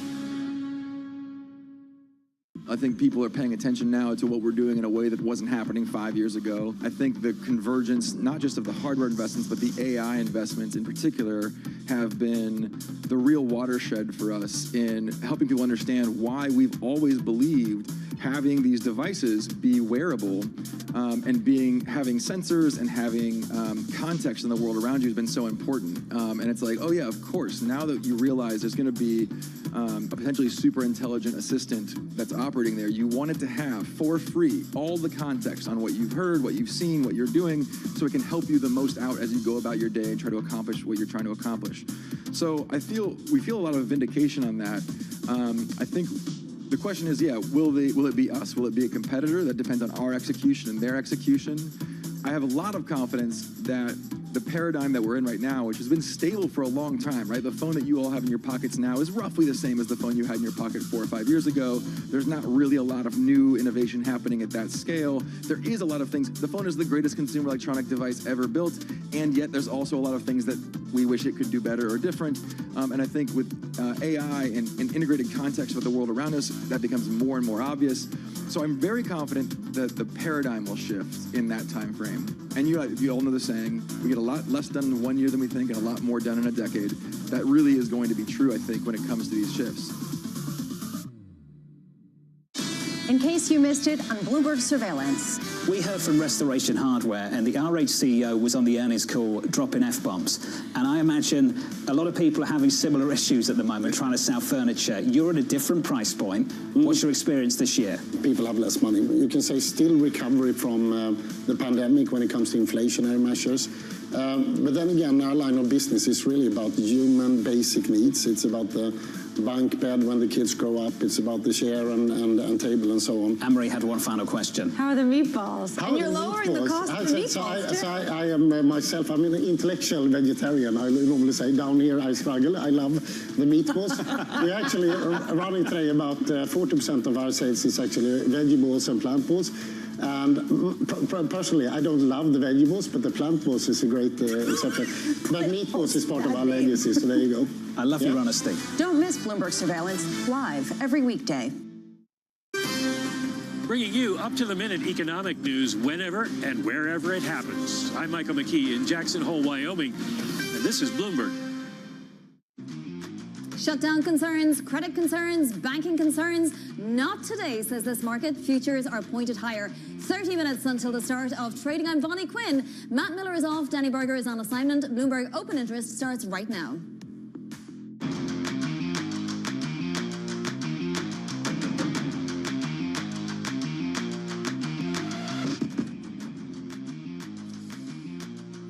Coming up, Amazon's cloud service is now recovering, that's in quotes, after a widespread outage affected clients such as Zoom, Robinhood, Coinbase, and more. And earnings season ramps up with Tesla, Netflix, and Intel among almost 90 companies reporting results this week. Plus, a new round of US-China trade talks this week as President Trump lists rare earths, fentanyl, and soybeans as top US priorities. All right, let's get to some stocks to watch. Apple is definitely on our radar today because the iPhone 17 series outsold the iPhone 16 range by 14% over their respective first 10 days on sale, not just in the US, but also in China. This is according to Counterpoint Research. And keeping an eye on Apple shares, but also Amazon shares today after that news. The tech giant saying its cloud service has recovered after a disruption degraded operations for customers, including government agencies and financial platforms. In the pre-market, that stock was lower. We are up about 0.4% in what is an up market, it looks like, according to futures. So let's get more details now on what could be a troubling development. Joining us is Bloomberg Tech co-host Ed Ludlow in San Francisco. So AWS, Ed, accounts for 30% of cloud business. This could have been very serious, no? What do we know? Give us the details. So the problem originates from one of Amazon or AWS's oldest legacy data centers, North Virginia on the East Coast, US East 1. And you're absolutely right that AWS accounts for a third of the internet, put it that way in cloud computing context, but this specific data center is the backbone. They have something called DynamoDB, which you can think of as a large filing cabinet or database. So if you are an app or platform or website that relies on AWS, it's likely your data is in that DynamoDB database. They basically had a traffic jam. DNS errors, which meant that even if the database was running, those platforms couldn't communicate with it. And so the stock's modestly higher, right, 0.4%. But the way to look at it is that this happened between, say, 2 or 3 a.m. Eastern time, midnight here on the West Coast, and lots of technology companies will be waking up to the ramifications of it, which is delays, other sort of slow performance issues while it still gets resolved. But the general outage is over, that's right. And from what I understand, Ed, and maybe you know more about this, this was not any kind of an attack, although it does leave the opening now for attackers if they wish to try to use this opportunity, right? Yeah, there's certainly some vulnerability, and it's a black eye for AWS, put it that way. You know, we're talking about the Amazon stock being up 0.4%. You know, the market is calm, but the way to look at it is AWS is the majority of operating income. So reputationally for Amazon, it's notable. The very simple explanation on a DNS error is that the DNS converts things that you and I could read, website addresses, into IP addresses. And that's why the point about DynamoDB is important. Even if the database with all of these platforms' data was up and running, those companies for a short period of time had no way to communicate with them, which means retrieving data is very difficult. That is the basis of the internet, retrieving data and putting it in another place. So operationally, it had big ramifications globally. For example, in the UK, HMRC was impacted. Some trading-based platforms like Robinhood, Coinbase have been impacted. That impacts people's abilities to transact. That now seems to be over. Surely Amazon will say more throughout the day. Our thanks to you, the always wonderful Bloomberg Tech co-host, Ed Ludlow. On the earnings front, Tesla kicks off this quarter for the Magnificent Seven on Wednesday. We'll also get results from Netflix, Ford, GM, and more. Bloomberg Markets correspondent Nora Melinda is here now with a preview. So what are the main themes investors will be looking for as automakers in particular, and also Intel reports? Almost 90 companies reporting this week, but of course in focus, as you're mentioning, are automakers this week. We're looking at GM, we're looking at Tesla, we're also got Ford coming up as well, and they're all expected to report record EV sales for the month of September here, but really what is on the mind of investors in terms of main themes is rare earth materials. Of course, there's been that conversation going back and forth between President Trump and China, just what the relationship is like there. So that's really going to be what a lot of investors are looking for out of these reports, in addition to tariffs, of course. Those are the two main themes that I would say that a lot of Wall Street has their eyes on as it pertains to these automakers here. Yeah, it's fascinating, right? I mean, investors are going to be wanting answers when executives don't even have the answers themselves. They're probably looking for contingency plans just to offer up to investors. What about Netflix, Nora? Because we have had some developments on that front, and also it pertains to the U.S. consumer. Everybody's going to be watching. Well, it should be a good experience here, a good quarter here for Netflix as we're taking an eye and a look deeper into what the metrics are right now. But right now, it seems as though there should be potentially better than expected margin gains coming out for this quarter. We're seeing people who are seeing a lot of viewership and uptick in the U.S. in particular here. So it seems as though it should be a relatively strong quarter for Netflix. If you look at the stock, it's up about 34% year to date. So it seems as though Wall Street expects more gains to come after this report. What are you binging on Netflix at the moment? Lots to keep an eye on, honestly. What is there? There's this one little cartoon, I can't even remember the name of it right now, but there are a lot of shows to keep an eye on. Too many, thank goodness. The holidays are coming up next month. Bloomberg's Nora Melinda, thank you so much. Turning to Washington, trade talks between the U.S. and China will resume later this week in Malaysia. President Trump listing his top demands in the negotiations. One of the things I want is China's going to buy soybeans. I want China to stop with the fentanyl. Very, normal things. I don't want them to play the rare earth game with us. Bloomberg Washington correspondent Tyler Kendall joins us now from the nation's capital. So, Tyler, to listen to President Trump there, you wouldn't have imagined anything unusual went on last week, and yet it did. Can China look past all the mudslinging and engage in regular discussions this week? Well, Lonnie, that seems to be the question, but we have gotten some positive indications. Take, for example, last week on the sidelines of the IMF meetings here in Washington, people familiar tell us that the Chinese delegation actually worked to tamp down some concerns of global partners over their newly unveiled curbs when it comes to critical and rare earth minerals, saying that the intention here was not to disrupt any normal trade flows. As of now, it does appear that these tracks are on talk. We know the Treasury Secretary Scott Bessent met with his trade counterpart virtually on Friday and then confirmed that they will meet face-to-face this week in Malaysia. And both sides really are re-engaging because they're up against this rather firm and key deadline. That's November 10th for the broader trade truce. And we heard what felt like a softening in President Trump's rhetoric, saying that ultimately there is still this threat of that 100% levy on the table, but that he doesn't think rates that high are ultimately sustainable. Both sides have mounting pressure here, but I'll put one main one on your radar. None of those topics that we heard President Trump outline are considered to be unusual. We knew that these were going to be the topics on the table, but soybeans in particular are going to keep coming up, Vani, because we are starting to hear from U.S. farmers that they are running out of storage for this excess in supply since China has not imported any U.S. soybeans so far this season. Just for quick context here, China imported $12.6 billion worth of U.S. soybeans last year alone. Yeah, and for more context, Tyler, soybean futures rising for a third consecutive session in Chicago today on speculation that this meeting will, get some renewed agricultural trade between the two countries. That said, will a soybean deal be enough, or does she have to give something on rare earths in order to avoid 100% plus tariffs? Right. So as President Trump outlined, rare earths really have been at the center of these discussions. But we're going to have to see where it goes from here, because we know China in particular is looking for the U.S. to loosen some of its own curbs that it's put on advanced semiconductor chips. As one example, we also know that China is upset at these new fees that are being put on Chinese ships that are docked at American ports. So it's going to be a negotiation that continues to evolve here, and something that we're going to have to watch really closely. Our analysts point to fentanyl, that third topic that President Trump mentioned as perhaps the lowest hanging fruit here. We know that there has been at least some progress when it comes to fentanyl. 20% of the tariffs that are currently in place on China are imposed over this concern. But really, it does seem to be coming back to those agricultural purchases. Vani, I can tell you that a senior administration official tells me that the White House is currently looking at other export markets where U.S. soybeans can go, also other uses for U.S. soybeans as a sort of safety net in case these talks do not yield the sort of results that U.S. farmers are looking for. Tyler, thank you so much. That is Bloomberg's Tyler Kendall.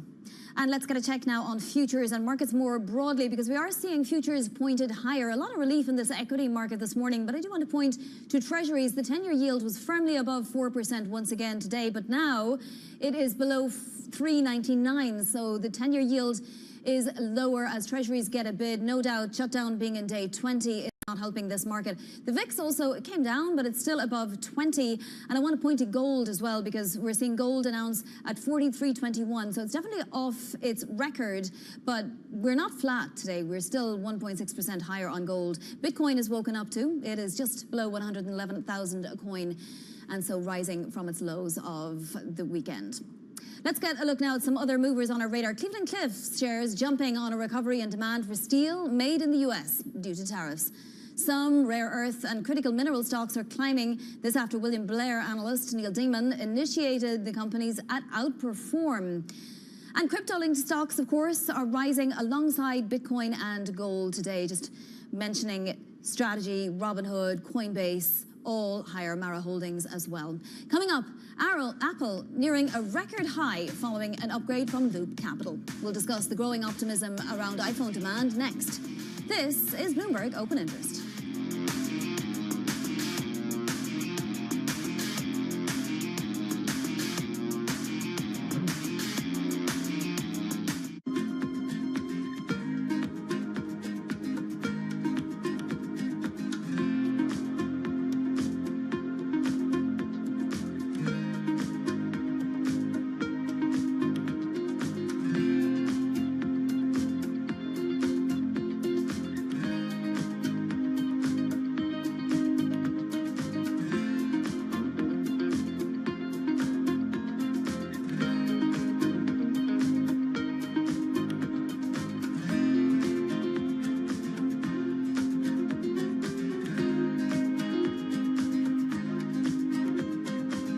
Okay, ready?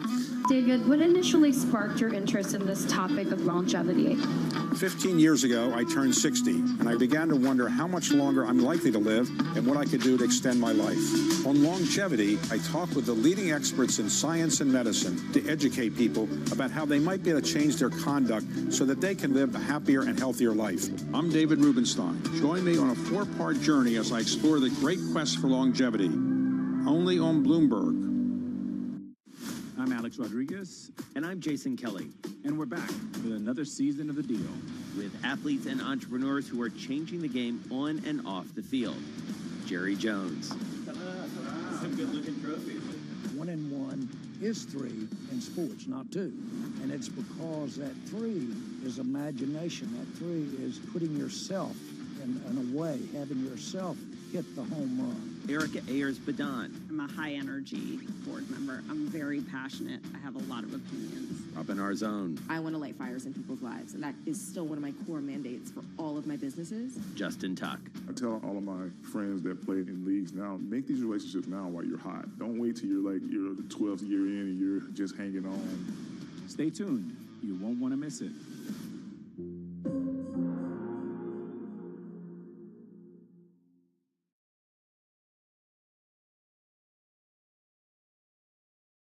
Bringing you up to the minute economic news whenever and wherever it happens. I'm Jennifer Zabasanja in Luanda, Angola, and this is Bloomberg. From the world of politics to the world of business, Joe Matthew and Kaylee Lines deliver news, insight, and analysis live 2 times a day, every trading day. Balance of Power at 1 and 5 Eastern, only on Bloomberg.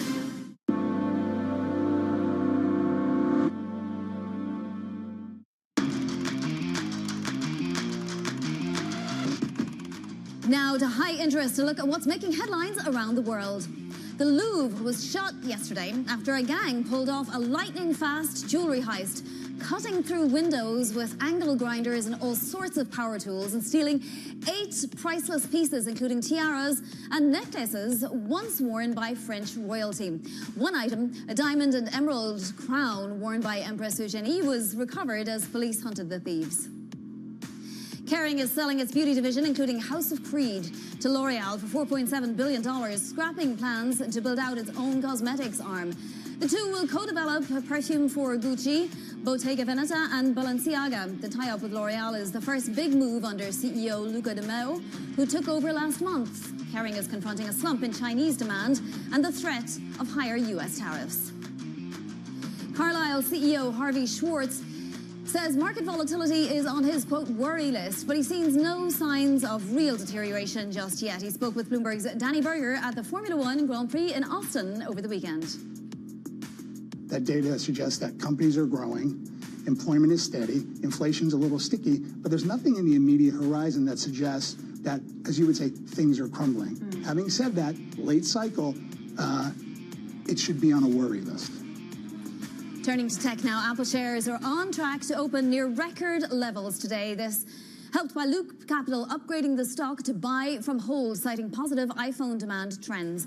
Joining us now is Ryan Vlastelica, Bloomberg Equities reporter. So Ryan, we did get this information that the first 10 days of sales were particularly good for the iPhone 17, not just in the US, but in China. Give us more details. Yeah, good morning. Thank you for having me. So it seems like after a period of time where people were very kind of underwhelmed by the pace of iPhone 17 sales, especially relative to expectations for a real super cycle, it does seem like people are becoming more optimistic. Even though they don't have the kind of AI features that were touted last year, it does seem like consumers are buying the new iPhone. Maybe this just reflects how long people have been holding on to their previous version, but it does seem like there are stronger than expected sales, and like you said, that did lead Loop Capital to upgrade the stock to buy this morning. Now, why all of a sudden are customers thinking about upgrading, even some that haven't since the pandemic, when next year we'll get a flip phone and it seems like next year is maybe the bigger upgrade cycle potentially? Well, I know earlier this year there was some speculation that people were buying to get ahead of the tariffs. So there could be some of that. There could just be the fact that people really have been going longer and longer without upgrading. Maybe people just feel like the latest iPhones, even though it is seen as mostly having some incremental improvements to battery, camera life, memory, things like that, this is enough for them to sort of upgrade, especially if there are concerns about tariffs. Yeah, I'd say that's sort of the main takeaway. Well, we also know that, we're waiting for the Apple Intelligence rollout in China in particular, but it doesn't seem to have deterred those shoppers in China. Right. I think a lot of the Apple Intelligence features will still be available. It might just take a software update or an OS upgrade in order to get them, but it doesn't seem like you will be barred from using them even if you upgrade right now. So I'm not sure that that is too much of a limitation for people. This was very serious for Apple. It needed this iPhone 17 to work and to sell, right? It's half of its revenue, the iPhone. It has to keep coming up with better and better refreshes for this iPhone. Can it continue to do that, Ryan? Well, that is really the key question here. Apple's sales growth or revenue growth has been a lot slower than what we've seen at the other mega cap tech companies. People are really hoping to see some kind of big upgrade cycle. That's why there was so much optimism surrounding Apple Intelligence when it was first announced. Obviously, that didn't really play out as people expected. There were a lot of delays. Some programs were canceled or paused. We are still waiting for them to have a more pronounced shadow in the industry of AI. But in the meantime, it does seem like people continue to buy. They're upgrading more. Positive signals, at least for the near term. All right, Ryan, thank you so much. That is Bloomberg's Ryan Vlastelica. A check on futures now, just about 13 minutes before the opening bell. We see S&P futures pointed to a gain of about 0.5%. NASDAQ futures up 0.6%. And I do want to point out that we had a very nice up week last week in spite of everything. We had the NASDAQ 100 up 2.5%. Plus, this is a big earnings week. Not as big as next week, but we have nearly 90 companies reporting this week. So there's a lot of enthusiasm this Monday. Coming up, Morgan Stanley's Andrew Slimmon says this bull market is here to stay if it manages to reach a 4th year. This is Bloomberg Open Interest.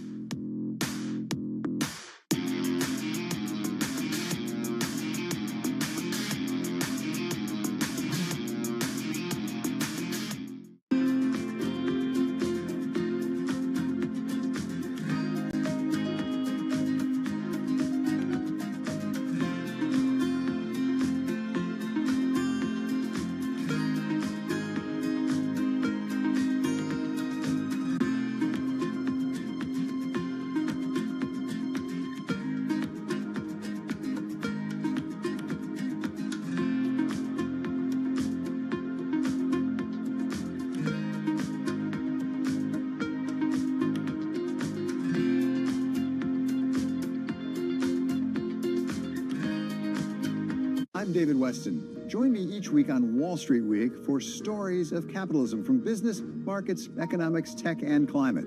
We go on the road for a look at what lies behind the headlines of today and what will likely be the headlines tomorrow. We need more transparency. Oil and gas is still important. They said every citizen should be investing in the market. Accelerate progress in all fields of science. Watch Wall Street Week right here on Bloomberg. More than what you need to know, it's what you need to think about.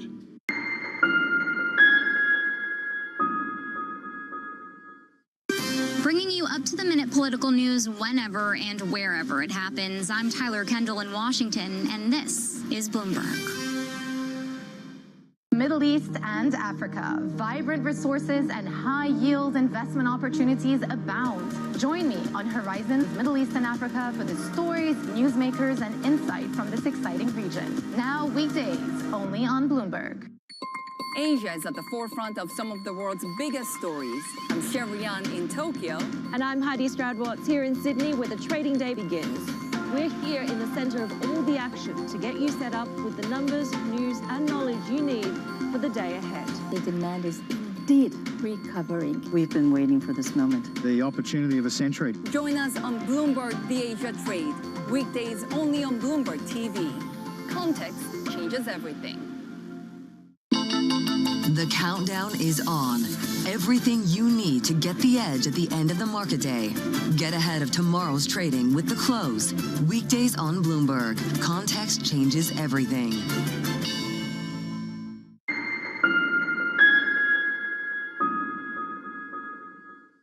Earnings season is here. Earnings season begins once again. So much going on. Bloomberg is first to break the numbers. From Snowflake, from Pure Storage, from Urban Outfitters, and yeah, from NVIDIA. Coming up, we'll talk about some of the other earnings that are coming out. With the smartest insights. Third quarter numbers are going to be really important. The commentary is going to be important. It's all going to be about margins because margins lead to earnings. And if earnings come down, we have a problem. You have to come back again soon. This is really excellent. Continuing coverage on Bloomberg.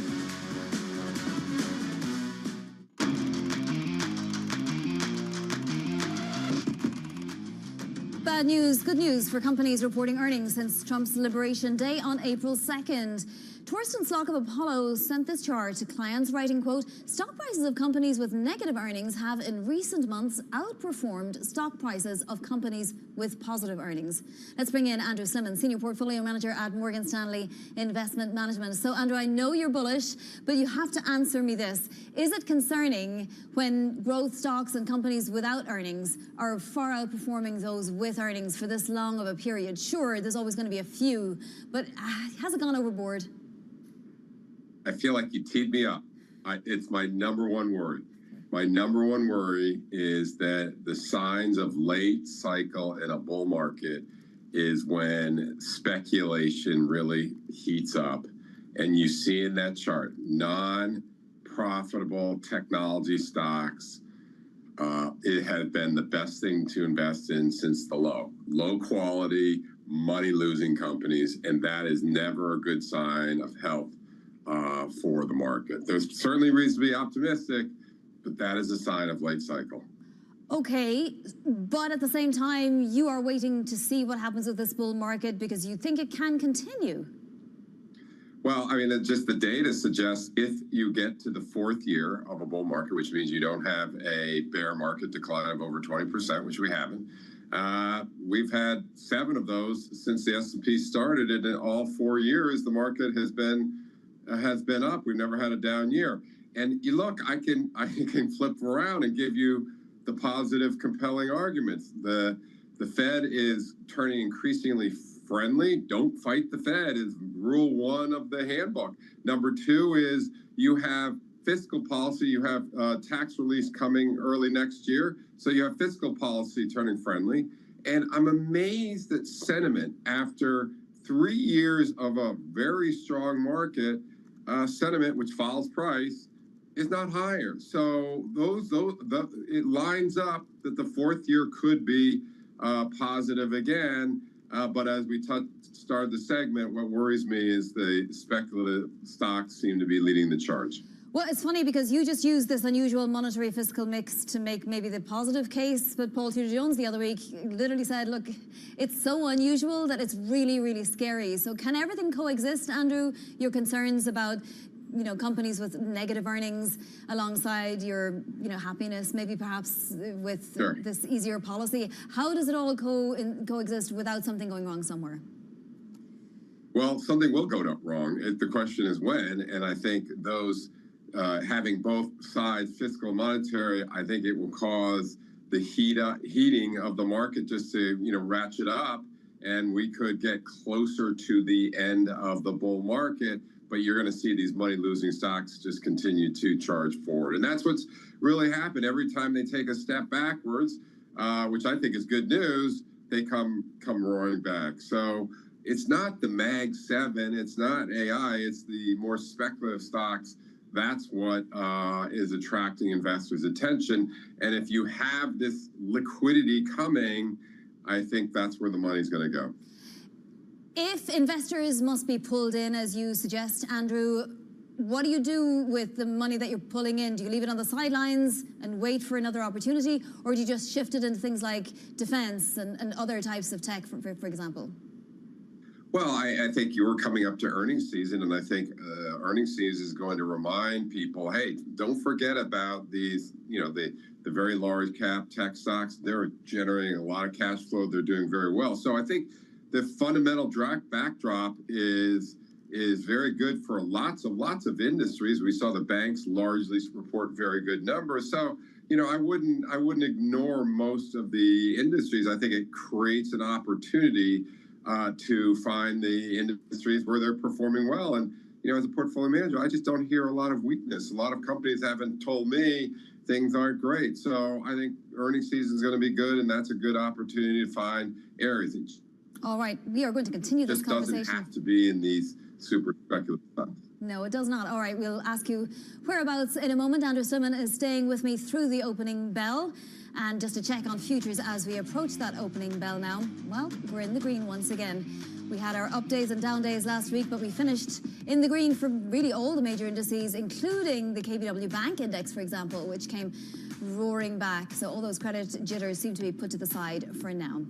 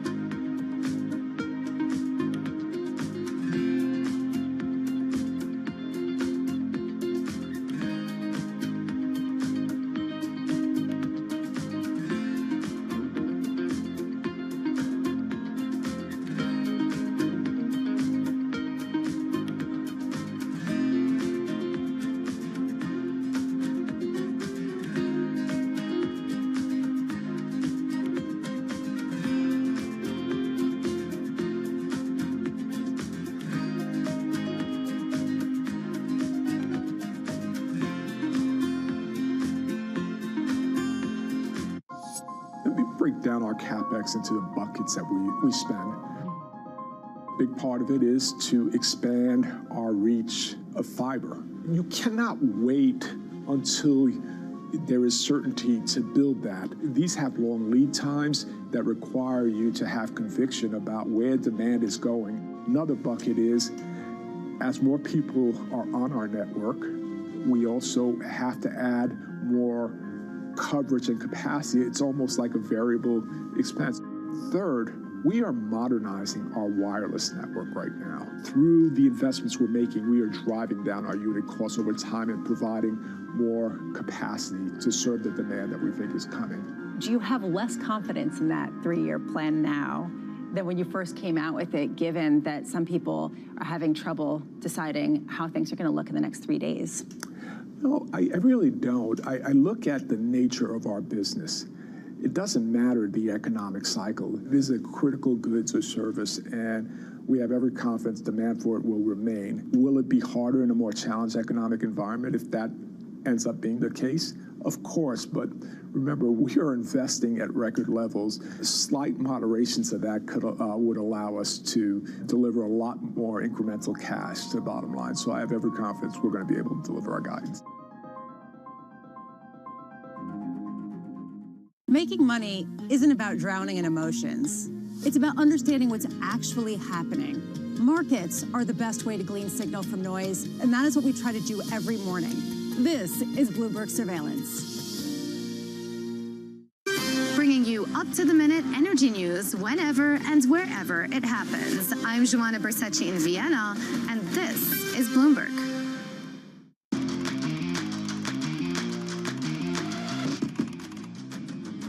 Moments away from the start of trading, this is Bloomberg Open Interest. I'm Bonnie Quinn, stepping in for Matt Miller and Danny Berger. So let's take a look at where we're about to flip over from futures to actual live trading.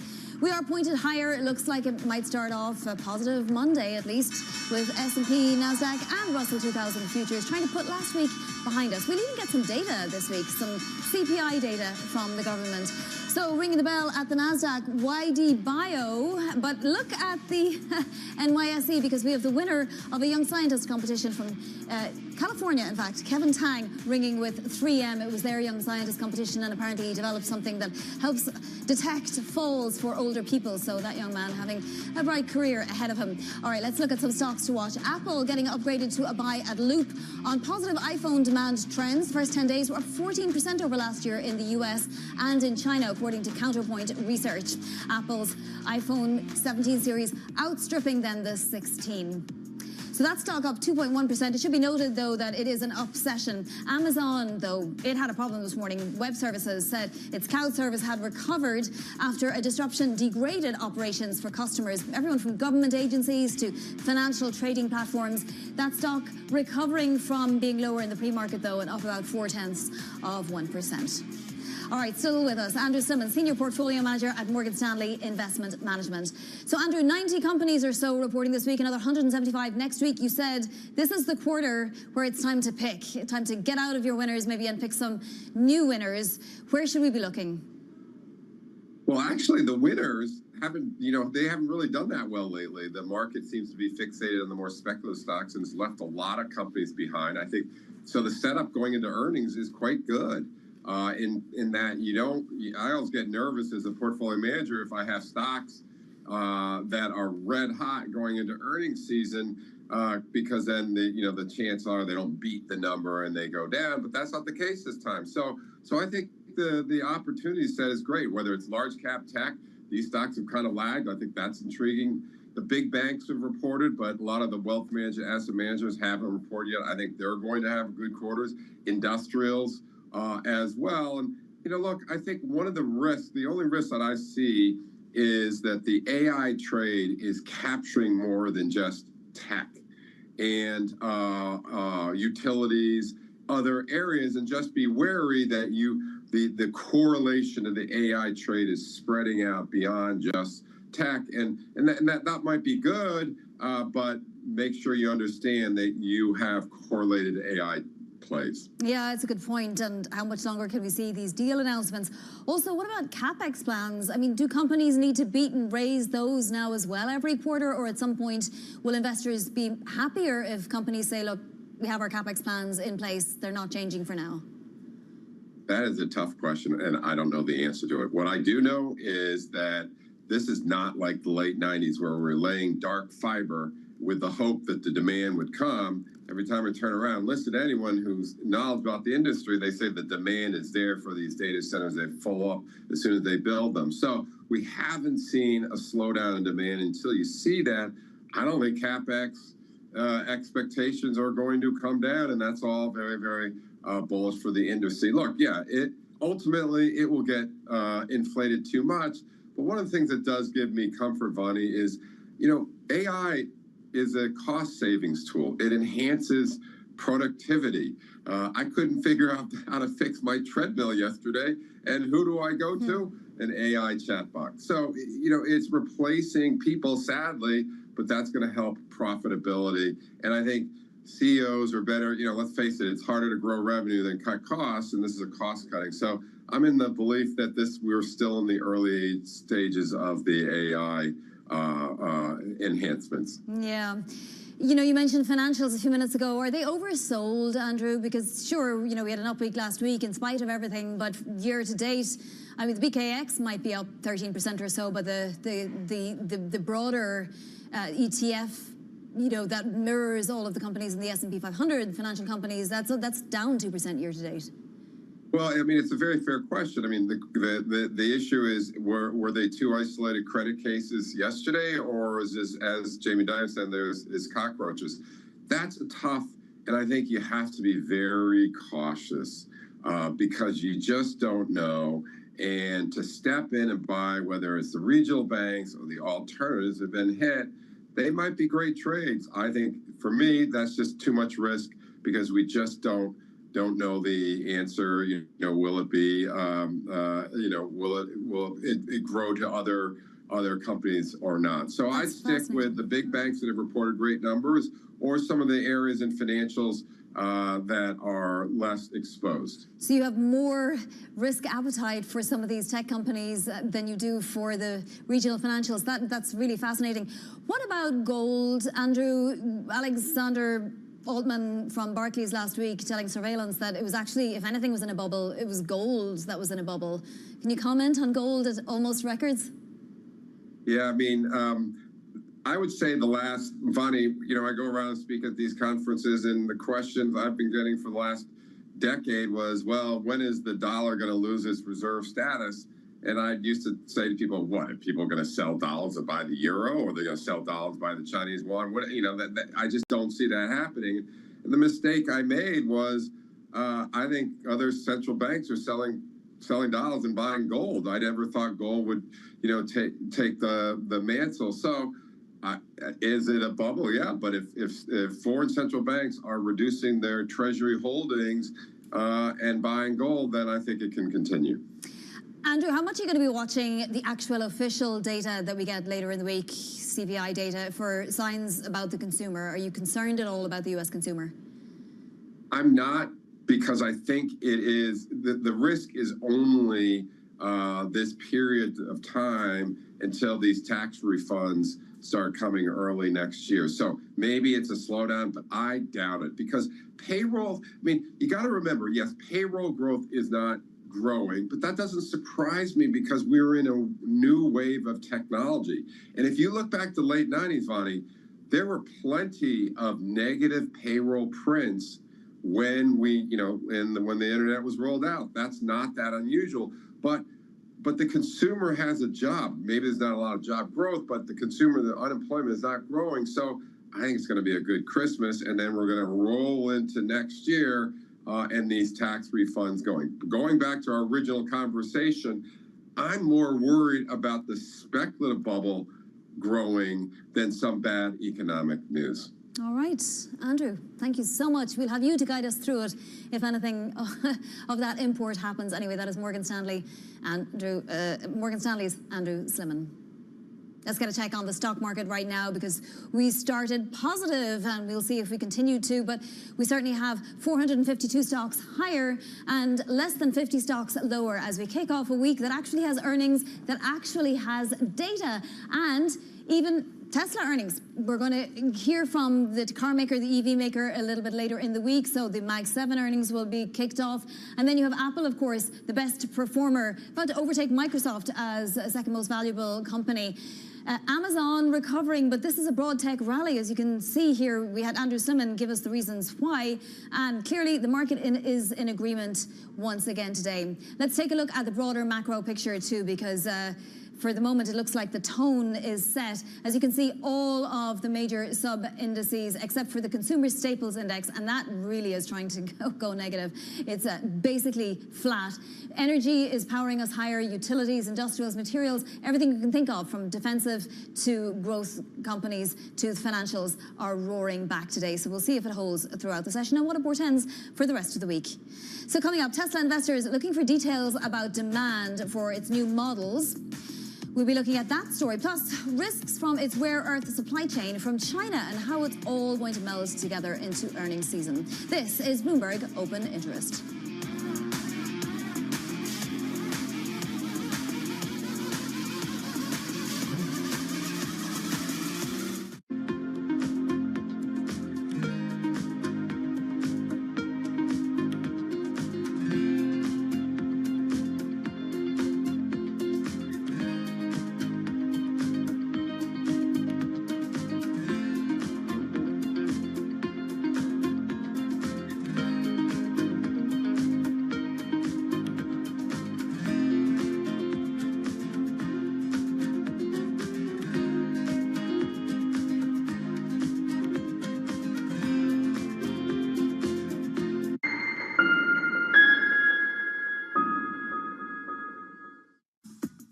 At what point do you say, we made a mistake and we're getting out? How long do you give it before you say, this isn't working? That's one of the most critical differentiators between great investors and just mediocre investors.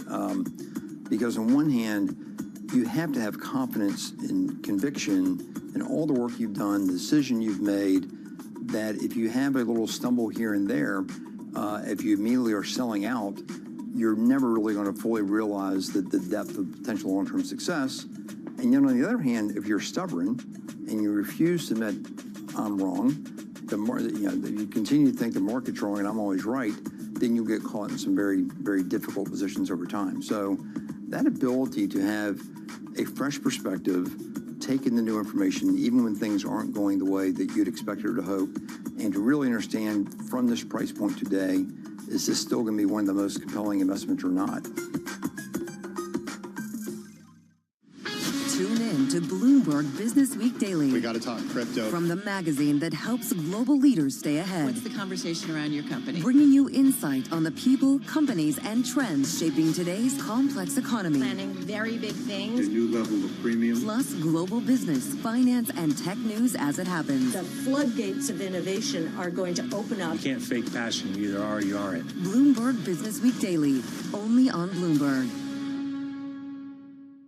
It's a multi-trillion-dollar industry. We'll show you what's happening in ETFs like no one else. ETF IQ, only on Bloomberg.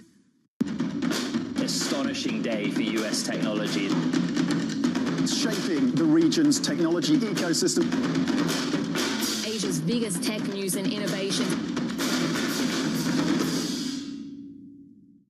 This is Bloomberg Daybreak Europe. I'm Tom McKenzie in London. These are the stories that set your agenda. Taking you from the U.S. market's close to the overnight session in Asia, we'll walk you through what you need to know to kickstart Europe's trading day. Live from our European headquarters, we bring you the day's top market-moving stories, unmatched expert analysis, and on-the-ground reporting from across the continent. Tune in to Daybreak Europe, only on Bloomberg Television. Context changes everything.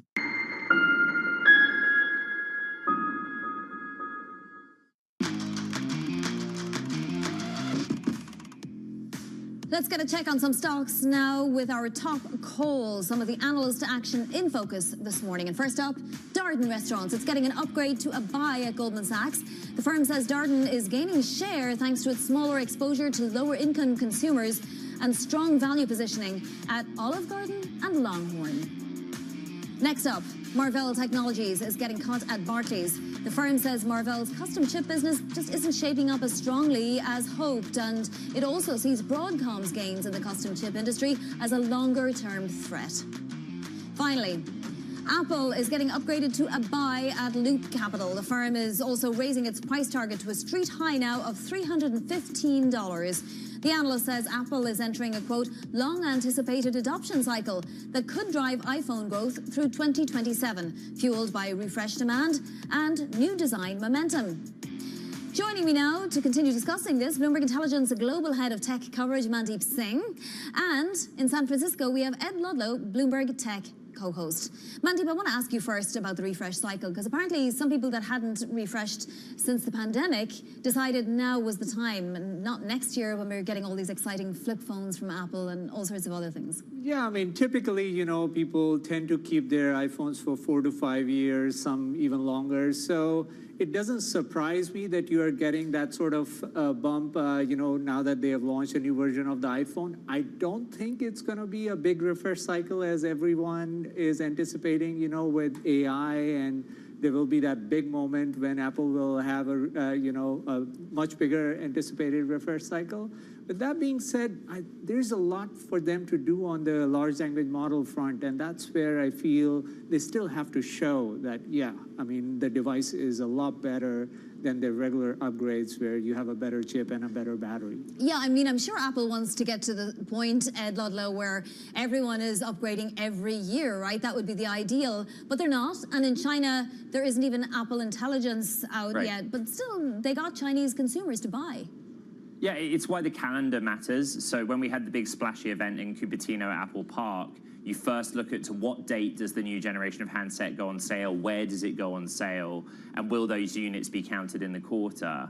You know, Mandeep is completely right. Of course he is. This is Mandeep Singh of Bloomberg Intelligence. But, you know, cycles are greater than a quarter. You don't get a lot of visibility into what happens in a 3-month period. The one thing we will get more on, because Apple has communicated about it, is the impact of tariffs and supply chain, right? Because all Apple and any other of the Mag 7 names can do is tell us in that moment that they reported their earnings for the period, the information they had available to them, this is the charge or hit they do or don't see from tariffs. And so that will be a factor irrespective of whether they sold handsets just here in America or elsewhere. Will tariffs negatively impact Apple to a substantial degree, Mandeep? It will, and the other big risk is there may be a pull forward going on since first quarter. I mean, we didn't see it in 2Q results. I'm expecting, you know, it will get reflected in 3Q or probably will impact their fourth quarter guide, because everyone is expecting tariffs to raise the prices for the iPhone. So imagine if you're a consumer, you're saying, I should better buy it now. And so to my mind, there is a pull forward element in Apple's holiday quarter, and that's where everyone will be focused. For sure, and we saw that with EVs as well because of policy. I want to ask you about something that happened this morning. When I came in, AWS was experiencing problems from its customers getting all sorts of notifications that apps were down, even its own Alexa and so on. What happened, and is it something we should be really worried about? I mean, outages in general are not that big of a deal. We have outages with YouTube, and you know, anytime you have apps this popular, like AWS is hosting pretty much a lot of the popular apps, so outages can happen. My worry is more, you know, it has to do with the AI code that is being written now for a lot of these systems. They keep calling out 35–40% is AI code.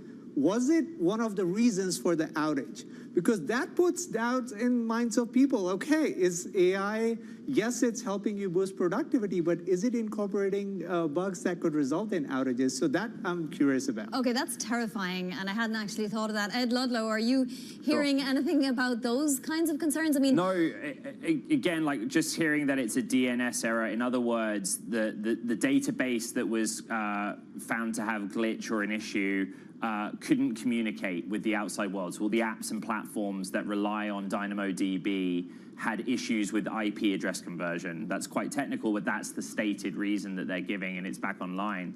But to Mandeep's point, I mean, one of the companies whose CEOs was up overnight posting on social media was Perplexity's CEO. So, you know, when you have outages to services like that, it speaks to Mandeep's concern. Yeah, and I just want to mention that Robinhood is commenting on the service impacts in a post on X right now, saying services were impacted due to issues at AWS, and it's obviously not the only company, far, far, far from it.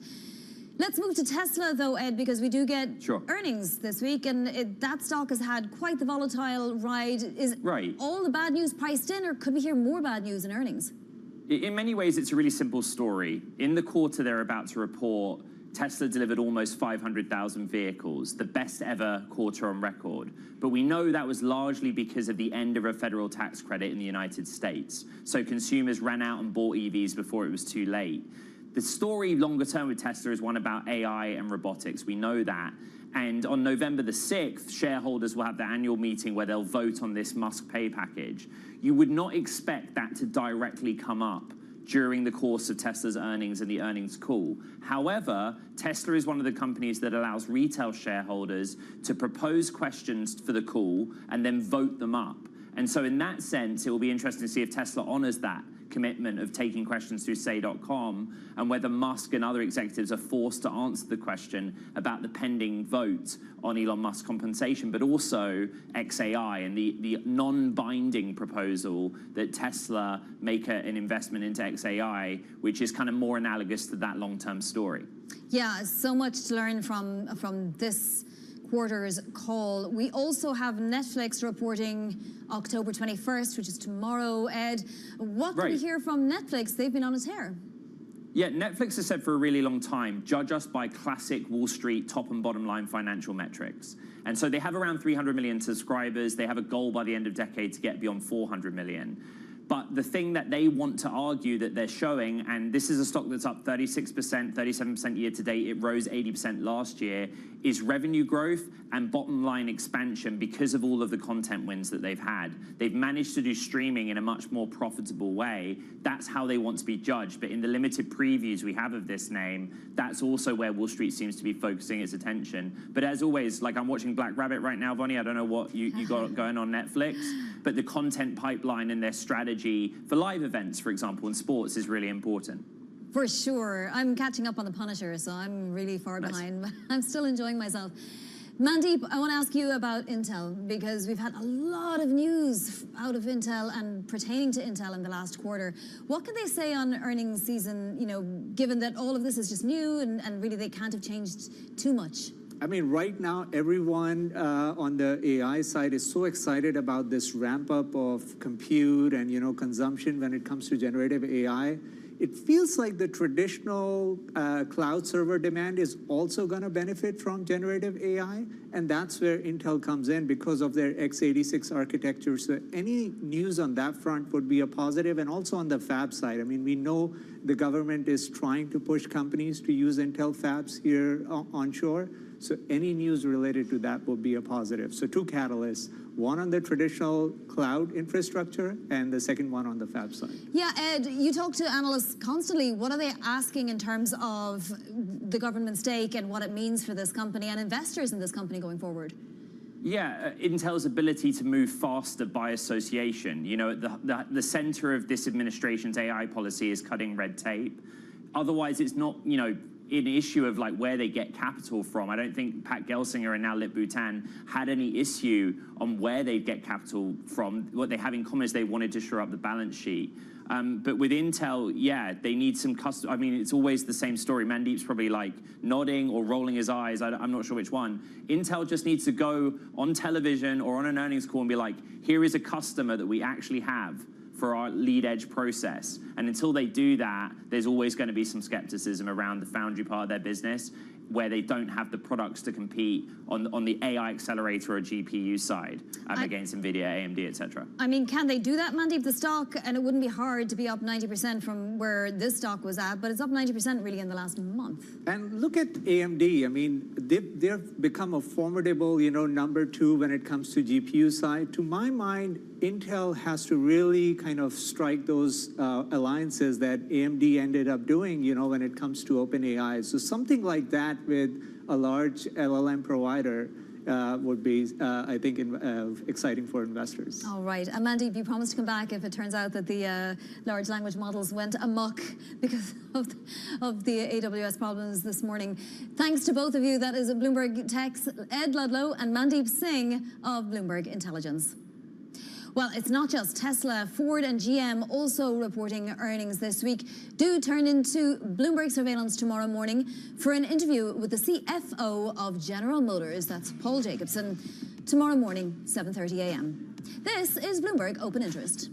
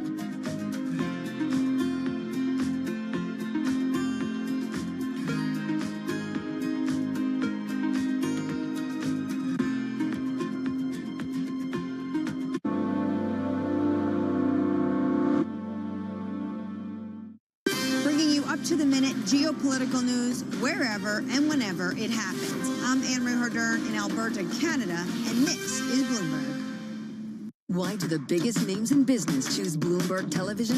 That's a great question. It's a very good question. Interesting question. Good question. Great question. I so appreciate that question. You certainly ask interesting questions. Bloomberg Television. Top experts, great questions. From the beating heart of global finance, economics, and politics, and wherever newsmakers are moving markets, Bloomberg brings you conversations that allow for deep discussions and important insights. What do you think the future is for inflation? Is this a new normal? Are markets too optimistic? How do you worry about the things that are outside your control? How does the current fighting completely stop? I'm Francine Lacroix, and this is The Pulse, every weekday only on Bloomberg. Get your fixed income fix. Watch Bloomberg Real Yield around the world right here on Bloomberg. Context changes everything.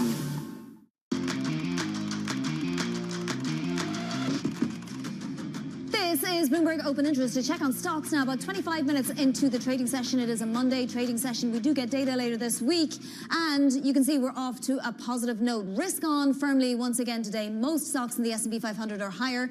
The index itself up by 0.75% after jumping more than 1.6% last week. The Nasdaq up 1% as well. The VIX coming down ever so slowly. It was above 20 for most of the morning, and the Russell up 1.7%. Gold is a little flat, below its record. But the question is, after the Diwali season, are we still going to see demand for gold, or has it reached its peak? Let's just look at some of the stocks that are moving. Cleveland-Cliffs is a fascinating one because it came out with earnings. It missed on many metrics, but of course the steel tariffs helped. Now it's saying it's going to start exploring for rare earths. So very timely for Cleveland-Cliffs. That stock was up much more than that in the pre-market, but up 16.5%. Ain't bad for a post-earnings session. Bitcoin has woken up as well, and you've got Robinhood Markets, Coinbase, and all of the Bitcoin-related stocks higher. In fact, this even after Robinhood was affected by the AWS outage. Earlier this morning, Robinhood said it did affect users, but obviously that stock is higher. And Apple, of course, up almost 3% after we discovered the iPhone 17 sold 14% more in its first 10 days than the iPhone 16. Coming up next hour, Manulife, John Hancock's Emily Rowland. Plus, we talk cybersecurity with the Okta CEO. This is Bloomberg Open Interest.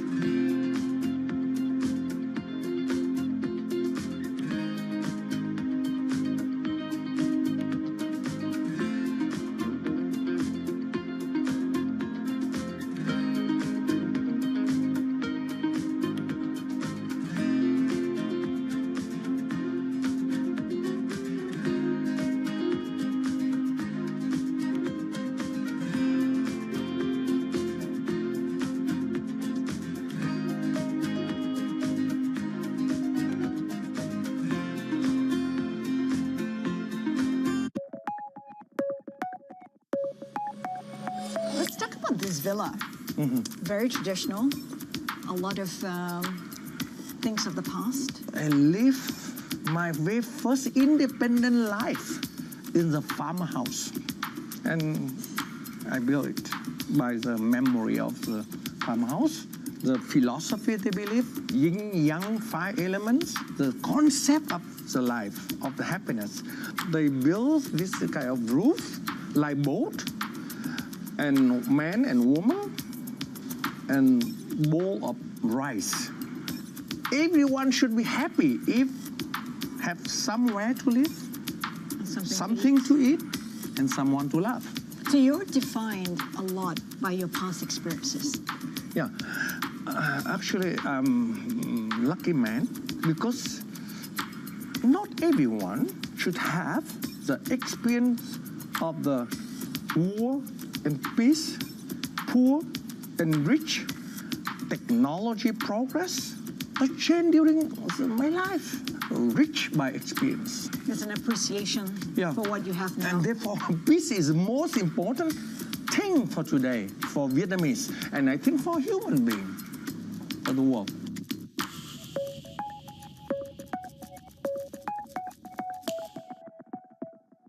Key investors, top executives, global innovators.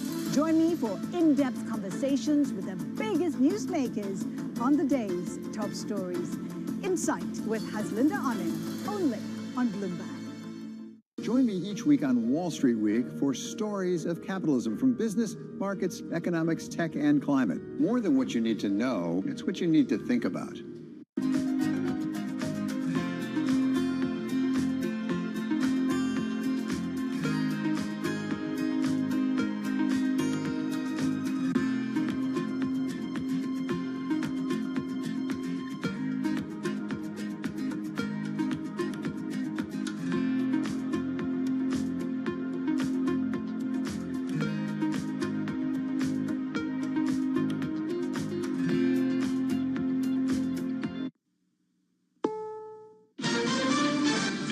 CBS News on the Hour, sponsored by Eggland's Best. I'm Deborah Rodriguez. We're getting a handle on the scope of a worldwide Amazon service outage today. You think about consumer volume, this immediately runs into the millions. That's cyber and data protection consultant Edward Lewis on an outage that affected popular apps and websites like Amazon, Venmo, Coinbase, Roblox, as well as banks and airlines. Tech consultant Insure. The good news is this doesn't seem to be a hacking-related incident, but it's still a reminder of how reliant so many of us are on Amazon, even though we may not be aware of it. Services have been bouncing back. The new week brings word of possible stopgap measures to staunch some of the suffering from a now 20-day-old government shutdown. CBS's Willie James Inman. There are some members up on Capitol Hill, some senators that are considering piecemeal legislation, essentially, that would call for at least some federal workers to get paid. CBS News has learned Republican senators will lunch with the president at the White House tomorrow. We're just in, the Supreme Court will consider whether people who regularly smoke marijuana can own guns legally. Tourists in Paris being turned away at the Louvre Museum for a second day as police hunt for the thieves who made away with priceless crown jewels in broad daylight. I knew something was up because of the way they swept the whole museum. But it's great. This is our last day of a long trip, and this is the most exciting part. Correspondent Elizabeth Palmer. This crime is all anybody's talking about here in Paris today. Not only the sheer audacity of it, but the fact that the Louvre is something of a fortress, and people are stunned that it proved so vulnerable. Texas is removing rainbow-colored road crossings, symbols of the LGBTQ plus community. The heavy equipment started digging up crosswalks in Houston's Montrose neighborhood early this morning. This demonstrator says the state should turn to more pressing matters. We are wasting time on a distraction and a vilification of, lesbian, gay, bisexual, trans people. Texas Governor Greg Abbott ordered the removal, echoing the Trump administration administration's July directive. Transportation Secretary Sean Duffy saying, quote, political banners have no place on public roads. Peter King, CBS News. New hope for people with severe macular degeneration. A study in the New England Journal of Medicine reports researchers have restored vision using a prosthetic retinal implant. If the procedure is approved for broader use, scientists at Mass Eye and Ear believe it could help an estimated 1 million, mostly older people in the U.S. who lose their vision to the condition. Deborah Rodriguez, this is CBS News.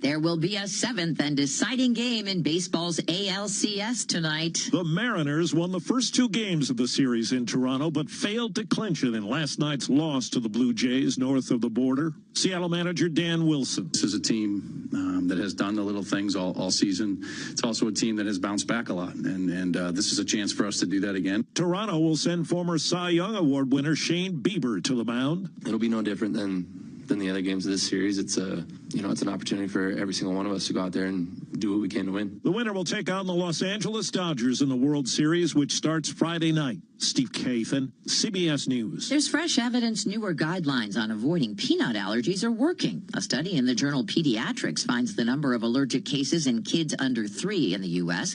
has plummeted 43% since experts began recommending parents introduce their infants to peanuts 8 years ago. Deborah Rodriguez, CBS News. This is Bloomberg Intelligence with Scarlett Fu and Paul Sweeney. How do you think the Fed is looking at tariffs, the uncertainty of tariffs? Let's take a look at the sectors and how they performed. A lot of investors getting whipsawed every day by news events. Breaking market headlines and corporate news from across the globe. Could we see a market disruption, a market event? Are people just too exuberant out there? You see some so-called low-quality stocks driving this short-term rally. Bloomberg Intelligence with Scarlett Fu and Paul Sweeney on Bloomberg Radio, YouTube, and Bloomberg Originals. Good Monday morning. We are broadcasting live from the Commonwealth Financial Network's 2025 National Conference at Gaylord National Resort in Maryland, just outside of Washington, D.C. Lisa Mateo sitting in for Scarlett Fu today. We got a lot of great guests down here at this national conference for Commonwealth. We'll bring them on set, have some good conversations about these markets. We're going to kick it off with a discussion with Ed Ludlow, B-Tech co-anchor. AWS had some outages yesterday. I have to admit, I did not even notice. Yeah, you didn't notice. A lot of people, a lot of companies did. A lot of companies did notice. So a lot of folks rely on that cloud. So we'll get the latest there. Tyler Kendall, Bloomberg Washington correspondent. She's in here, in D.C. here. Give us the latest on this shutdown. Also on some upcoming trade talks between President Trump and the leaders from China. Brad McMillan, Managing Principal, Wealth and Investment Management, and he's the Chief Investment Officer at Commonwealth. He's going to join us here on set. We'll talk about, get his thoughts on these markets. So a lot coming up, a lot of good discussion coming up. Let's kick it all off with John Tucker and a Bloomberg Business Flash. All right, happy Monday morning, guys. This Bloomberg Business Flash brought to you by Oracle. Attention growing businesses, Oracle offering to cut your current cloud bill in half if you move to Oracle Cloud Infrastructure. This is for new U.S. customers with minimum financial commitment. See if your company qualifies at oracle.com/Bloomberg. Well, Paul, you mentioned the Amazon Web Services. Looks like the cloud service has recovered after that widespread outage. As a result, the shares right now in the early going 1% higher. You have all 11 major industry groups in the S&P 500 are up right now. Industrials and consumer discretionary, they are in the lead. And with the earnings season now well underway, a busy week for earnings. About 85% of the companies in the S&P 500 have beaten earnings estimates, those that have reported so far, and that is helping fuel a rebound in stocks. Among notable results this week, Tesla, they report on Wednesday, and right now those shares up 1.9%. Apple, hovering near all-time highs. Loop Capital upgraded the stock to buy from hold, the latest firm to cite more positive iPhone demand trends. And among some of the other standouts this morning, shares of Cleveland Cliffs, 17% higher. Company said exploring sites for rare earth materials as the steelmaker looks to expand its presence in metals production. Overall, the S&P 500 53 points higher. That's up 0.8%. We're at 6717 on the index. The Dow Jones Industrial Average is up 248 points, and the Nasdaq 100 right now 271 points higher. And we check the markets for you all day long right here on Bloomberg Radio. I'm John Tucker. That is your Bloomberg Business Flash. Paul and Lisa. All right, JT, thank you so much. We appreciate that as John was just reporting. We got stocks moving higher here today. Let's take a look at some of the stocks that are on the move today. I'm Paul Sweeney alongside Lisa Mateo, and we're joined by Bloomberg's Denitza Sakova. Denitza, what are you looking at this morning?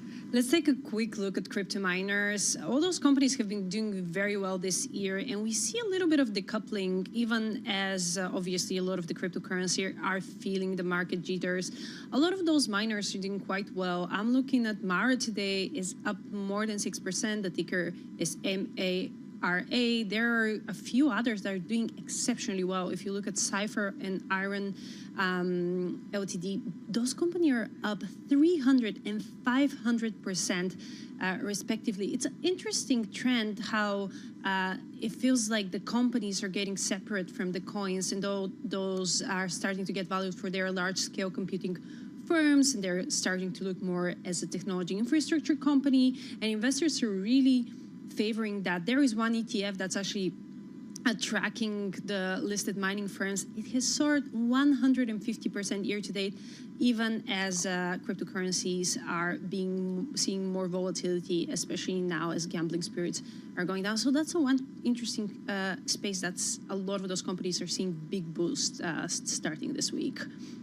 And then we're looking at... and you're also talking about Lulu, right? That's Lululemon. Yeah, Lululemon is having a great day. Shares gain about 4% on Monday. It's coming off a BNP analyst raising their recommendation to neutral, from neutral to underperform. The new price tag is $146. The ticker is LULU, of course. But that's a company that's been under so much pressure this year. Just looking at the year-to-date chart, they're down 54%. This year, sales growth hasn't been what people were expecting. Comparable sales rose 1% last quarter, short of what analysts were expecting. It's much lower than what the company saw in 2022, 2023. There has been a lot of competition in that space, and even Lululemon, their CEO, acknowledged that the brand has become too predictable. On the other end, BNP is actually seeing optimism there, but part of it is that the company has just priced in too many bad news. It's just been a really bad stretch. And they also see some potential. They have this partnership with Amex Platinum, so potentially that could boost. But we've seen a lot of pessimism from analysts this year, including HSBC selling the company as a downward spiral. So good boost today, but long way from scoring any gains this year. And then one more. What else you got first, Denitza? Then we have the rare earth minerals. That has been one of the go-to sectors where investors have really big gains, and we're seeing that analysts are really getting interested in that space. We're looking at William Blair. They initiated coverage in quite a few companies. All of them outperform. One we look at today is U.S. Rare Earth. The ticker, of course, is USAR. Shares were up in pre-market trading. We're seeing a drop now, but perhaps obviously those Stocks have been on a crazy rally for quite a long time, and a lot of it's coming as part of trade tensions. So obviously they move very fast. That said, William Blair is seeing that U.S. rare earth is getting a sizable investment from the U.S. government. Is seeing a lot of optimism there. Another company they're very enthusiastic about is American Resources Corporations. They see the company getting additional U.S. government funding. So all those critical minerals have been obviously a key part of recent tensions between Washington and China. And analysts are seeing that those geopolitical tensions are leading to obviously decreased dependency on rare earths from China, and some other companies are benefiting from this. All right, Denitsa, thank you so much. We appreciate that. Denitsa Sokova covering all the equities for Bloomberg News. And for more conversations like this, subscribe to our new Stock Movers Reports. Listen for 5-minute audio reports on the biggest winners and losers in the stock market. Subscribe to Stock Movers on Apple Podcasts, Spotify, or anywhere you listen. Market Drivers today is brought to you by IBKR. Will the Fed leave the rate unchanged at the October 29, 2025 meeting? At IBKR Forecast Tracker, the yes was recently 38%. Start predicting today at ibkr.com/forecast. Last trading day for this contract is October 29th. Let's talk about Amazon. They had a little problem with the cloud over the weekend. Amazon Web Services had some service issues. Certainly a big issue for those tech companies that depend upon the cloud. Ed Ludlow, he's BTech co-anchor. He's covering all that tech stuff out there in San Francisco. Ed, what happened and where are we now? Yeah, so AWS is back online. I can see behind you guys, for those watching on YouTube on the conference floor, everyone losing their mind that AWS has gone down and the outage overnight has roiled global technology. But it's kind of true, right? You know, AWS has more than a third of the cloud computing market, and there was wide disruption across technology, financial services, government systems as well. It's quite actually simple to explain. There is a really big data center in Northern Virginia. It is called US East 1. It's one of the oldest AWS data centers there are. Overnight, two things went wrong. The cloud system that AWS relies on a database called DynamoDB. So if you're an AWS customer, an app or a website, it's likely that your information is stored in the database called DynamoDB. What they experienced were DNS errors, or domain name system errors. Think of that as like the phone book of the internet. If I go to www.paulsweeney.com, the DNS converts that to an IP address, a numerical sequence of numbers, and that is how computers communicate with one another. When the DNS system went down, it basically meant that all of these AWS customers, be they private companies or government computers, couldn't get access to the database housing their information. So they had outages, and you guys have seen probably all morning how many different types of technology companies were impacted. Now, Ed, how much does AWS account for the cloud market? I mean, how big of an issue was this? Yeah, it's about a third. It's probably greater than a third. And, you know, we're talking about everything from storage to running simple workloads, different pieces of software, right through to the lead and cutting edge of training and running AI models, training and inference. The thing about this specific data center in Northern Virginia, US East 1, is like that accounts for like a big chunk of the back end of the internet. You know, that's a critical piece of infrastructure, a single point of failure. So even though Amazon shares are up like 1% at the moment, you know, this is still a bit of a black eye for Amazon, and it shows how core they are to how we all stay online. Ed, Lisa and I, we are just across the river from Northern Virginia. Do you want us to go over there and see if we can kind of fix things over there? You know, it's a little bit like Fort Knox, like, or Area 51. The closer you get to data center, the more like scary men with peering over the roof going like, who is that down there? You know, they're locked up tight. Right. But it actually would be helpful because I don't know that we fully understand how this happened in the first place.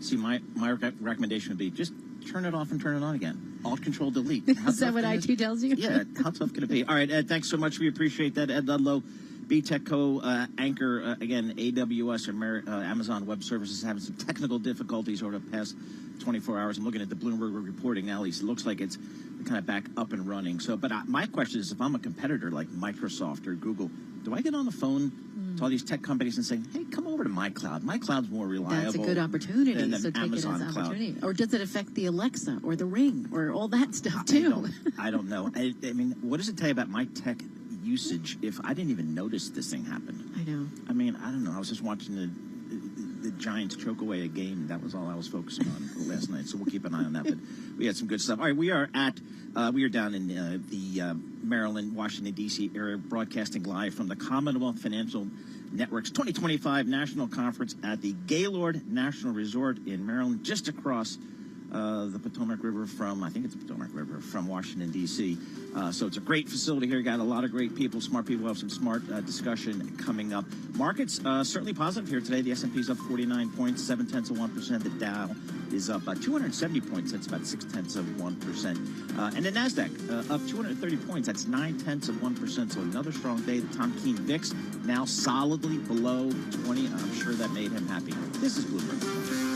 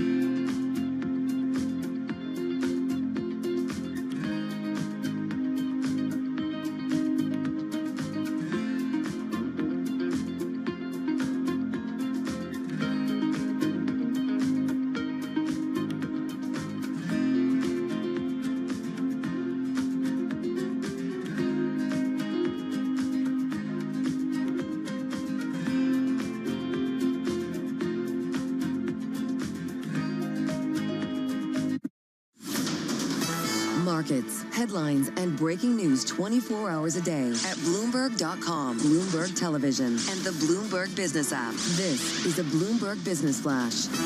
And I'm John Tucker in the Bloomberg Newsroom with this Bloomberg Business Flash. Traders focusing on the next round of corporate earnings and at this point seem to be putting worries about trade and credit behind them. It is a risk-on session. S&P 500 52 points higher. That's up 0.8%. 6716 on the index. The Dow Jones Industrial Average is up 270 points. And right now the NASDAQ 100 251 points higher. That is up 1%. We have all 11 the major industry groups in the S&P 500. They are up right now. Tesla climbing ahead of its third quarter report. That is going to be on Wednesday. This is the first from the Magnificent Seven cohort of big tech companies. Shares of Tesla up 1.4%. The Bloomberg Mag 7 index right now up 1.25%. Apple's latest generation of iPhones off to a faster start than usual with its most basic model. That's surging in popularity. The stock on track for a record, and more analysts raising the price target for Apple. The shares right now up 2.6% at $258.84 per share. And we check the markets for you all day long right here on Bloomberg Radio. I'm John Tucker, and that's your Bloomberg Business Flash. Lisa and Paul. All right. Thank you, John Tucker. Well, we have a new round of U.S. trade talks, right? They're set for this week. President Trump has his list of demands ready. Okay, so there's a few things here. We have rare earths, fentanyl, soybeans, the U.S.'s top issues with China. This is just before the two sides return to negotiating table. Fragile trade truce is nearing this expiration, and that's the whole thing. It's this deadline that they're trying to beat, and what can happen from these talks as they start to continue, as they do go on. So what does all it mean? You know, what's going to be discussed? What's the outcome of all this? I mean, that's what we're trying to find out from Tyler Kendall. Yep, we'll have her in just a moment. Yeah. I just got a note in my inbox this morning from Ian Bremmer from the Eurasia Group. Now, for me, Ian Bremmer is one of the top one or two voices on China. He just came back from a week in China, and he said the long and short of his note was they're not happy with us. They think that we've started all the problems. We're kind of, throwing roadblocks up at every turn.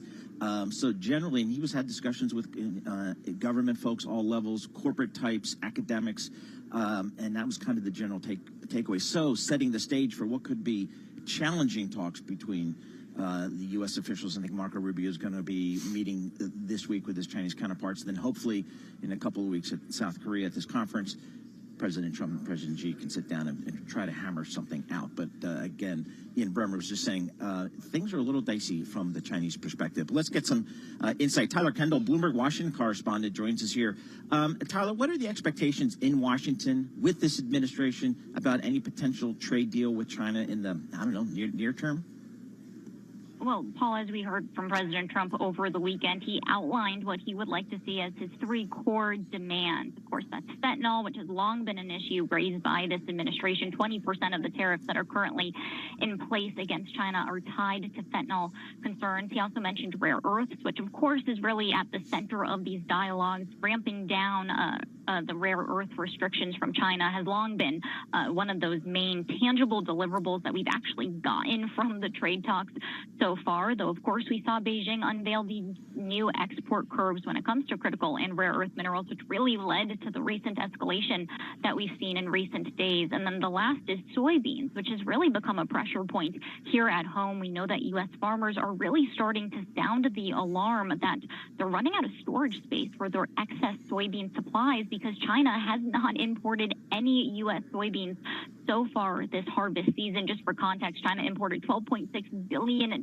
worth of soybeans last year alone. So this is a major market for American farmers. So this is the Trump administration's asks going into this conversation. We're going to have to see what it actually yields. We know it takes time to actually hammer out a true trade deal, much to your question. So perhaps there could be deliverables in these three buckets outlined by President Trump. We've seen at least some sort of progress. The Treasury Secretary Scott Bessent did confirm that he spoke with his Chinese trade counterpart virtually on Friday. They're set to meet face-to-face later this week in Malaysia. Of course, just setting the stage for this highly anticipated meeting between President Trump and Chinese President Xi Jinping next week in South Korea. Now, Tyler, you mentioned time.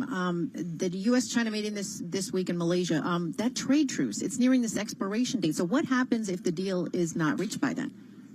Right, November 10th. That is that hard deadline, and that's sort of why we're starting to see these both sides start to re-engage that trade truce. If it lasts, then we could see these tariffs on both sides skyrocket back up to these incredibly high rates. Keep in mind, right now we're seeing there's a 30% tariff on China, 20%, as I mentioned, on fentanyl, 10% is that so-called reciprocal tariff rate. Some items coming from China face an even higher tariff rate if they're subject to what's known as the 301 investigation, but we could see those tariffs skyrocket back up to these incredibly high levels. Now, with that said, President Trump has threatened this additional 100% tariff that could go into effect on November 1st, but he himself said in an interview over the weekend that tariff rates that high are unsustainable, sort of mirroring the rhetoric that we heard earlier this year, back in March, where we really first saw that trade war ramping up. And since you mentioned the timeline, I'll put this on your radar. It was interesting that the White House outlined November 1st as that timeline for this potentially higher tariff, because November is also the timetable that Beijing has outlined for its enforcement of its newly unveiled curbs when it comes to critical and rare earth minerals. That signaled to everyone that there seemed to be this room for negotiation, since those timelines seemed to align. All right, Tyler, thank you so much. Appreciate your reporting. Tyler Kendall, Bloomberg Washington correspondent, giving us the latest here as we go into what looks like to be a pretty critical 2-3 week period here as it relates to the U.S. and China on trade and negotiations. We'll have full reporting on that going forward. We are broadcasting live. Lisa Mateo and Paul Sweeney. We are broadcasting live from the Commonwealth Financial Network's 2025 National Conference at the Gaylord National Resort in Maryland. One of our hosts here is actually joining us right now. Brad McMillan.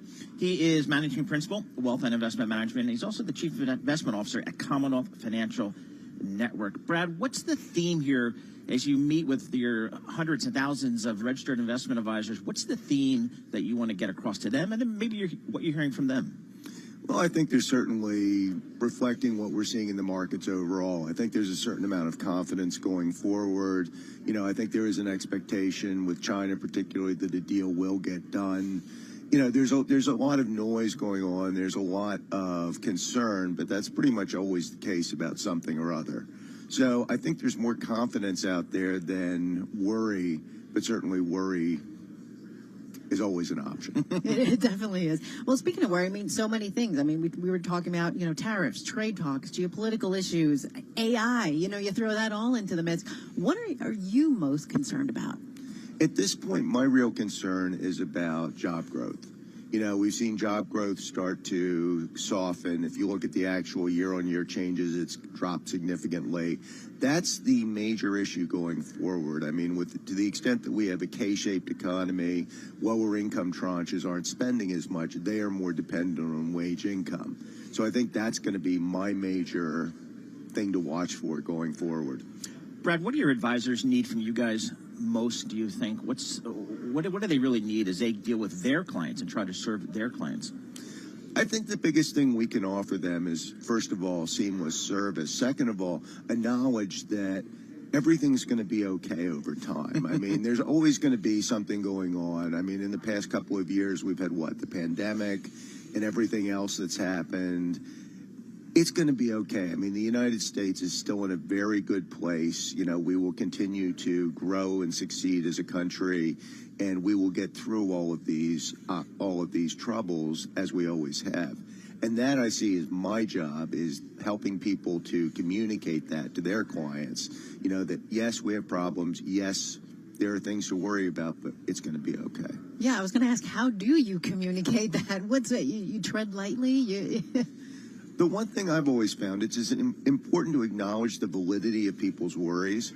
You know, when you look at AI, when you look at the worries about jobs, there's always something to worry about. And those are real concerns. But then the question becomes, well, okay, what is the upside here? How can we handle this? So too often when you're talking about something that worries people, all they get is this could happen, this could happen. Okay, but good things can happen too, and there are going to be positive side effects. And we're already taking measures to offset some of the negative risks out there. So to give people a full picture, and when they actually look at everything that's going on, they feel a lot better. You don't have to sell them anything. You just have to give them the full picture and help them understand that things are almost never as bad as they look. Brad, you mentioned AI, and that is probably the market theme out there for the past couple of years.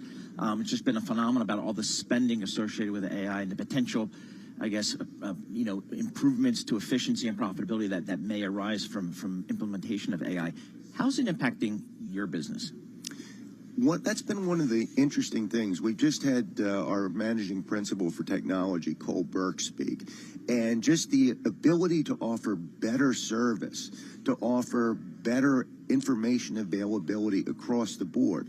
And again, let's look at the upside and the downside. What people worry about is this will take jobs. And in fact, that is almost certainly not the case across the board, because what it will do is it will enable people to do their jobs better and more effectively and to add more value as people, as employees.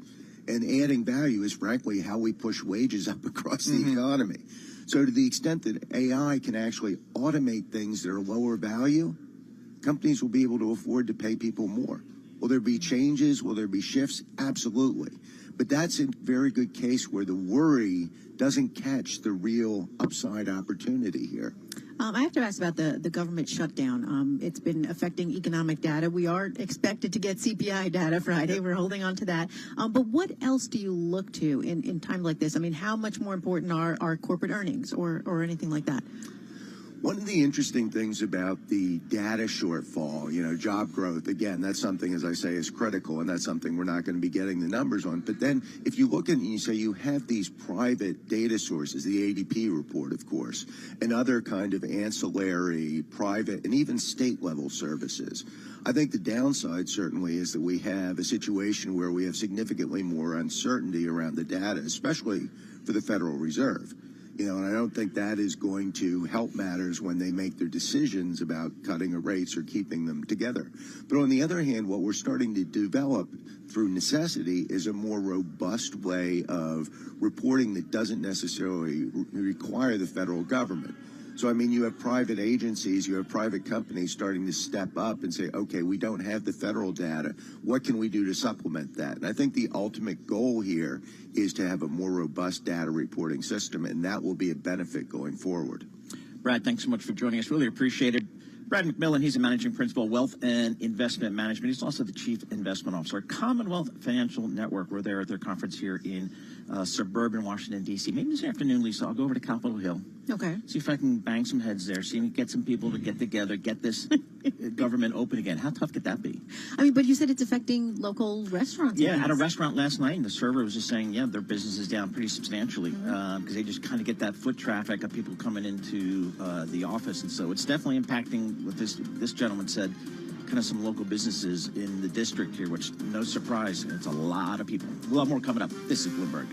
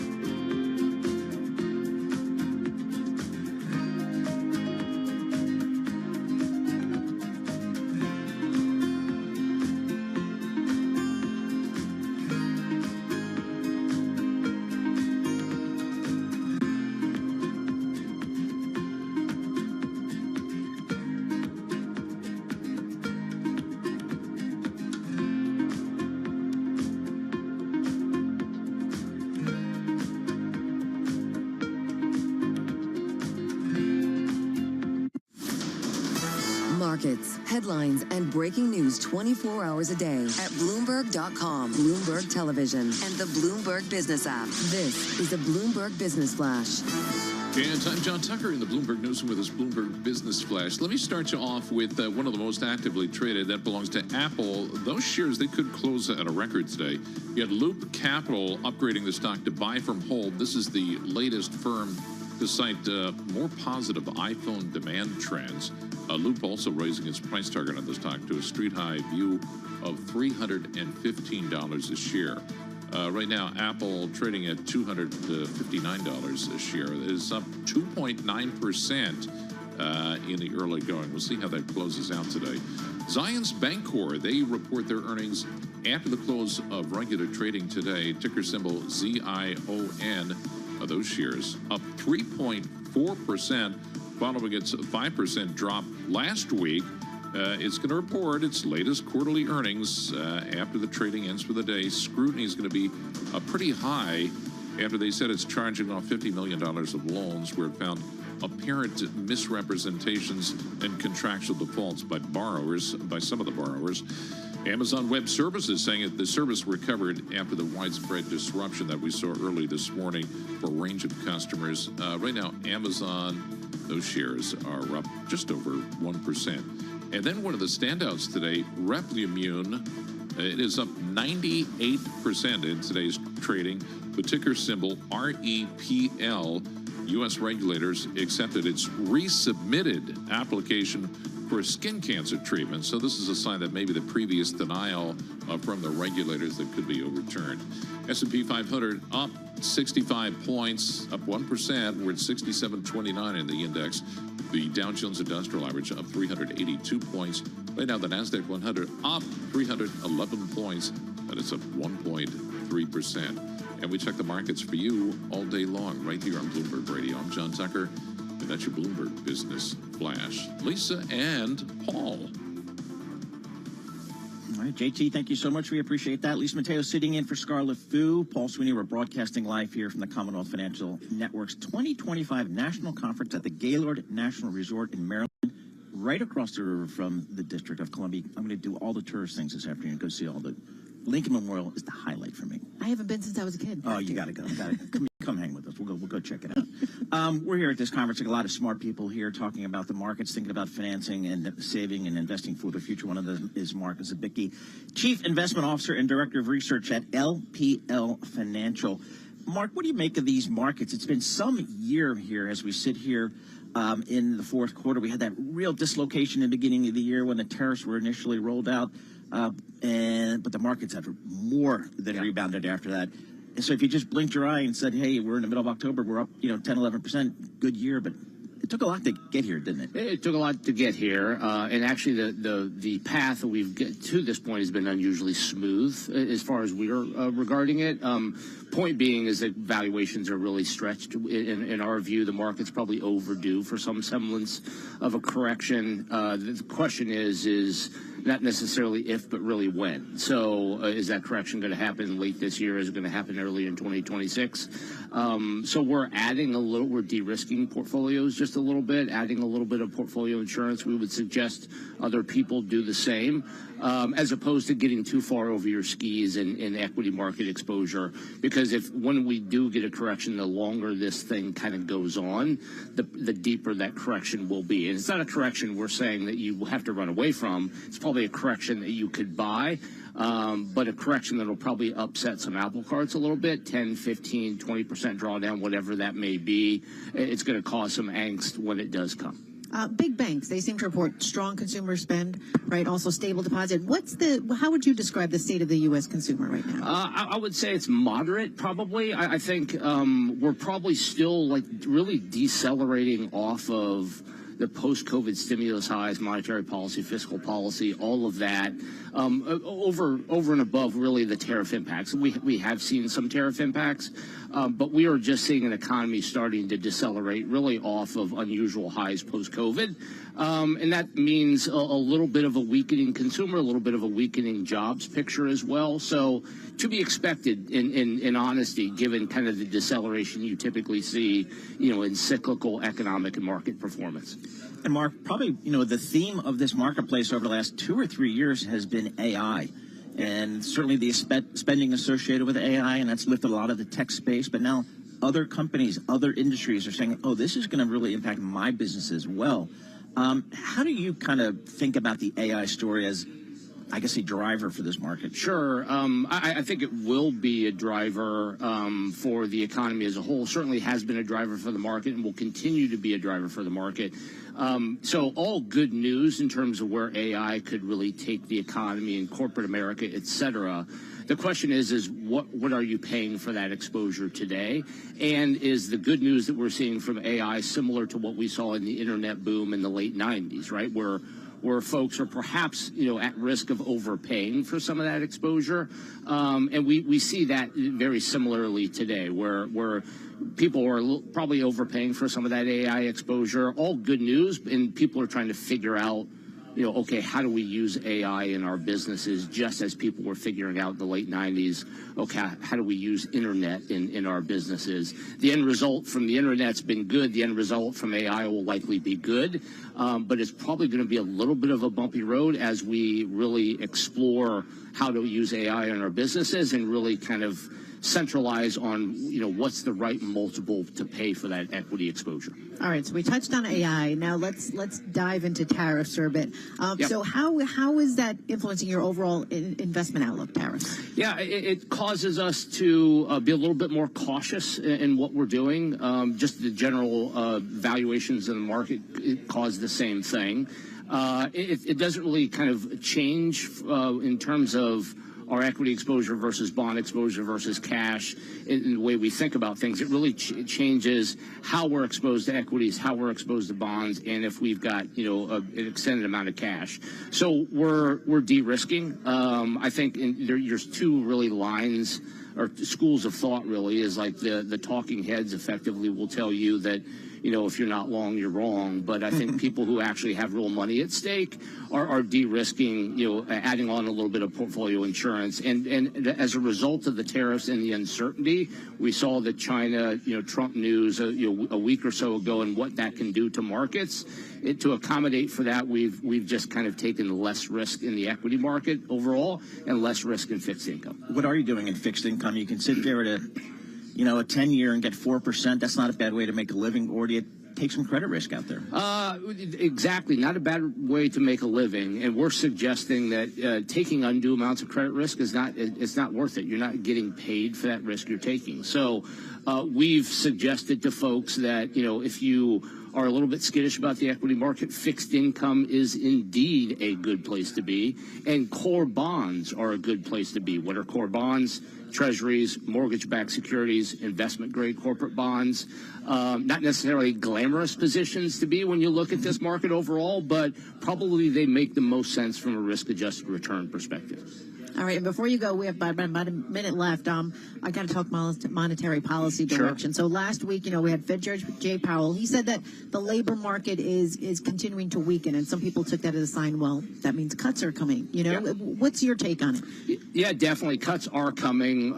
We've got another cut probably coming in the latter part of October, another one in early December. And right now the market's pricing for 2 more in the mid-half of next year. We think we could see maybe 4 or 5 more in 2026, depending on who the Fed chair is, of course. And so it's going to be a tailwind for the economy and for risky assets as well. So that sets us up well for what will probably be another constructive overall equity market in 2026. But the question for us is how we get there from a bumpy ride perspective. So monetary policy is going to be the beneficiary or be to our benefit in terms of how we allocate assets in reality. Mark, thanks so much for joining us. Really appreciate it. Mark Zabicki, Chief Investment Officer and Director of Research for LPL Financial. He's based in Fort Mill, South Carolina, which I've just learned today. It's just below the North Carolina-South Carolina line, just south of Charlotte. So you get the small-town feel with the access to the big city lifestyle. So that's pretty cool. Fort Mill, South Carolina. Good stuff there. Looking at the markets here, we've got green on the screen here. The S&P's up 70. The Dow's up 440 points. How about that? That's about 1%. And the NASDAQ up 320 points, 1.3%. Markets higher. This is Bloomberg. Good morning.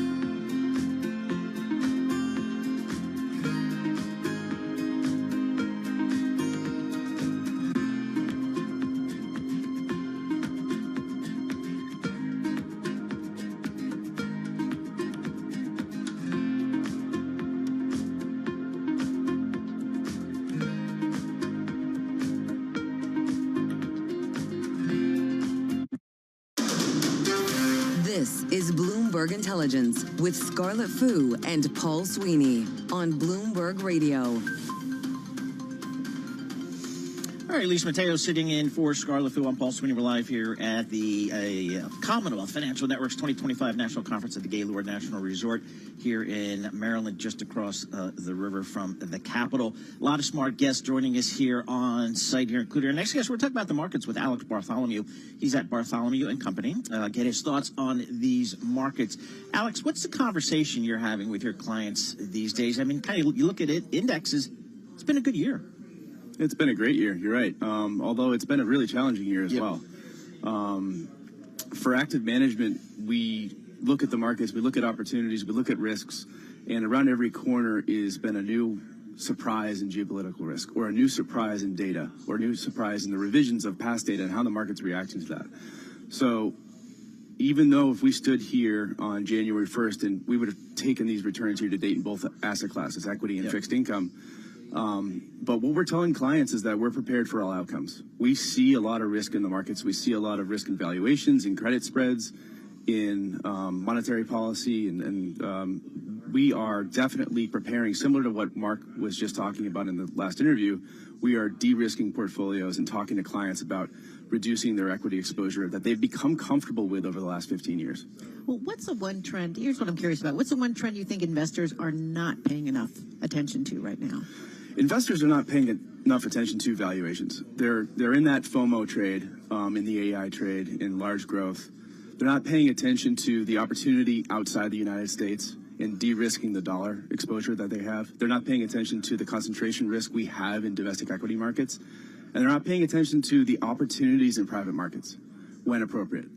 The systemic change over the last 25, 30 years in public companies versus private companies on both the equity and the debt side has changed the landscape of how we have to deliver portfolios to clients. And we are educating them, but they are not coming to the table understanding those opportunities. So, Alex, when I started coming to these events and meeting the RIAs here, I was shocked at when the discussion turned to alternative investment, alts. I kind of thought the allocation would have been 5%, 10%.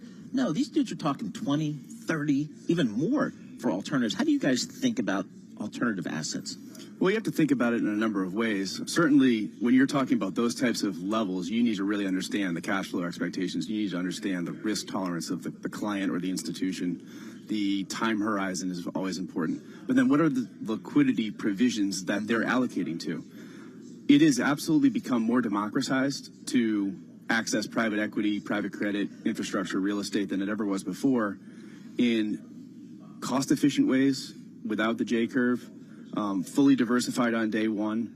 But at the same time, we have to be cognizant that even though you have the opportunity to have liquidity, there's no guarantee in the future. So how do you balance that out with the traditional asset classes and exposures of equities and fixed income, which are really more challenged now than ever because of that private capital and companies not using the public markets to access either equity or debt financing? So are more investors looking to private markets? Absolutely. More and more are. The conversation is growing. The comfort level is growing. And they're seeing results in their portfolios to diversify away from that concentration risk on the equity side, but also access higher opportunity levels on the fixed income side. So do you have an allocation? Do you have a model, Bartholomew kind of asset allocation, whether it's 60-40, something including alts? Is there something you base off of and then maybe you kind of morph it from there? Yeah, absolutely. The general target that we have is around 15% of a client's portfolio in alternatives when it's appropriate. It's more on the qualified side than the non-qualified side because of tax efficiencies, but we're targeting about 15% of your risk budget in private equity and infrastructure, and the same thing on the fixed income side with private credit and real estate. So as we look ahead, what's keeping you most optimistic about the markets? Most optimistic? That's a great question. Probably lower interest rate regime. Okay. But also, it's not just the equity market, it's really the fixed income side. We have a long history at Bartholomew & Company of managing fixed income for both private clients and institutional investors. And to piggyback off the question you asked earlier, I think they're missing the opportunity in fixed income. If they're sitting in cash and sitting in the short part of the curve in the carry trade, We absolutely think that that's over, and taking advantage of the inverted yield curve when it's inverted, before it steepens, is something that we're excited about. We're starting to see that roll down yield materialize. Alex, about 30 seconds left here. How do you guys use ETFs? Because that's been exploding into the marketplace over the last 10, 15 years. We've probably been a slower adopter of ETFs than others. There's a lot of reasons for that. Transaction costs are a big part of it. Managing client portfolios that are smaller and being able to control the percentage allocation in an ETF without doing fractional execution has been a challenge. But as we look forward, the tax efficiencies, the transparency, we are absolutely going to see that continue to grow in both the passive and the active space. Alex, thanks so much. Appreciate it. Getting some of your time. Alex Bartholomew, he is at Bartholomew & Company, getting his thoughts on the markets here at the Commonwealth National Conference here just outside of D.C. A lot of smart people walking around the hallways, and we just grab them when they walk by and just throw them in the seat and say, hey, you got That's 7 how we minutes. do it. That's how we do it. So good news on the market here today. Futures, the market's trading higher here in the market. I have the wrong screen because sometimes I think I'm still like in surveillance and it's before the market opens. It's a and then habit. so S&P up 1%, the Dow up 0.9%, and the Nasdaq up 1.4%. So strong start in the market here today. The Tom Key Memorial VIX, we're now below 19.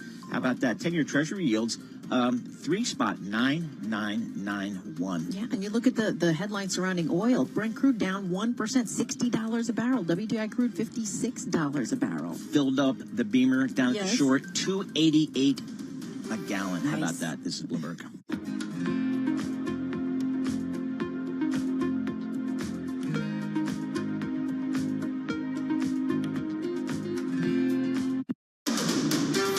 This is Bloomberg Intelligence with Scarlett Fu and Paul Sweeney. Concern about rising prices spooking investors. What does renewables investment look like in the U.S.? More tariff talk coming out of this administration. Breaking market headlines and corporate news from across the globe. The president wants lower interest rates. He wants a rate cut cycle. How do you broaden out the AI play? Are people just looking for something to worry about when it comes to China? Bloomberg Intelligence with Scarlett Fu and Paul Sweeney on Bloomberg Radio, YouTube, and Bloomberg Originals. All right, we got Lisa Mateo sitting in for Scarlett Fu. We got Paul Sweeney. We're live here, broadcasting live from the Commonwealth Financial 2025 Conference at the Gaylord National Resort in Maryland, just across the Potomac River from Washington, D.C. We got a lot of good guests here at this conference, and we'll talk about markets and opportunities going forward. Coming up in this hour, we're going to talk to Mike McGlone, Bloomberg Intelligence Senior Commodity Strategist, talk to him about oil, soybeans, maybe even pork bellies. Andrea Felstead, Bloomberg opinion columnist, why Kering is backing away from the beauty business with a sale of their beauty business to L'Oreal. So we'll get the latest on that. President Trump is participating in a meeting with the Prime Minister and then Commonwealth of Australia from the Oval Office. There's comments there. We will bring them to you. So we got a lot coming up in this hour from Metro D.C. area. Maybe we'll go across the river and see if we can fix this government shutdown here. Let's see if we can do that. All right, now let's get a Bloomberg Business Flash with Alexis Christoforous. Thanks so much, Paul and Lisa. A powerful rally here to start the week on Wall Street as investors sift through more solid results from corporate America. Also looks like those tariff tensions between the U.S. and China are cooling, at least for now. About 85% of the companies in the S&P 500 have beaten profit estimates, and that's helped to fuel a rebound that we're seeing in the stock market. So right now, the Dow Jones Industrial Average up 404 points. The S&P 500 along for the ride, up 68 to cross to 6,700. And we've got the NASDAQ Composite with tech stocks exploding higher today, up 313 points. Also, gold is advancing at the same time we're having this rally in equities. And it's trading near its record again as investors pile into the precious metal despite those easing trade tensions and the prospect at least of the U.S. government reopening. We've got gold now at $43.35 an ounce. Apple hitting its first record of 2025 as Loop Capital upgraded that stock to buy. buy, the latest firm to cite more positive iPhone demand. We've got shares of Apple on the plus side right now by more than 4%. And Amazon Web Services says its service has recovered after a widespread disruption that degraded services for a range of customers, including Robinhood. A digital directory for a key database service malfunctioned, likely causing cascading failures when software reliant on that data were unable to retrieve information. Once again, the Dow Jones Industrial Average up about 400 points. For on-demand news 24 hours a day, subscribe to Bloomberg News Now, wherever you get your podcasts. I'm Alexis Christoforous. That's your Bloomberg Business Flash. Let's send it back to Lisa and Paul. All right, Alexis, thank you so much. We want to take a look at some of the stocks on the move right now. I'm alongside Paul Sweeney right now, and we're joined by Bloomberg's Nora Melinda. Nora, BNP Paribas really in the headlines today. How is their stock doing? Yeah, BNP Paribas has definitely been in the headlines today. They ended lower in trading today, but also wanted to look at Lululemon. We actually have an analyst over at BNP Paribas saying that he raised his recommendation on the athletic clothing company to neutral from underperform here. So you are seeing shares of Lululemon up about 4.5% in trading. But another area that I'm keeping an eye on as well, of course, this has been in conversation for so many weeks. We've been looking a lot about the rare earth materials here. So I'm keeping an eye on rare earth stocks as well. I mean, we have critical minerals as well that are in focus. Looking at USA Rare Earth, American Resources, NioCorp. These are all rising here as a William Blair analyst initiated the companies that outperform. Essentially, he's saying that he sees the government potentially taking a stake in them. And of course, we know the U.S. has been taking many stakes right now. I think it's funny today, kind of the rare earths thing. It's a little bit like can we get some AI in our story? Now I need to get some rare earths into your stories. Cleveland Cliffs. I remember when Merrill Lynch took this company public a million years ago. It's a steel company in Cleveland. Now it's getting some rare earth love. Go figure. That's where we are in this thing.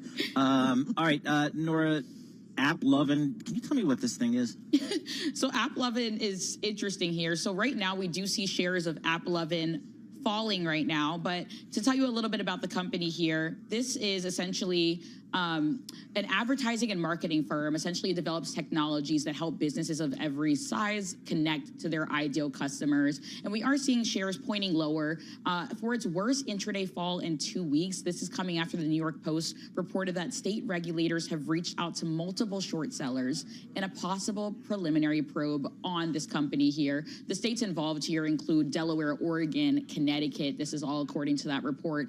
And it comes after news just back in early October that the SEC had been probing AppLovin's data collection practices. So lots that this company is facing right now, Paul. All right, Nora, thanks so much. We appreciate that. Nora Melinda, she covers all the markets for Bloomberg News. And for more conversations like this, subscribe to our new Stock Movers Reports. Listen for 5-minute audio reports on the biggest winners and losers in the stock market. Subscribe to Stock Movers on Apple Podcasts, Spotify, and anywhere you listen. WTI crude oil, folks, $57 a barrel. I can't remember the last time it was that low. And again, I filled up the Beamer this weekend, $2.88 a gallon at the BP station on Route 35 in Wall Township. So there you go. And I saw some reporting today out of Bloomberg, really interesting story, talking about more and more people are talking about a glut of oil in the marketplace. Our friends down in the patch, they're pumping. OPEC's pumping. So we need to check in with Mike McGlowan, Bloomberg Intelligence Senior Commodity Strategist. Do we have a glut of oil out there, Mike? Yes, Paul, hello. On a global basis, we certainly do. The significance about where crude oil is right now, it's right $57 a barrel, is near the U.S. cost of production, break-even cost. But then compared to the last 20 years, during any time we've got lower in crude oil, with the exception of around 20, the U.S. was still a net importer. Now we're a net exporter, one of the largest exporters in the world, not just crude oil, ethanol, LNG, just massive energy excess production in this country. You have to export it, or we have a problem. And at the same time, we have seen declining demand from China, and the rest of the world's facing tariffs. So this is a perfect storm for a bear market. The question is just how low it goes. And like you said, you're paying less than $3 a gallon in New Jersey. I mean, I think it's just a matter of time it gets down to $2. Oh, boy. Oh, that would be nice. Break out the Hummer. Exactly. Have to ask you, there was a story in the terminal. Oil's long-awaited surplus arrives on billion-barrel flotilla. So more than 1 billion barrels amassed for the world's tanker fleet. What can you tell us about this? Well, I enjoyed reading that article. It's just a sign of the cycle. The key thing to remember about the cycle is we're in the cycle towards a low price cure. That's just part of that excess supply coming on. We see potentially reduced supply out of U.S., reduced rig counts because prices are go lower. But it's the main reason we're down here is because of Russia's invasion of Ukraine, pumped up prices really high, and it incentivized this major shift. Now, over 60% of vehicle sales in China are now EVs, and it's kicked in, just efficiencies. Like my EV now is 11 years old. So what's happening now is how do we find the new low? So I think everything else is kind of just noise within this macro cycle. I think the macro cycle, bigger picture is, okay, if crude oil's down 20% in the year, that's on the year with the S&P 500 up almost 20%. Just imagine if we get a little bit of trickle down the S&P 500. So that's the problem. We're seeing deflationary forces from the world's most significant commodity, and we're seeing, the stock market's still doing well. So to me, as I put my commodity trader hat on, I'm like, what I'm really worried about for the end of the year for crude oil to really accelerate this trend is if we just see a little back and fill in the stock market. And here, I'll end with one key statistic. On the year, gold is up 65%. Crude oil is down 20% or so. That disparity around 85% is the most in history going back 100 years. The most recent example is 2008 when the disparity was about 60%. Crude oil was down about 50% and gold was up close to 6 to 10%. Mike, can we switch gears to another part of the commodity complex? That's soybeans. I'm seeing more and more reporting that, our great farmers out there, American farmers, that their silos are filling up with soybeans. What's going on there? Yeah, right now, part it's in the middle of the trade war. The biggest issue in soybeans, it's very similar to crude oil. They're all in the same bucket, heading towards that lower price cure. They're going down because they went up so much in 2022. Incentivize that production. And the key thing about soybeans on a global basis is the massive supply that's coming out of Brazil, which is where the #1 importer, China, is now importing. They're no longer importing any soybeans from the U.S., at least not in this harvest season. That's a big shift. So that's why I look at it. It's somewhat becoming a bit economic irrational because soybeans right now, because they're way past harvest in Brazil, on average, are about 15% more than the average soybean in the U.S., yet China's still buying them, and they're pushing back, and I guess it's more pushing back in the U.S. So I wrote a story recently, U.S. soybeans might be able to pop if we get a little detente. Maybe China's come in and buy some of our soybeans. Maybe it'll get to $10 to $11 a bushel. Right now, they're hovering around $10 a bushel, and the problem is the cost of production in this country is probably around $9.75, and so maybe we get a pop, but overall, the risk is the prices still go lower, just like crude oil, and we have to get that low price cure, which oftentimes means pressure on the producers, unfortunately, which most of these cases are U.S. farmers. All right, Mike, before you go, I have to ask you about gold. You're a senior commodity strategist. I mean, we're at 4,300 right now. How high can we go? Exactly. It's at one of the most extreme examples I've ever seen in history. If you just measure gold versus a 60-month moving average, it's the greatest disparity since 1981. And levels like this is just so extreme that you have to be very careful buying it here. I'm just worried about what it means. So by the end of the year, if the stock market stays strong, gold will probably have a problem. But the bottom line is central banks are buying. We're a bit of a pile-on trade, and I just look at it as, sometimes you're supposed to be selling when you're yelling. And these are just levels you have to be very careful jumping onto this trade. It's very, very expensive. Gold's up 65% year to date. But let's not forget the little brother, silver, up 81% year to date. So there you go. Mike McGlone, thanks so much. We appreciate that. Mike McGlone, Bloomberg Intelligence commodity strategist, heading up our Miami Beach office, getting ready for the snowbirds to come back down to Miami. He's not going to be able to get a reservation at a restaurant. That's what my mother says down there. Exactly. So he's got traffic and all that kind of stuff. So there you go, Mike. Let's get to another story here today in the luxury business here. Kering, the big company that owns a lot of big brands, I think Gucci as well. Yeah. They're backing away from their beauty business. They're selling it to L'Oreal. $4.7 billion. Let's get a breakdown of what's going on there. Andrea Felstead, she's a Bloomberg Opinion columnist. Andrea, can you tell us what Kering is doing here, what this transaction shows?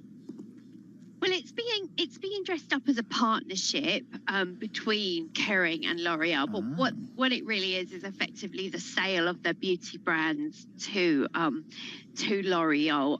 They've got a new CEO, Luc de Mayo. He's come in at a time when the balance sheet is very stretched. His predecessor, who is now chairman, bought a lot of things, including Creed, this very, very upmarket perfume business, a share in Valentino, to try to make the group less dependent on Gucci. But that really increased debt at the same time. Gucci's really slowed down and they're having to revive it. So they're selling it for 4 billion euros in cash. That gets some money in to deal with the debt and gives the new CEO a bit more time to turn around Gucci. Andrea, isn't this a complete turnaround? I mean, didn't the company want to bulk up the beauty and cosmetics division? Exactly. I mean, they're saying, this is built on the potential that they created. I mean, to be fair, they bought Creed. They paid a lot for Creed, 3.5 billion euros, which I worked out to be about 14 times sales, an awful lot. But what they did, it had a supply chain. They did that as a platform to build for beauty. And the argument is they have been able to do this deal because of that platform. That's probably kind of rather generous. Luc de Mayo had a big decision to make when he got in. He either had to stick with beauty and invest in it, but with that debt, it's got and the need to reinvigorate Gucci, it's got an awful lot more calls on its cash. So he just decided beauty wasn't a priority. All right, I consider myself a Gucci expert. I read the book. I saw the movie. You saw the movie, yeah. Yes, exactly. So, Andrew, I mean, it's obviously an iconic brand. What are the experts saying that needs to be done? Because it's such an important part for Kering. It is. It really is. It was at its peak in sort of 2018-19. Around that time, it was 60% group sales. Now, Kering had an amazing run with Gucci. They put in this quite unknown designer, Alessandro Michele, and the prevailing look has been very minimalist. And he came in with these big logos, clashing prints, granny chic, and it was just a breath of fresh air, and it changed prevailing fashion. But that was in sort of 2016, after the pandemic, when obviously nobody was feeling terribly good, soaring inflation. It just felt very out of sync with how people were feeling, and they tried to turn it around and have a much more minimalist look, and it just wasn't Gucci. Gucci works best when it's very fashionable, when it's over the top. So they brought in Demna Gvasalia, who was at Balenciaga, and he is trying to really revive it. He's gone back to the Tom Ford days when it was very successful. He's gone back to the Alessandro Michele days. He did this crazy film in Fashion Week that was absolutely bonkers, but it got people talking about Gucci again. I was in New York a couple of weeks ago, and I went to the store in Soho, and there was a big installation of all his things and a capsule collection. It's trying to get people interested in Gucci again, and he's sort of going back to the future to try and revive its magic. Whether it's going to work, I'm not sure. I thought he was the wrong person to be appointed, but so far he seems to be doing all the right things. Andrea, can you tell us some of the challenges Kering has been facing? I mean, there's that slump in Chinese demand, higher U.S. tariffs as well. What are they facing? So what we've got at the moment is the 1% are still doing very well, but they're not buying Gucci. They're buying Hermes, they're buying Brunello Cucinelli, Loro Piana. They want these very expensive upmarket things. Now, the rest of the luxury market, that aspirational customer is coming under pressure, and Gucci had a lot of those aspirational customers, particularly in the US. So you've got the sort of aesthetic going out of fashion. You've got these aspirational customers coming under pressure. It's really had a bit of a perfect storm, and it needs to really revive Gucci. And it had Bottega Veneta wasn't doing too bad, and their designer went to Chanel. So every brand is sort of got its challenges. All right, Andrea, thank you so much for joining us. Appreciate that. Andrea Felstead, Bloomberg opinion columnist, Kering backing away from the beauty business with the sale of its beauty business to L'Oreal. We'll keep an eye on that. Coming up, we're going to check in with Mandeep Singh, Bloomberg Intelligence Senior Tech Analyst, to give us the latest on Apple. Apple hitting a high for the year. People feeling a little bit better about the sale of the new iPhones. Also, we're going to check in with Rob Kane. He's the Director of Alternative Investments at Commonwealth Financial Network. Give us thoughts on kind of what type of alternative investments his clients are looking for in today's market.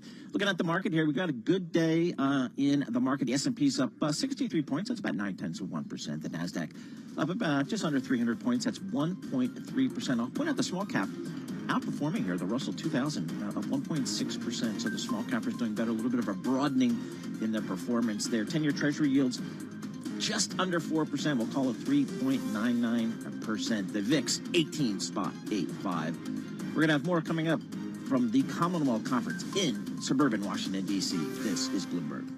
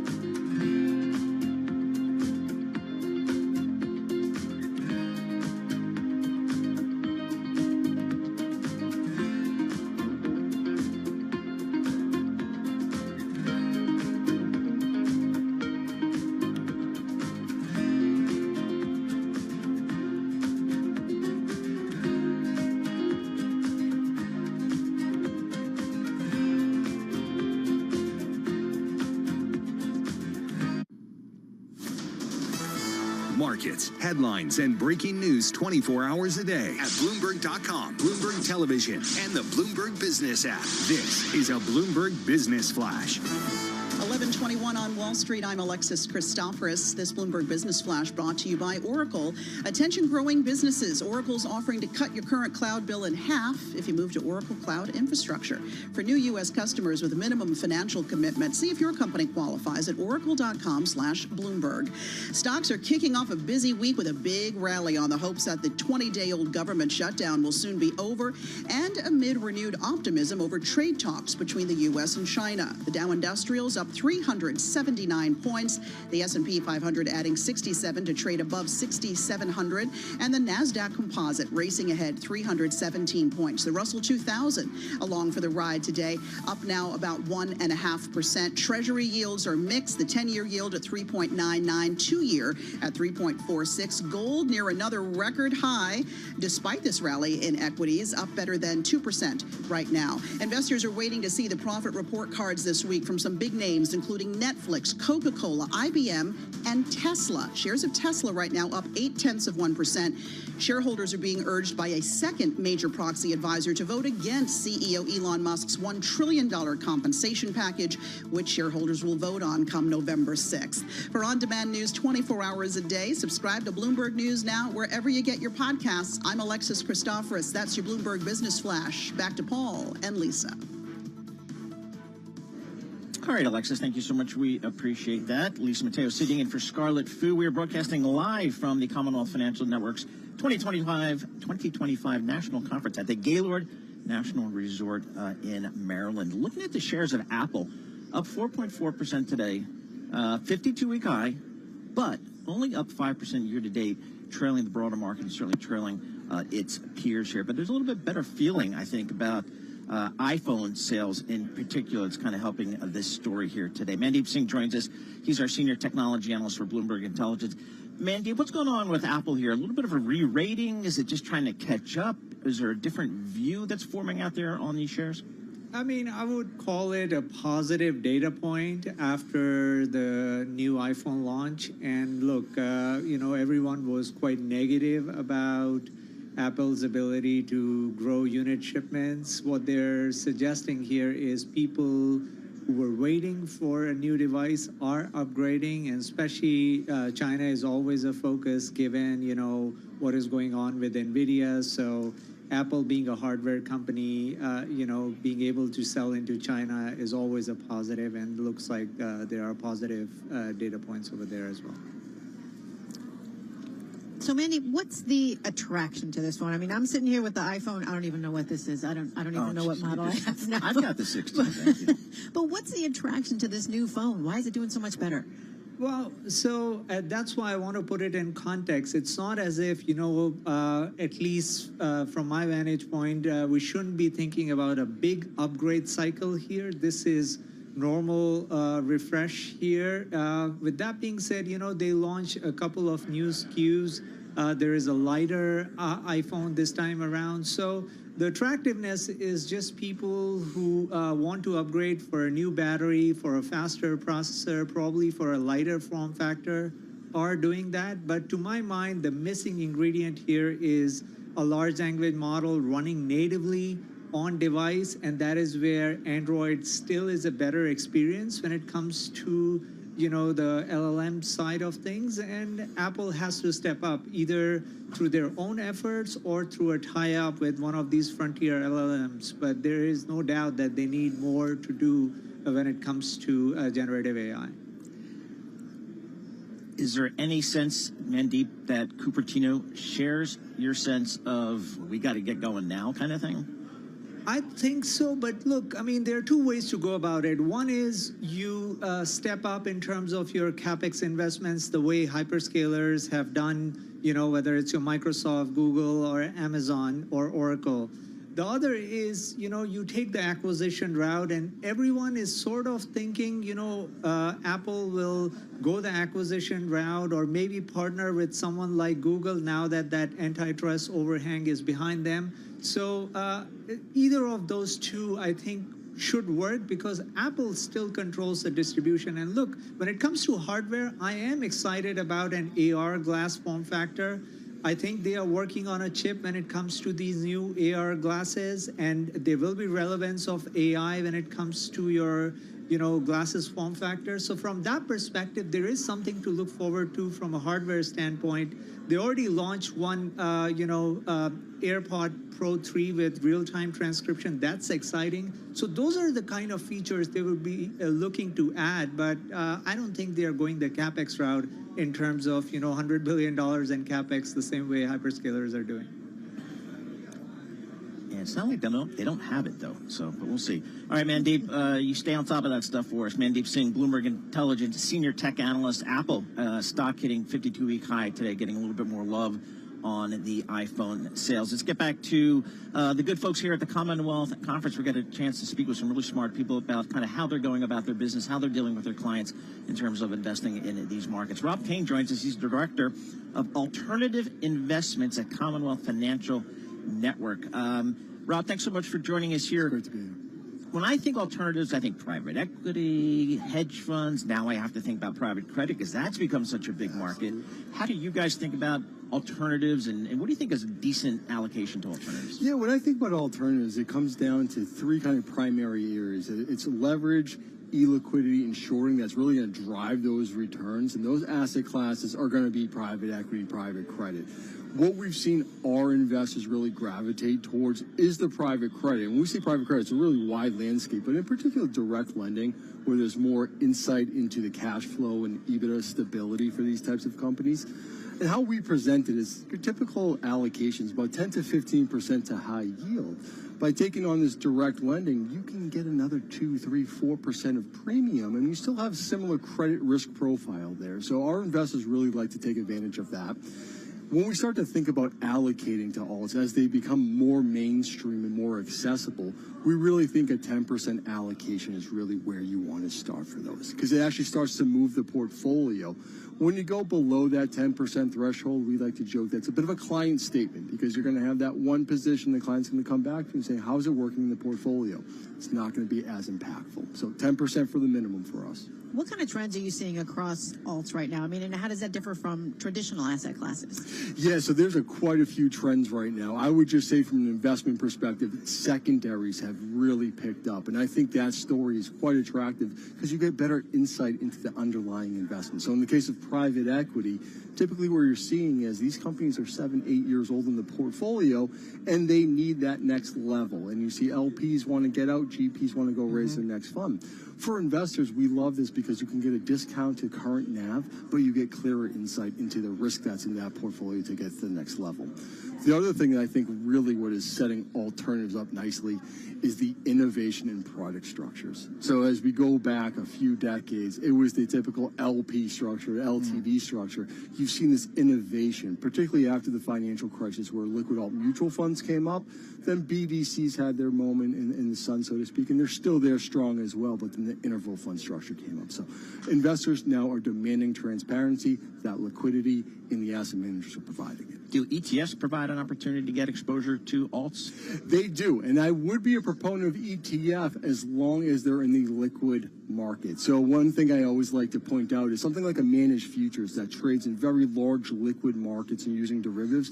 That makes a ton of sense. You're not going to see too much alpha degradation going from a lockup vehicle to the ETF. Same thing on long-short equity, I think makes a lot of sense. Where you start getting into longer-term asset classes, distressed private equity or something of that, I'd say caution to go on those. The liquidity profiles are a mismatch, in my opinion. Paul talks a lot about private credit. It's surging in popularity. Is that momentum sustainable, though? I do. So I start to look at what private credit is doing. And I will be the first one to say the BSL market has come in and pricing has been a little bit tough. However, I think the quickness that the direct lenders can go to and the certainty that they can provide, these firms are willing to purchase into these investments. And we start to think about where are they really serving. It's not the large cap space. Yes, some of these players can go up to that broadly syndicated, but it's really middle markets, the mainstream of America, that engine that's going. These companies need access to it, and we saw with Basel Accord when that came out with Tier 1 capital ratio requirements that banks are not going to be willing to lend. So you're going to these asset managers to get that flow, that deal flow. How about hedge funds? How do you think about hedge funds for your clients? They've come back. Yeah. I will say you've seen significant alpha driven from them. What I would say, though, is you've seen a concentration to the multi-strategies. Yeah. So I think it makes a lot of sense. With the multi-strategies, there's a lot of trading activity, so you've got to be conscious of the tax side of it, and they can be concentrated leverage portfolios. But I think what we're seeing here with geopolitical tensions, trade policies, that volatility breeds trading opportunities. And I think the multi-strategies are doing very well on that side of it. That's why they're driving alpha, and I still believe they will do so moving forward. When we talk about market volatility, it's all in the headlines. How does it affect alts differently? That's a great question. So you don't get the immediate impact with it because with alternatives, there's a bit of a smoothing effect given the infrequency of the valuation process. However, you have to stay on top of these investments. So I like to turn to private credit because I think it makes a lot of sense. With the private credit folks, they're lending, but they're usually lending with a private equity backer. So there's dual level of due diligence under there, and they know the risks that the company's going to be faced with. I also like to highlight, too, when you think of direct lending, you're looking at LTV ratios, usually in the high 30s to 40s, so you've got this great equity cushion. So I think a lot of the headlines that have come out about volatility, they're great. I understand what's going on there, but we need to discern particularly where we're looking at that volatility. And is there something to worry about? Because I would argue why the volatility is there. Earnings are projected to grow next year, and we're also expecting significant interest rate cuts moving forward. That's all going to free up cash flow and provide stability to the asset class. How about if I come into your office and say, I want to own some real assets like real estate or timber or something like that? You just tell me to turn around and... Absolutely not. We have everything for you. Okay. I would say when you look at the real estate, you have to be selective. You look at the Class A properties that are coming back. You're starting to see the return from office mandate. Multifamily is very strong. We have a deficiency of single home families available here. So those make a lot of sense to us. When you start to get into the value-added opportunistic, those are areas that you still have to caution, in my opinion, with it. So we're leaning into the core type of properties that are having stable cash flows and better visibility. We also think infrastructure is a great play as we continue to see the infrastructure move forward. Investors like that stability, particularly in the core market when you have visibility into those long-term cash flows. Rob, thanks so much for joining us. Really appreciate it. Rob Kane, he's the Director, Alternative Investments here at Commonwealth Financial Network. Certainly a part of portfolios for a lot of individual investors. Maybe didn't really have access to that maybe a generation ago. It just seems like the RIAs I talked to are talking more and more about that. Market's looking strong here today. The S&P's up 1%, the Nasdaq's up 1.4%, and the Russell, I'm going to call that out, up about 1.5%. So the small cappers trading well today. Dollar stabilized, my Bloomberg Dollar Index 1207 spot 8, pretty steady right there. Still down around 8% from the peak earlier this year. So dollar's weaker, but stabilized, let's put it that way. Looking at the yield space, 10-year Treasury, call it right at 4%, and we've got the 2-year at 3.46%. So a little bit of steepening there. WTI crude oil, it's lower, sitting right at $57 per barrel.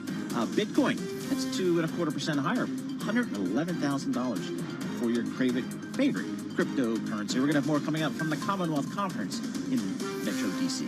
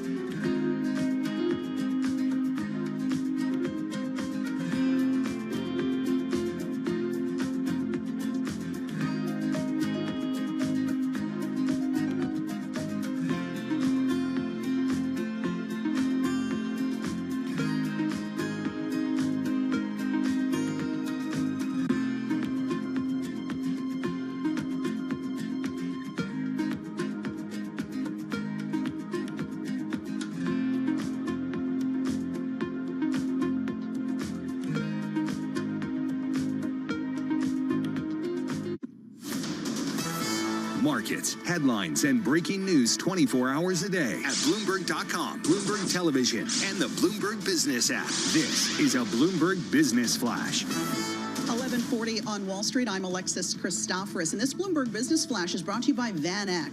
Van Eck marks its 70th anniversary this year with a legacy defined by forward-thinking strategies, resilience through market cycles, and an enduring commitment to clients. Visit vaneck.com. We have got a nice rally here to start off a very busy week on Wall Street. A ton of big-name earnings reports coming, also an inflation report later in the week. The Dow Jones Industrial Average off its best level of the day, but still up 359 points. The S&P 500 gaining 66. We've got the NASDAQ Composite rallying 315. The Russell 2000, by the way, up now 1.5%. And we've also got gold back in record territory, up 2% right now. Rare and earth critical mineral stocks are in the spotlight today. Australia's Prime Minister plans to offer his nation's resource holdings to President Trump after China moved to limit its exports to the U.S. We've got shares of USA Rare Earth now up by 8%. We've got critical metals reversing an earlier rally, now down 4%. But shares of Cleveland Cliffs rallying 23% right now. The company's quarterly earnings beat the street. Cleveland Cliffs also said it discovered 2 sites with the potential to produce rare earth minerals. And shares of Liberty Critical Energy also rallying today, adding to Friday's rally of more than 28%. Quarterly revenue missed expectations at the energy services company, but investors seem pretty pleased with its upbeat sales outlook. For on-demand news 24 hours a day, subscribe to Bloomberg News Now, wherever you get your podcasts. I'm Alexis Christoforous, and that's a Bloomberg Business Flash. All right, Alexis, thanks so much. We appreciate that. Lisa Mateo sitting in for Scarlett Fu. I'm Paul Sweeney. We are broadcasting live from the Commonwealth Financial Network's 2025 National Conference at the Gaylord National Resort in Maryland, just across the river from D.C. Talking about AI, that's been a theme for this marketplace for seemingly 3 years now. Everybody says that AI is going to revolutionize their business. Even McDonald's say it's going to revolutionize how you go through the drive-through. I'm like, all right, whatever, just get my order right. It's also true here in the financial services business. Patrick Daniel joins us here, Vice President, Advisor Digital Solutions at Commonwealth Financial Network. Patrick, is AI going to replace the financial advisor? Absolutely not. What we're seeing today in terms of it, there's an experimentation and a scale that's happening within the AI space in terms of advisors. And, we heard that with the robo-advisor years ago in terms of will it replace. And so from an AI capability, absolutely there's going to be an elevation of the advisor in terms of what they are possible and what they can do in terms of the art of the possible. But absolutely not. There's going to be a need for empathy. There's going to be a need for understanding human behavior. And really, from a technology perspective, that's going to be very difficult to do. Now, with that said, if I were to look into the 3 to 5 year glass in terms of what's going to look like, it's going to be very difficult in terms of how that may look like. You might have digital assistants, right, that are paired up with a human advisor that is using hyper-personalized information and services to help the advisor support those clients. But generally speaking, you're not going to see that replaced completely in terms of what a financial advisor can provide their clients. So the human relationship not dying, basically. So how is AI then changing the way you manage money? So there's just a tremendous opportunity in that space in terms of right now what we've seen over the last 2 to 3 years in terms of experimentation has been around client meetings and note-taking and efficiency within the space. And so you're seeing advisors freeing up time to focus more on financial conversations with their clients or asset management. And so what we're going to see in the future as this technology evolves, and we're starting to see it already, is in the space of doing business modeling or financial modeling or, looking at it from a models perspective in terms of where I should be putting, from a next best action perspective. And so we're going to start to see a lot of that in terms of informing advisors to make sure that they're having those conversations in a timely fashion and potentially identifying maybe gaps that if they didn't have, say, an agent or this digital assistant next to them that they could identify in a timely fashion from a tax efficiency perspective or just from a scale perspective or from an asset allocation perspective. When I talk to some of the advisors here at a conference like a Commonwealth, they say, I really want the platform to kind of free up more of my time so I can go out and work with my clients, prospect for new clients, really help me with the back office, help me with the technology, help me with all of that. How are you guys integrating AI into that part of the platform? Yeah, absolutely. So where we started, so first off, before we started from an AI implementation perspective with our affiliates, there's a risk, obviously, right, from a compliance and a regulatory perspective. So years ago, we formed an AI or Gen AI risk committee at Commonwealth to try to make sure that whatever we provide from a support perspective as we move forward within the AI space, that we do so in a compliant and make sure from a data retention and a risk perspective that we take care of that. As I mentioned earlier, 2 years ago, it was more around a curiosity with the technology. I'd say a year ago, 12 to 16 months ago, it was more around experimentation. And now what we're seeing at Commonwealth, we just rolled out an AI meeting tool, or a couple of them actually, earlier this year, and we're seeing now scale. And that's where I think you're going to start to drive the adoption. So we rolled out a new platform. It's a third-party platform from the AI meeting perspective. We already have 20% adoption on that. And just folks talking to one another at events like this from a networking perspective, we're going to start to really see that driven in terms of adoption and acceleration within our space. Now, I see the excitement coming from you when you talk about, AI and all that can do. But what concerns you when it comes to AI in this space? Yeah, there's a lot of things. And honestly, the first thing I think about is just deep connections. And I think about AI not just generally speaking in terms of from a financial management or in our space, but you think about, and I think about my own personal life where I would call my folks, whether it's my dad on some advice or I need, help with whatever it might be in terms of life. And what I think you're finding a lot now are people are just going to Gen AI or to large language models for that. And so the face-to-face, the deep connections, and that's what really our industry is rooted in. That's what really concerns me in terms of how do you balance, from making sure that the human's still in the loop and the technology. And I think there's going to be a way to do that, but that's what really concerns me. It's the connections, it's the people, it's the face-to-face. Well, sure, some people go to ChatGPT for financial advice. I mean, it's... Well, 80% of the people that are using a large language model today have actually used it for financial advice, and it's a little bit higher for the younger, the millennials, et cetera. It's about an 82 to 83% adoption of people using it for financial advice. And so, again, that's an opportunity for financial advisors to make sure that they get in front of that and to guide that direction in terms of where they go and how they use it. My number 3 offspring is in the financial services business. He's at the stage of his career where he is dialing for dollars, doing all that basic grunt work.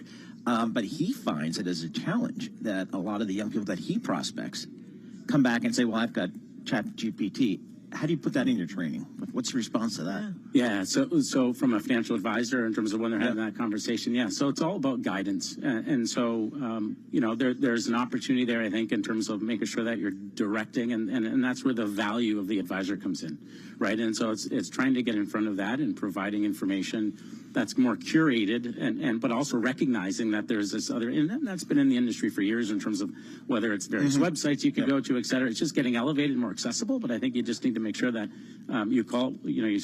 you address it and then you account for it. So. And what emerging technology are you keeping an eye on? Oh, yeah. So for me, from an AI perspective, there's a couple of things. One is quantum computing, actually. And so with quantum computing, you're seeing it's a symbiotic relationship, actually. So you're seeing AI improve the quantum computing in terms of what's capable. And then from a quantum computing perspective, in terms of the power and what can be provided, it's elevating the AI. All right, Patrick, thank you very much. We have to go to some breaking news. Patrick Daniel, Vice President, Advisor Digital Solutions. Right now, I believe we're going to go in just a moment, I believe, to have some breaking news. So we'll break about that up. Patrick, thanks so much for joining us there. So looking at the markets here, we've got a good, strong day in the markets. Looking at the S&P 500, trading up about 1%. So, we'll keep an eye on that as well.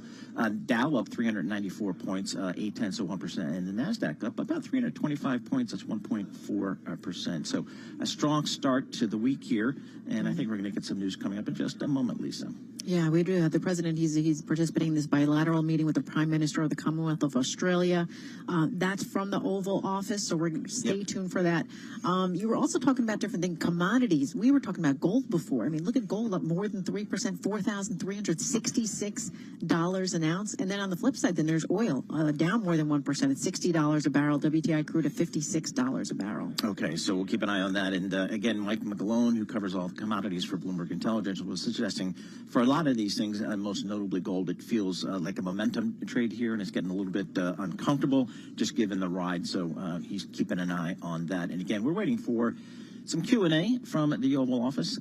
President Trump meeting with the Prime Minister of Australia. So hopefully there'll be some discussion there. I think they're probably discussing trade, obviously, tariffs, maybe some rare earths. Australia thinks they have something to offer in terms of rare earths as well. So I'm sure that is a topic of discussion. But again, a lot of these leaders find it beneficial to come to Washington to meet with the president face to face to kind of figure out where they can come to terms of some trade agreement. So let's go to Washington, D.C., the Oval Office right now, President Trump. Really spoken much about it publicly. It was a deal that was done under Joe Biden to sell submarines to Australia at a time when you're not really making enough for your own needs. So can you tell us, have you gotten across the details of the deal? Do you support it, and will you honour it? It was made a while ago, and nobody did anything about it, and it was going too slowly. We do actually have a lot of submarines. We have the best submarines in the world, anywhere in the world, and we're building a few more currently under construction. And now we're starting, we have it all set. With Anthony, we've worked on this long and hard, and we're starting that process right now, and I think it's really moving along very rapidly, very well. But if the rate of submarine production doesn't continue, how can you guarantee Australia will get the bonds? Oh, it's getting, oh no, they're getting. Mr. President, at least 32 people have been killed in those. Excuse me, you're next. Go ahead. China's bad behavior has really only gotten worse since the AUKUS partnership was formed. With that in mind, is the door open for Australia to get additional nuclear-powered submarines or other military capabilities not already in the deal? I think China's been very respectful of us. They're paying tremendous amounts of money to us as in the form of tariffs. As you know, they're paying 55%. That's a lot of money. They never were paying anything over years and years and years. But they were like anybody else. A lot of countries took advantage of the U.S. They're not taking advantage anymore. No, China's paying 55% and a potential 155% come November 1st unless we make a deal. And I'm meeting with President Xi. We have a very good relationship. We're going to be meeting in South Korea in a couple of weeks. And we'll see what we can do. We have a very good relationship with China, but, you know, it's been probably a little bit like your relationship with China. They try and take advantage, but most countries do. I mean, I can say the European Union took advantage, but not anymore. We worked out a very fair trade deal. Japan, we worked out a very fair deal. South Korea, where I'll be meeting President Xi, we worked out a very fair deal. And I expect we'll probably work out a very fair deal with President Xi of China. So most of you will be with us. It's going to be very exciting. And I think we're going to work out something that's good for both countries. Are you at least interested in expediting the nuclear-powered subs to Australia? Well, we are doing that, yeah. We're doing that. We have them moving very, very quickly. Mr. President, I don't think you've ever been to Australia. Have you thought about coming to Australia and trying out some of the golf courses? I would, and I actually have been to Australia, and I did play one of your great golf courses. They have great golf courses there. But I have been to Australia, actually. Would you come again? Oh, I would. In fact, I've been invited to go, and Indeed. I'll have to give it serious consideration. No, it's a real possibility. Did the Prime Minister invite you today? He did. And perhaps we could time it, must be said, with the President's Cup that Australia hosts as well. When is the President's Cup? We'll organise it at a time suitable for you, Mr. President. Please, in the back, please. Yeah, in the back. Yeah, Mr. President, the Prime Minister mentioned that there's a trade imbalance that's very heavily in America's favour. Why does America slap such heavy tariffs on a friend and ally? Well, we don't, yeah. Well, we do in some cases. We do in many cases because we've been treated unfairly. But actually, the tariffs are very light. The one thing is you buy a lot of airplanes, so that helps because you buy a lot of the beautiful Boeings, the best of the Boeings. Boeing, and by the way, Boeing is really doing well. They have lots of orders, and they're really doing a great job. They make a great plane. But Australia, because of its location, which is great, but one of the things dictated by that location is you have to order a lot of airplanes. So I guess we have that advantage. They need a lot of airplanes in Australia, and that gives us a little bit of an Mr. President, yeah, your Secretary of War, Pete Hegseth, in his Shangri-La speech in, I think it was May, warned about the potential likelihood or threat of President Xi ordering an invasion of Taiwan. 2027 is also the year that Fleet Base West is supposed to start rotating those US and UK submarines. Do you see AUKUS as a deterrent for China in the Indo-Pacific? Yeah, I do. I think it is, but I don't think we're going to need it. I think we'll be just fine with China. China doesn't want to do that. First of all, the United States is the strongest military power in the world by far. It's not even close. Not even close. We have the best equipment. We have the best of everything, and nobody's going to mess with that. And I don't see that at all with President Xi. I think we're going to get along very well as it pertains to Taiwan and others. Now, that doesn't mean it's not the apple of his eye, because probably it is. But I don't see anything happening. We have a very good trade relationship. We're going to have a very good, I think, when we leave South Korea, could be wrong, but I think we'll end up with a very strong trade deal. Both of us will be happy. No, I don't see that happening, no. Given the trade surplus that the US enjoys with Australia, would you consider lifting the tariffs that you've imposed on Australia? And can you give us any details about the critical... Yeah, well, the tariffs have been amazing because, tariffs have been really a reason that I was able to settle almost all of the, I've settled 8 wars in 8 months. Not bad. I have one more to go. It's Russia, Ukraine, and I think we'll get there, but it's turned out to be nasty because you have 2 leaders that truly hate each other, You can't have it all, right? They hate each other beyond all else, and it makes it actually a little bit difficult. But we try, of the 8 deals, I would say because of tariffs, 4 or 5 of them were settled.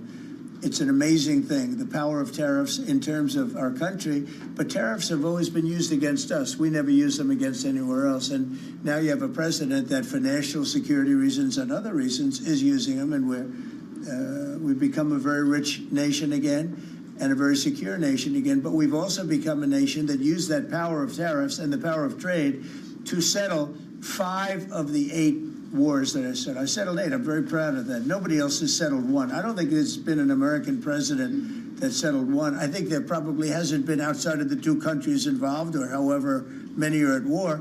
I don't think there's ever been an outside country that settled a war, period.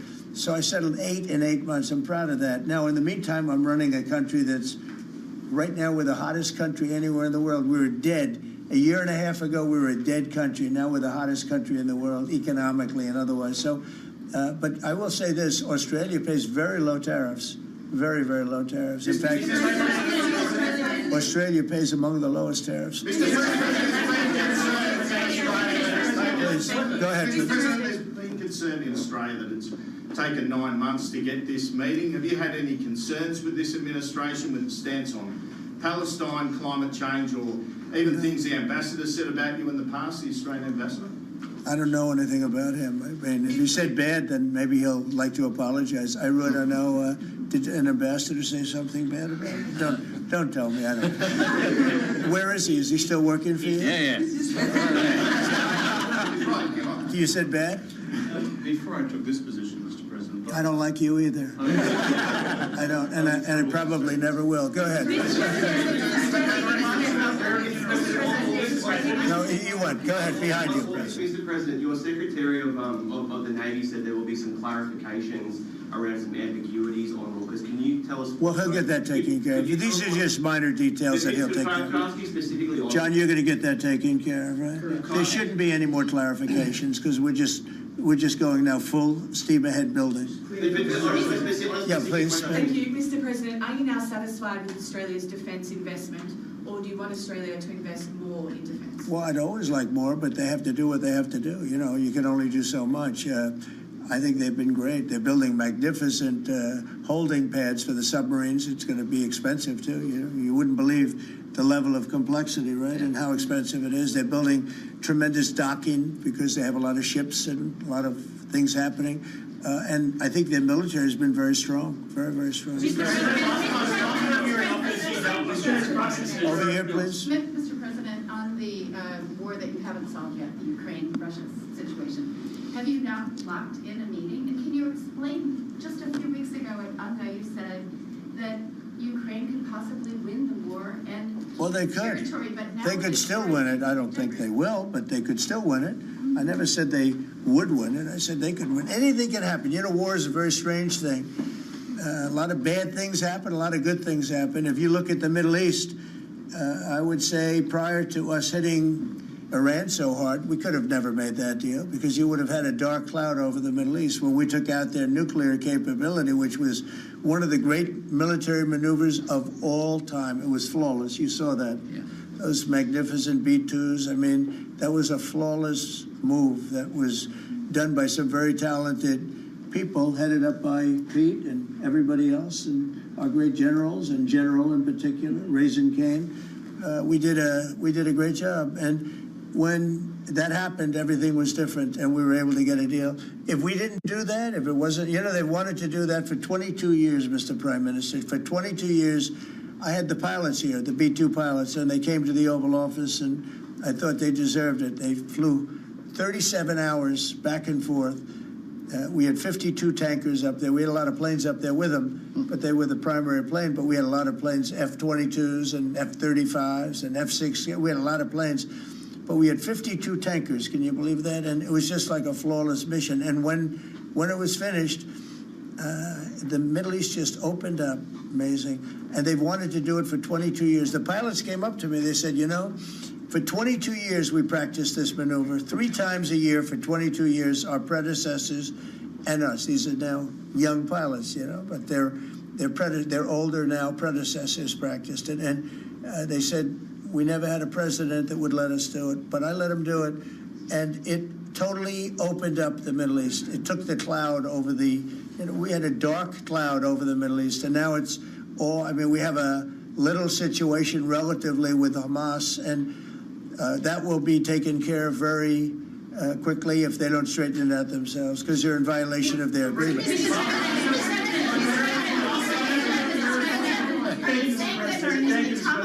On rare earth minerals, Australia is one of the only places in the world that processes rare earth minerals. Yeah. Could there be an agreement? China has 90% of the processing. Could there be an agreement over processing rare earth minerals with Australia? Sure, yeah. That's what we're doing. It's part of the agreement. Part of the agreement. Can you say with certainty? Go ahead, please. Sorry. Yeah. On a follow-up on Taiwan, there are reports that you will come up, or China is pressuring you to not support independence for Taiwan in exchange for a trade deal. Well, I'm not going to talk about that. What I'll talk about, you and I will have that discussion in a couple of weeks when I'm in South Korea with President Xi. We're going to be talking about a lot of things. I assume that's going to be one of the things, but I'm not going to talk about that now. Yeah, please go ahead. You just alluded to the violence in the Middle East. What steps is the administration taking to maintain the ceasefire? Well, a lot of steps, and right now it's in the hands of others. You know, we have 59 countries that agreed to the deal. We have a peace in the Middle East for the first time ever.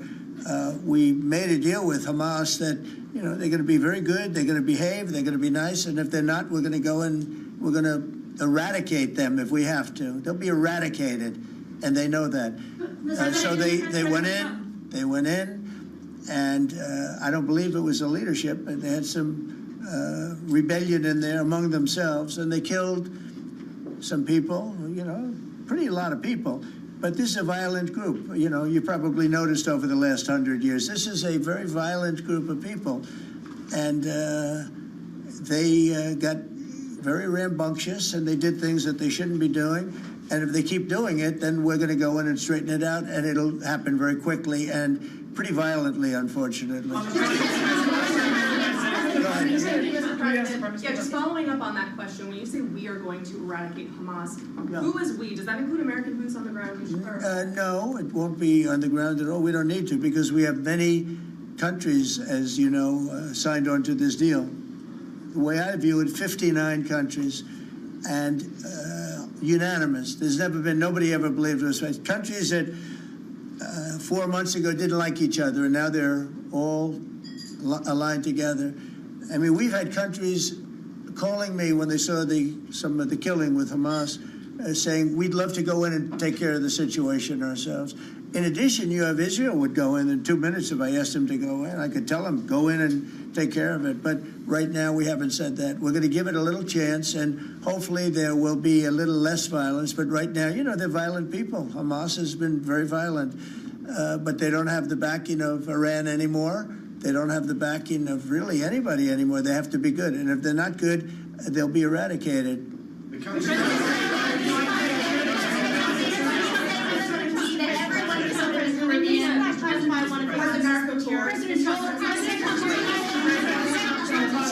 Were any innocent civilians killed in the Caribbean, Mr. President? Not you. Go on, please. Could the Prime Minister weigh in on more on the processing? Yeah. And can Australia expand the process of rare earths? Absolutely we can, and we have the capacity to do so, and part of this deal is very specific, $8.5 billion pipeline. There'll be $1 billion contributed from Australia and the United States over the next 6 months with projects that are immediately available. There's 3 groups of projects, ones that are joint activities between Australia and the United States, such as Alcoa. Secondly is projects that will be US investment that the US will undertake in Australia, including processing, and then ones that Australia will undertake, some as well. One of them is Australia, the US and Japan as well. So what we're trying to do here is to take the opportunities which are there. Australia has had a view for some time, a bit similar to putting America first. Right. Our plan's called A Future Made in Australia, which is about not just digging things up and exporting them, but how do we make sure that we have across the supply chains with our friends being able to benefit, seize those opportunities. So we certainly see part of what this is about isn't just digging things up, it's also about processing, including the joint ventures between Australia and the United States. Can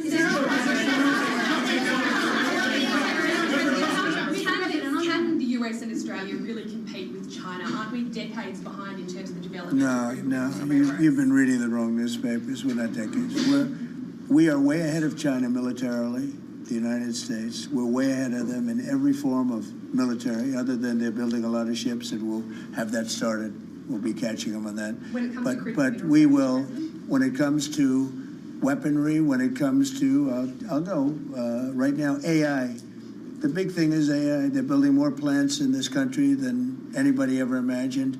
We're going to have over $20 trillion of investment for this year, where the most we ever had was a tiny fraction of that. As an example, Biden, who's, the worst president in the history of our country by far, by the way, but they were less than $1 trillion for 4 years. We're already now breaking $18 trillion of investment in 8 months. 18 trillion. No country in history has ever done that. We're way ahead of China in AI, and we're way ahead of China militarily from the standpoint of the sophisticated weapons. We have weapons that a lot of people don't even know about it. I got them started 4 years ago. I rebuilt the military 4 years ago, fortunately, because Biden didn't do anything but give a piece of it away to Afghanistan. Fortunately, as much as it sounded like it was a small part of what I built, but the Afghanistan giveaway was one of the worst. That was probably the most embarrassing day in the period in the history of our country. But we have the greatest military. We have the best equipment. We have the best manufacturers of equipment. We have the best weapons. When you look at our weapons, I've been talking a lot about our weapons. Everybody wants our weapons. But it's great to be working with Anthony. It's great to be working with the people of Australia, because they also, it's a smaller country, but you have done a fantastic job in weaponry and the kind of things that we do a lot of joint work together. Our militaries work very, very closely together. We've been really an amazing ally when you think of it, right? There's never been any games. We're strongly committed, and they're strongly committed. There are some games with other countries, but there haven't been games with Australia.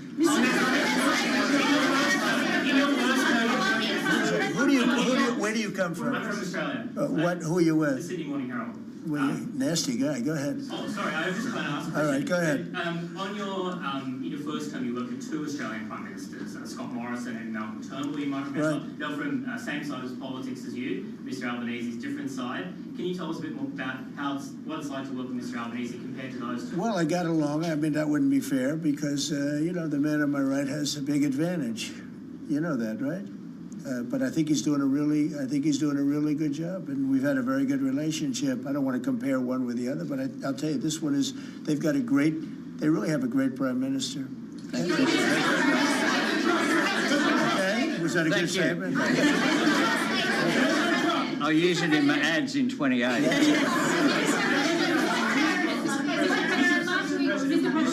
President Putin on Thursday, did you discuss his ongoing attacks on civilian areas in Ukraine? Yeah. Did you say cut it out? Did you say show an article of good faith to me? I did. But as you know, most of the people dying are soldiers. The soldiers that are dying in Russia and Ukraine, it's unbelievable. 5,000 to 7,000 a week. Can you believe it? And I look at that and I say it's pretty amazing. But in addition to that, there are attacks on Kiev and some of the other places. And it's human lives, but the big number of human lives is soldiers that are being killed in the battlefield. Anywhere from 5,000 to 7,000, sometimes more than that every single week. It's not even believable. It's a bloodbath. It's the worst since the Second World War, the worst number of people. And, you know, it doesn't affect us in any way. We don't pay anything because now they pay us for the weapons that they get. The NATO is paying us for the weapons, as you know. It doesn't affect. I guess you could say that's a positive thing. They pay us, but I'm not interested in that. I did straighten it out. Biden gave them $350 billion. Can you believe it? And all they did is get deeper in. It's a shame. Gave them $350 billion. A lot of lives were lost. That's a war that would have never happened if I were president. But we do speak about that. I speak about all of the lives, but I do speak about the civilian lives. The First Lady has done such an amazing job on the Ukrainian children who were abducted by Russia. Would you support Senator Lindsey Graham's bill to declare Russia a terrorist state? And you have within your power, you're the most powerful man on earth. Why don't you just enable Ukraine to finish this war tomorrow? Well, if you knew anything about what you were talking about, you'd be able. You do. I don't think you do, really. I don't think you do because it's a little more complicated than that. But it sounds easy. We're in the process of trying to make a deal. If we make a deal, that's great. If we don't make a deal, it'll be a lot of people are going to be paying a big price. Quiet. President Trump, so a question to both of you, if you don't mind. So I love his haircut. I'm going to try that. No, I love it. Go ahead. So, as we all know, China controls 90% of the global supply of critical minerals. They have launched attacks on Australian companies, primarily Lynas Rare Earths. What will happen to China if they don't play fair with this? So, it's a very interesting question. We have a tremendous power, and that's the power of tariff. And I think that China will come to the table and make a very fair deal, because if they don't, they're going to be paying us 157% in tariffs. Right now, they're paying 55 to 57%. When I was first president, first term, we had the greatest economy we've ever had. And as you know, people don't write too much about it, but China paid us hundreds of billions of dollars worth of money for tariffs. Biden left it, but he didn't enforce it. He gave exceptions to almost everything. And so he left the tariffs, but he didn't really collect the numbers that he should have collected, and because he didn't know what the hell he was doing. So now the tariffs are much higher in China than they were before, and they're high on other countries, depending on whether or not we like that country or we get along, and that's for national security purposes. So I made deals with Japan, I made deals with the European Union, or the whole of Europe practically, but the European Union, made deals with a lot of different people. We have a very fair deal for, I will say, Australia's paying a low number. They do have, I'll change it, we have a little bit of an advantage on that one. I told you, the advantage we have is airplanes. We sell a lot of airplanes to them, and they need them. It's a very vibrant place, and people go in and out, and I look forward to going there myself. And I think it's unlikely I'll be taking a ship. That's a long journey. That's a long journey. But China has treated us with great respect. Now, in the past, they didn't treat other presidents with great respect. They would take hundreds of billions and even trillions of dollars out of the country, and they would spend it and build their military. Now they're treating us with great respect. Now, we'll see what happens. I said, if we don't make a deal, I'm putting on an additional 100% on November 1st. I think we'll make a deal. They threatened us with rare earths, and I threatened them with tariffs, but I could also threaten them with many other things, like airplanes. You know about airplanes, because they can't get parts for their airplanes. We build their airplanes. We do a great job. They're largely Boeings, and we could stop the parts. We did stop the parts, actually, when they did the initial threat. That's a big... They closed down over 400 of their airplanes, but we don't want to do that. But we have a much simpler thing. If we don't make a deal, we'll charge them a very substantial tariff. And they'll be paying us hundreds of billions of dollars a year, which they're basically paying right now. We had presidents that allowed China and other countries get away with murder. We're not going to allow that, but we're going to have a fair deal. I want to be good to China. I love my relationship with President Xi. We have a great relationship. I believe after we leave South Korea, we'll be there together. We thought that would be a good place to meet, and we're going to be meeting. I'll be in Malaysia, I'll be in Japan, I'll be in a couple of others. We'll be sort of doing a little bit of a tour. I've been invited to go to China, and I'll be doing that sometime fairly early next year. We have it sort of set, but I think we're going to have a very good relationship with China. And again, they will threaten us with rare earths. I don't think they're threatening us too much right now. But they could do that, but I threaten them with something I think is much more powerful, and that's tariffs. Because at a certain point, they will not be able to do any business with us. At a certain point, if they pay enough tariffs, it's almost like saying, we don't want to do business with you, but it's probably nicer. Saying you're going to pay 158, 157% tariff is a nicer way of saying that we don't want to do business with you.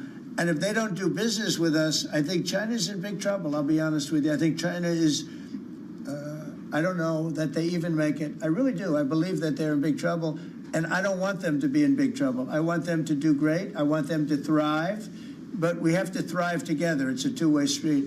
I think when we finish our meetings, and it's going to be a big deal. Look, I'm meeting with a lot of other countries, but this seems to be the one that people are very interested in. I think when we finish our meetings in South Korea, China and I will have a really fair and really great trade deal together. I want them to buy soybeans. They stopped buying our soybeans because they thought that was punishment.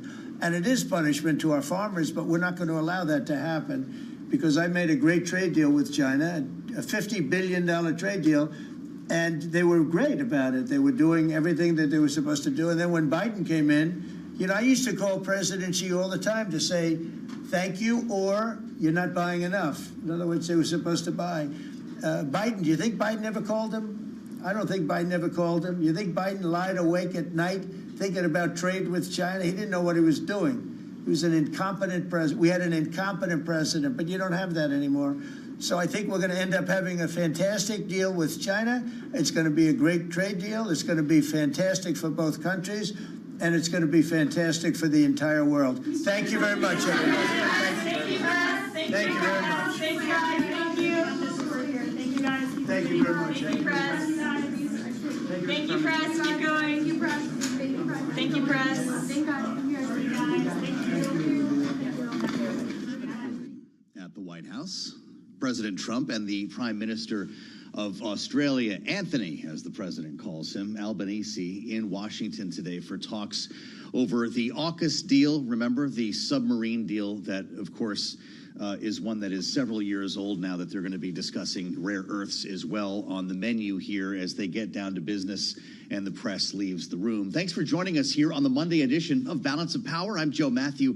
We're live on Bloomberg Radio, on your satellite radio, channel 121, and of course on YouTube. You may have been watching that. If you're not there already, search Bloomberg Business News Live. You can peek in on what's happening at the White House and, of course, here in our studios most any day here. The president's saying that they're now going to discuss trade submarines with Australia. They did sign paperwork to that end, signing an agreement on critical minerals and working with Australia. To use the president's words, on ships, guns, and all things military. Now, this did, as you just saw or listened to, went to Q&A, and we covered a range of topics with reporters who were there. On Ukraine, the president saying they could win the war. I don't think that they will, having acknowledged the pivot that he has been talking about the last couple of days away from Ukraine and away from the idea of supplying Tomahawk missiles. When asked about Hamas, No American boots will be on the ground if needed to eradicate Hamas. And when it came to China, he says, I think China will come to the table because of tariffs. Joining us now to get into some of the other rhetoric that we heard from the president, get a better sense of what's on the agenda today and this week on this 20th day of a government shutdown is Laura Davison, our deputy bureau chief here in Washington. Laura, it's great to see you.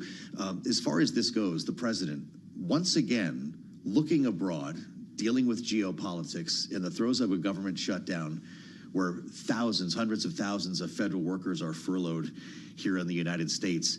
Is there a calculation to do so, or did it just work out that way?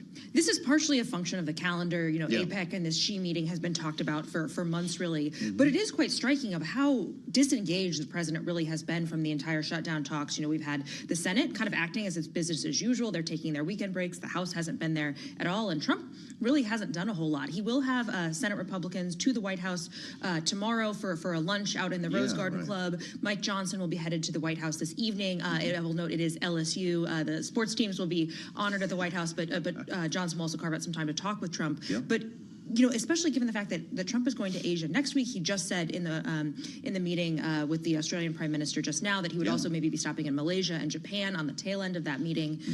That, you know, this could go on for you know, several more weeks before the president really comes back and is in you know, sort of in talks with congressional leaders. Well, everyone seems to be feeling pretty good, at least on the markets. S&P 500 is up about 1%, same for the NASDAQ and the Dow for that matter, on this idea that, well, hey, he says everything with China is going to be fine. Maybe this meeting goes really well and we remove a huge question mark over the market. But is that being a little presumptuous today? It's very possible. I mean, there's a couple things, you know, kind of out there that Trump says he wants done. He wants China to resume soybean purchases. He wants China to stop the flow of fentanyl. And he also is looking to have this rare earth issue, kind of have those export controls dropped. We saw that was, you know, the kind of the main message that Albanese had today in the White House. So this is, you know, Trump is expressing a lot of optimism here. You know, he sort of ramped up the rhetoric this week. Bessent and now Trump are sort of calming it down as we head into this meeting.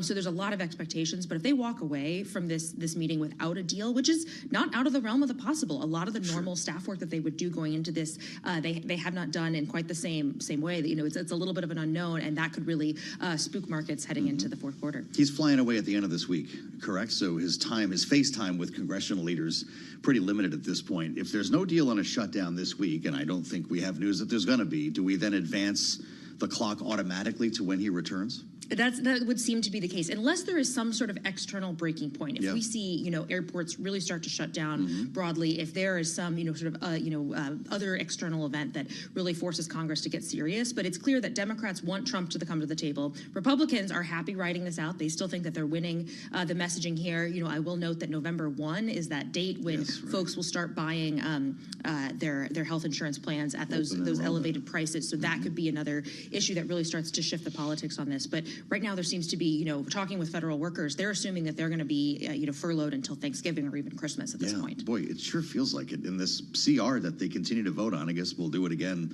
this week and we'll watch it fail, has a November 21st date on it. We're going to talk to Nathan Dean a little bit more about what's happening with the shutdown coming up. But at some point, we're going to need to change that date, right? I mean, even if they did get a deal to vote on it, the government would close 5 minutes later. Yes, you know, that's what leaders really don't want, is that they, you know, get a deal and then suddenly, you know, 2 weeks later, they're dealing with the same shutdown situation. You know, you also have some Republicans who are starting to talk about, hey, we may need to have set up a vote on these Obamacare subsidies. There's, you know, a handful of Republicans, by no means all, but, you know, some key swing votes there that say, hey, look, we need to have, you know, a vote on this before the end of the year, and clock is really ticking. Boy, fascinating stuff, as always. Laura, thank you so much. Laura Davison with us here in Washington. She helps to run the Bureau. That's why we have her here on Balance of Power.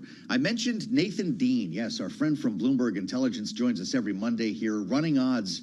Maybe not so much on a shutdown, but how about on when we reopen? I don't think Nathan works that way, but we'll sit down with Nathan in a moment to get into the shutdown. Also, the implementation of the Genius Act, which is just one of these stories, once again, that we don't have enough time to talk about here in Washington. I'm Joe Matthews. Stay with us. We want to turn to the markets as well. We haven't heard from Alexis yet. She's in for Charlie Pellet, live from New York. Alexis Christoforous on Bloomberg. Alexis, how's it look? Thanks, Joe. Looking pretty good here. We've got a rally across the board to start the week on Wall Street on the hopes that this 20-day-old government shutdown will soon be over.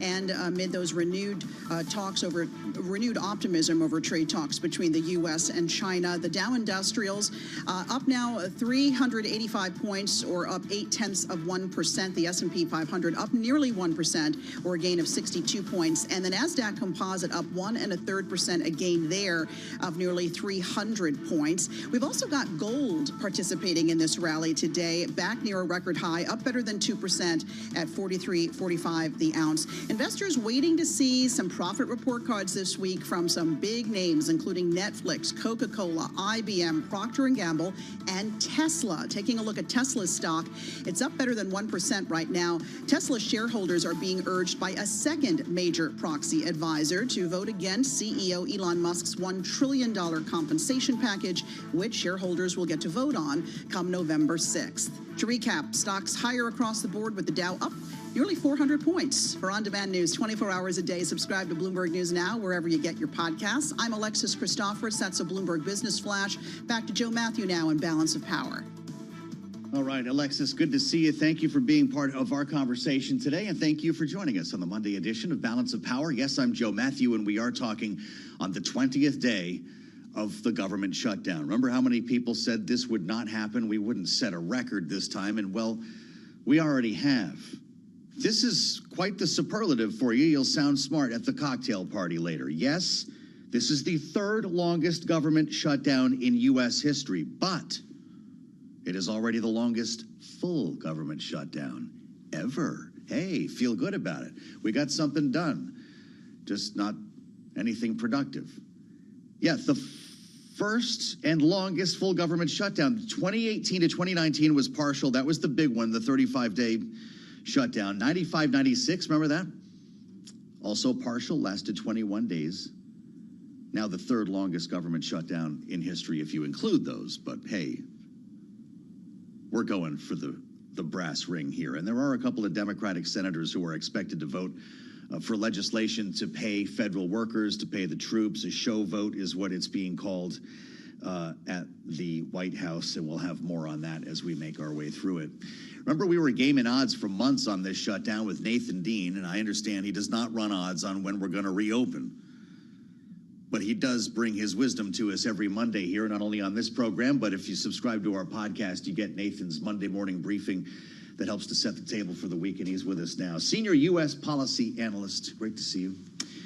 Were you playing football over the weekend? Actually, I had the week off. You did? Good I had job. the week off, so See? I just watched the Commanders and the America's dad at home, like most other dads, watching football instead of coaching it. This is remarkable here, that we're sitting here talking about this still without any idea of when it's going to end. Laura Davison was just with us, pointing to November 1st. Open enrollment, expiration of SNAP benefits. But why should we think that would matter? So I think there are two things from the Democratic side if you're looking for an off-ramp for this shutdown. And the first one is just what you alluded to. Yeah. You know, November 1st, SNAP benefits, 42 million Americans take advantage of that program. ACA enrollment, you know, the higher numbers for these premiums will come in. Potentially Democrats could say, okay, this is the Republicans' problem now. But then you get the argument of rescissions and this idea that if it takes 60 votes to appropriate a bill, but only a 50-vote majority to unwind some of this, from the Democratic perspective, why should you ever do a deal on appropriations if the Republicans and President Trump could just claw it back or impound that? Yep. There's going to have to be some decisions on the Democratic side going on with Senator Chuck Schumer to try and figure out for a messaging for next year of how they can view this as a winning strategy. Because right now the polling still suggests that Republicans slightly have the edge in terms of getting blame here. So that from the Democratic perspective, I think Senator Schumer's saying, look, we're still good. But also on the Republican side, they're looking at the same polling data, and they're saying that their base is 100% behind them on their strategy, so they're also saying they're good. So I don't think you're going to see a reopening this week, despite what Kevin Hassett said this morning. Fascinating. We've got the furloughs in place. They're going to keep coming. Apparently now the guys who run the nuclear stockpile are on the list. And by the way, if you were with us last week on Bloomberg Surveillance, Secretary Chris Wright told you this was coming. 1,400 employees at the National Nuclear Security Administration receiving furlough notices today. Fewer than 400 will remain in place to work on safeguarding the stockpile. Remember Turn Your Key, Sir, back in the 80s? They may be the only guys left in the silo. So it's not just healthcare, but this is the issue that Democrats are going to seize on. And I'm going to just take your temperature on this new ad campaign. The group Keep Americans Covered up with a 7-figure ad campaign today, and they're going to run this in states from D.C. Right on through the alphabet to try to make the point that open enrollment is coming and premiums are rising. Here's a taste of the ad. We need Congress to do its job. I need Congress to give people like me a fighting chance. We need these tax credits passed today. If Congress fails, families pay. All right, so this goes on. It's a 30-second ad or something. Does this type of politics make a difference? Because it seems to me the longer time goes on, the more Republicans will be called to address the healthcare issue. Well, shutdowns are always about pressure points and pain on the American individual. And this is a little bit different of a shutdown because President Trump has taken steps to try and avoid that pain. Yeah. Talking about reallocating money for military members. Yeah. It's one of those things where we had IMF meetings last week with a lot of policymakers and a lot of clients, and we didn't get a single question about this government shutdown. Really? Not a single one. And so this is one of those shutdowns where the president's trying to take a lot of steps here to avoid pain, and pain is usually what brings both sides back to the table. So we talk about pain in terms of November 1st, but we also have to talk about pain in terms of air traffic controllers, TSA personnel, items like this ad just went to. That's the point in which these parties are going to feel the need to come back together. And I continue to go back to this idea that when a solution is found, not if, but when a solution is found, it's going to come from a group of senators, probably working outside of leadership, who just goes to both parties and say, here's what we've come up with, take it or leave it. And I think both parties run with it. Are you struck by how little the talking points have changed? I mean, this has been a true standoff, frozen in place since this began or even before. I mean, Republicans still say, yeah, we'll talk to you, but you got to open the government first. Well, think about the phases of a shutdown. Phase 1, going back to the 2018-19, there was a little bit of a holiday break there, but for the first 7 days, it was the talking points. After the 7 days, then people said, okay, the pain is beginning to be felt on Americans. Remember those World War II vets who stormed the gates over at the memorial? Yeah. That's when the pain started going back from Americans onto Congress, and that's when the talking points changed. We're not feeling that right now. I mean, apologies to the folks listening right now who are furloughed right now, but for the most of Americans, they're not being impacted by the government shutdown yet. So I think what happens is that we'll see how these negotiations take place next week as we get closer to the November 1st deadline. Maybe President Trump doesn't have more money for the troops for another round of paychecks. We don't know. Yeah. But then we'll see what happens if we can get into phase 2 of the talking points. Everyone I talk to, and this is inside and outside of Washington, says the same thing. Joe, Thanksgiving's coming.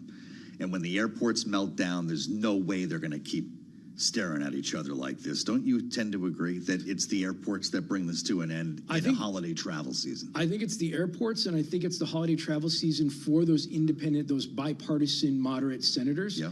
I think if you talk to the folks on both sides, the first step will be, look, the airports are melting down, talk to the Republicans or talk to the Democrats, because they still have to see that polling data change just a little bit for them to feel like we have to get off our positions. You talked to Chris Sununu about this. He was on a couple of weeks ago. I mean, these guys in the air traffic control towers were already stressed out, working 60-hour weeks, being asked to leave their families and work under unreasonable conditions, and now doing without pay is, for many, we'll see how long this lasts. Nathan Dean's with us, so I have to ask crypto very quickly. Everybody remembers the Genius Act. It's time for its implementation.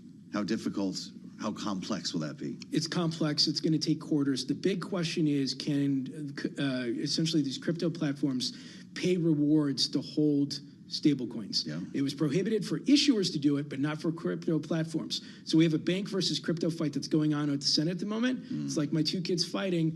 I love you both, but ultimately I think the status quo wins, and that's why I think the crypto ultimately wins this fight. It's going to take quarters, you said, as opposed to months or weeks? Yeah, you're looking at 2027, 2028. Is that right? Do people know that going in? I think there's a lot of sentiment that this is going to happen. Investors going to say, "Oh, no, you never told us this is." No, because I don't think there's going to be a lot of enforcement risk in the interim. Okay. So people know that clarity is coming, but this is the government. It takes a long time to write these rules, but they're also closed right now. You said clarity. You didn't. That was a small C clarity. Is there a big C clarity coming? There's a discussion on Wednesday. The Senate Democrats are going to be meeting with the crypto executives. I'm still bullish that this Clarity Act can pass in the first half next year. How often is your phone ringing on crypto these days? It's off and on. Versus everything else we talk about, But banking it's- regs and everything else. The stablecoin pieces in particular, because there's a lot of questions on this yield. There was a time I couldn't walk by your desk without you being on the phone with the crypto bros, but I guess, everyone has their season, right? Nathan Dean, his season has come to an end, at least on the sidelines. I'm glad you can actually watch football for the rest of this. Bloomberg Intelligence senior U.S. policy analyst. Look for his podcast. If you subscribe to ours, you subscribe to his. So get on it. Apple, Spotify, and wherever else you get your podcasts. We'll assemble our panel next. Happy day 20. We got a lot more ahead here from the nation's capital on Balance of Power, only on Bloomberg.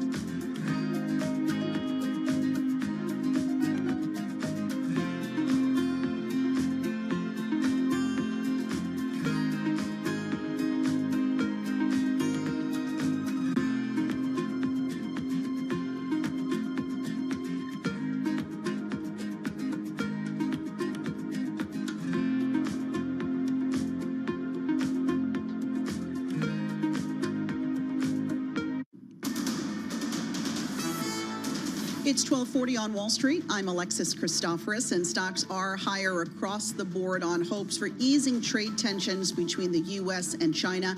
And after White House economic advisor Kevin Hassett told CNBC he believes moderate Democrats will come together this week to strike a deal and end the government shutdown, which is now in its 20th day.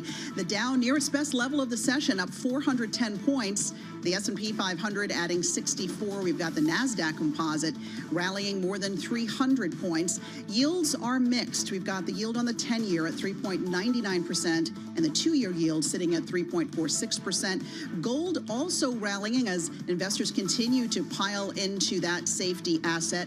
Gold up now better than 2% at 43.44 the ounce. And WTI crude oil down 0.8%, now at 57.05 the barrel. Rare earth and critical mineral stocks in the spotlight today after President Trump signed an agreement with Australia's Prime Minister to boost access to critical minerals and rare earths. That's, of course, after China moved to limit its exports to the U.S. USA rare earth shares up more than 6.5%. Shares of critical metals reversing an early gain, now down about 7%. But shares of Cleveland Cliffs up better than 20% after quarterly earnings beat the street. It also said it discovered 2 sites with the potential to produce rare earth minerals.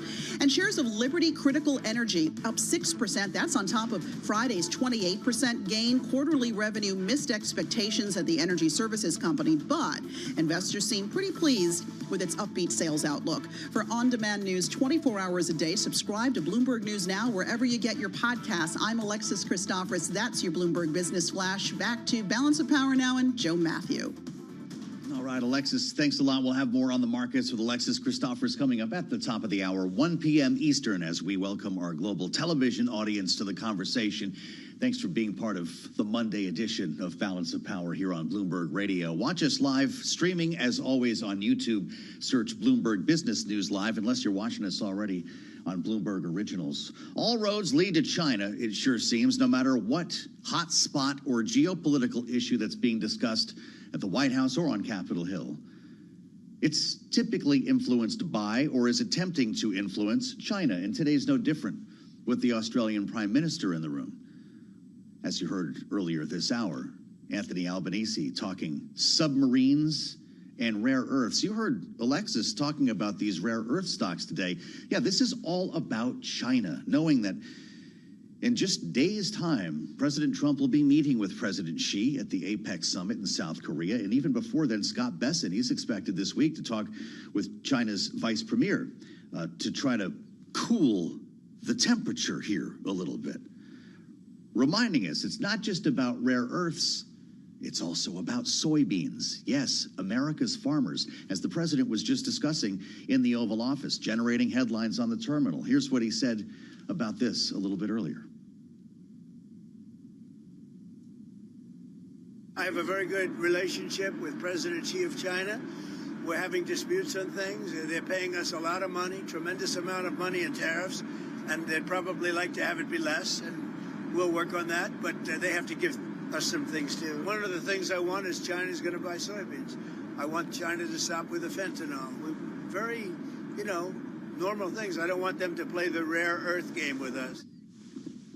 The rare earth game. Was he a fan of the rare earth band back in the old days? I'm guessing not. But whether we get these soybeans into the market is a big question right now. If the president can pull that off at his meeting, obviously this would be a big breakthrough. Otherwise, we're talking about a bailout here in Washington, and we can't even figure out how to fund the government. Let's get into it with our panel as we look abroad today, along with the president, at various hotspots around the world. Bloomberg Politics contributors Rick Davis and Jeannie Shanzano are with us. Jeannie is Democracy Visiting Fellow at Harvard Kennedy School's Ash Center. Rick is our Republican strategist and partner at Stone Court Capital. Jeannie, Wall Street seems to think that there's something to be happy about today. Scott Bessent, after all, is going to be back on the line. And, well, that usually seems to make things better after the president gets upset on social media. Bessent says he had a frank and detailed virtual conversation with the vice premier, He, on Friday evening. And I guess they're going to meet again this week. The president will be sitting down with them. But, my goodness, we are pretty far cry from having even a framework for a trade deal as the president today once again threatens an additional 100% tariff on China. Is he capable of crafting a deal here, or are we going to be having a very different conversation on Wall Street 2 weeks from now? Yeah, I think that they are capable of crafting a deal. It doesn't mean it is going to happen. I think Wall Street is right. The president sounds a lot less frustrated and angry than he did towards the end of last week. And so, so does Scott Bessent. They sound a bit more optimistic about the prospects. And so that is a good sign. It is curious that, his focus on the soybean issue makes a good sense. But you couple that with the bailout for Argentina that's pending the election results, and you have to scratch your head how those two things go hand in hand. So I think there's a lot that they need to work out. But I would also say where you started, which is that this president, for all the different things he brings to the White House, like dropping manure on Americans over the weekend, he is a very traditional modern president in this sense. In the second term, they all go abroad and lose focus on what's going on domestically. And what's going on domestically for him is a government shutdown, soybean farmers in need of help, Americans on the brink of losing their health care coverage or paying enormous amounts. And this president doesn't seem at all concerned, optically even, about that. We have seen, to Marjorie Taylor Greene's statement, a revolving door of foreign policy leaders in this White House. What we haven't seen is the leaders from Congress coming in to start to resolve the myriad of issues we're facing domestically. And he's losing parts of his own base over this. So let's get into this, Rick. I talked about this for a moment with Laura Davison as well earlier this hour. The America First president, indeed, it has been a revolving door. Here we have the Australians there today following a state visit last week, and the president on Air Force One was asked about that. It was Argentina. Remember, it was President Milei just last week talking about a potential bailout in excess of $20 billion here from the United States. The president was asked about it on Air Force One as to what that means, for instance, for U.S. farmers who can't sell their products and are asking for help, yet we're bailing out Argentina. Listen to how the president replied. What do you have to say to U.S. farmers who feel that the deal is benefiting Argentina more than it is them, as they are Argentina's fighting for its life, young lady. You don't know anything about it. They're fighting for their life. Nothing's benefiting Argentina. They're fighting for their life. You understand what that means? They have no money. They have no anything. They're fighting so hard to survive. If I can help them survive in a free world, I happen to like the president of Argentina. I think he's trying to do the best he can. But don't make it sound like they're doing great. They are dying. All right? They're dying. Of course, the young lady, as he put it, didn't mention how well they were doing. Rick Davis, can you imagine if Joe Biden said something like that at the back of the jet? How are we supposed to interpret that? Well, there is a new habit of disparaging reporters who ask questions that I guess the president doesn't want to answer, and then he goes on to answer them. Yeah. So it's kind of a new tactic. Just with regard to Argentina, though, imagine if Joe Biden said that. Yeah, it would be international chaos would ensue, and I don't mean that in a negative sense. I mean, the president has enormous impact on markets. How would you like to be a bondholder in the Argentina bonds right now? With the president of the United States saying they're dead. But yet, there doesn't seem to be anybody holding him accountable for that. But it does send a message, and there was a lot of reporting over the weekend around how U.S. farmers are sitting around there having their soybeans stolen from underneath them because of the trade war with China. And where's China going? Latin America. I don't know if any Argentinian farms are selling soybeans to the Chinese, but it would be pretty ironic if that were the outcome of the country that we're bailing out. So at the end of the day, it's a policy. This whole trade policy has been basically take from one to give to another. But sooner or later, the person you're taking it from is going to wonder what their role is. And right now, consumers are paying the tariffs, and folks like farmers are paying the price of not being able to sell their goods abroad. So at some point, the day of reckoning comes. The question is it a political day of reckoning or a financial day of reckoning or both? Boy, I don't know how Democrats are supposed to respond to this, Jeannie, because everyone's banging their head against the wall over a government shutdown. Does anybody care that the America First president is getting on an airplane at the end of this week? Because if they don't have a deal by then, and I think we all know they're not going to, it's going to be another week or so before we get things back on track here in Washington. The president's back and engaged after the whole conversation about China. This is going to take potentially weeks more to solve when it comes to the shutdown, isn't it? It is. Joe, I'm thinking maybe you should be careful on your Thanksgiving plans, Christmas plans. You may need to be in D.C. working, I'm sorry to say. That goes for you, too. Yeah, true. You know, I think the reality here is the Democrats have been all over the president on the shutdown and everything else. The problem he's facing is from his own base. And I'm just looking at some of the latest polls coming out, and you see a shift in the wrong direction number. And that shift is coming from Republicans, 62 to 75 on the AP NORSC poll. That shift is coming mostly from young Republicans and women who are Republicans.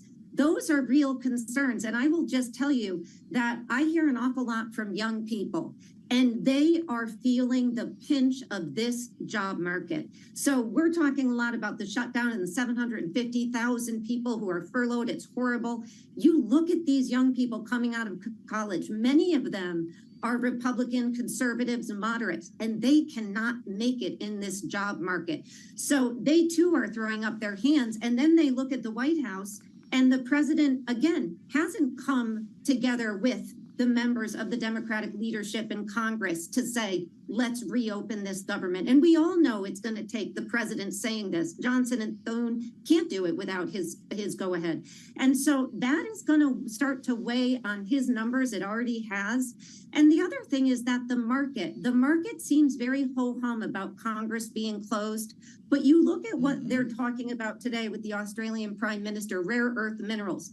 There's 6 or 7 bills before Congress on how we can be in charge of our own rare mineral earth future.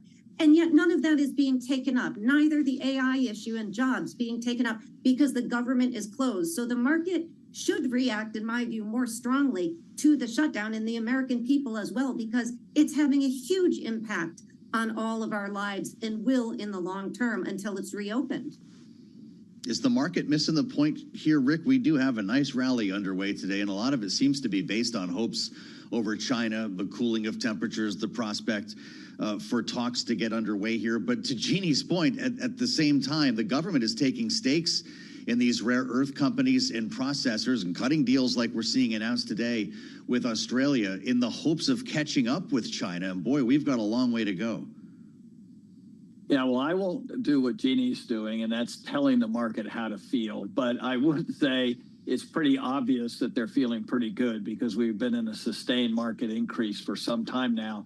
And I do think it has to do a lot, Joe, with what you're talking about, which is, you know, there's a lot of business activity. I mean, earnings are up, and there is a focus on bringing corporate capabilities back to the United States and securing our supply chain and increasing our economic stability. And those things all build on a market that sees that and says, yeah, this is good for the U.S. economy. So, you know, look, I mean, you can pick apart any administration's economic policies. This one certainly has a lot of holes in it, including the fact that we don't have a federal budget a little bit longer than we normally don't.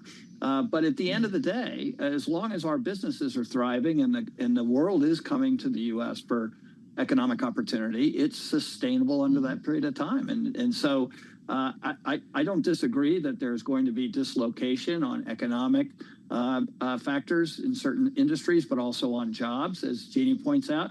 But at the end of the day, the job market is still significantly better than it maybe have been, 10 years ago or 5 years ago during COVID. So I don't know. I think this administration actually is getting the benefit of large macro trends in the U.S. favor without actually having a policy that supports it.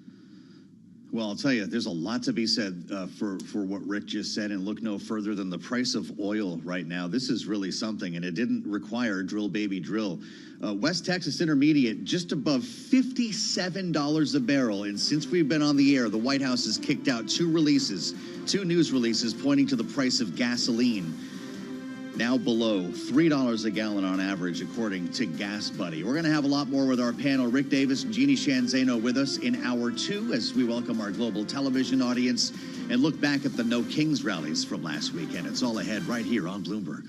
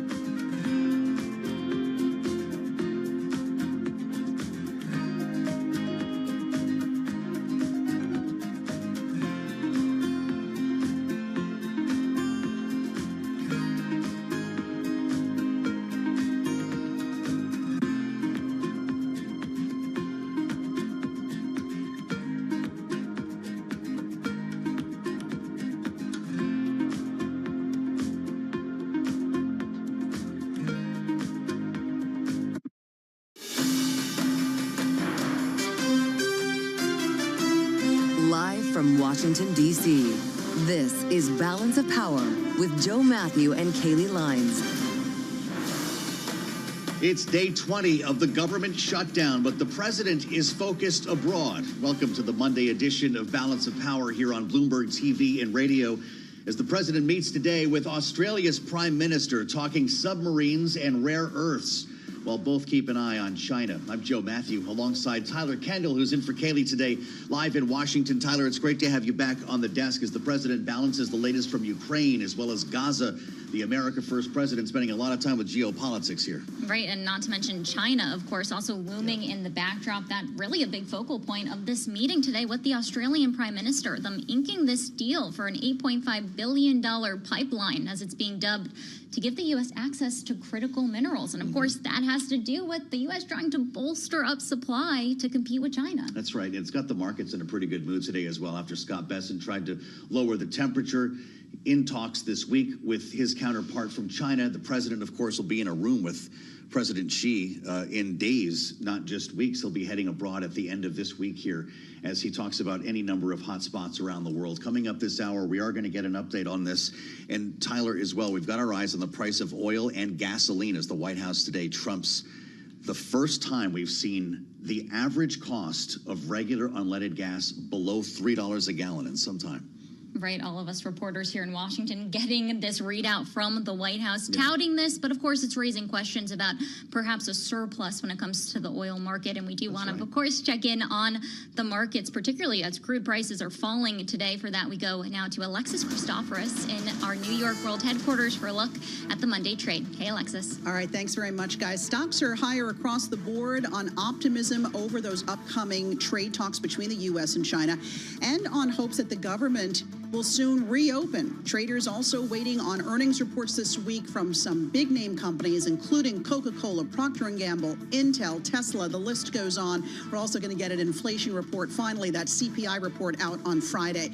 Right now, the Dow is up 456 points, right at its best level of the session. The S&P 500 adding 70. The NASDAQ composite up 322. The Russell 2000 up a 1.7% at the moment. We have got yields mixed. The 10-year yield, 3.99%. The 2-year yield at 3.46%. Checking commodities, gold also rallying right along with equities today, up 2 1/3% at $4,349 an ounce. We've been talking about oil throughout the day. We've got West Texas Intermediate down 0.6% now at $57.19 the barrel. And shares of Apple hitting their first record high of the year, up now 4.5%. This is after Loop Capital upgraded the stock to buy from hold, citing strong demand for the iPhone. Also on the move today, shares of Hologic are higher on a report that Blackstone and TPG are in advanced talks to acquire the medical device maker. This deal could value Hologic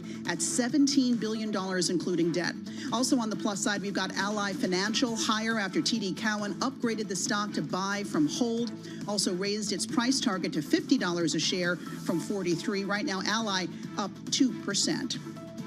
For on-demand news 24 hours a day, subscribe to Bloomberg News Now wherever you get your podcasts. I'm Alexis Christoforous. That's a Bloomberg Business Flash. Back to Balance of Power now with Joe Matthew and Tyler Kendall. All right, Alexis Christoforous in World Headquarters for us. Thanks so much. As Alexis mentioned, I'm Tyler Kendall here in Washington alongside Joe Matthew, and we have one eye today focused on China after President Trump just moments ago in the cabinet room was speaking with the Australian Prime Minister about shoring up ties to compete with China when it comes to rare earths. And rare earths have really taken center stage in the negotiations with China as both sides are appearing to re-engage ahead of this November 10th deadline for the tariff truce. Now, last night on Air Force One, we heard from President Trump outlining some of his key demands he wants to see from Beijing as he heads into this highly anticipated meeting with the Chinese president next week. If they don't do business with us, I think China's in big trouble. I'll be honest with you. I think China is, I don't know that they even make it. I really do. I believe that they're in big trouble, and I don't want them to be in big trouble. I want them to do great. I want them to thrive, but we have to thrive together. It's a two-way street. I think when we finish our meetings, and it's going to be a big deal. Look, I'm meeting with a lot of other countries, but this seems to be the one that people are very interested in. I think when we finish our meetings in South Korea, China and I will have a really fair and really great trade deal together. All right, from the cabinet room a little while ago, he's got the Australian Prime Minister in the House today, and they're going to do a working lunch, having spent some time taking questions from reporters a little bit earlier. With us now in Washington, having listened to that conversation, is Wendy Benjaminson, back with us for the first time in a minute, Bloomberg's senior editor. It's great to see you, Wendy, as we see another world leader come through the revolving door, as Marjorie Taylor Greene puts it. It is pretty remarkable here. We're going to talk to Bob McNally in a moment about the cost of oil, which is precipitously lower, to the point where the White House is kicking out news releases today talking about $2.99 gas. Yeah. That's the most domestically focused message that's coming out of a geopolitically focused White House here. The president's been kind of all over the place in the middle of a government shutdown. What do you make of that? Well, it's an interesting dynamic. I think he feels much more comfortable in that space than he did in his first term. Yeah. I think he may be frustrated. Well, he may have just decided the shutdown, he believes his own talking points, right? That the shutdown is indeed the work of the Democrats, whether it is or not, and therefore he'll just let them do their thing while he goes off and has all of these various projects around the world. I wonder when at some point his political base doesn't say what happened to America first. Sure. His argument is, one, America first is, quote, whatever I say it is, as he said a few months ago, and two, he keeps saying that there will be a benefit to U.S. consumers and things like that from all of these tariffs. We haven't quite seen that yet, but we'll see if that ever materializes. Yeah. Wendy, when we're looking holistically at where these negotiations with China stand now, we know that we're up against this deadline, perhaps November 1st now, President Trump threatening maybe up to 155% tariff. That comes against November 10th, which is the deadline for that broader trade truce. We know the Treasury Secretary is meeting in Malaysia this week with his trade counterpart. Right. What sort of details do you think we're going to be able to glean from that as we set up to this highly anticipated meeting with President Trump then next week with his counterpart? Right. Well, we know from what he said on the plane last night that he is interested in the soybeans, in getting China to once again buy American soybeans, in getting China to loosen its unprecedented hold on rare earth minerals, and some other trade deals that he wants to get done. I think may have seen that threatening these massive, 155% tariff on these countries, especially China, seems to result in, China retaliating, and then one of them backs down, and it's this whole dance. I don't know whether, what will come of this meeting whenever it happens. And Trump's deadlines are always a little fungible. One of the things that struck me was that he was asked today in the cabinet room about some report that he may accede to not recognize Taiwan, and he quickly said, "Well, I don't want to talk about that." It seems news if Taiwan is also on the table in the middle of a trade negotiation. Be a pretty big deal. The apple of Xi's eye, I think, is how he put it, which he frequently describes Ukraine as being the apple of Putin's eye. We haven't even talked about Ukraine. There was actually a lot happening over the weekend, including the No Kings rally. The president was posting a lot of stuff on social media, including a video in which, an AI video, he was wearing a crown, I guess embracing this idea. Like that, there were a couple of, he's dumping manure on the protesters and so forth. Where's the president's head? Before we go to Bob McNally on the oil scene, where's the president's head on the shutdown here? Because he's taken a number of moves to kind of remove the pain points. Right. And he's not talking about it a heck of a lot. Is he concerned with the outcome here, or is this a moment where he can seize opportunity? I wonder if the fact that he's not talking about it much signals that they do know that there is a very, very big risk, a very big chance that Republicans will take the blame for this. Yeah. The Democrats are, for the first time in this shutdown, or the first time are using the shutdown to stand up to Trump. There were 7 million people protesting. And Trump did, when he was asked about it last night, he was just like, those aren't representative of Americans. Yeah. I don't know how they couldn't be. And Mike Johnson kept talking about the communists and the socialists and the Marxists who were there, instead of acknowledging that these were frustrated Americans. Sure. And even some of his own people, like Joe Rogan, has started complaining about some of his, the immigration regime. And so I think maybe he's starting to feel a little uncomfortable on the domestic front, and that's why he's focusing so much on the foreign affairs front. All right, Wendy Benjaminson, senior editor at Bloomberg, thank you so much, as always. And now Now, as Wendy mentioned, there's domestic issues, but we also have our eyes towards foreign policy. And when we often talk about China, we're talking about national security, but also energy security. And we wanted to take a look today at the oil market. WTI currently hovering around $57 a barrel. And as Joe had mentioned, the White House, just moments before we came to air, kicking out this statement touting that gas prices are reaching new lows due to the, quote, relentless commitment to American energy production, according to the statement from the White House. But while production is rising, including here in the U.S., demand growth seems to be slowing. And to get into all of that, we're lucky to say we're joined now by Bob McNally, founder and president of the Rappian Energy Group and former special assistant and senior director for international energy on the National Security Council under President George W. Bush. Bob, thanks so much for being here, and we're lucky to have your expertise on a day like today, because there have been these long-held predictions that the surging production is going to push the market into a surplus. From your view, where are we at right now? Are we at some sort of tipping point? Great to be with you, Kaylee. We are. You know, we're like a bunch of folks at the beach who've been hearing on the radio that a tsunami is coming, but kind of questioning if it's coming or not. Now, Rapidan is predicting or forecasting, to extend the analogy, a tsunami for quite a while, and we're starting to see it on the horizon. And but it's a good news story for consumers, whereas a tsunami is a bad news story for bathers, right? We're about to cross through $3 a gallon, and by some metrics we already have, according to Gas Buddy. And, you know, if you think about it, President Trump never was above $3 a gallon in his first term. We got close, so he enjoyed a $2 pump price in his term. And the White House is just overjoyed because, you know, whether they deserve it or not, a sitting president gets the blame when gasoline prices go up, and it gets the joy and the congratulations and the benefit when they go down. And barring a geopolitical disruption, the way my colleagues and I at Rapidan look at the markets, we think gasoline prices are more likely headed down further into that $2 range on a national average. Wow, that's something, Bob. It's good to have you back, and I appreciate it. I'm looking at your note to clients predicting daily prints in the 40s by early next year when it comes to crude oil. You just mentioned where we're going in terms of gasoline. You know, as Tyler mentioned a moment ago, we're looking at increased production levels, but this isn't because of drill, baby, drill, right? This is because of many other outside factors.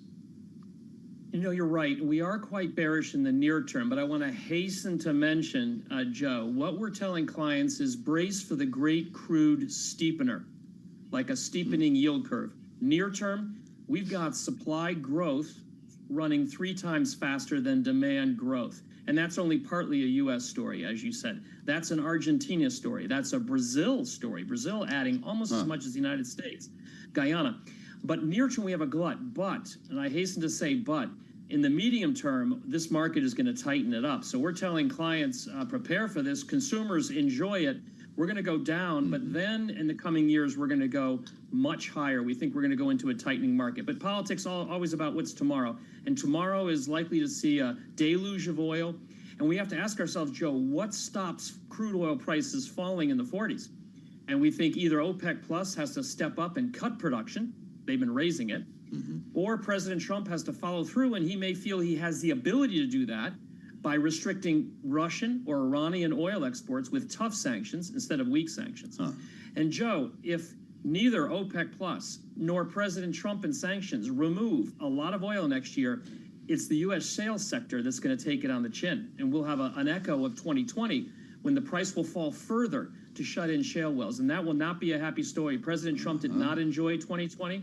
Gasoline was at $1.70 a gallon. The president was not happy, though, because we were shutting down U.S. production. Well over 2 million barrels a day shut down in a few months. Well, Bob, let's build on one of the geopolitical risks that you just mentioned, which is, of course, Russia. How are you watching this as you hear President Trump say that he's expecting to have potentially this meeting with Vladimir Putin? Zelensky saying that he also wants to come to the table. How is the calculus changing here day by day as we await for any sort of developments towards a ceasefire there? Yeah. You know, we've learned with President Trump, he has an MO with these negotiations, and you have to take them pretty seriously. Consider Iran just as a template for what we're about to see with Russia. I think he could have signed a deal with Tehran, He could have lifted sanctions. He could have opened an embassy had they agreed to a deal. But instead, he became the president who ordered an aerial attack on the Fordo facility. I don't think any of his predecessors would either have done a deal or ordered an attack. He can go either way. With Russia, it's the same way. I think if President Putin doesn't agree to a ceasefire here, and President Trump's going to go the last mile and then a few hundred yards after the last mile for diplomacy. He really doesn't want to drop the bomb here, if you will, figuratively now speaking. Now, if they don't get to a deal in the coming weeks, I think the president is ready, this White House is ready, along with the Europeans, to impose tough sanctions on Russian oil, to do what they were unwilling to do in 2022, which is actually cut into Russian production and risk higher oil prices. Again, going back to the glut we were just talking about. If the president sees and the White House sees this glut develop, he'll be more willing to really crack down on India, Turkey, even China, and shut in Russian production, more willing than his predecessor was in 2022. So he can go either way, either a deal with Putin or, I think, very tough sanctions here down the road. Well, as you predict an oil tsunami, Bob McNally, I wonder what that means for refilling the SPR. Should we not be bidding right now on $50-something a barrel, or to your point, eventually $40-something a barrel oil? Absolutely, Joe, and it's just a shame. And I think there is bipartisan consensus even. We should be doing that. The problem is the money. When I was working for President Bush, we had authority to do what we call a royalty in kind program. Didn't have to ask Congress. We just said to those oil companies producing oil in federal waters, hey, pay us in oil instead of cash. And we filled it for the only time to the top. But Congress took that authority away. So I think one thing Congress should be working on with the president is either get that authority back so we can start taking those royalties in oil and fill it up that way, or even better, appropriate the money. We can't even open the government, as you've been talking about all day. But if we open the government, it'd be great if we could pony up some money and refill the SPR. Absolutely. Bob, in the final minute that we have with you, we had reporting out from Bloomberg News this weekend that India is actually making progress when it comes to a trade deal with the U.S. We've heard President Trump suggest that India could abandon its imports of Russian energy supplies. Of course, 25% of the tariff currently in place against the country has to do with its imports of Russian energy supplies, the so-called secondary tariff. But in your view, how realistic is this? Is India going to move away? I think they will. You know, India took no Russian oil, remember, before President Putin invaded Ukraine, and now has become the biggest customer. And of course, India has been having a wonderful time enjoying cheap, discounted Russian oil. Who wouldn't? Who wouldn't enjoy a 15% discount on pump prices if you can get it over your neighbors? However, if forced to choose between enjoying this discounted Russian oil supply on the one hand, or having economic relations and trade and so forth, much less stable political relationships with not only the U.S., but the EU. The EU has some tough sanctions coming in on India in January. I think India will side with maybe letting go of that enjoyable discount and preventing a sort of worse and more costly trade measures on the other side. It's a cost benefit, and I think they'll quietly, they won't enjoy it, they won't say it publicly, but quietly I think they'll move away from Russia. Well, you're the first call we'll make when that happens, Bob. It's great to talk to you, and we appreciate your analysis as always. Bob McNally, founder, president, Rapidan Energy Group, in a conversation you'll only hear right here on Balance of Power. Alongside Tyler Kendall, I'm Joe Matthew. We'll assemble our panel next after the No Kings rallies last weekend. It's straight ahead on Bloomberg.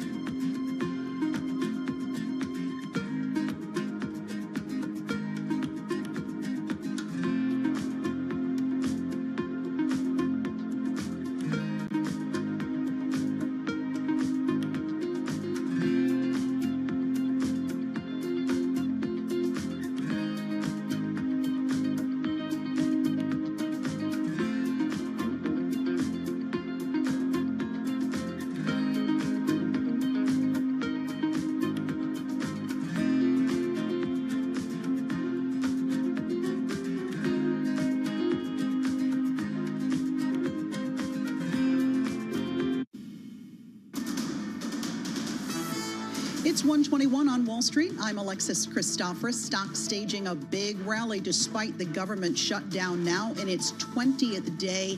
Investors gearing up for a flurry of earnings this week from companies including Netflix, Coca-Cola, Intel, Procter & Gamble, and Tesla. We'll also get that key CPI inflation report on Friday.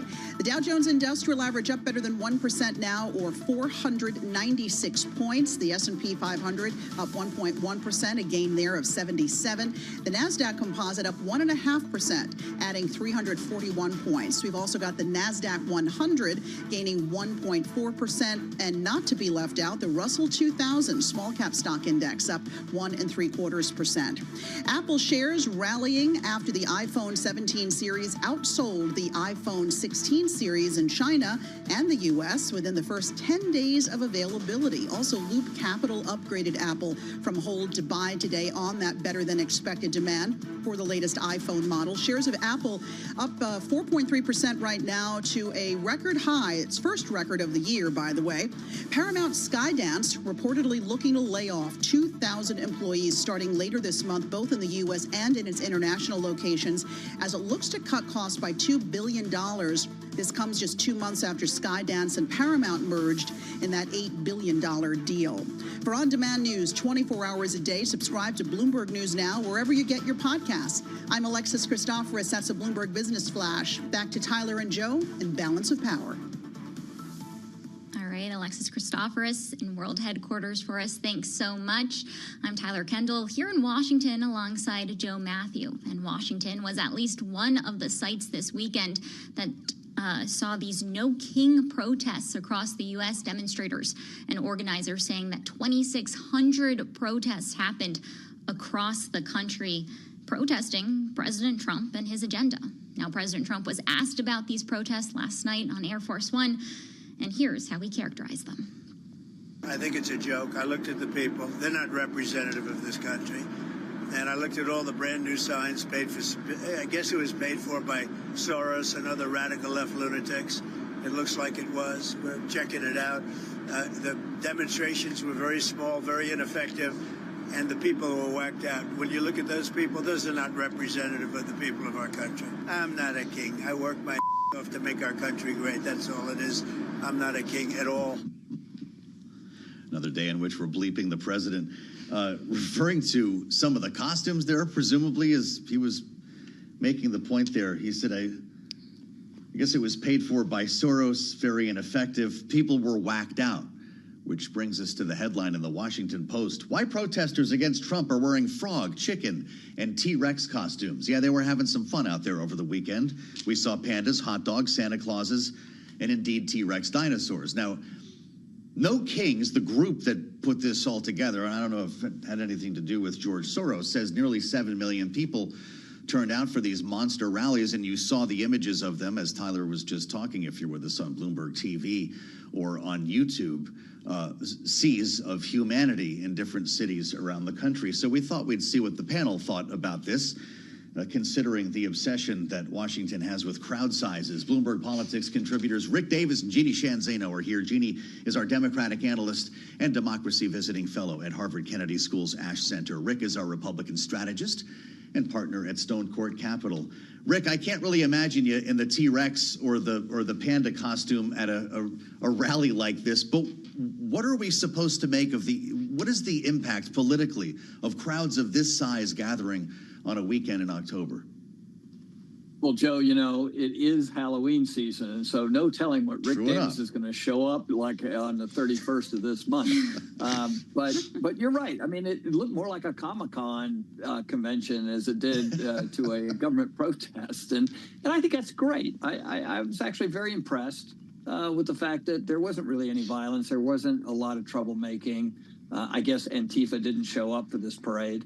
And so I think that's a real tribute to America. I mean, like, nobody likes a good protest more than Americans. We found our nation over protesting.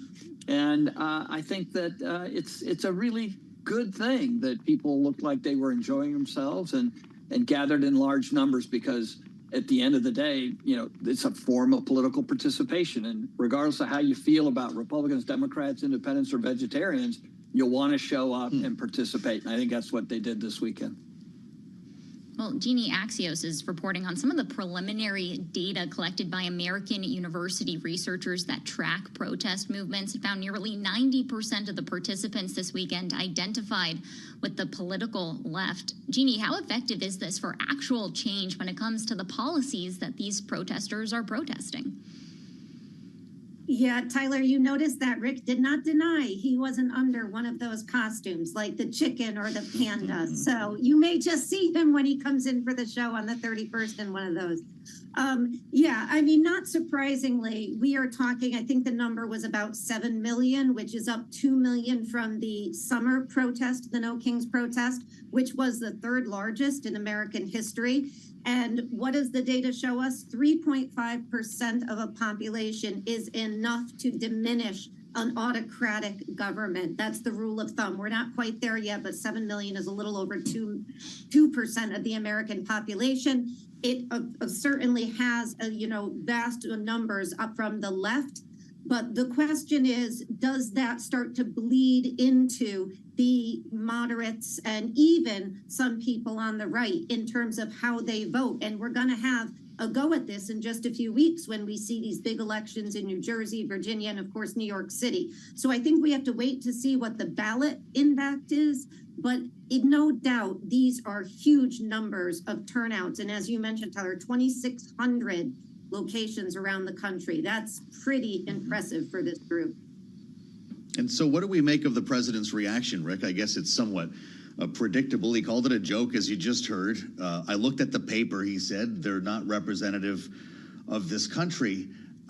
But of course, the numbers are pretty remarkable here, not just the number of people, but the number of different events, as Jeannie and Tyler have qualified. You saw what he put on social media, the No Kings rally. He's in this AI video wearing a crown, flying a fighter jet that's literally bombing the crowd with manure. He's dumping poop on American cities. Rick Davis, what do we think about the commander-in-chief in a look like that? Well, every time I think I've seen a new low coming out of the White House, I lose my breath at the next version of that. And this was pretty comical in the sense that, he's obviously not taking any of this very seriously. But to disparage people like this reminds me of Hillary Clinton calling his supporters deplorables, and that got them all rallied up. Probably helped, defeat her as a result of it. And to see him doing that, and the speaker on shows this Sunday calling them all communists and socialists and Marxists. I mean, like, when you paint with a brush in American politics that wide, you're going to hit a lot of people who otherwise would have thought of voting for you or your causes. And this is not a good way to build a coalition for the future.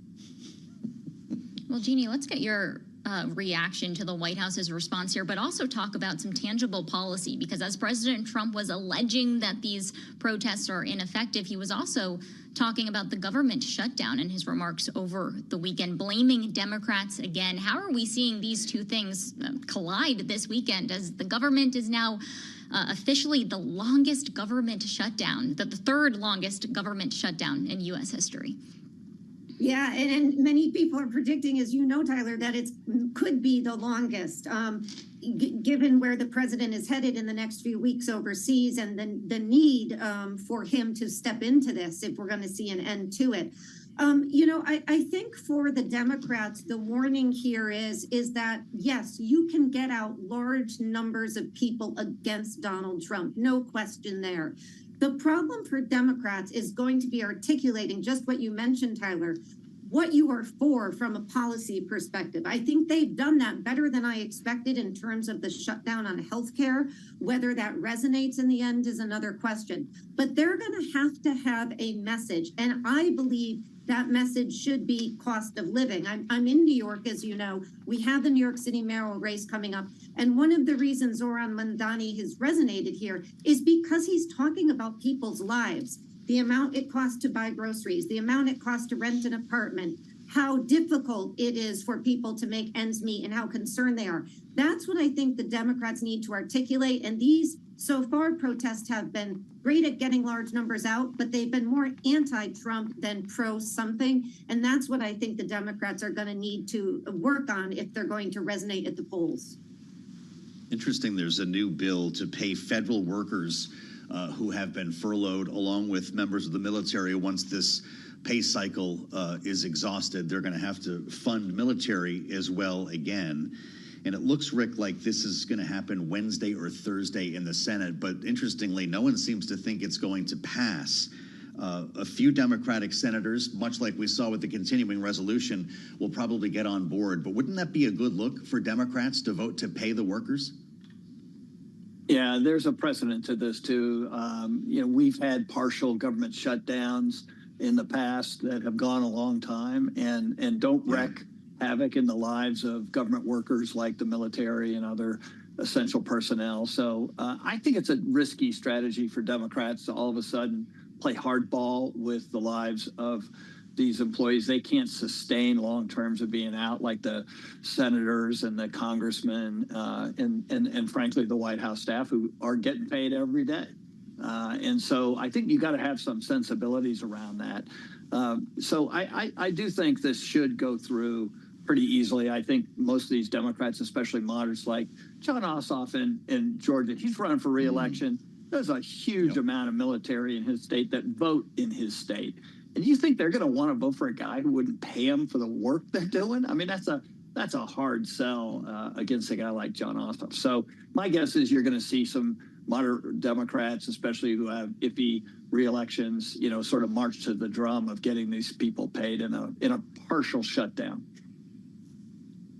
Well, Jeannie, what's your assessment? Should Democrats get on board with this bill that would pay these essential workers? And who are you watching? The same sort of names that Rick's laying out here? Yeah, absolutely. Ossoff is a great example, and I think Democrats should vote for it. I've been against this shutdown from the beginning, but I think they should vote for it. I also think this would be more effective on the Republicans' part if the president was spending less time overseas and with foreign leaders and more time focusing on reopening this government and the concerns of Americans. So I think it's effective, but I don't think it's effective enough when he's got this revolving door, as Marjorie Taylor Greene says, of foreign leaders and far less focus on what's going on with Americans. All right, our political panel today, Rick Davis and Jeannie Shanzano, both Bloomberg Politics contributors. Thank you both, as always. And Joe, it feels like we're ramping up here. Some of the pressure has been taken down, but of course, we're marching on to November 1st, the open enrollment start date. Open enrollment, November 1st. Something else that happens on that date as well was the expiration of SNAP benefits. So you're going to start hearing a lot more talk about the 1st of November as the next inflection point on the calendar. And let's remember, the president did unlock funds to pay active duty military, but that was only one pay cycle, $8 billion. Another week, we're going to be having that conversation all over again if this bill that we were just discussing does not pass. With the military in mind, we're going to turn our attention to the war in Ukraine coming up. Some really important developments over the weekend that probably are not making President Zelensky feel very good, with a turnabout again by President Trump. We'll get into it with Melinda Herring from the Atlantic Council. That's straight ahead here on Balance of Power on Bloomberg TV and radio.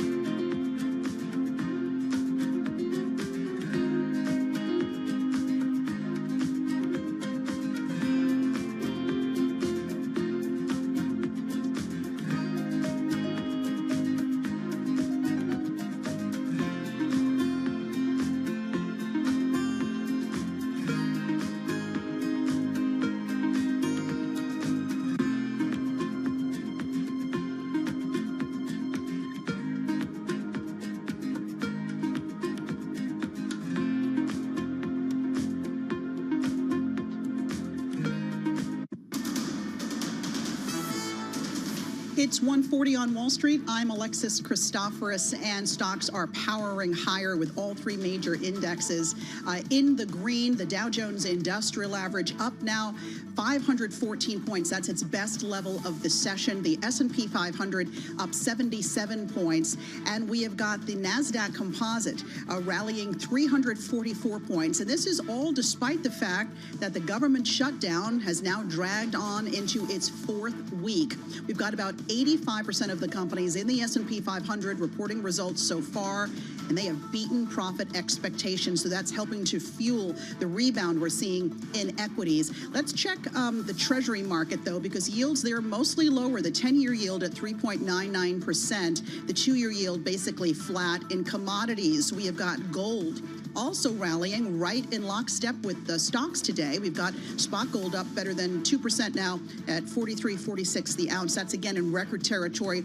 And oil coming under pressure. We've got WTI crude down 0.5% at $57.25 a barrel. In stock news, Amazon says its Amazon Cloud Computing service is recovering again after connectivity issues persisted throughout the day. This is impacting several popular websites and apps, including Robinhood and Coinbase. Also, Down Detector, which tracks internet disruptions, said it received 6.5 million reports from users worldwide. Shares of Amazon, despite that outage, up 1.33%. And Tesla shareholders are being urged by a second major proxy advisor to vote against CEO Elon Musk's $1 trillion compensation package. Shareholders will vote on that package November 6th. Tesla also out with earnings after the bell on Wednesday. Shares of Tesla, meantime, are up about 1%. For on-demand news 24 hours a day, subscribe to Bloomberg News Now, wherever you get your podcasts. I'm Alexis Christoforous, and that's your Bloomberg Business Flash. All right, Alexis Christoforous, thanks so much. I'm Tyler Kendall here alongside Joe Matthew in Washington, where foreign policy has really taken center stage in recent days. Today, President Trump welcoming the Australian Prime Minister to the White House after Friday's meeting with the Ukrainian President Volodymyr Zelensky. President Trump was asked about the state of negotiations and the war earlier today in the cabinet room and had this to say about those talks. Most of the people dying are soldiers. The soldiers that are dying in Russia and Ukraine, it's unbelievable. 5,000 to 7,000 a week. Can you believe it? And I look at that and I say it's pretty amazing. But in addition to that, there are attacks on Kiev and some of the other places. And it's human lives. But the big number of human lives is soldiers that are being killed in the battlefield. For the latest, we're joined now by Courtney McBride, Bloomberg national security reporter. So, Courtney, can you just give us an update? We had Zelensky here in Washington on Friday. You're hearing President Trump talking about this ongoing in the fighting. Where do talks actually stand right now? Sure. Well, as you said, President Zelensky was here. President Trump has said that he plans to meet with Russian President Vladimir Putin sometime in the coming weeks. President Zelensky has said that he would be open to attending or to engaging in some sort of shuttle diplomacy if that happens. Secretary of State Marco Rubio spoke with his Russian counterpart today, and according to the State Department, sort of emphasized the opportunity that these upcoming talks present. In the meantime, U.S. allies in Europe are really trying to do their best to shore up Ukraine's position and to bring Putin to the table. But a lot remains to be seen. President Trump did not commit the sort of military support that President Zelensky seemed to be seeking in terms of Tomahawk missiles, to try to really improve Ukraine's battlefield position and perhaps exert some really meaningful pressure on Putin. We're getting a sense this was not a good meeting for President Zelensky. When you read the write-up in the Financial Times, for instance, it wasn't only he didn't get the Tomahawks, and we saw, I won't say a remorseful Zelensky, but a pretty low-key Zelensky coming off that meeting in the news conference that he held in Lafayette Park. The FT says this devolved into a shouting match, are the words that they use. Trump, quote, cursing all the time, unquote, echoing Putin's talking points and even suggesting that Zelensky hand over the entire Donbass. Has Ukraine lost America again? Well, I think it's early to make any sort of dramatic pronouncements like that, but certainly the meeting didn't yield the sorts of gains either in terms of weapons or commitments that Zelensky was hoping for. But I think we've seen a lot of back and forth in terms of the U.S. president's position. He's made very clear that he wants the parties to come to the table. Maybe that means offering some carrots to Putin to convince him to do so. But it's really unclear exactly where things stand. Well, if we stick on this idea of military assistance, particularly these Patriot missile batteries, we had reporting that Ukraine was actually preparing a contract for 25 of these air defense systems, which the country would receive over the years. It appears that the U.S. and Ukraine might be pretty far apart when it comes to this issue. What has been the White House's reasoning? What have we heard from President Trump when it comes to really the state of the talks between these two countries? Well, President Trump has been pretty clear that Ukraine can have as many weapons as it needs if someone is purchasing those weapons, but that the American taxpayer is not going to fund those. And so the potential contract that you're referring to presumably would be to purchase those systems. But as you said, that takes the approvals, and then the negotiations and delivery take years for any of those systems. So that could be a long-term prospect. But in the interim, the EU is really trying to increase the ability to fund weapons for Ukraine, potentially by using Russian assets that are held in European banks. The U.S. has been pushing back against that effort, according to some of our reporting.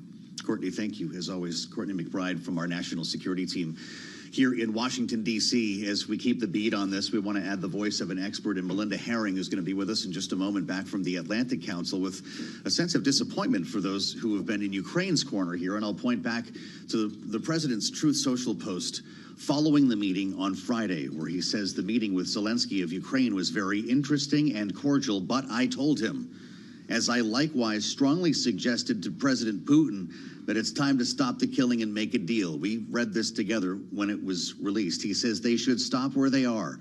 Property lines being defined by war and guts. Let both claim victory. Let history decide. The president was asked on Air Force One over the weekend about this idea of essentially freezing the lines in place and going even further to essentially donate the Donbass to Vladimir Putin. Here's what he said. During that meeting, did you tell him he needed to cede all of the Donbass region to Russia? No, we never discussed it. We think that what they should do is just stop at the lines where they are, the battle lines. You have a battle line right now. The rest is very tough to negotiate. If you're going to say, you take this, we take that, there's so many different permutations. So what I say is they should stop right now at the battle lines. Go home, stop killing people, and be done. Stop right now at the battle lines. Now, of course, if that were the definition of a ceasefire, that might be something that President Zelensky would be in favor of, stopping the guns so negotiations can begin. But that may not be what the president is proposing here. It's a bit difficult to tell. And at this confusing stage of the conversation, we're glad to have Melinda Herring back with us, non-resident senior fellow at the Atlantic Council's Eurasia Center. I don't know how long it's been since you were in Kyiv, but every time I see you, you just come back or you're about to go. And it's great to see you. Melinda, I can't imagine your thoughts when you read this, when you heard the tone from President Zelensky, and now this morning to read in the FT that it was a shouting match, in fact, that took place. Are we all the way back to where we were following the first Oval meeting? It's deja vu again, Joe. Yeah. It does feel like February. But look, Trump is a yo-yo. So I know that the actual, it doesn't feel so good right now, but I would say don't overreact. I think things are going to pull back. I think Trump will pull back from where he is now. So Trump has said, why doesn't Ukraine give up the Donbass in exchange for a little sliver of two very important pieces in southern Ukraine? It is a terrible deal. Ukraine will not take it. It is a non-starter.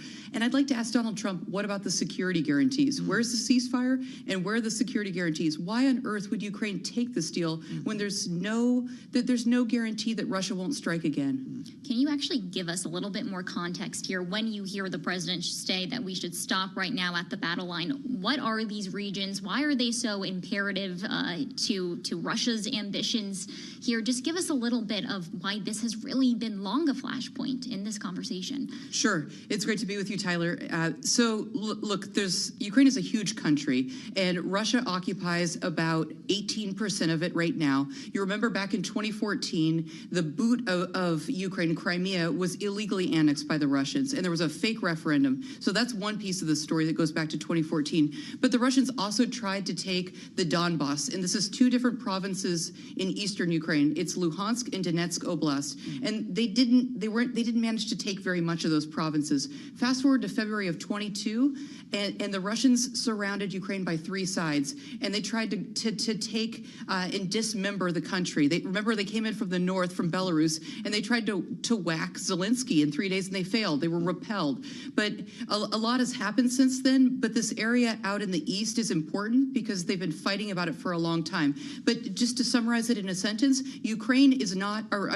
Russia is not an empire without Ukraine. So that's why it's so important, and that's why Russia can't let Ukraine go. The president was asked in the White House a short time ago by a reporter about, it was only, just a couple of weeks ago, he said that Ukraine was capable of winning back all of the land that Russia had occupied.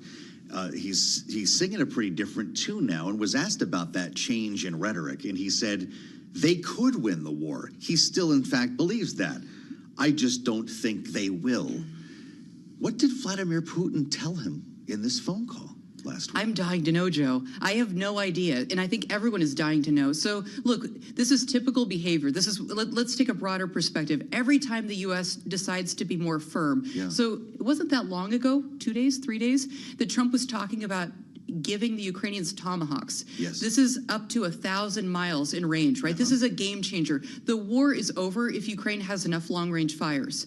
I've talked to a lot of generals and brigade commanders in Ukraine, Joe, and they tell me if we have 2,000 long-range fires, they don't have to be tomahawks, but they have to have long-range fire. Moscow. Yeah, to be able to hit behind enemy lines, command and control centers, and ammo depots. It's over. That's why this was such a big deal, and Moscow overreacted. So what does Vladimir Putin do?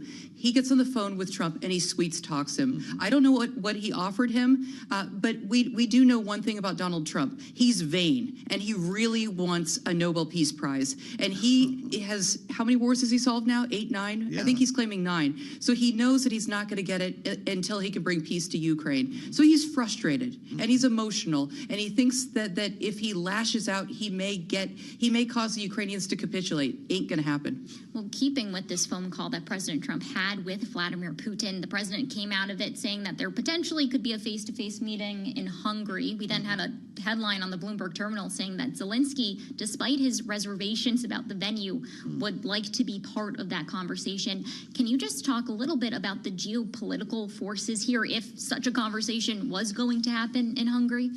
So to my knowledge, Putin hasn't agreed yet, has he? That there's nothing formal that we're aware of. Only from the truth do we know this. So this is sort of the shocking part, is that Trump has made such an about face on the promise that Putin might appear in Budapest, and there's no commitment from the Kremlin. So I think Washington really gave a lot away on Friday for no good reason.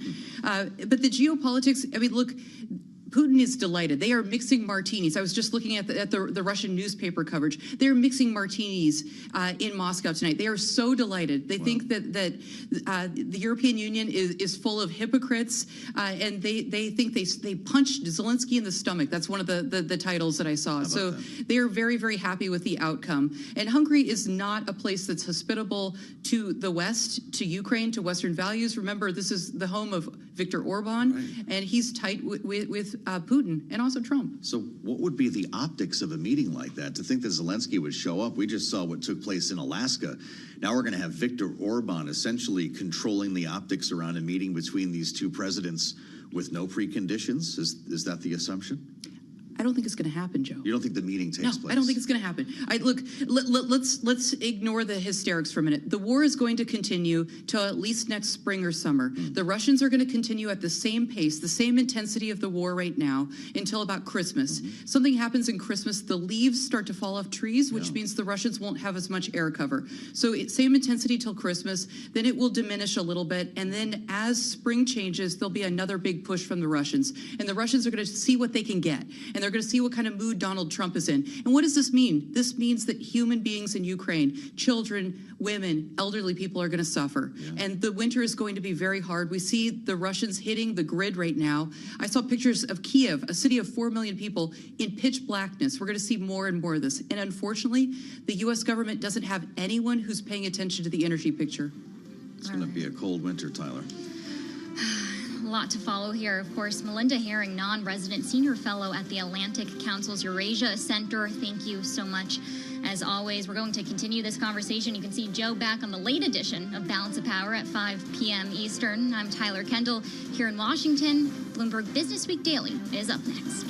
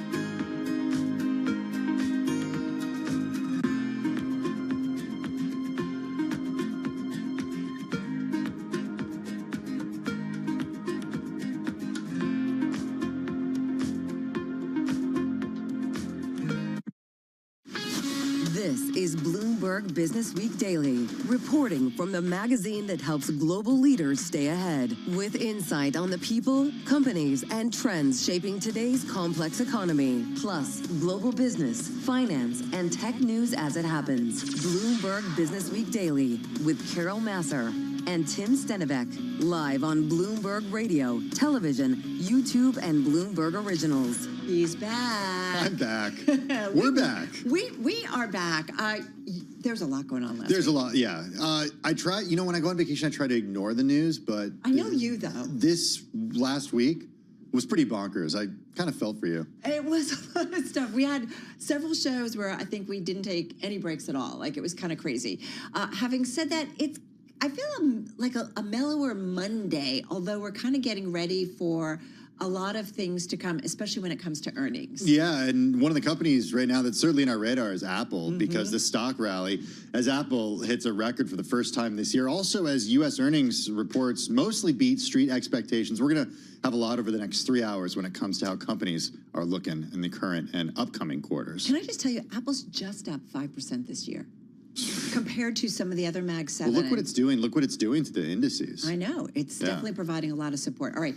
We're going to dig into that. As Tim mentioned, we are going to look at those quarterly earnings report. On that, Zions Bancorp reporting after the closing bell. This is one that we've been talking about a lot over the last week. We're going to talk credit concerns more broadly, maybe touch on Zions as well, with Megan Robson. She's head of U.S. credit strategy over at BNP Paribas. So she's coming her way in just a moment. Plus, we got to check in on everything happening around the world as U.S.-China trade talks drag on. We're going to talk mining and global access. Gary Evans is back with us. He's CEO of United States Antimony. You were saying, Carol, how well the stock has done since we last spoke to him back in August. Off the charts. And having said that, William Blair out with a call on these mining and rare earth companies, and that whole sector's on fire. So we have a lot to ask Mr. Gary Evans. All that and more coming up over the next hour right here on Bloomberg Business Week Daily. First up, though, a check of the day's trade and top business stories. Here's Alexis Christoforous in for Charlie Pellet. Hey, Alexis. Thanks very much. We're holding on to this strong rally here. We have got the Dow Jones Industrial Average now up by about 540 points. All three major indexes, by the way, up better than 1% today. And again, this is on optimism about earnings. We're in the thick of it this week with lots of big name companies still to come this week. Companies including Netflix, Coca-Cola, Intel, the list goes on. About 85% of the companies in the S&P 500 have beaten profit estimates, and that's, of course, helping to fuel this rally. We've also got the S&P 500 up by 78 points, and the NASDAQ Composite rallying 340. Small cap stocks also doing well today. The Russell 2000 up nearly 2%. Interesting to see gold continuing to rally as investors pile money into that safe haven, despite this big rally we're seeing in equities today. So gold is up better than 2% now, near record territory at $43.48 the ounce. We've been talking about Apple all day long. It has hit its first record high of the year. This is as Loop Capital upgraded the stock to buy on more positive iPhone demand, both here and in China. We've got shares of Apple up better than 4% right now. And also Paramount Skydance looking to reportedly shed 2,000 jobs later this month. Remember, Paramount and Skydance came together in that $8 billion merger in August. For on-demand news, 24 hours a day, subscribe to Bloomberg News Now, wherever you get your podcasts. I'm Alexis Christoforous. That's a Bloomberg Business Flashback to Carol and Tim. All right, Alexis, thank you so much. Alexis mentioned Apple. In case you forget, it's about almost 7% of the S&P 500. It's about 8.3% of the NASDAQ 100. And it's more than 10% of the NASDAQ Composite. So when you talk about what you mentioned, Apple definitely giving a lift, Tim, to the overall market. So $3.9 trillion, a cool $3.9 trillion market cap. It's like... Not the biggest company by market cap, but among the biggest companies, no question. It's crazy, It's massive. Right? Or maybe not. I don't know. We're going to find out. I remember when it was a tiny $1 trillion company. Oh, remember when? Wasn't even that long ago. Just a little while ago. All right, hey, folks, we're going to keep an eye on Apple today. We're also keeping an eye on what is a very busy week for earnings. Tesla, Netflix, GM, among companies reporting. Of the 58 S&P 500 companies that have reported so far this earnings season, this was kind of coming into today. Nearly 85% have beaten analyst forecasts, while almost 14% have missed.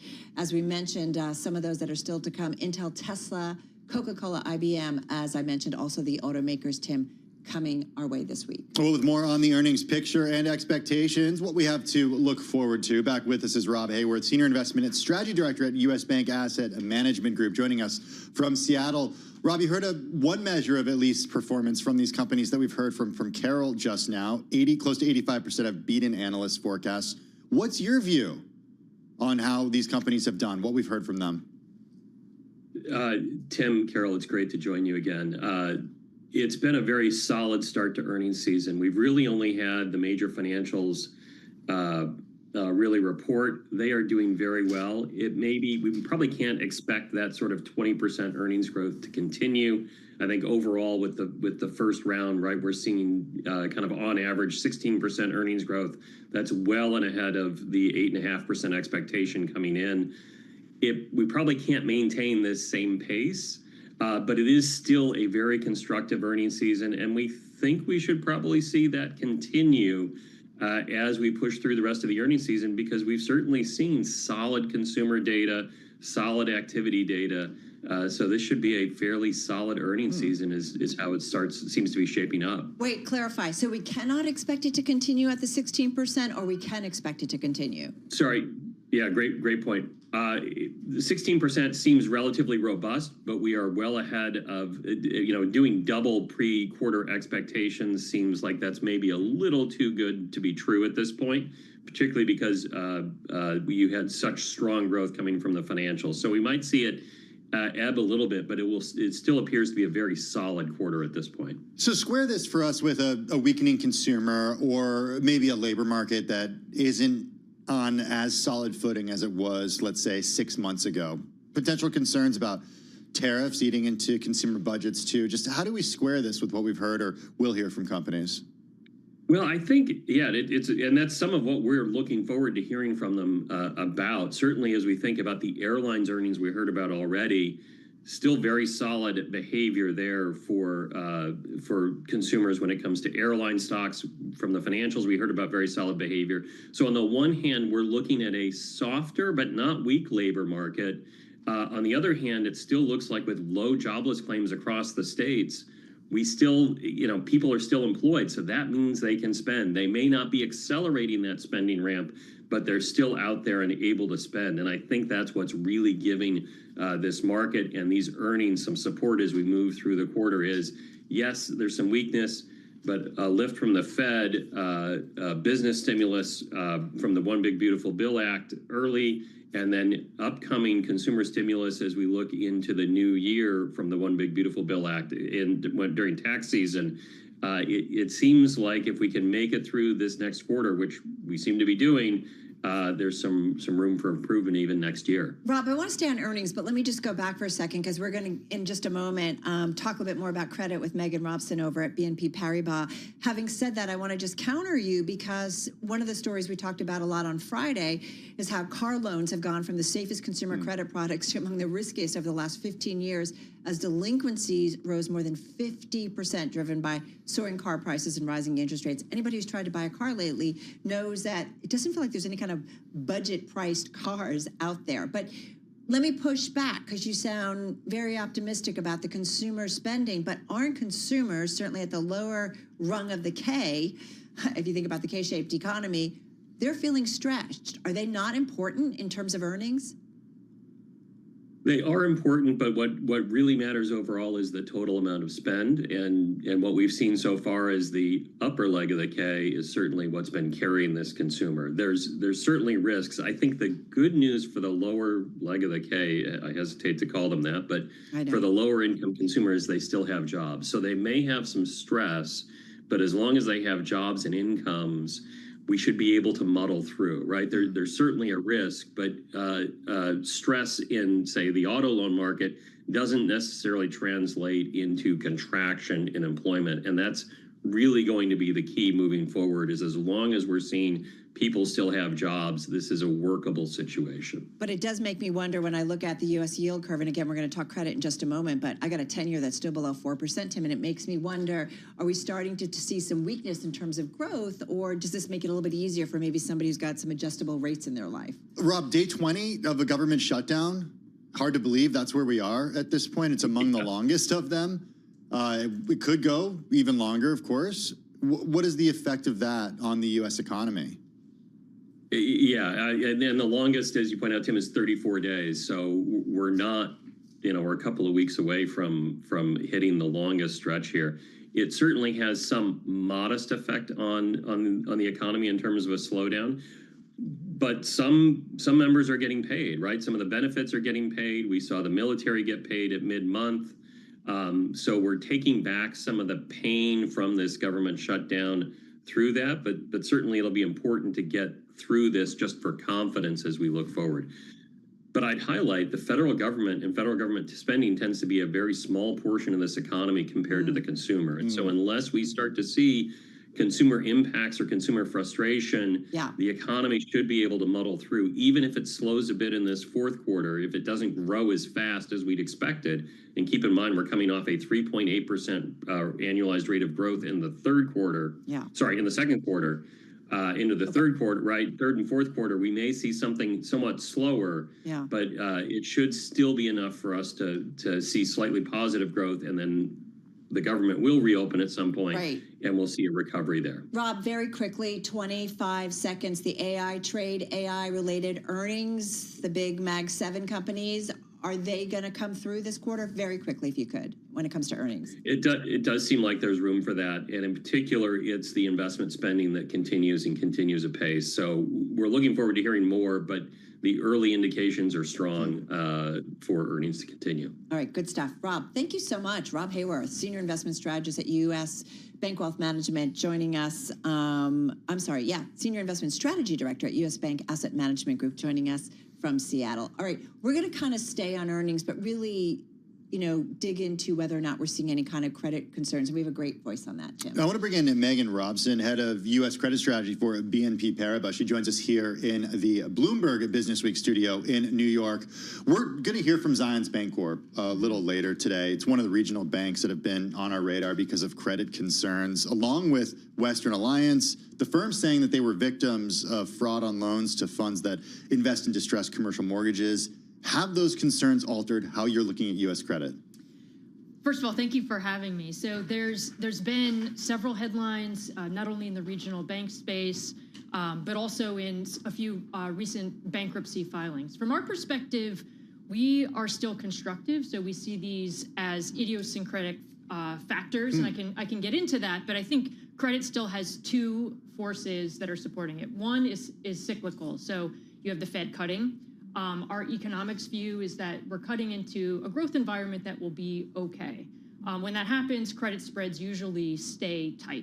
And then secondly is a secular force. So we've talked about it a lot on this show and others, just the supply-demand dynamic. As you mentioned, the 10-year at 4%, that's still relatively elevated. So you have relatively low supply, yield demand still strong, and despite some of these headlines, credit spreads have not really widened out that much. And I think those two factors are what's held us in here. Wait, so do you feel really confident about your view in terms of the economic outlook? Because why do we cut rates if we're feeling pretty good about the economy? It's a great question. So I think that Powell did recognize that his reaction function was changing, and not only the unemployment rate was important, but also the change in payrolls. So we are definitely slowing into an economic growth backdrop. But I think what's key for some of these factors being idiosyncratic or more broad is the earnings picture. And yes, we've had some idiosyncratic factors. We think in auto loans, consumer subprime loans. Those sectors are relatively small, though. So look in U.S. high yield,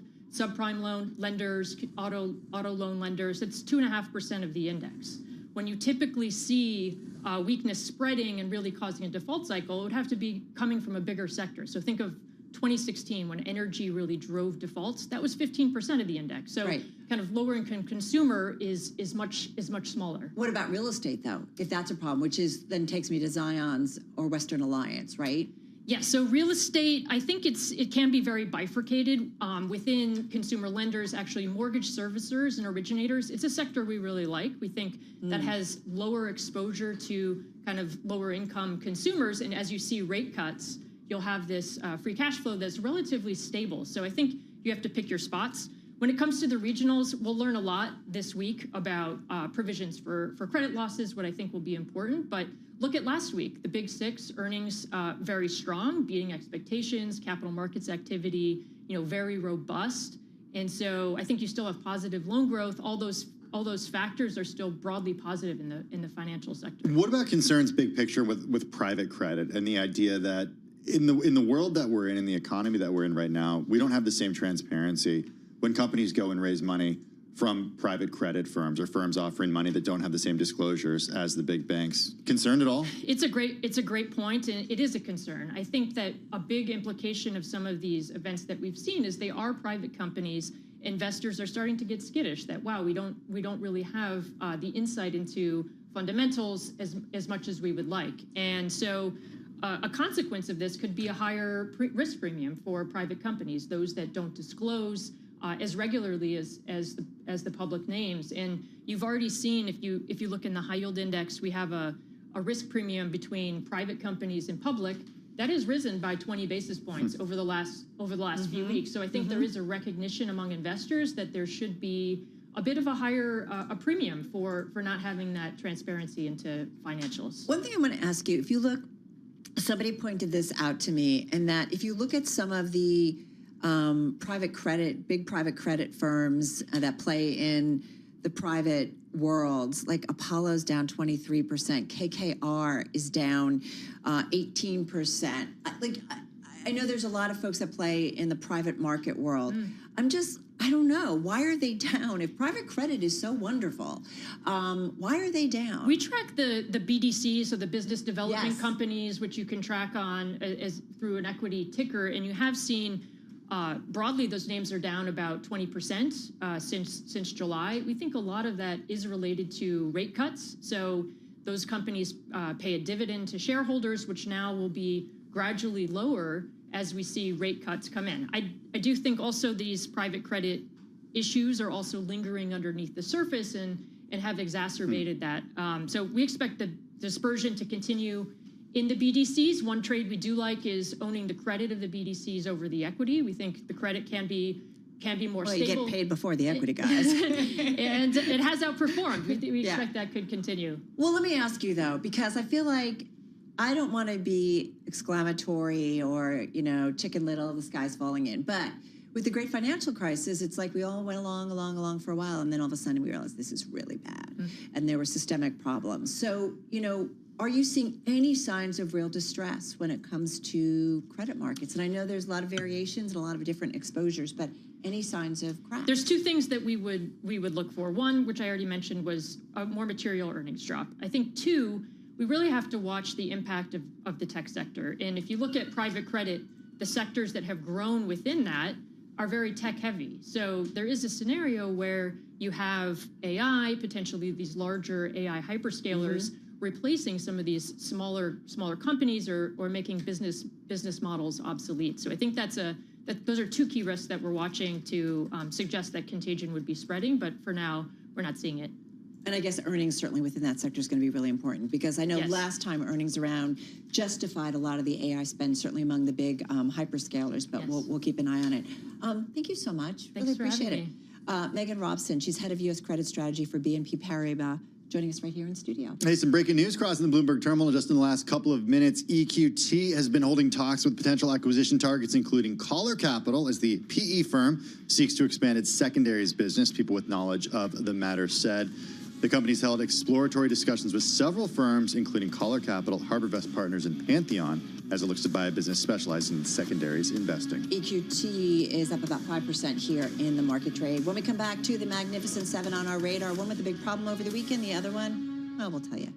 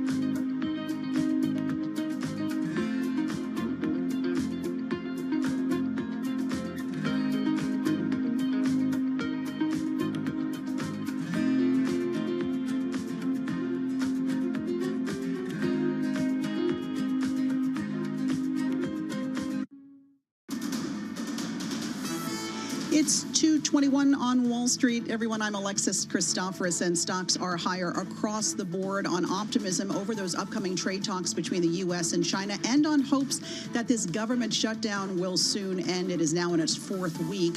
Traders also waiting for earnings reports from big names this week, including Procter & Gamble, Intel, Coca-Cola.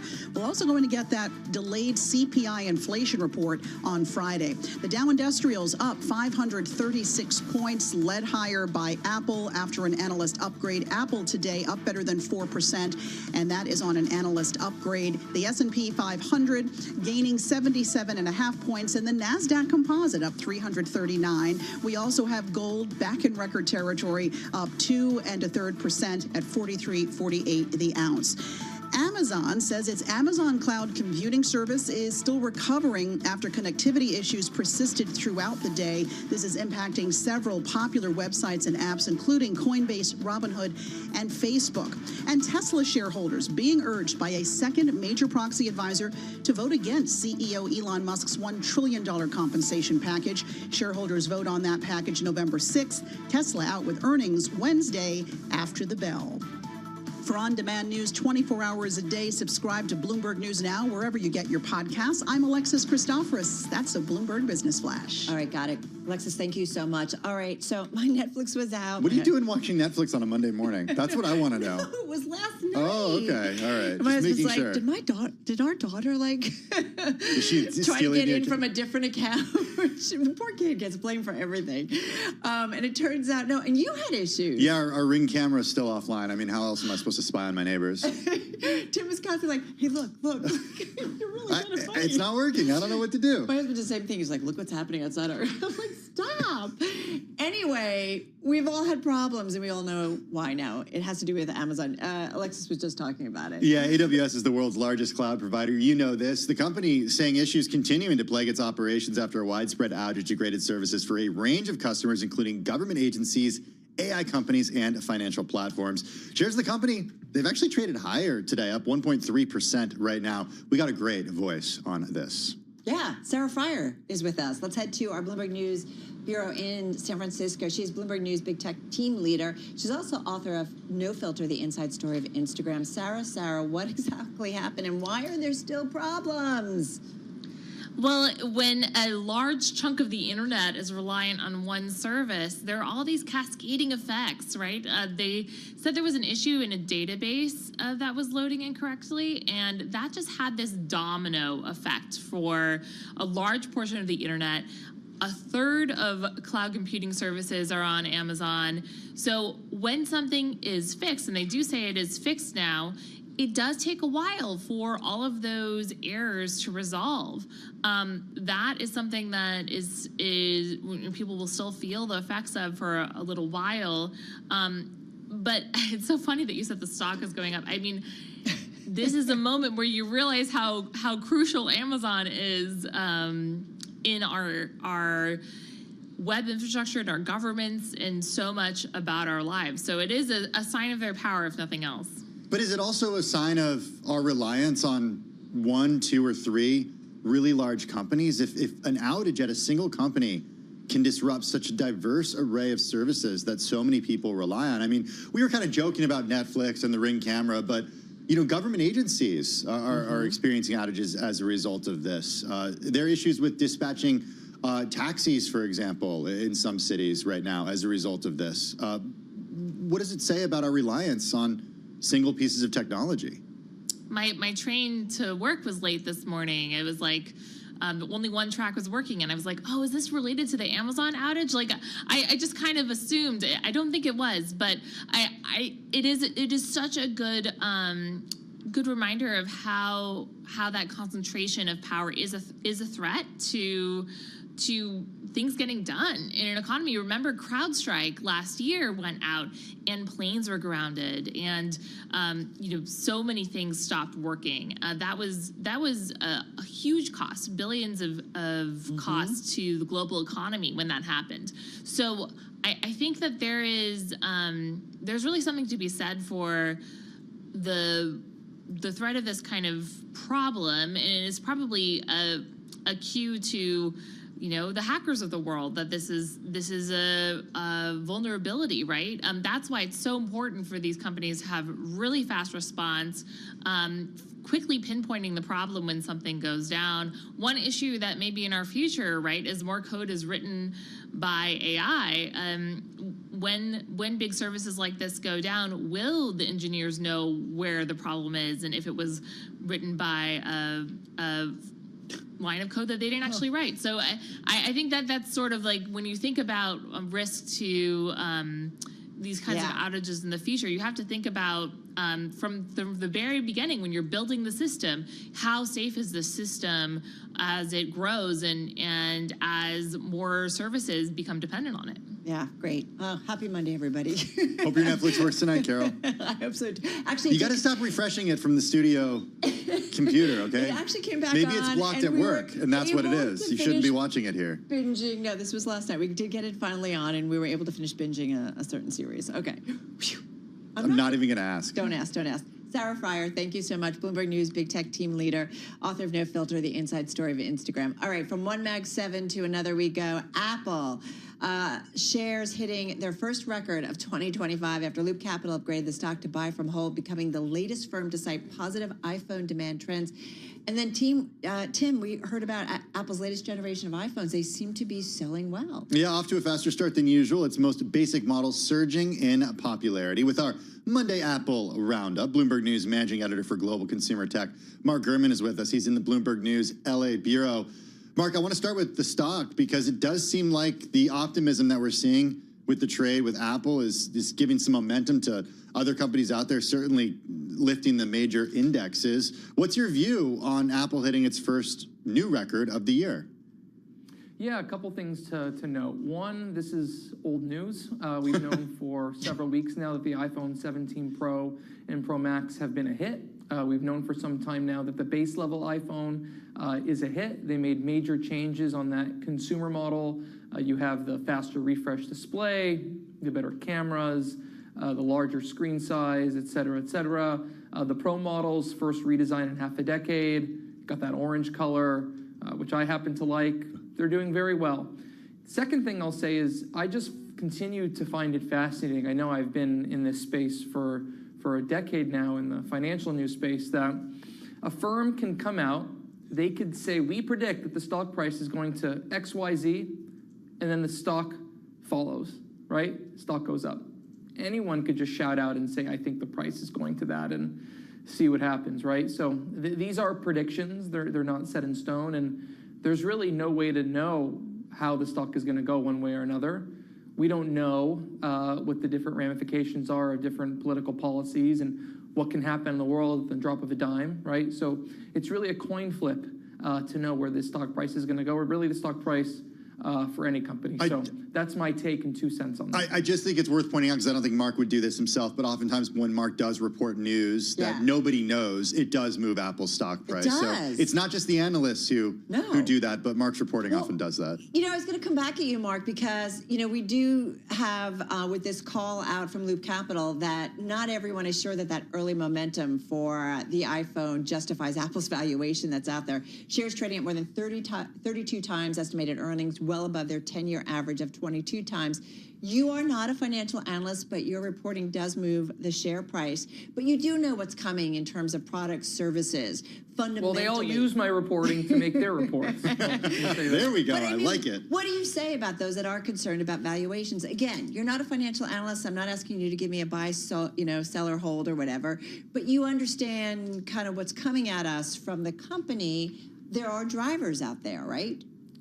I think I can give you a pretty good idea, actually, if you should buy, hold, or sell. But, you know, I won't give that black and white, but I will tell you that the product pipeline that they have is phenomenal.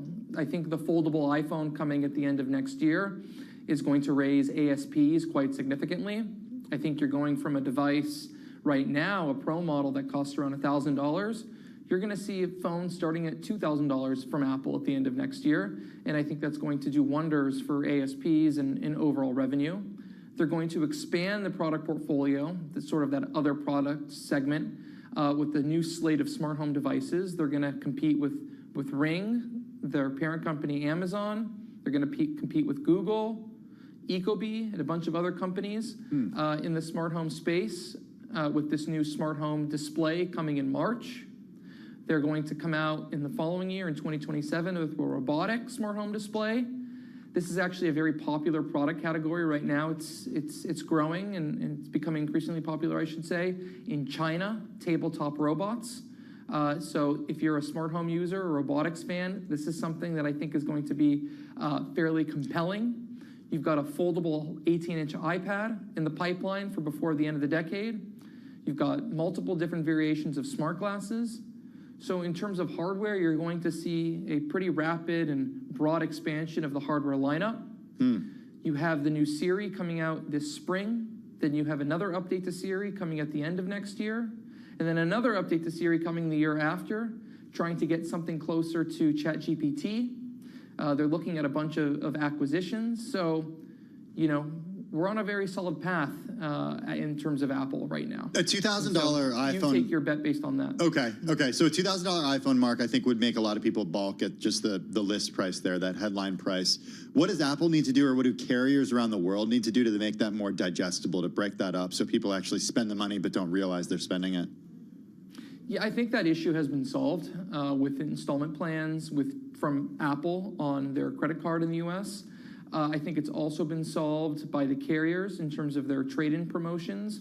And I think people understand that pricing is going up. You know, one benefit, I should say, with the tariffs is it's given Apple some air cover. Even if they're not being hit by tariffs directly, it's given them some air cover to do price adjustments.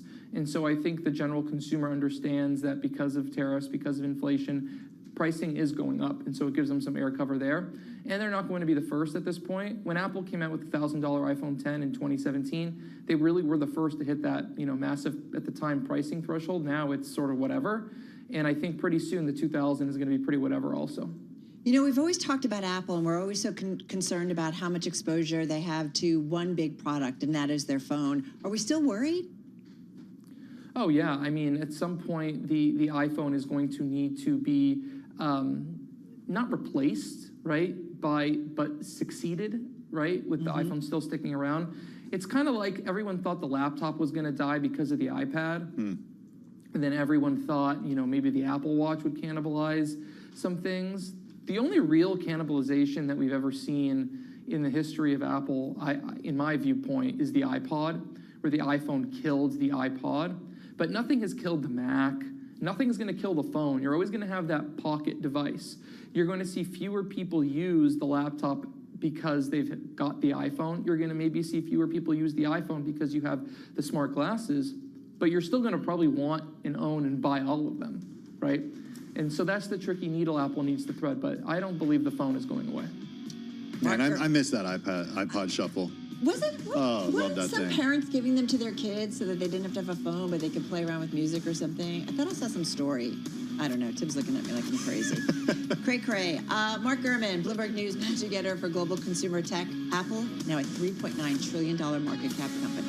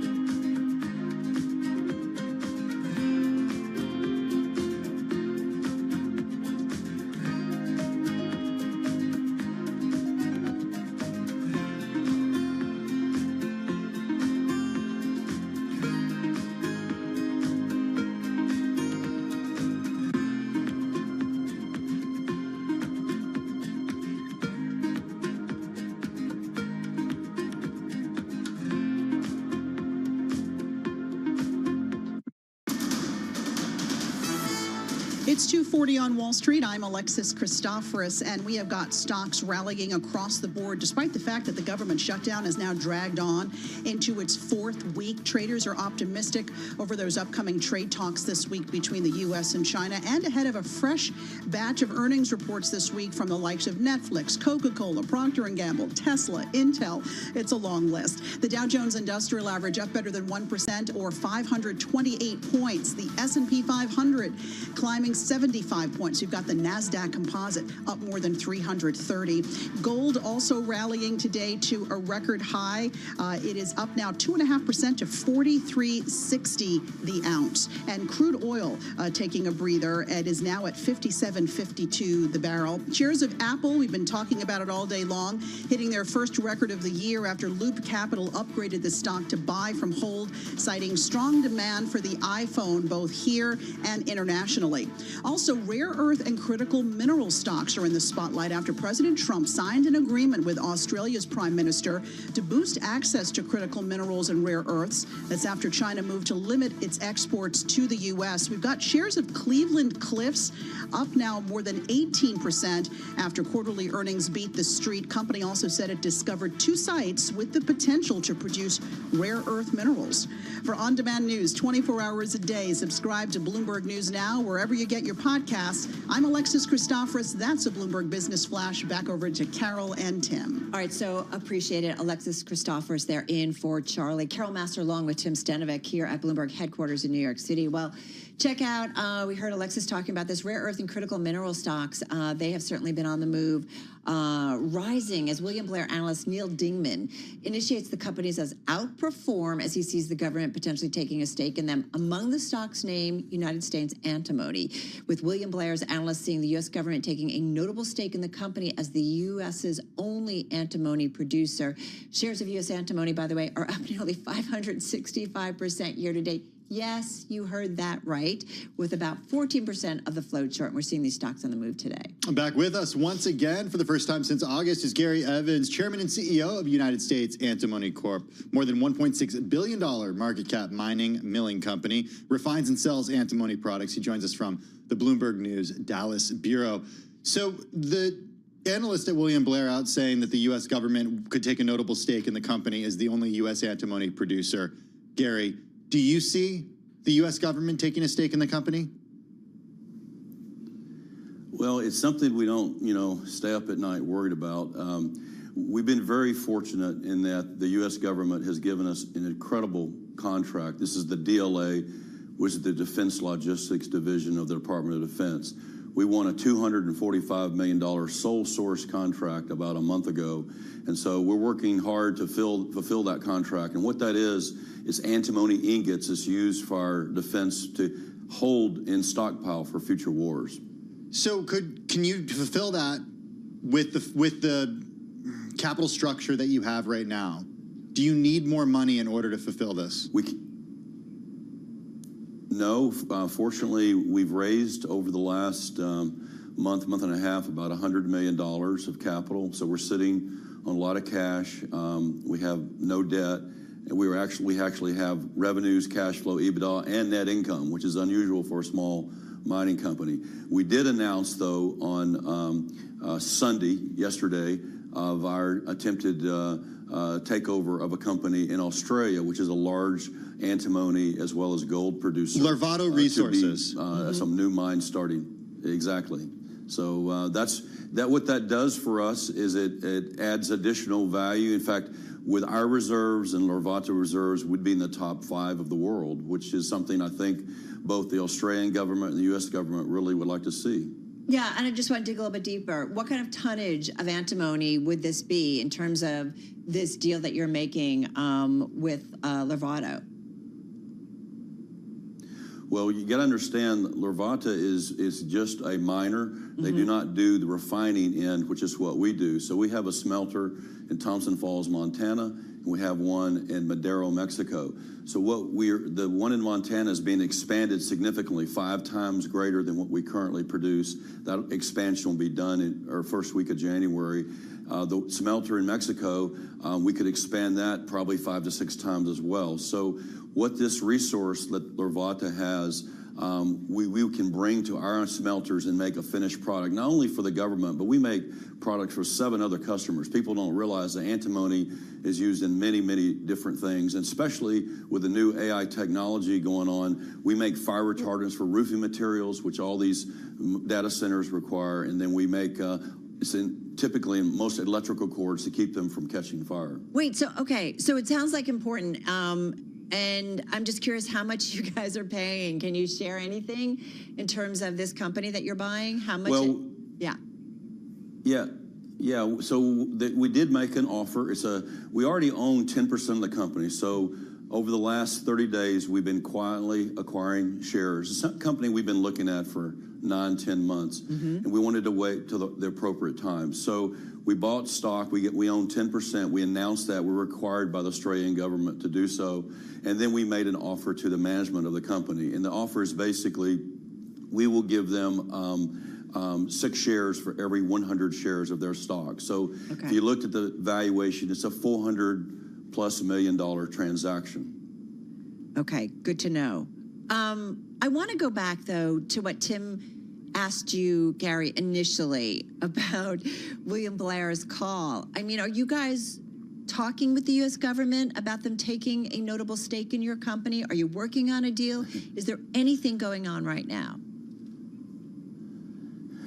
Well, obviously, those type of discussions I can't really talk about. I will tell you, we've been working with the DOD on a grant. We've talked about that publicly. We're hopefully at the final stages of that. And I mentioned already the contract. So the timing of the transaction with Larvata couldn't be better. Obviously, the Prime Minister of Australia was meeting with President Trump today in the White House, and I'm pretty certain this deal was discussed. So anyway, I think that what we've got to do as Americans is realize that China has a 100-year plan, and we're not part of that plan.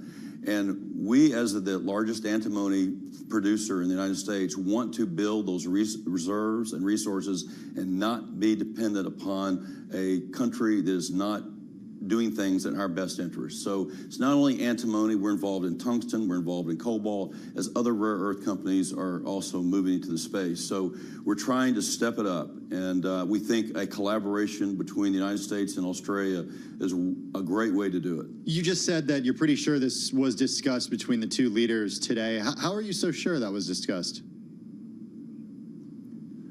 General Jack Keane is on our board, so does that help answer your question? It does, thank you. Okay. I know Carol had another Wait, comment. did they call you? Did they call you to talk even a little bit further about the possibility of this? No. But do you want them if you to look at what the discussions were about, it was about critical minerals, it was about rare earths and a collaboration, and this is obviously what we're doing. Do you want the United States to take a position in your company? Not necessarily. We've access to capital is not an issue for United States Antimony. We want to do what's best for our shareholders and what's best for the country. Right now, we think that we can accomplish those goals as an independent company without shareholder ownership. If the government comes to me and says, hey, we definitely want an ownership position, then that's a different story. I'm not really in a position to talk about that at this point, but you can see the close alignment between the United States Antimony and the U.S. federal government, and it continues to strengthen. We talk to them almost every day about different things. But do you feel like you need a U.S. investment to maybe, I just feel like, do the companies that get U.S. investments in the minerals space, if you will, have an advantage over those that don't? I'm not sure what the investment does as an advantage.